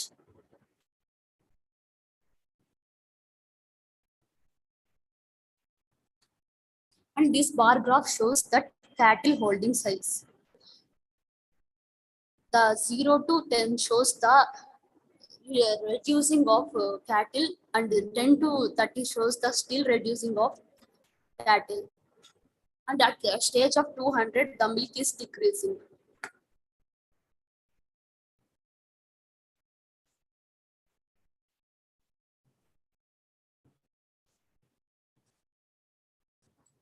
And thank you for giving this opportunity, sir. Thank you, sir. Thank you, Ma. Priya. Manasa is there? Sir. Yeah. Sir, thank you, sir, for giving this opportunity. We must thank you people. See, with first years, most of you, and the interest you are shown, that we are very, very happy about that. So there are so many people in your own campus who are postgraduates, you are your seniors, but we are really happy that you came forward. So we must encourage you all. So don't worry, this is a great learning experience and opportunity to you, all of you. So let us call Manasa. Okay, Manasa. Thank you, sir. Thank you. Thank you. Welcome.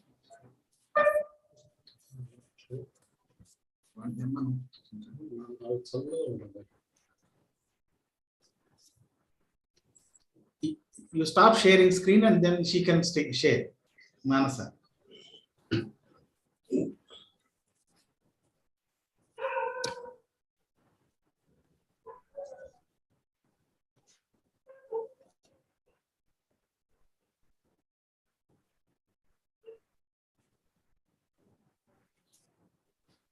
Good afternoon, sir. Good afternoon. My name is T. Manasa. I am first BA HE. Today topic is fisheries, marketing, cultivation. Good. Go ahead.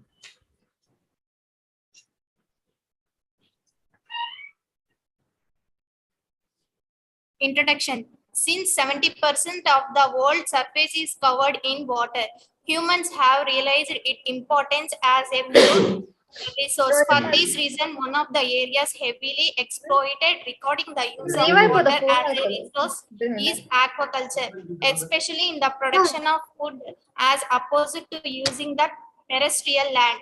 Aquaculture is the process of rearing, breeding, and harvesting of aquatic species, both animal and plants, in controlled aquatic environments like the oceans, lakes, rivers, ponds, and also on including food production, livestock population.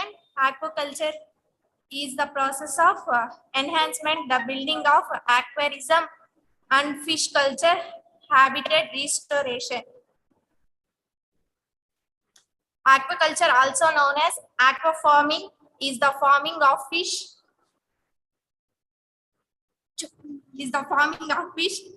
Molluscs, aquatic plants, algae, and other organisms. I will go to next objective. Here are the various types of aquaculture as well their importance. Aquaculture, commonly spelled aquiliculture, also known as aquafarming, is the farming of fish, molluscs, aquatic plants, algae, and other organisms. Fish farming market was valued at US to 65 billions in 2019. It is projected to reach USD 365.8 billion by 2027, growing at a 4.52% and reached in 2027. Next topic, global fish farming market segmentation analysis. Fish farming market by environment: freshwater, marine water, brackish water.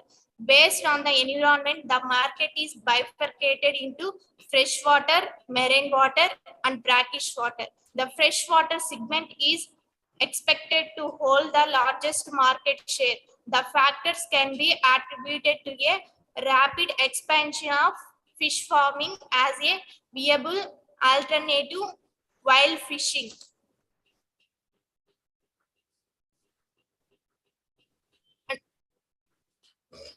And the next, fish farming market by fish type: salmon, shellfish, tuna, tilapia, milkfish. Others are growing in North America, Europe, Asia Pacific, and rest of the world. North America. In fish farming by geography, the largest share in the market will be dominated by the Asia Pacific because farming technology is growing population and a wild base of eaters in this region.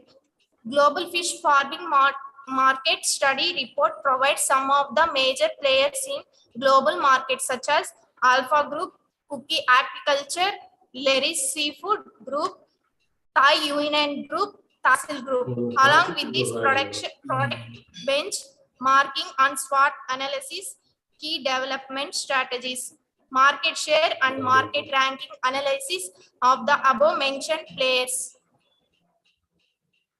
Next topic, production technology. Preparing the pond in inland cultivation. The pond is rectangular with size varying from 0.1 to 2.0 hectares with a depth ranging from 2 to 3 meters. Next, soil and water. Freshwater fishes, especially the crops, is alluvial soil with neutral pH ranging between 6.5 to 7.5. If the pond soil and water are saline, alkaline, sodium, and acidic. Next, aquatic weeds not only take away the nutrients but also upset the oxygen balance in the water by releasing carbon dioxide into the pond during the night. Next, unwanted fishes. In the ponds may be predatory or weed fishes that compete with the cultured fish or feed. These predatory and weed fish can be eliminated through repeated netting of the pond. Next, fertilizer application in the pond.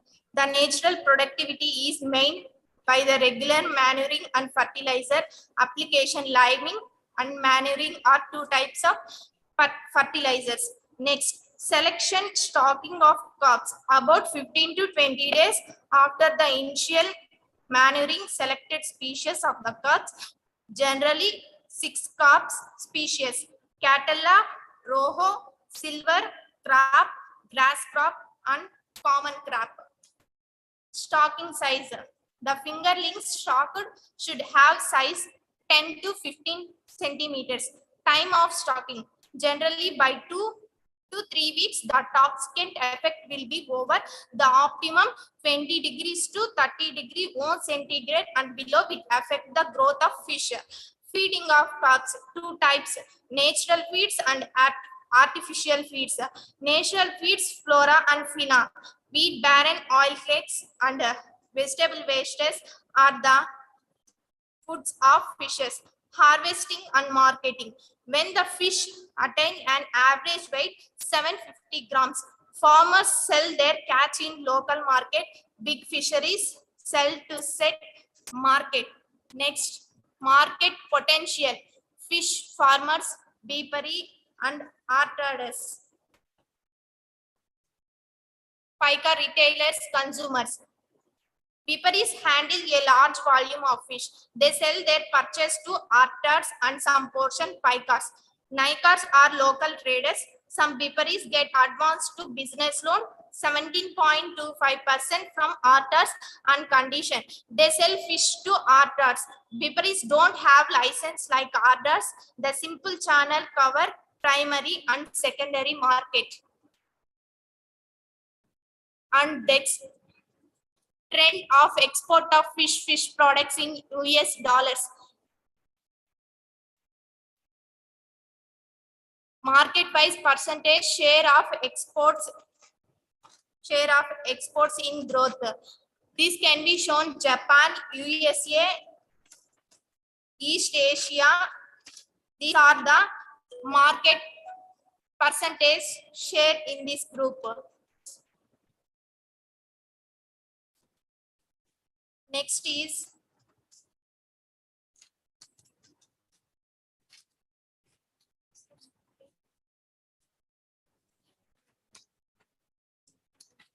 the next is area of the country 33,616 area square meters and 2.2 billion square content and shellfish area 0.50 million square meters.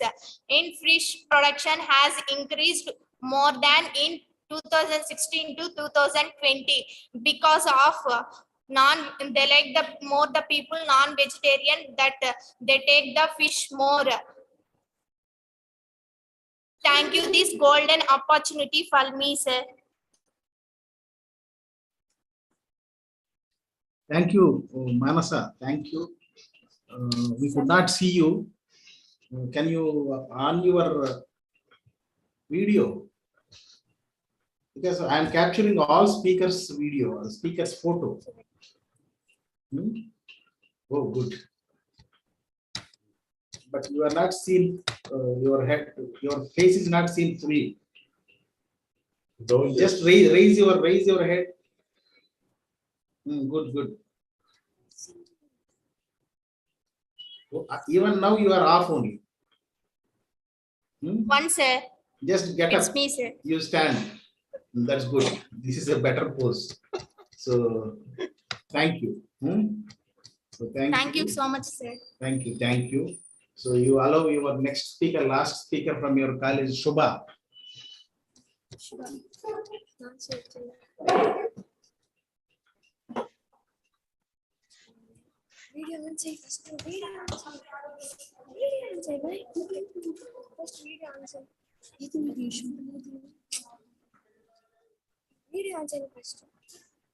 Okay, do it, whatever convenient to you.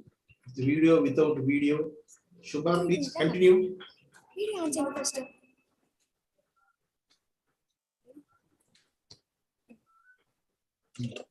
Good afternoon, sir. Yeah.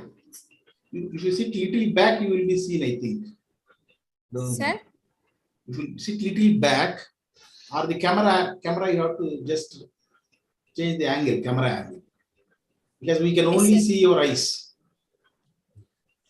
The angle of the lid. Camera angle. Just down, little down it.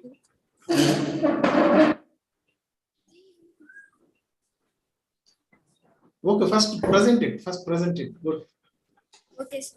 Yeah. Now this is good. Okay, sir. 1 minute.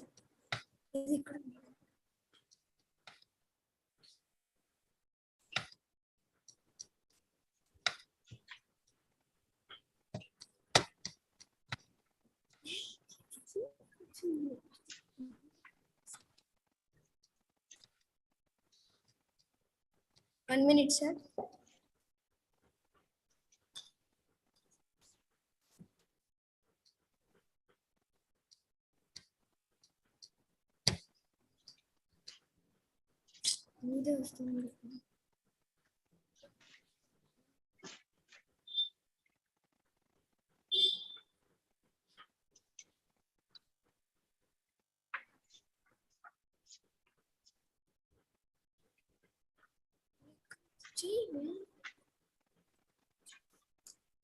You start presenting.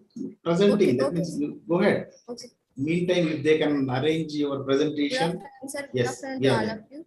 I'm Shubha from SPW Degree and PG College. I'm studying the first year BSc MPC. I'm started screen sharing, sir. Yeah, go ahead.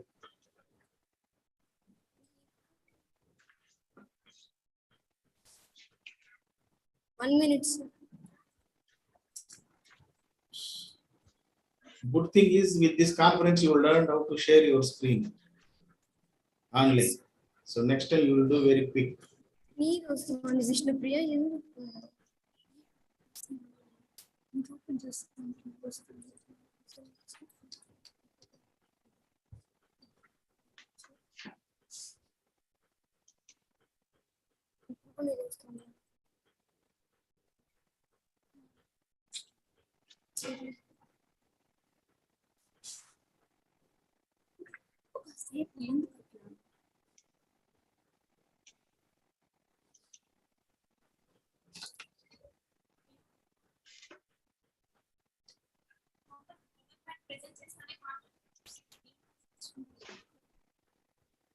Harshita నేను చూడు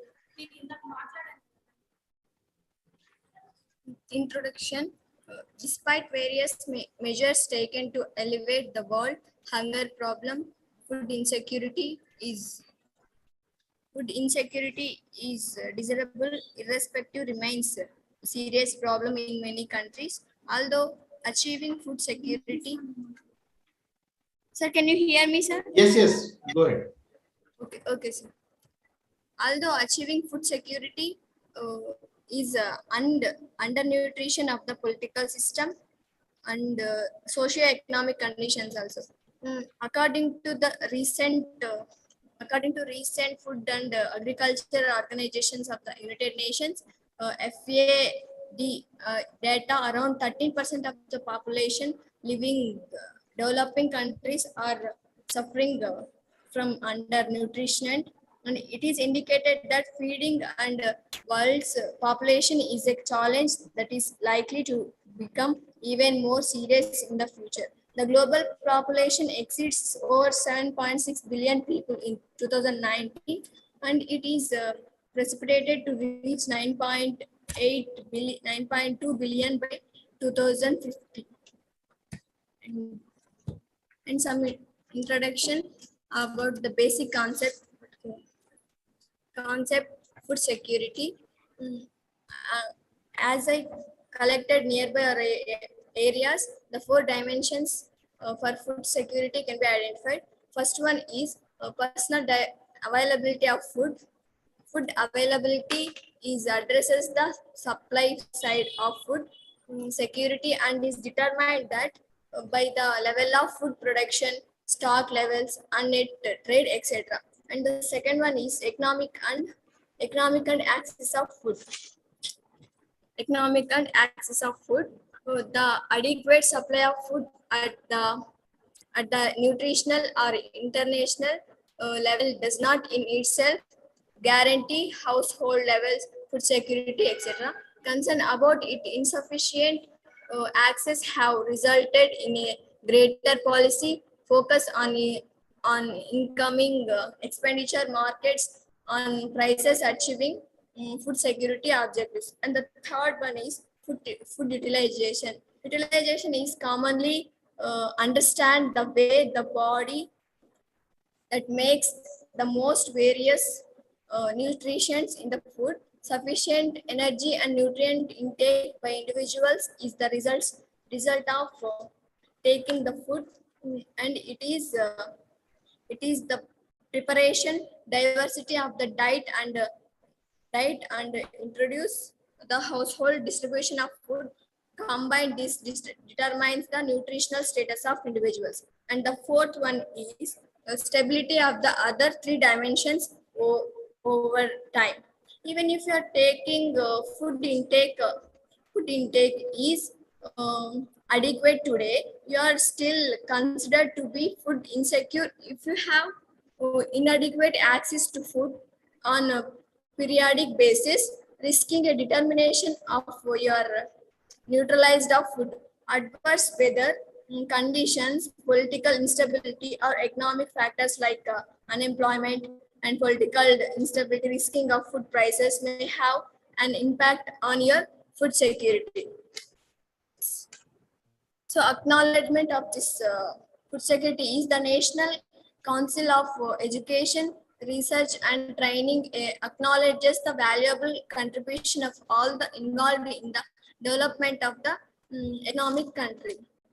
And the food security of nation is ensured if all of its citizens have enough nutritious food available. All persons have capability to buy food of acceptable quality, and there is no barrier to access to food. In addition to the role of the government in ensuring food security. So the food security is essential in a country to develop our country and to ensure that food is available at all the times, and thereby to avoid starvation like situation. The people living below the poverty line might be food insecure all the time, while better off people might also turn food insecure during famine, calamity or disaster. So as we all know that agriculture sector is a backbone of our country, sir, and backbone of country, and to develop our agriculture sector is also in the part of development of our country. So as we Indians, we have to develop our agriculture country. And thank you, sir. Thank you for giving this golden opportunity in this seminar, sir. And thank you, sir. Thank you. Thank you. So you have agriculture in your family? Yes, sir. Good. So then you are right. What you said is right.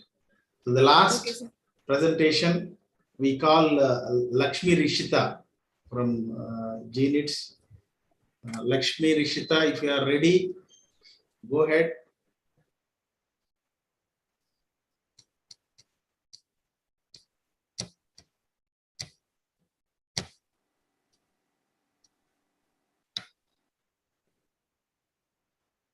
Lakshmi Rishita is there. I think she is not seen anywhere.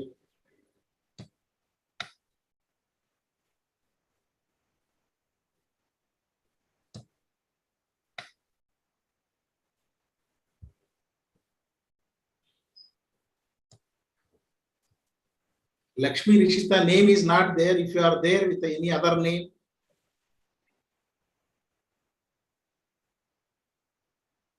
so then I request the both chairs, the session chairpersons, Dr. Subbarao Garu and Ram Krishna Garu, to sum up this session, sir. Subbarao Garu. Yeah. Sir. Thank you, sir. It is very happy to be part of this wonderful sessions, and I'm very happy that this is the second I'm attending. And when it comes to today's sessions, whatever I have attended, they are very good. And you have repeatedly said that all the students are very young, and they started their research work on a nice foot. So research is a very big term, but for the students, those who have participated today, they have done their homework well. So whether whatever they have attempted, whatever they have their mind, they presented well. All their PPTs are well and good. And especially when we see the sessions, status of the conservation issues of wetland birds, it is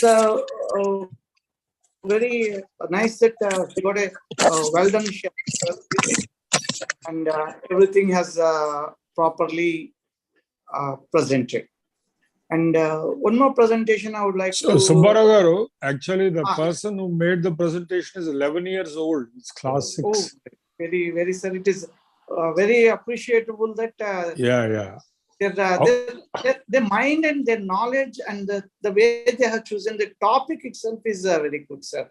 And I definitely sure that they will go places when they become well educated and towards the research, sir.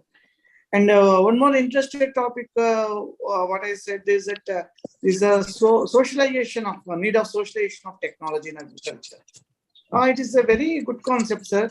But what happened is that agriculture, one way people want to make the agriculture as an industry. So whenever it comes, the word industry, it comes, there is no way for charity, no way for socialization.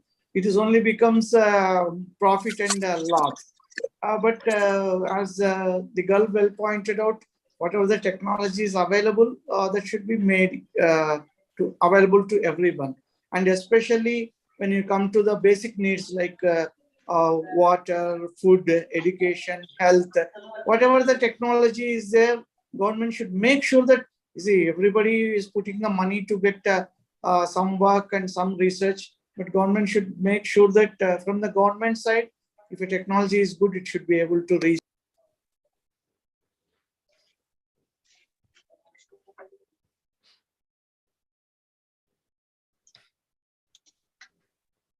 I think suddenly it went into mute, Subbarao garu. Mute and then I don't know, disconnected also. I could not see him. So Ramakrishna Garu is ready to take over. Very good evening, sir. Subbarao Garu, come back. Let him finish. He is back. He is back. Okay. Please. Yeah, please continue, Subbarao. Yeah. Yeah. Well, one thing, sir, because I have pointed out one or two things, it is not that all the papers are not like, and I'm talking about the socialization of the agriculture, sir. When we come to the socialization of agriculture, one way people are talking about industry to declare agriculture as an industry. So when the industry comes, only profit and loss, people will start looking up. But the technology, whatever is available for basic things like water and food, they need to be available to each and everyone, sir. And when you look forward to the other presentations like health hazards in agriculture and food security and agriculture, they are well researched and they are well presented. I congratulate the organizers and all the team and and the presence of Krishna Rao Garu is energetic and it gives a lot of blessings to all those who have participated and all the students. You are lucky that you have started, maybe for most of you, this is the first presentation. You have started on a good note and I congratulate you once again all. Thanks, sir.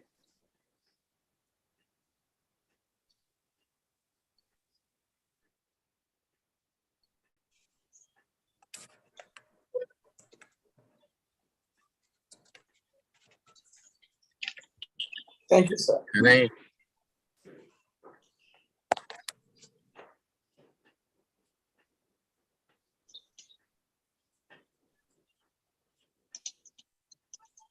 So, Jayachandra Garu, are you able to hear me?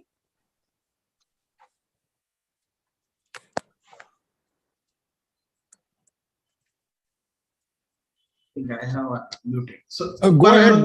Thank you, Subbarao Garu. I could hear you and for your kind participation and then your encouraging words to the students. So, thank you, sir. We'll move on to Ramakrishna Garu. We'll take few words from him and then we will sum up this conference. Very good evening, sir. Yes, please go ahead. Especially our beloved Krishna Rao Garu. Good evening, sir. And Jayachandra Garu. Namaste and good evening, because you are injecting various topics to young minds. కొద్దిగా mic మీ కెమెరాని కొంచెం down చేస్తే people can see the yes good now at least this is better. Okay. Sorry, I came to other private institute inspection. I understand. That's why. Please go ahead. Yeah. So a very good evening once again, Krishna Rao sir and Jayachandra Garu.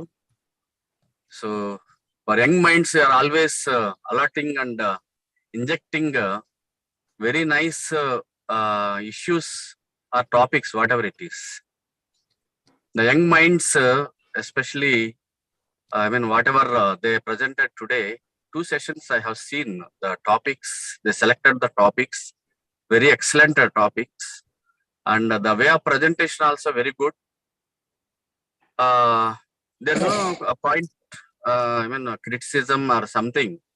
But overall, out of 8 to 10 people, especially the Pratihara, so marshy land, nowadays people don't know, even elders also, they don't know what is marshy land. That marshy land, how it is helpful to the society nowadays. Oxygen is a shortage everywhere. So this, especially this marshy lands, giving immense kind of oxygen levels raising in the particular area.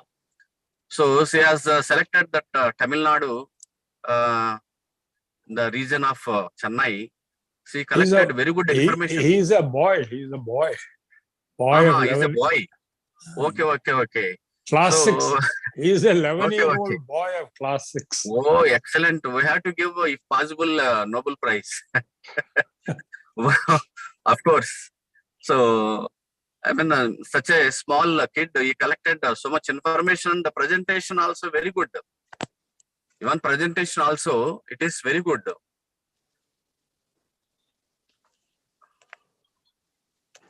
Continue, Ramakrishna, continue. Just interruption came.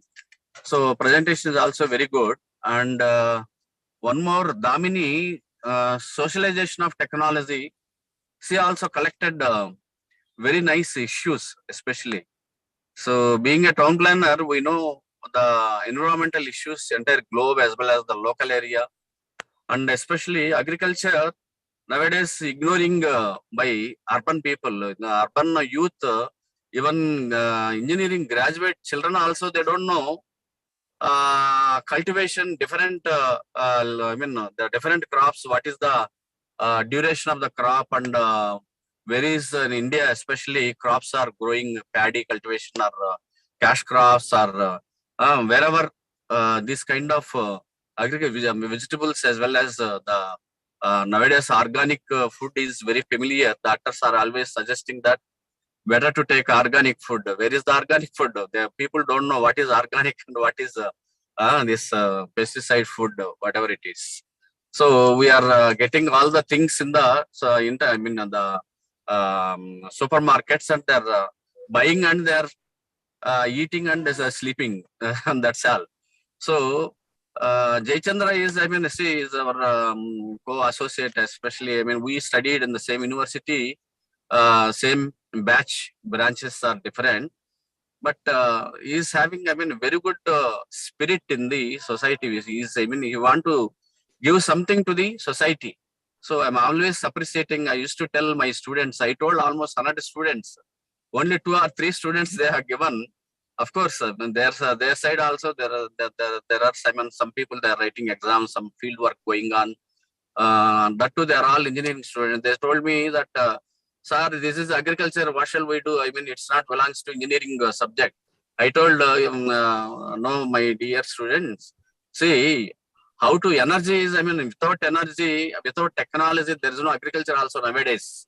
Electricity is important, as well as the, we are always thinking about the, how to conserve the electricity in the city, in the building, how to, conserve as much as, the electricity is very, very expensive nowadays. So that, that point of view, you can prepare, give the presentation. Our technology, India is a very vast country, and so much population, 1.5 and 150 crores population. So you can, so we need a food grain,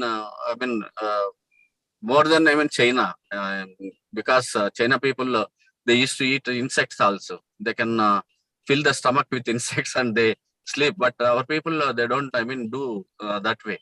So we need a lot of food grain, food, vegetables, fruits, as well as grain, and modern technology. We have to utilize how they are using the developed countries. So this way, I told, I didn't see that. Their papers, especially, I'm going to see along with. I'm going to meet Jayachandra, and so this is a very nice program, especially Krishna Rao sir. Is dedicating this organization. So you are the backbone of the organization, sir. Thank you very much. Thank you. We are grateful to you on behalf of Jayachandra also. I'm also, very grateful to you, sir. Thank you very much. And Jayachandra and other colleagues, those who attended today, and the children also. God bless you. God bless you. God bless you. Jayachandra, Jai Hind. Thank you, Anna. Thank you. So Right, that we will take care of the rest of the proceedings. Yeah. Thank you. Yeah, Thank yeah. you. And Sure. whatever situation you joined us. Yeah. Thank you. We'll move on to our president, sir. So he will give his valuable remarks on this whole session. True. Such a big personality is being with you since so long time. We are with him. Of course. We are all with him only. That's all. But at the same time, whatever it is, if you say that way or this way, both are same. But sir is, very kind enough. So we will do so many other programs also in future. Sure. Thank you very much once again. Thank you. Good evening, and after a very long day of presentation of 32 papers, a time has now come to sum up while the judges are evaluating the quality of papers and decide which are the best papers.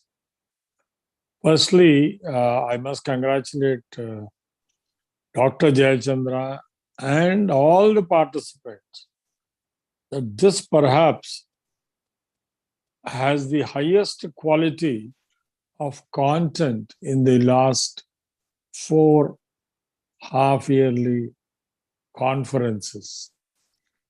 Content-wise, outstanding quality.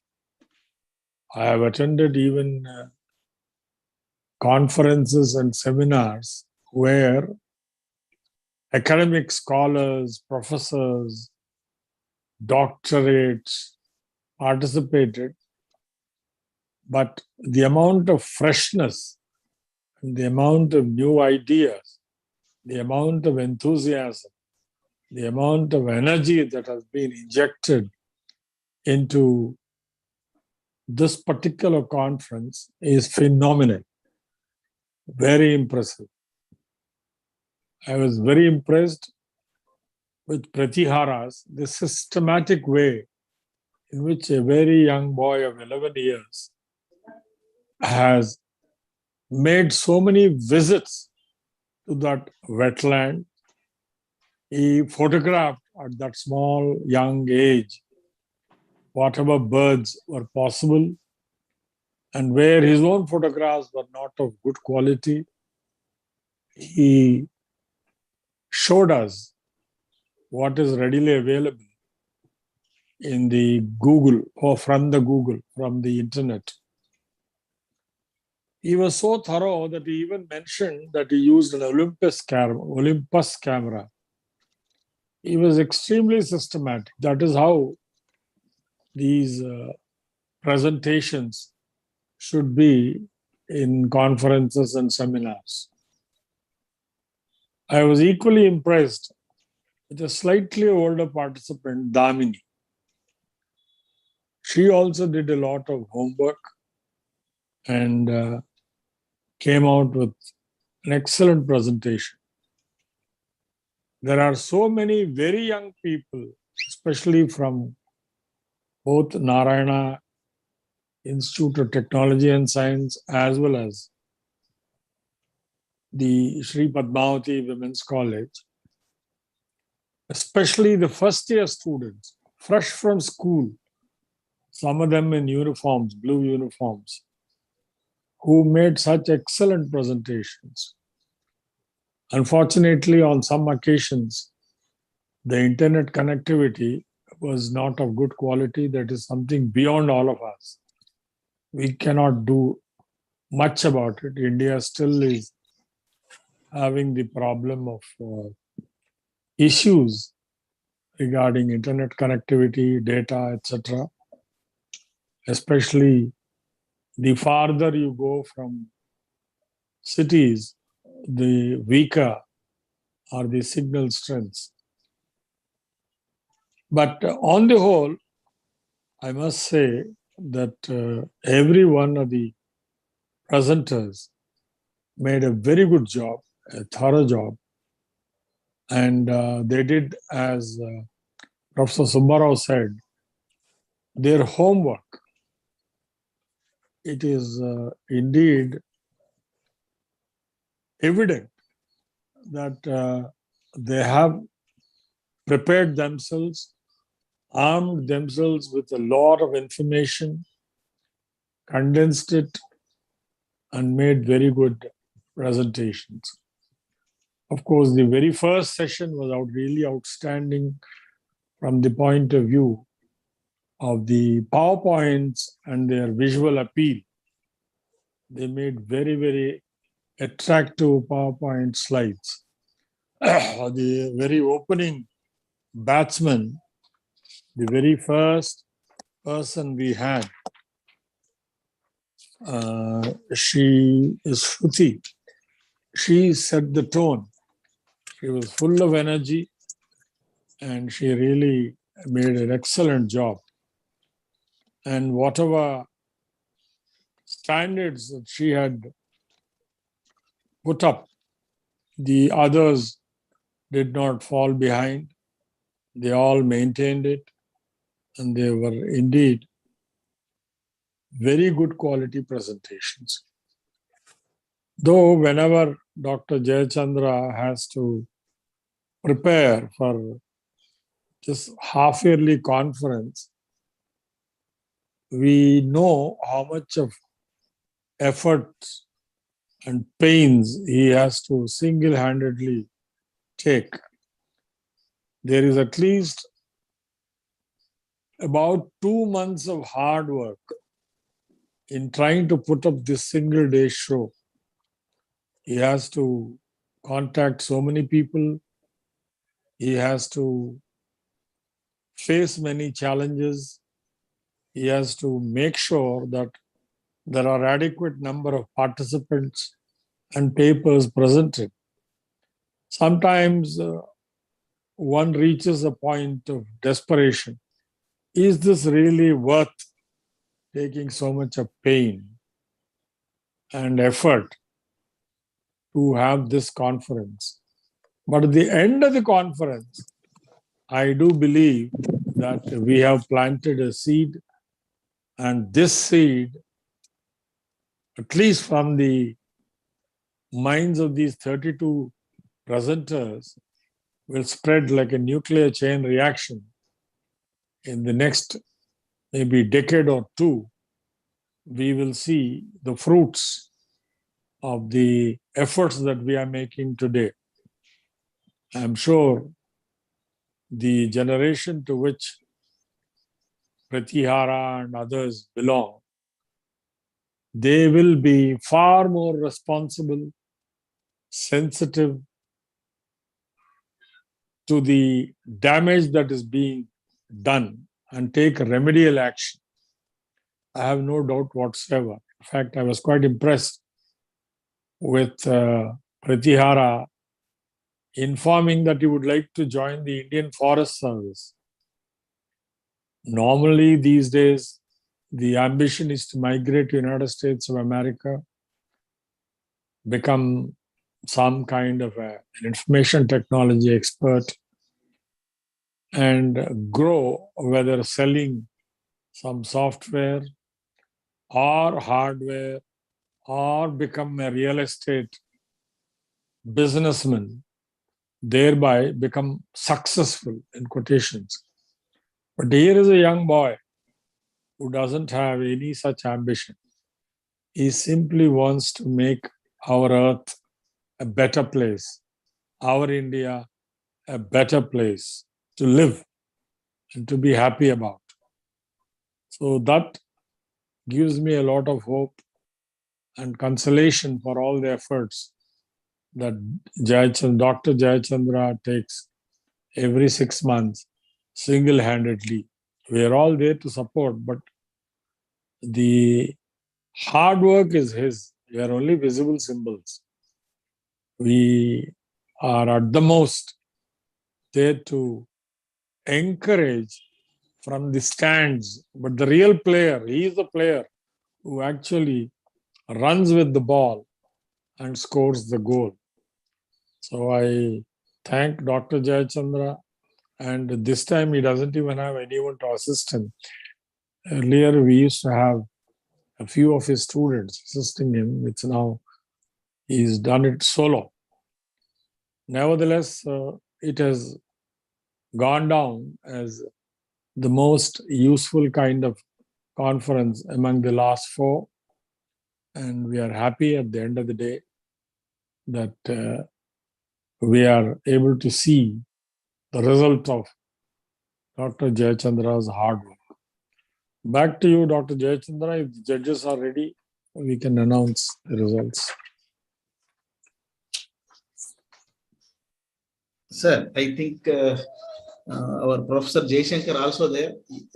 Any 1-2 minutes, Professor Garu, I don't know when you have joined back.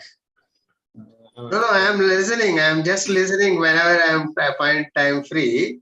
Of course. Really, what I observed in middle hours also you are there. What Sri Krishna Rao is telling, really you did a tremendous job by taking hard work, and your hard work without any error. That's why error-free management that I am telling. You see, we too manage, we always miss something this way or that way, but I never find you missed anything. Your hard work really planned well, executed very well. We are really proud of you. As sir, I want some words, just for either to the students or to them, just the conference, whatever. See, okay. It is, what I'm telling is, that's what I'm going to tell. What I'm going to see, because somebody is also telling that Nobel Prize, this and that for 7-year-old, and this boy is going to become Indian Forest Service. That is their motivation. These are the motivation you have given for them. And also, you see, I have seen many conferences and so on. Most of the PPT and their pronunciation is totally different. They are showing one PPT and they are telling some other thing. Really, I'm telling. In that way, I'm really very, very happy. The content and explanation, everything is in coherence. Everything is in coherence. And this is because you people are, because you see, they have not come all the way immediately presenting the paper.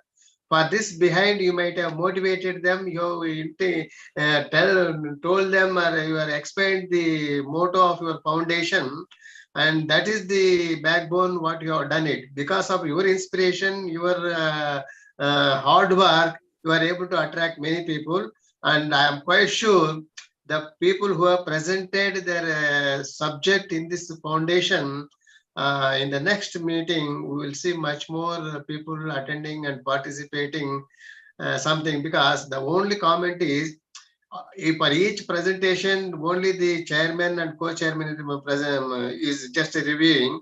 If we give 1 or 2 minutes to ask questions from the audience, that may be better. You see, in the next meeting, my only suggestion is, for each talk, after the end of the talk, 1 or 2 questions from the audience. But that may be useful for the people who are listening. They may raise their some issues and so on. That will be helpful, and encourage the speaker also. If some questions comes from audience, that will be better. That's the only thing I can suggest.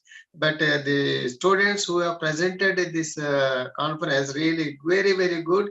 And they know even, because even after listening this talk, I am able to learn something, how actually the agricultural management, whatever it may be, really good opportunity for us. And I'm quite sure this will grow like anything, and this will become a banana tree. That's what I'm going to expect in future.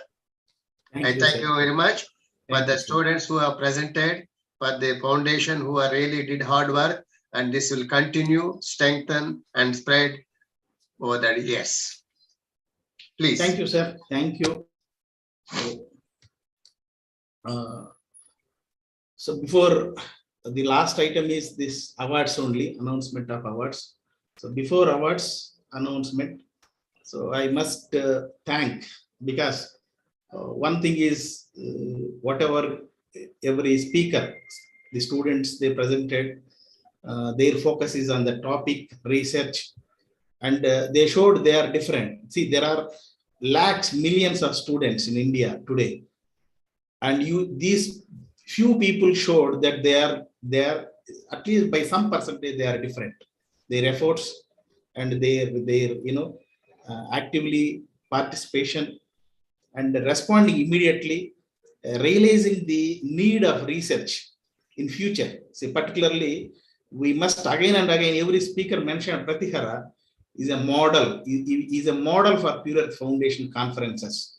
The 5th class he started, now 6th class, and you see that is what the girls and boys, and Jayashankar Garu mentioned in the morning that I could see only girls presenting today, but of course the lone boy, and he made his mark with his practical and worth efforts he made, and brought a highly professional paper. Even if that paper is given to me, I cannot present just like him. I am accepting. Hats off to Pratihara, because I didn't tell anything about that after you presented, but now I am telling you, just share your presentation. I cannot present just like you. I am accepting that. So you did well, good job. And the other thing is, see, I received, first of all, I must thank and then all the Pure Earth Foundation members. So we have a 40 plus life members are there, and who unanimously decided this conduct of conference exclusively to the students and making a national conference every year, biannual, that is every 6 months a conference. So they, without a single objection, they approved this. So I must thank again and again every time my entire Pure Earth Foundation, all the founding members and also the all life members. And I must thank, I should say, because without our Krishna Rao sir, who was our founder president, and he will be president as long as he wish. So he is leading us and he is guiding us, he is showing the way, and he is a role model. I want to say one small point about him. See, there are so many people retired in this country with great experience and knowledge.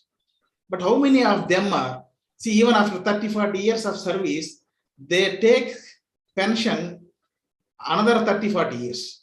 But how many of them are really thinking and giving back to this country in whatever form it is? I saw Sir teaching in a slum in Hyderabad, Jubilee Hills, in a slum government school with just 10-15 people, because you don't get in Hyderabad in a government school a great strength, particularly the area, the kind of area, Jubilee is like that. So with the passion and to serve some, give some support kind of thing. So that is how we take inspiration from him, and we always try to do something. So I must thank once again our President sir, and we have a executive committee who is also always with us supporting our activities. And then we took the support of few faculties. See, students are, for example, today there may be many people who are guided and motivated by Dr. Aparna Madam, belongs to the Narayanamma College. So like that, few people, they came forward. This is out of their activity, but still they came forward, extended full support without any hesitation. Anytime I call, anytime I request anything. And I must say, Dr. Aparna Garu, Ramakrishna Garu, Subbarao Garu, Dr. Shamala Devi from Narayanamma College, and some more faculties, and particularly Uma Devi Garu from Tirupati. So she immediately agreed, and when I explained, see, the people should be given opportunity. So I have seen today the outcome. That is great. See, they thought initially, even can we present, can we do? And even they thought of presenting in Telugu, but still my president said, yes, you are allowed. The content is important, not the language. Of course, there is a great number of Telugu speaking people in the country. So certainly you are allowed to speak in Telugu also. But today I find all of them, though whatever their background up to intermediate, they could come out well, and I hope they will show their skill and talent the next year, because this is just a beginning for them. So like that, So I must thank Vidyulata madam, then whoever is there, the faculty behind the Padmavati College. So they motivated all them. We could see them, the faculty behind the students, helping them, supporting them. This kind of cooperation is needed. It is not duty minded. If faculty has the key role, the faculty, like, I heard from many students from Narayana mentioned Aparna madam name. So like that, faculties are key here, because even Professor Jaishankar sir told, only because he's guide, what he guided, what you want to do, he just followed. That is how a true guide and a real guide and a hard-working student, if these two are there, that pair will produce the results and success. So this is what I have seen, even I learned, and I'm trying my best, because this way we can give some opportunity. So as all the students today, whoever there in the conference today, the research is one thing which helps in there is only two ways I feel for the younger generation, either going for a job or going for higher studies. And this research activity and a paper presentation and an article, whatever it is something value addition to your profile. All the BTech graduates will come out with the same degree what you will take, but your profile will have few lines extra. That is what this. Certainly, when you go for higher education, these lines will fetch you. They will decide that you are different with many people. Even in MNC, an industry, where you go with a profile with this kind of few additional lines into your profile, that makes you different with the so much of, when there is an interview, thousands will attend. But out of them, there may be few who will have this kind of thing, because this gives you communication skills and presenting skills. That means at least you have a some thought process that you can prepare something, you can do something compared to the people who just earned a degree like you. So that is where the students, whoever presented today, participated today. So I wish them all success in their academics, and as well as whenever there is an opportunity here, not only they can also take it to the friends and then other your own colleagues, so that they also get this opportunity. So we have hopes that at least in next few years, the conference, suppose 33 papers today, and we could not have 2 papers, so 32, 31 paper today we could present. Suppose if I get 50, 60 papers, then we have to extend for 2 days. So hopefully this conference may be in next few years, we'll go for 2 days. So it is almost, we are nearing 6 o'clock. Now with this, so I thank all the people. So there are some participants in this conference who are neither students nor the Pure Earth Foundation, nor. So I must thank one and all. Some people are there from different parts of the country. So I must thank all. And especially lastly, the entire technical, today's conference, the credit goes to Dr. Ravindra Garu, who has offered this Zoom facility for us to conduct this conference today. So he conducts webinars, I think almost from an year, every day. And with so busy conduct of webinars, he dedicated a whole day for us today. So thank you, Ravindra Garu, especially from my heart, and then from my Pure Earth Foundation, the kind of support he extended, and you also work hard in getting some participants and all. So thank you, sir. So with this, I think I have thanked all the people who ever contributed to this. Now I'll just go through, because I took a few advices from some of the neutral judges also. And then every year this to tell there is only 3 awards: first prize, second prize, third prize. With 30 plus papers, how can we justify, how can we decide these 3? Pratyahara is eagerly waiting whether my name will be there or not. So if he takes the 1 prize, then what I should do? So that is where every time we are not sticking to this just 3 numbers. And I appeal all the people who ever won these awards, announce their names comes here. that doesn't mean the remaining people have not done less than them. So everybody done to their best. So there is no discrimination. Just it is a little percentage, little point, 1%, some point of percentage. So we have to choose and we have to finalize finally. So I think by keeping the topic, which is one important thing, that is important, because you cannot give, why I am telling is, in same topic I cannot give more awards. So this is one of the constraint for me. And content, another thing. And there is a presentation, excellent presentations today. They showed their talent, the students, different presentations, skills, and some sincere efforts are there. Whatever it is, collecting something and then preparing something, though they are first time, for them also, whether they present it well, the content is well or not, but the efforts is also there. So I think all these things we have taken into consideration. That is where, don't think people who are not mentioned in this award list. So now I could, because of some advices from the earlier conferences by some of the session chairpersons and all, so I made a big list of awards. So the first, actually, I have to mention one more point. The awards are being given on the name of Sri K.K. Pappan, who has sponsored to our charitable society certain deposit, and the interest of that deposit every year 10,000 rupees we will be spending for these awards. First of all, Pure Earth Foundation is a 100% charitable society.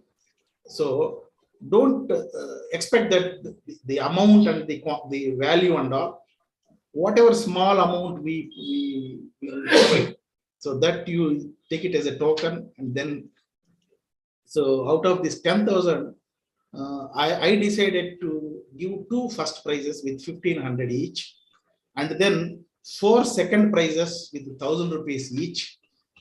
And then I thought of restricting 6 prizes to third with 500 rupees, third prize, so that 6 people I can give. But still I want to add some more. Doesn't matter. My Papa gave 10,000 rupees. I can give another 2,000 rupees. So I could include 10 people in the third, so that I want to I want to encourage more people like that. So I just don't go through the detailed papers, titles also. Quickly I'll read out. Let us go to this 10 third prize winners. Paper number 1, paper number 12, paper number 6, paper number 14.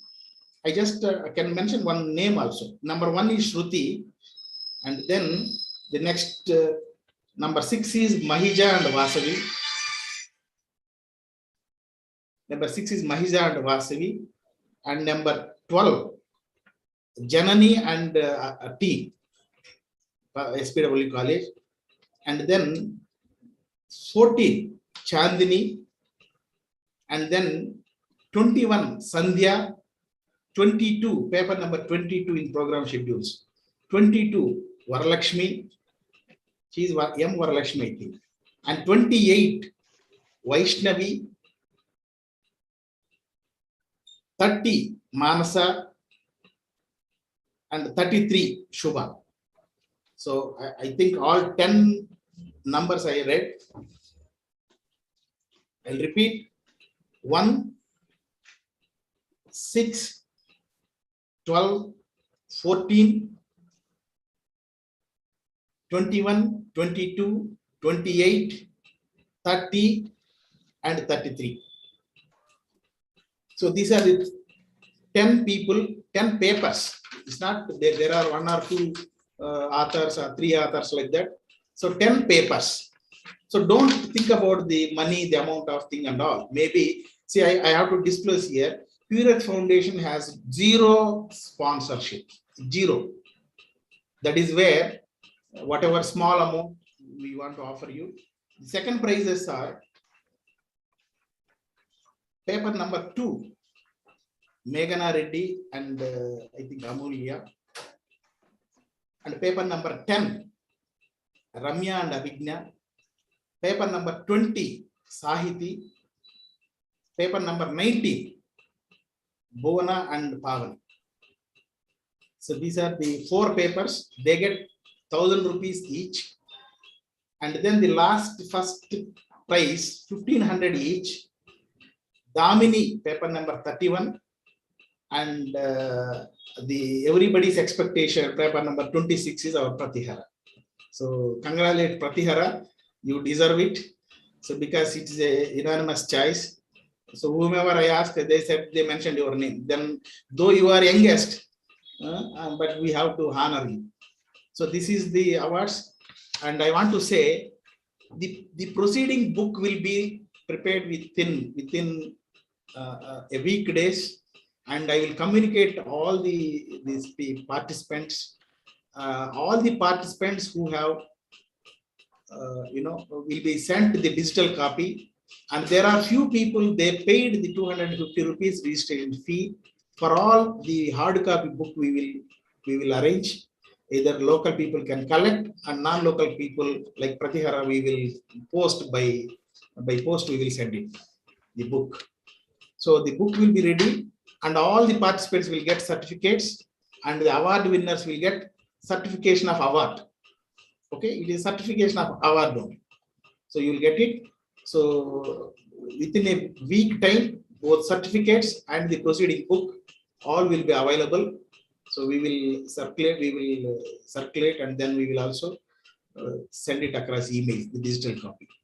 So with this, I think, so with all permission from all, so I will say, or my president will say the last words, whatever he wants. Sir, now over to you, sir. You can conclude it, sir. Thank you very much. Thank you, everyone. Thank you, one and all. There is really, yeah, somebody wanted to say something. Sir, like I presented the paper under the category education on biodiversity, and I couldn't have achieved this the first prize without my mother's assistance, sir. So you dedicate your award to your mother. See, we all owe so much to our parents and our teachers. It's not as though without their blessings and their coaching and their help, we have become all India figures. That is always there, but it is a proud mother who is willing to sacrifice her time, energy, so that the next generation, her offspring, her son, will win laurels. So ultimately, while there is a vicarious, invisible hand of your mother, the fact is you are the winner. And now there is a big responsibility. You have to continue to be curious, continue to be good in your academics, and eventually make a difference to Mother Earth. That's a responsibility. So don't get unnecessarily be tempted by what is called lucre, by riches. There is a cause for which you at the age of 11 became a winner. And that cause is environment, Mother Earth, purity, better life for the next generation. So as long as you uphold that cause, no problem at all. Your mother will be happy and all of us will be happy. Anything else that you want to say? Sir, like me and my mother and some team members will conduct nature awareness in Chennai. So Chennai, sir, it's also in Palikarne marshland. If you have time, sometime, if you come to Chennai, you can come to the events, sir. Thank you. Thank you so much. Thank you. I wish I have the energy and the patience to travel to Chennai. Certainly, it's a worthy cause. Wetlands are indeed badly neglected, as you were so clever as to not name Cognizant. Your photograph said it all. That huge building, monstrous building of Cognizant has eaten away the homes of so many birds. But that is how life is. Ultimately, the real estates, the land grabbers, there is so much of say for them in the decision-making process. Who bothers about a bird or a heron or a disappearing species? Only somebody like David Attenborough will be bothered, but I'm sure 50 years from now, you will be a second David Attenborough. God bless you. Okay, then we have had a long day. So, Jayachandra Garu, I think you can take a little rest by going home, and we can relieve all the others also, because it's a job well done. God bless you all. Thank you. He will be relaxed only when he works. This is not comment. It's a passion. That is how it is. That applies to. People get relaxed only they are working. Really, I'm telling. This is my experience, and here by someone, because they are relaxed while working. True, it's 100% true. Because going conference is over, I leave only at 9 o'clock office. So thank you, sir. So with this, we will close today. Okay. So Bye-bye. thank you, one and all. Bye-bye. We'll close the link, Zoom link. Right. A big thanks to Dr. Jayachandra. Really, we are proud of you. We should thank you, sir. Immediately agreed, accepted. And finally, the young boy who is the role model for others. The young boy really going to be a role model for others. That's what we expected, and you succeeded it. Thank you, sir. So people don't want to leave now. Okay, then we have to leave. Organizers closes, everyone closes because we don't want to go. You have to terminate. So this is virtual. So people, if it is a physical conference, they have to find a way and then travel through traffic and all. But this is and one more thing I have to. There is one participant, Shahid Khan. He is very sensitive to respond for everything. In our whole chat box is that we must thanks to people like him. So without such people, we cannot organize this kind of things. That kind of support, encouragement also we need. So thank you, Shahid Khan ji. Kahan se we don't know, but we are very happy that you made many comments in the chat box.